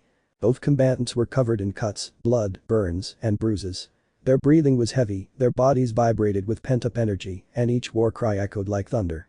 The exchange of blows continued relentlessly. Punches at the speed of light, spinning kicks that demolished structures, concentrated energy blasts, and chain reactions of explosions that leveled kilometers of ground. Each blow, each punch, each kick was accompanied by grunts of exertion and cries of pain, and yet neither of them took a step back. Their inner thoughts raced at the speed of their blows. Hikori. I can't fail, I can't show weakness, not after everything he taught me, after everything I suffered, no. I'm going to prove I'm stronger. Bakugo. Damn it, I can't lose again, not to this brat, not to anyone. Every punch, every explosion, I'm going to overcome him, I'm going to prove that the atomic god is unbeatable. Their attacks intensified. Bakugo began using concentrated, laser-like blasts, horizontal and vertical sweeps that obliterated anything in their path, while Hikori used her superhuman speed to dodge and counterattack with punches that generated shockwaves shaking entire buildings. The replica city was on the verge of collapse. Cracked roads, towers about to crumble, and clouds of dust and fire rising into the sky were evidence of the ferocity of the confrontation. They both began combining melee attacks with their quirk abilities. Bakugo's punches were miniature explosions that tore through the concrete, while Hikori's generated waves of blue energy that destroyed everything around them. Each blow resulted in blood, bruises, and broken limbs. Split lips, bloody noses, and Hikori's fractured arm, which could barely withstand the force of her punches, weren't enough to stop the fury they both possessed. The impact of their attacks caused vibrations that shook the city, and the pocket dimension trembled. Even structures that seemed solid yielded to the magnitude of their powers. The very air ignited with sparks, and each explosion generated heat waves that melted buildings to their surface levels. Bakugo. Hey-ya. Bakugo yelled, launching a sweep of linear explosions that dragged Hikori several meters backward. Hikori. Hi-ya. Hikori responded, concentrating all her strength into a single punch that deflected the explosive wave and made it crash into the buildings, creating a domino effect of destruction. Both were breathing heavily, but no amount of fatigue could stop them. Every blow they received reminded them of their limits, but also motivated them to push past them. Their war cries and grunts of pain mingled with the roar of the destruction that surrounded them. Hikori began using her ability combined with Issei's teachings to anticipate Bakugo's explosive patterns, strategically adapting her attacks.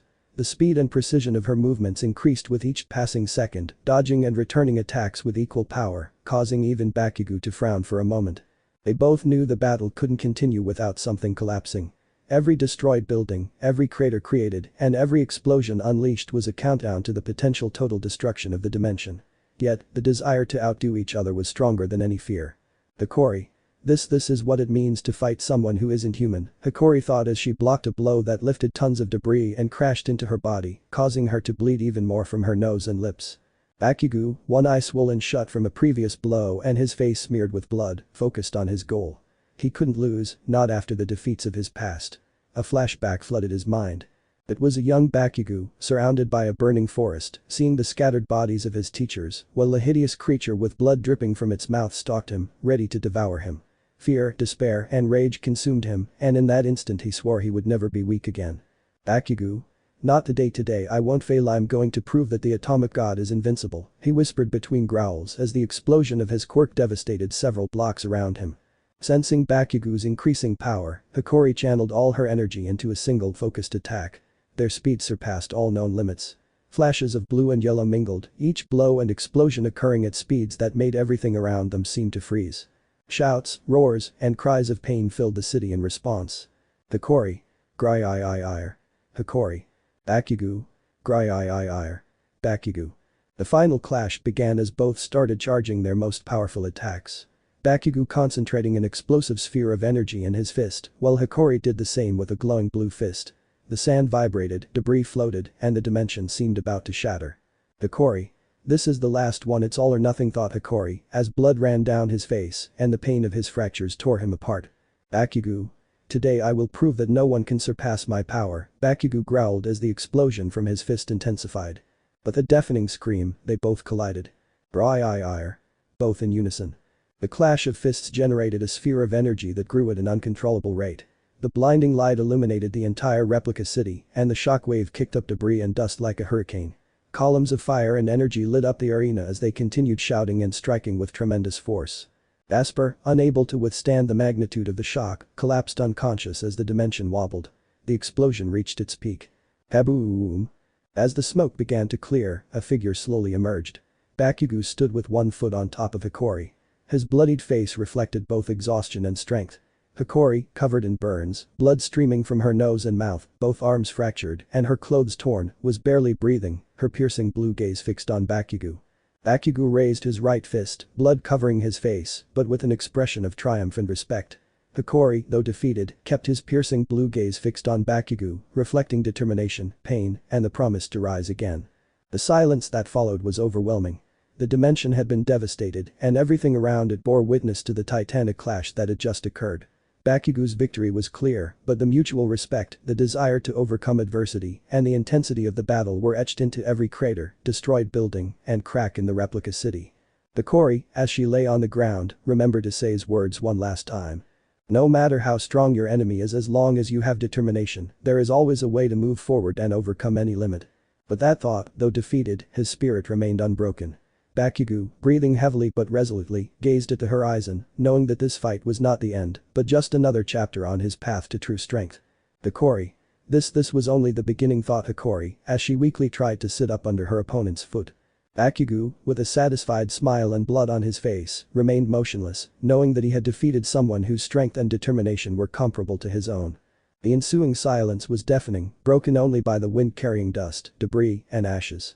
The replica dimension, though destroyed, had served as the perfect stage for the most devastating confrontation they had ever faced. Chapter 14 Part 4. Reveals. 3.55.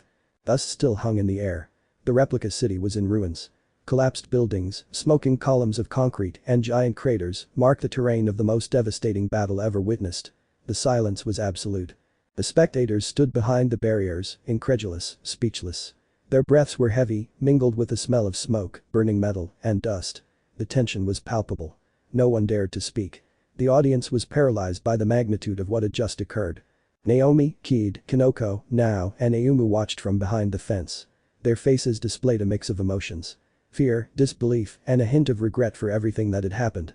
The muscular black man, Kakujin, stood with his arms crossed, observing with a sarcastic confident smile, enjoying the scene, while thoughts of Hikori and everything she had experienced were reflected in his gaze. Asper, still on the ground, had slightly regained consciousness, but could barely bear the magnitude of the devastation. The UA professors, still breathing heavily, were incredulous at the intensity of the battle. Finally, President Mick took a breath, his voice trembling and filled with nervousness. His skin was covered in sweat and dust. He raised his hand, trying to get everyone's attention. Who won? He shouted, his voice cracking with tension, fear, and astonishment. The silence that had reigned for several seconds was immediately broken. Murmurs, exclamations, and shouts began to rise from the rows of spectators. Some covered their eyes, others embraced each other, overwhelmed by the intensity of the scene. Hikori.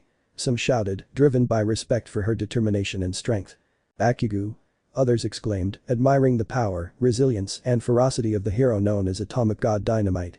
They are both incredibly powerful. Murmured one of the professors, still trembling from the clash of energies he had felt all the way to where they were. President Mick, with difficulty, tried to control the crowd, raising his hands. Silence, silence. We must declare the official winner. His voice sounded shaky, but his authority resonated among the spectators. Everyone present was anxious, some with clenched fists, others with tears in their eyes, as they awaited the decision. Dust floated around, mingling with the light from the last lingering energy of the battle. Bakugo stood with his right foot propped on Hikori, his fist raised, breathing heavily, but his gaze remained firm and defiant, fixed on his rival. His red eyes reflected satisfaction, respect, and the certainty that his effort had been worthwhile. Despite her burns, broken arms, blood on her face, and torn clothes, Hikori showed no defeat in her expression. Her spirit remained unbroken, and determination shone in her blue eyes. President Mick took a deep breath, his voice trembling as he shouted once more. The winner is.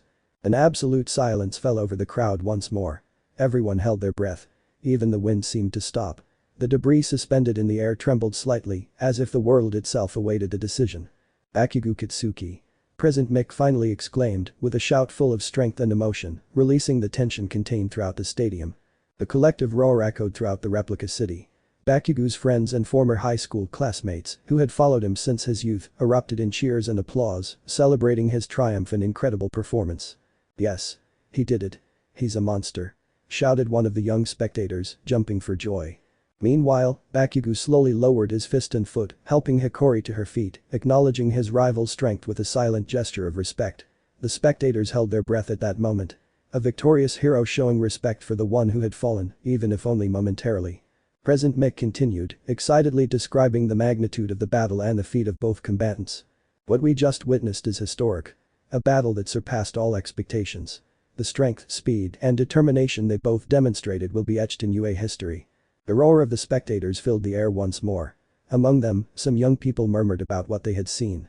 Hikori is still alive. Bakugo is a monster. This is incredible. Asper, partially recovering, could barely speak.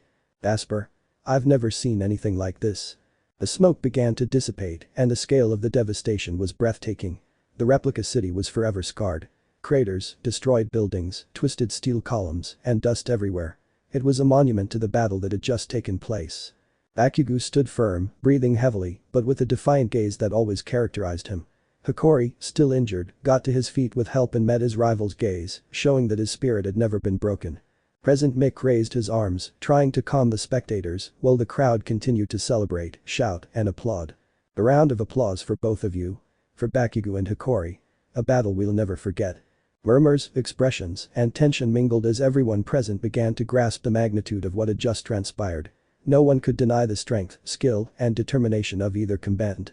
And so, amidst smoke, dust, and ruins, the stadium was marked by the confrontation that would define the history of all those present. Silence reigned once more, but this time, it was a silence heavy with respect, awe, and the certainty that what they had just witnessed was much more than a simple battle.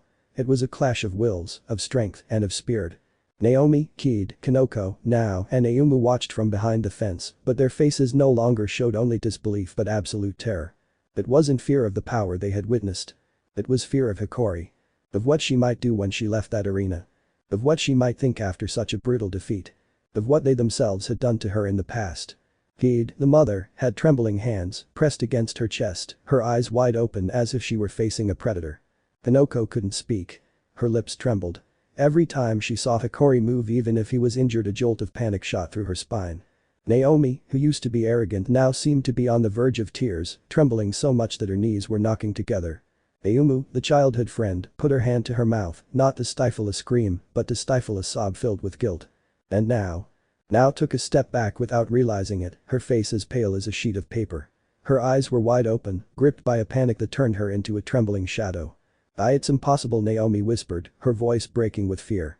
Did he really? Her voice trailed off. She was unable to finish the sentence. He'd swallowed, visibly trembling. Hikori's been fighting like this all this time, but she didn't sound proud. She sounded terrified. Trembling. And then, in a broken whisper, she added, oh my god, what if she comes after us next? Kanoko, swallowing tears, murmured. Brother, please don't hate us anymore. Ayumu covered his face, trembling. He's going to kill us, he whispered, his voice barely a whisper. Hikori, he's going to kill us. Nao took another step back. What are we going to do if he gets up and decides to take revenge? Naomi looked at her, trembling. Now be quiet, you're going to scare us even more. But it was too late. The mere idea had infected them all. And then there was Kokujin. The man who mocked Hikori. The man who humiliated him. The man who belittled him and who savored every second. His sarcastic smile was still there, but the muscles in his jaw were trembling. Cold sweat trickled down his forehead. His eyes no longer held mockery. They held terror. Pure. Instinctive. Animal. He thought to himself.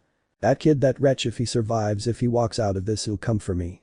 He'll come to kill me. He'll come to rip my head off. Her breathing quickened. Her hands trembled in crossed fists. She clenched her teeth so hard it hurt. Finally, Present Mick took a breath, his voice trembling, trying to hide his own fear of the destruction. Who won? He shouted, his voice breaking. The silence was broken in a burst of shouts, but everyone had a different tone. An almost hysterical tone. Hikori. Some shouted, more out of desperation than support. Bakugo. Others, nervously, trying to support the most stable one. They're both monsters. Someone muttered from behind. This is inhuman. Present Mick raised his hands, trembling. Silence, silence. We must declare the official winner. Bakugo still stood there, breathing heavily, his foot on top of Hikori. Hikori, she was still breathing. She was still wiggling her fingers. She was still opening her eyes every now and then. And every time she did. Naomi, Kid, Kanoko, Ayumu, and Nao trembled with fear. Kanoko murmured, trembling. What if when he gets up? Naomi stepped back. No, don't say it. Kokujin swallowed hard. If that bastard opens his eyes and decides to come here, I'm dead. Clarification. This is minutes before present Mick announced the winner. So what you saw was minutes before and this is now. Present Mick took a breath. Silence returned. The terrifying silence. The winner is. The air stopped moving. The lights flickered. The dust hung suspended. The shadows trembled. Bakugo Kitsuki. He shouted, releasing the accumulated tension. The crowd roared. But it was a nervous roar. Trembling. As if celebrating was the only way to avoid fainting from fear. Yes. He did it. Bakugo survived. That boy Hikori he'd, tears streaming down her face, trembled. Thank God Hikori lost, but her voice wasn't one of relief. It was one of terror, of genuine panic. Hinoko clutched her arms. If I had won he would kill us. Now covered her face, sobbing hysterically. Now. What are we going to do when she wakes up? When she remembers what we did to her? When she looks at us again?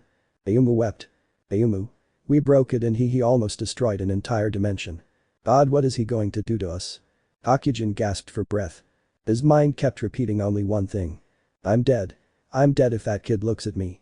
Naomi gritted her teeth in despair. We have to hide, we have to get out of here before he gets up. Bakugo lowered his hand, victorious.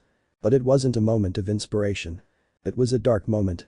The moment where everyone thought the same thing. If Hikori gets up, someone is going to die. The sand fell silent. Dense. Pure. Dense. And so ended the winner's declaration. With such great fear that even victory tasted like terror. Now then. Current time. Nursing. The infirmary door burst open, so abruptly that the wood slammed against the wall with a sharp crack that shook the room. The white curtains billowed in the draft, and the smell of disinfectant mingled with the tension that already hung like an invisible weight. Recovery girl, bent over a tray of instruments, jumped so hard she almost dropped a syringe. Recovery girl. What's wrong with you, kid? She screeched in her characteristic raspy voice, you don't enter the infirmary like that. Do you want to break down the door or scare me to death? Issei didn't respond immediately.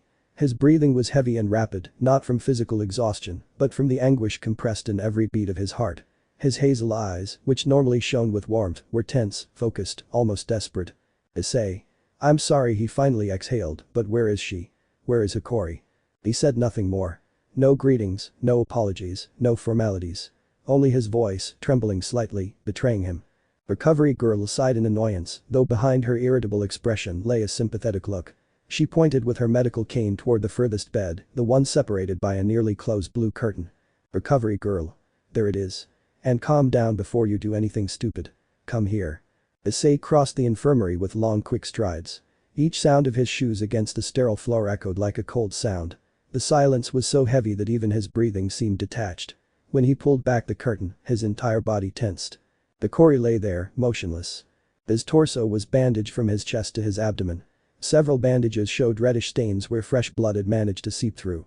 His arms were at his sides, each wrapped from the shoulders to the forearms, and his stiff fingers trembled slightly from involuntary spasms of pain. His face showed traces of minor burns on his cheeks and forehead. His nose was swollen, there was a dried trail of blood beneath his right nostril, and a purple bruise on his cheekbone. His lower lip had a crack the exact size of a direct hit. Issei gritted his teeth. Not only because of Hikori's condition, but because of the icy feeling that ran through his chest at seeing him so fragile. His student. His responsibility. Issei. Hikori whispered. She knew he was unconscious, but she couldn't help talking to him. Recovery girl walked slowly behind him, dragging her cane with a distinctive sound that echoed in the room. Recovery girl.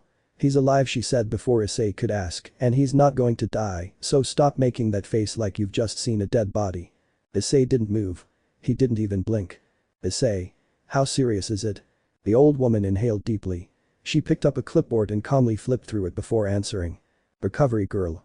Second-degree burns on her arms and part of her chest. Multiple fractures.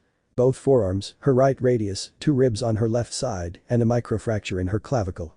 She also has internal damage. Nothing catastrophic, but enough to keep her in bed for a while. The impact of those attacks she received, she clicked her tongue, that kid Bakugo doesn't know how to measure anything. Issei closed his eyes for a moment. His breathing quickened slightly again. It was instinct. The urge to curse, to shout, to blame someone, even to blame himself. But he didn't. He couldn't. He shouldn't. Issei. And the organs? He asked in a whisper. Recovery girl dropped the board. Recovery girl. Minor liver and lung damage, internal bruising, swelling, small tears, nothing that can't heal, but yes, she looked at him harshly. Yes, he suffered. A lot. Issei felt something pierce his chest. A dull ache.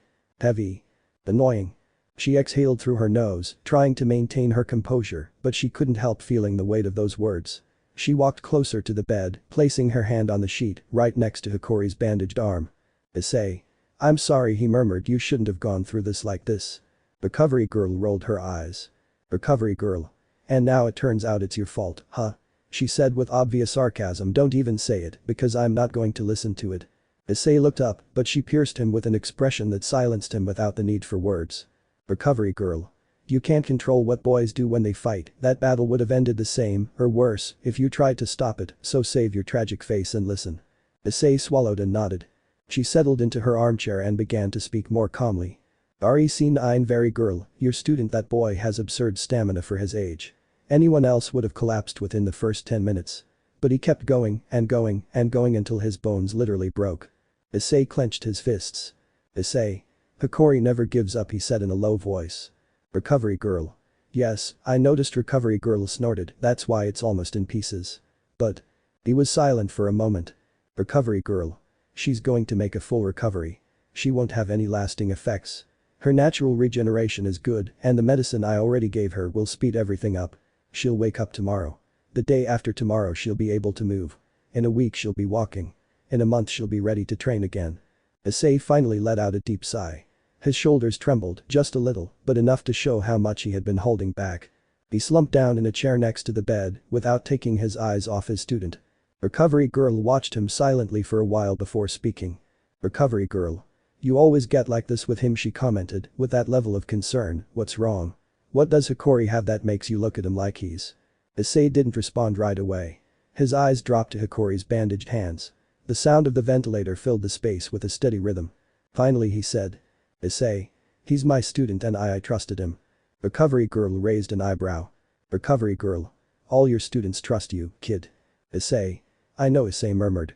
But Hikori is different. She has that fire, that absurd determination to overcome everything, to not let anything stop her. It's something I respect, but also, he lowered his voice, also something that worries me. The old woman crossed her arms. Recovery girl. Because a spirit like that usually breaks. Or dies. Issei nodded, almost imperceptibly. Issei. I don't want him to end up like so many other students I've seen fall. I don't want someone with that potential to disappear just because he didn't know when to stop. But I also don't want to break his spirit by forcing him to stop. It's difficult to find a balance. Recovery girl smiled slightly. Recovery girl. That's why you're a good teacher. Issei looked up, surprised. Issei. I don't know. Recovery girl. Yes, you know it, she scoffed, but you won't accept it because you have this habit of wanting to take on everything. And listen to what I'm going to tell you. Hikori fought the way he fought because he wanted to, because he decided to face that explosive monster, and because he wanted to prove to himself that he could be at that level. It wasn't for you, it wasn't to please you, it was for him. Issei remained silent. The old woman continued. Recovery girl. And that's good. It means your student has a strong heart. You can't stop them from getting hurt, you can't stop them from falling, but you can be here for when they do. Issei gripped the sheet. Issei. And I'm here. Recovery girl. I see that, she said with a tired sigh. Now be quiet for a while and listen to his breathing. It'll do you good. Issei obeyed without protest. The silence fell again, but this time it wasn't awkward. It was warm, soft, almost a reminder. The constant sound of the heart monitor filled the room. Pip. Pip. Pip. Issei rested his elbows on his knees, clasped his hands together, and took a deep breath. His gaze remained fixed on Hikori. 1 minute passed. Then 5. Then 10. The words began to come out on their own, in a low voice, as if he were talking to himself more than to the old woman. Issei. You shouldn't have let it get to this, Hikori, he murmured. You went too far, but I understand. You want to be strong. You want to prove you're here on your own merit, that you're no less than anyone, that you can even surpass someone like Bakugo. His hands trembled slightly, he took a deep breath. Just don't put your life at risk like that again without thinking. I don't want to see you like this again. Recovery girl listened in silence. She didn't interrupt. She didn't comment. She just observed. Issei continued. Issei. When I saw you take those blows and still get up and still scream and still keep fighting, I thought you were going to break completely any second.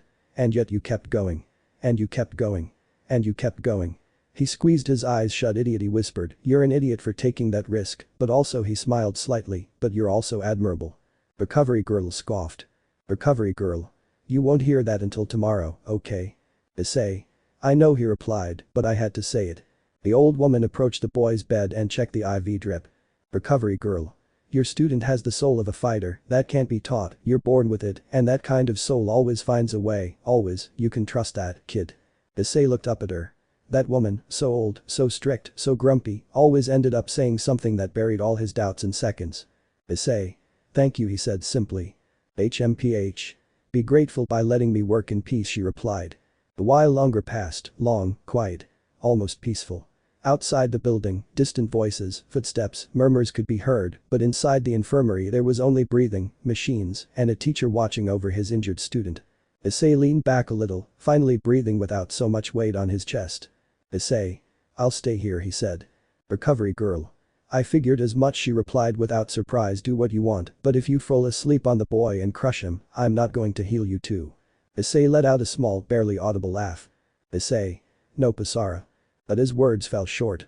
Because for the first time since he entered, his body began to relax, his heart, which had been beating like a war drum, began to calm down, his muscles stopped tensing, his shoulders lowered. And with the tranquility came the weariness. Little by little, his eyes began to close as he continued sitting next to the boy. Recovery girl saw him tilt his head forward, almost asleep, and murmured. Recovery girl. Silly children, both of them. But he didn't wake them up. Because he perfectly understood something that no one else at school knew. Issei needed to stay there. Not just for Hikori. But to remind himself that no matter how much power he has, how many battles he wins, how many times he teaches. What he fears losing most are the people who trust him. And that night, in that silent infirmary, with Hikori asleep and bandaged, Issei finally allowed the weight to disappear for a moment. A dim light illuminated the room. The monitor still displayed a message. Bip. Bip. Bip. And while the world continued outside, inside that room there were only two things. A student who had given his all. And a teacher who, silently, would always be there for him. But. The crowd likes action, right? He shouted, nearly shattering the glass. Well, here comes the next fight. One everyone's been waiting for. The stadium vibrated. Some swallowed hard.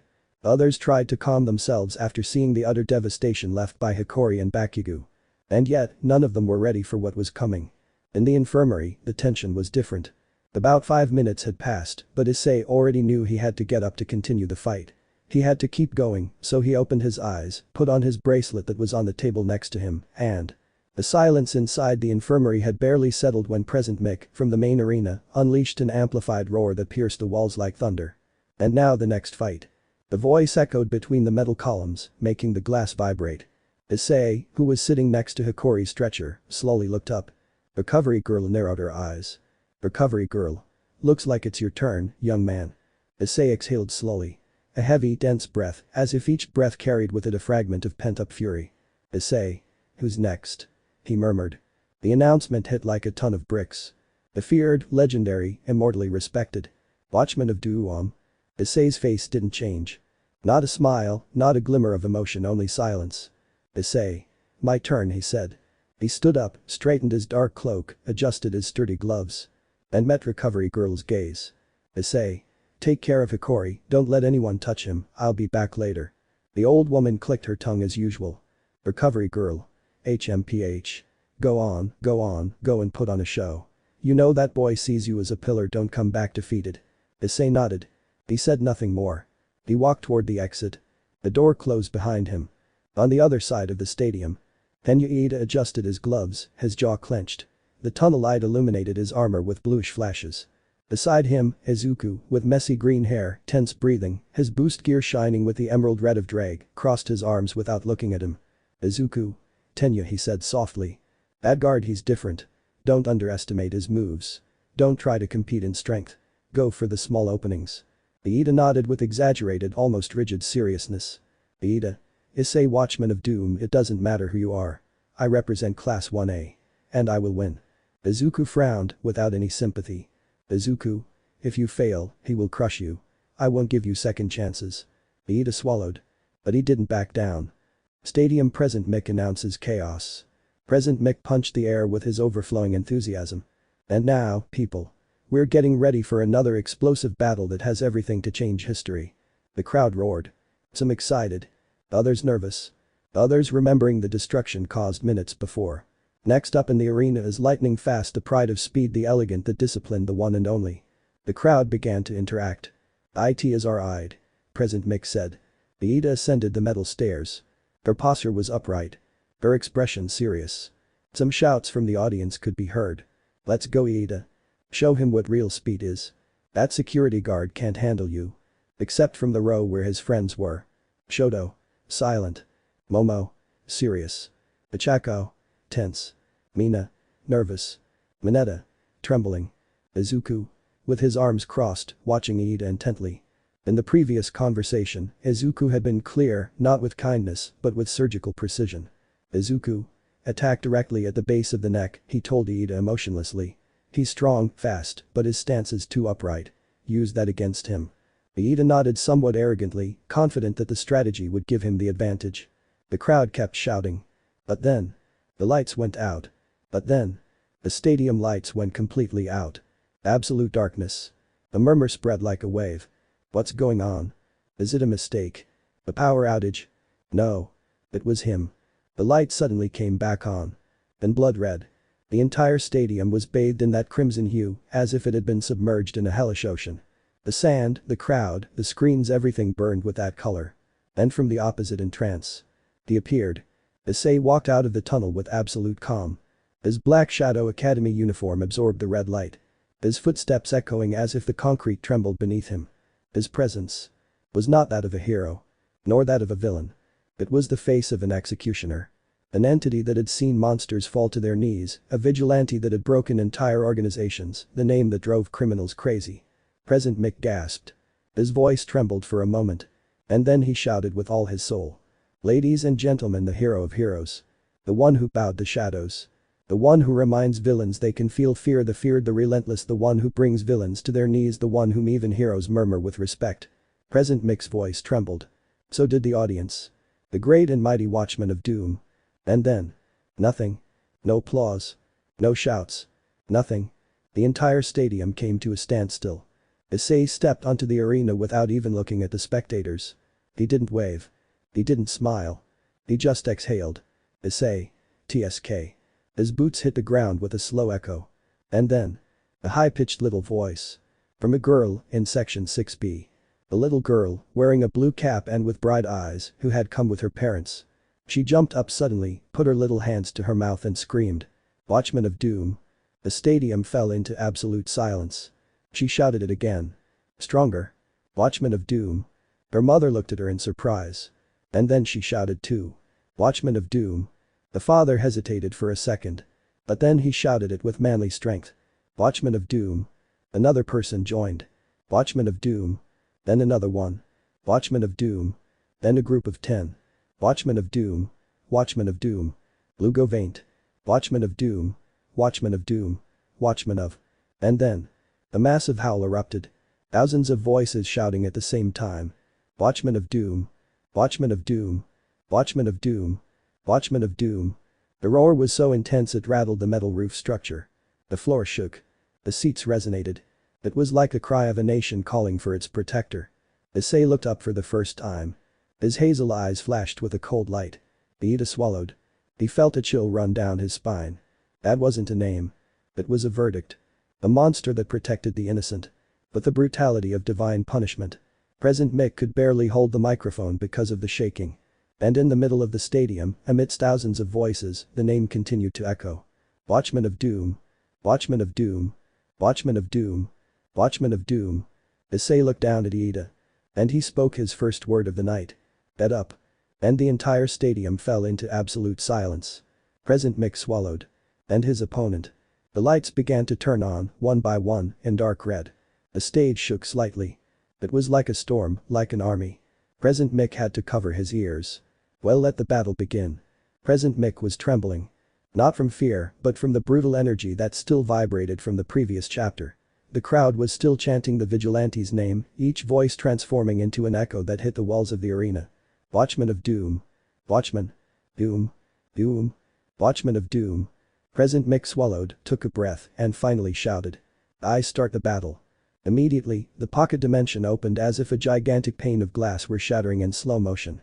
A white flash enveloped them, and in the blink of an eye, they were all inside a colossal football stadium, completely empty, its artificial turf rippling in a non-existent breeze, its structure as silent as a graveyard.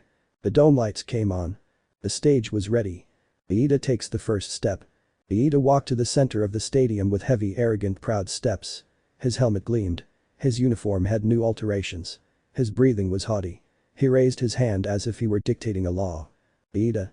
An assassin like you, he spat, should never set foot in an academy as prestigious as Shadow Academy. His voice echoed like iron striking a wall. Issei said nothing. He just stared at him. Hazel eyes, expressionless, dangerously calm. Iida frowned at the lack of reaction. Iida. What's wrong? Have you gone mute? He continued venomously, or perhaps you're nervous because your time is over. We're no longer in your world of death. This is a civilized place. An animal like you shouldn't exist here. Issei didn't even blink. His hands were relaxed at his sides. Iida clenched his fists, his anger growing. Iida. I'm surprised they allow you to walk freely when you should be rotting in Tartarus along with your kind. There, some spectators became uneasy. Even from the outside, that comment crossed a line. Issei raised his gaze just a little. Issei. So? He asked with a calmness so cold it froze the blood of several. Do you think I care about your words? The silence grew heavy. Iida laughed. She laughed loudly, with a hysterical and ugly sound. Iida. You should care. Because you killed over 90,000 villains. He shouted, pointing his finger at Issei, as if he were a criminal on trial in cold blood. Criminals who should have been imprisoned, not executed. Issei's eyes, once calm, darkened. A soft sigh escaped him, almost disappointed. Issei. Ah, I understand. His voice echoed deeply on the court, then he said, and what would you do? Tell me. He took a step towards him, his shadow lengthened.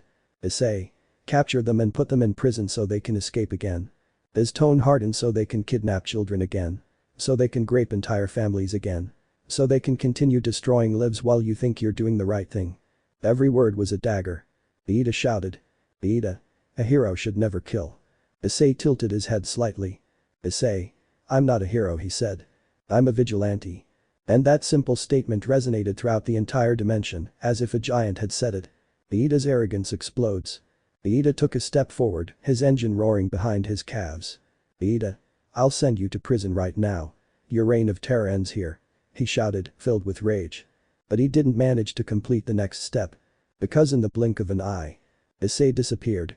And in the next instant she was in front of him, just a few centimeters away, with her hand on his face. Issei. Too slow, he whispered. And then. Ooh. The impact with the ground was brutal. The earth split open as if a meteorite had struck. The roar echoed throughout the stadium, creating a massive crater beneath Iida's body. The crowd screamed. Some backed away. Others froze. Iida's body trembled.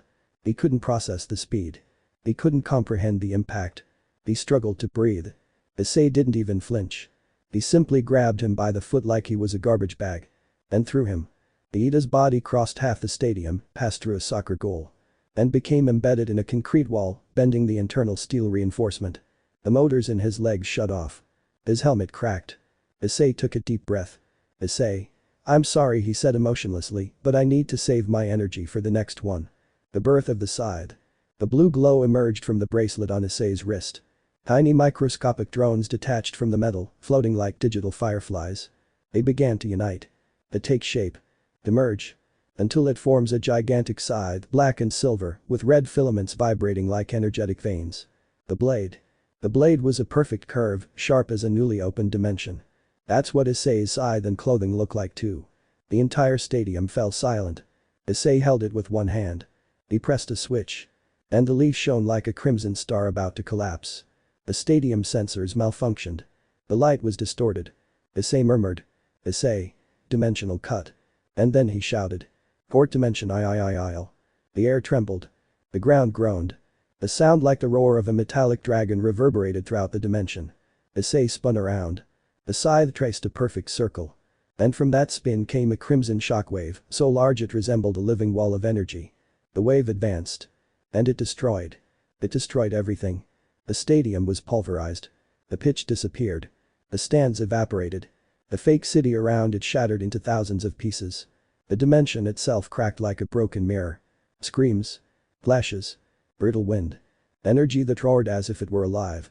In less than 5 seconds. Everything had been annihilated. When the smoke cleared, what remained was indescribable. The crater 3 kilometers long. A depth of 500 meters. A fractured opening of a dimension on the verge of collapse. Dimensional sparks and flashes floating in the air. And deep down. Ida. Almost unrecognizable, his uniform destroyed, his helmet melted, his skin burned 30% with second-degree burns, muscles exposed in certain areas, blood in his mouth, the motors in his legs completely melted, his breathing weak, broken and trembling. Issei lowered the scythe, which disintegrated into digital specks that returned to the bracelet. He turned around. He walked a few steps. And he said with absolute indifference. Issei. Battle over. Let me know in the comments below if you guys want the next part. Also check out my other video that has been shown and left. Thank you for watching. If you enjoyed this video please like and share this video. And have a fantastic day. Bye.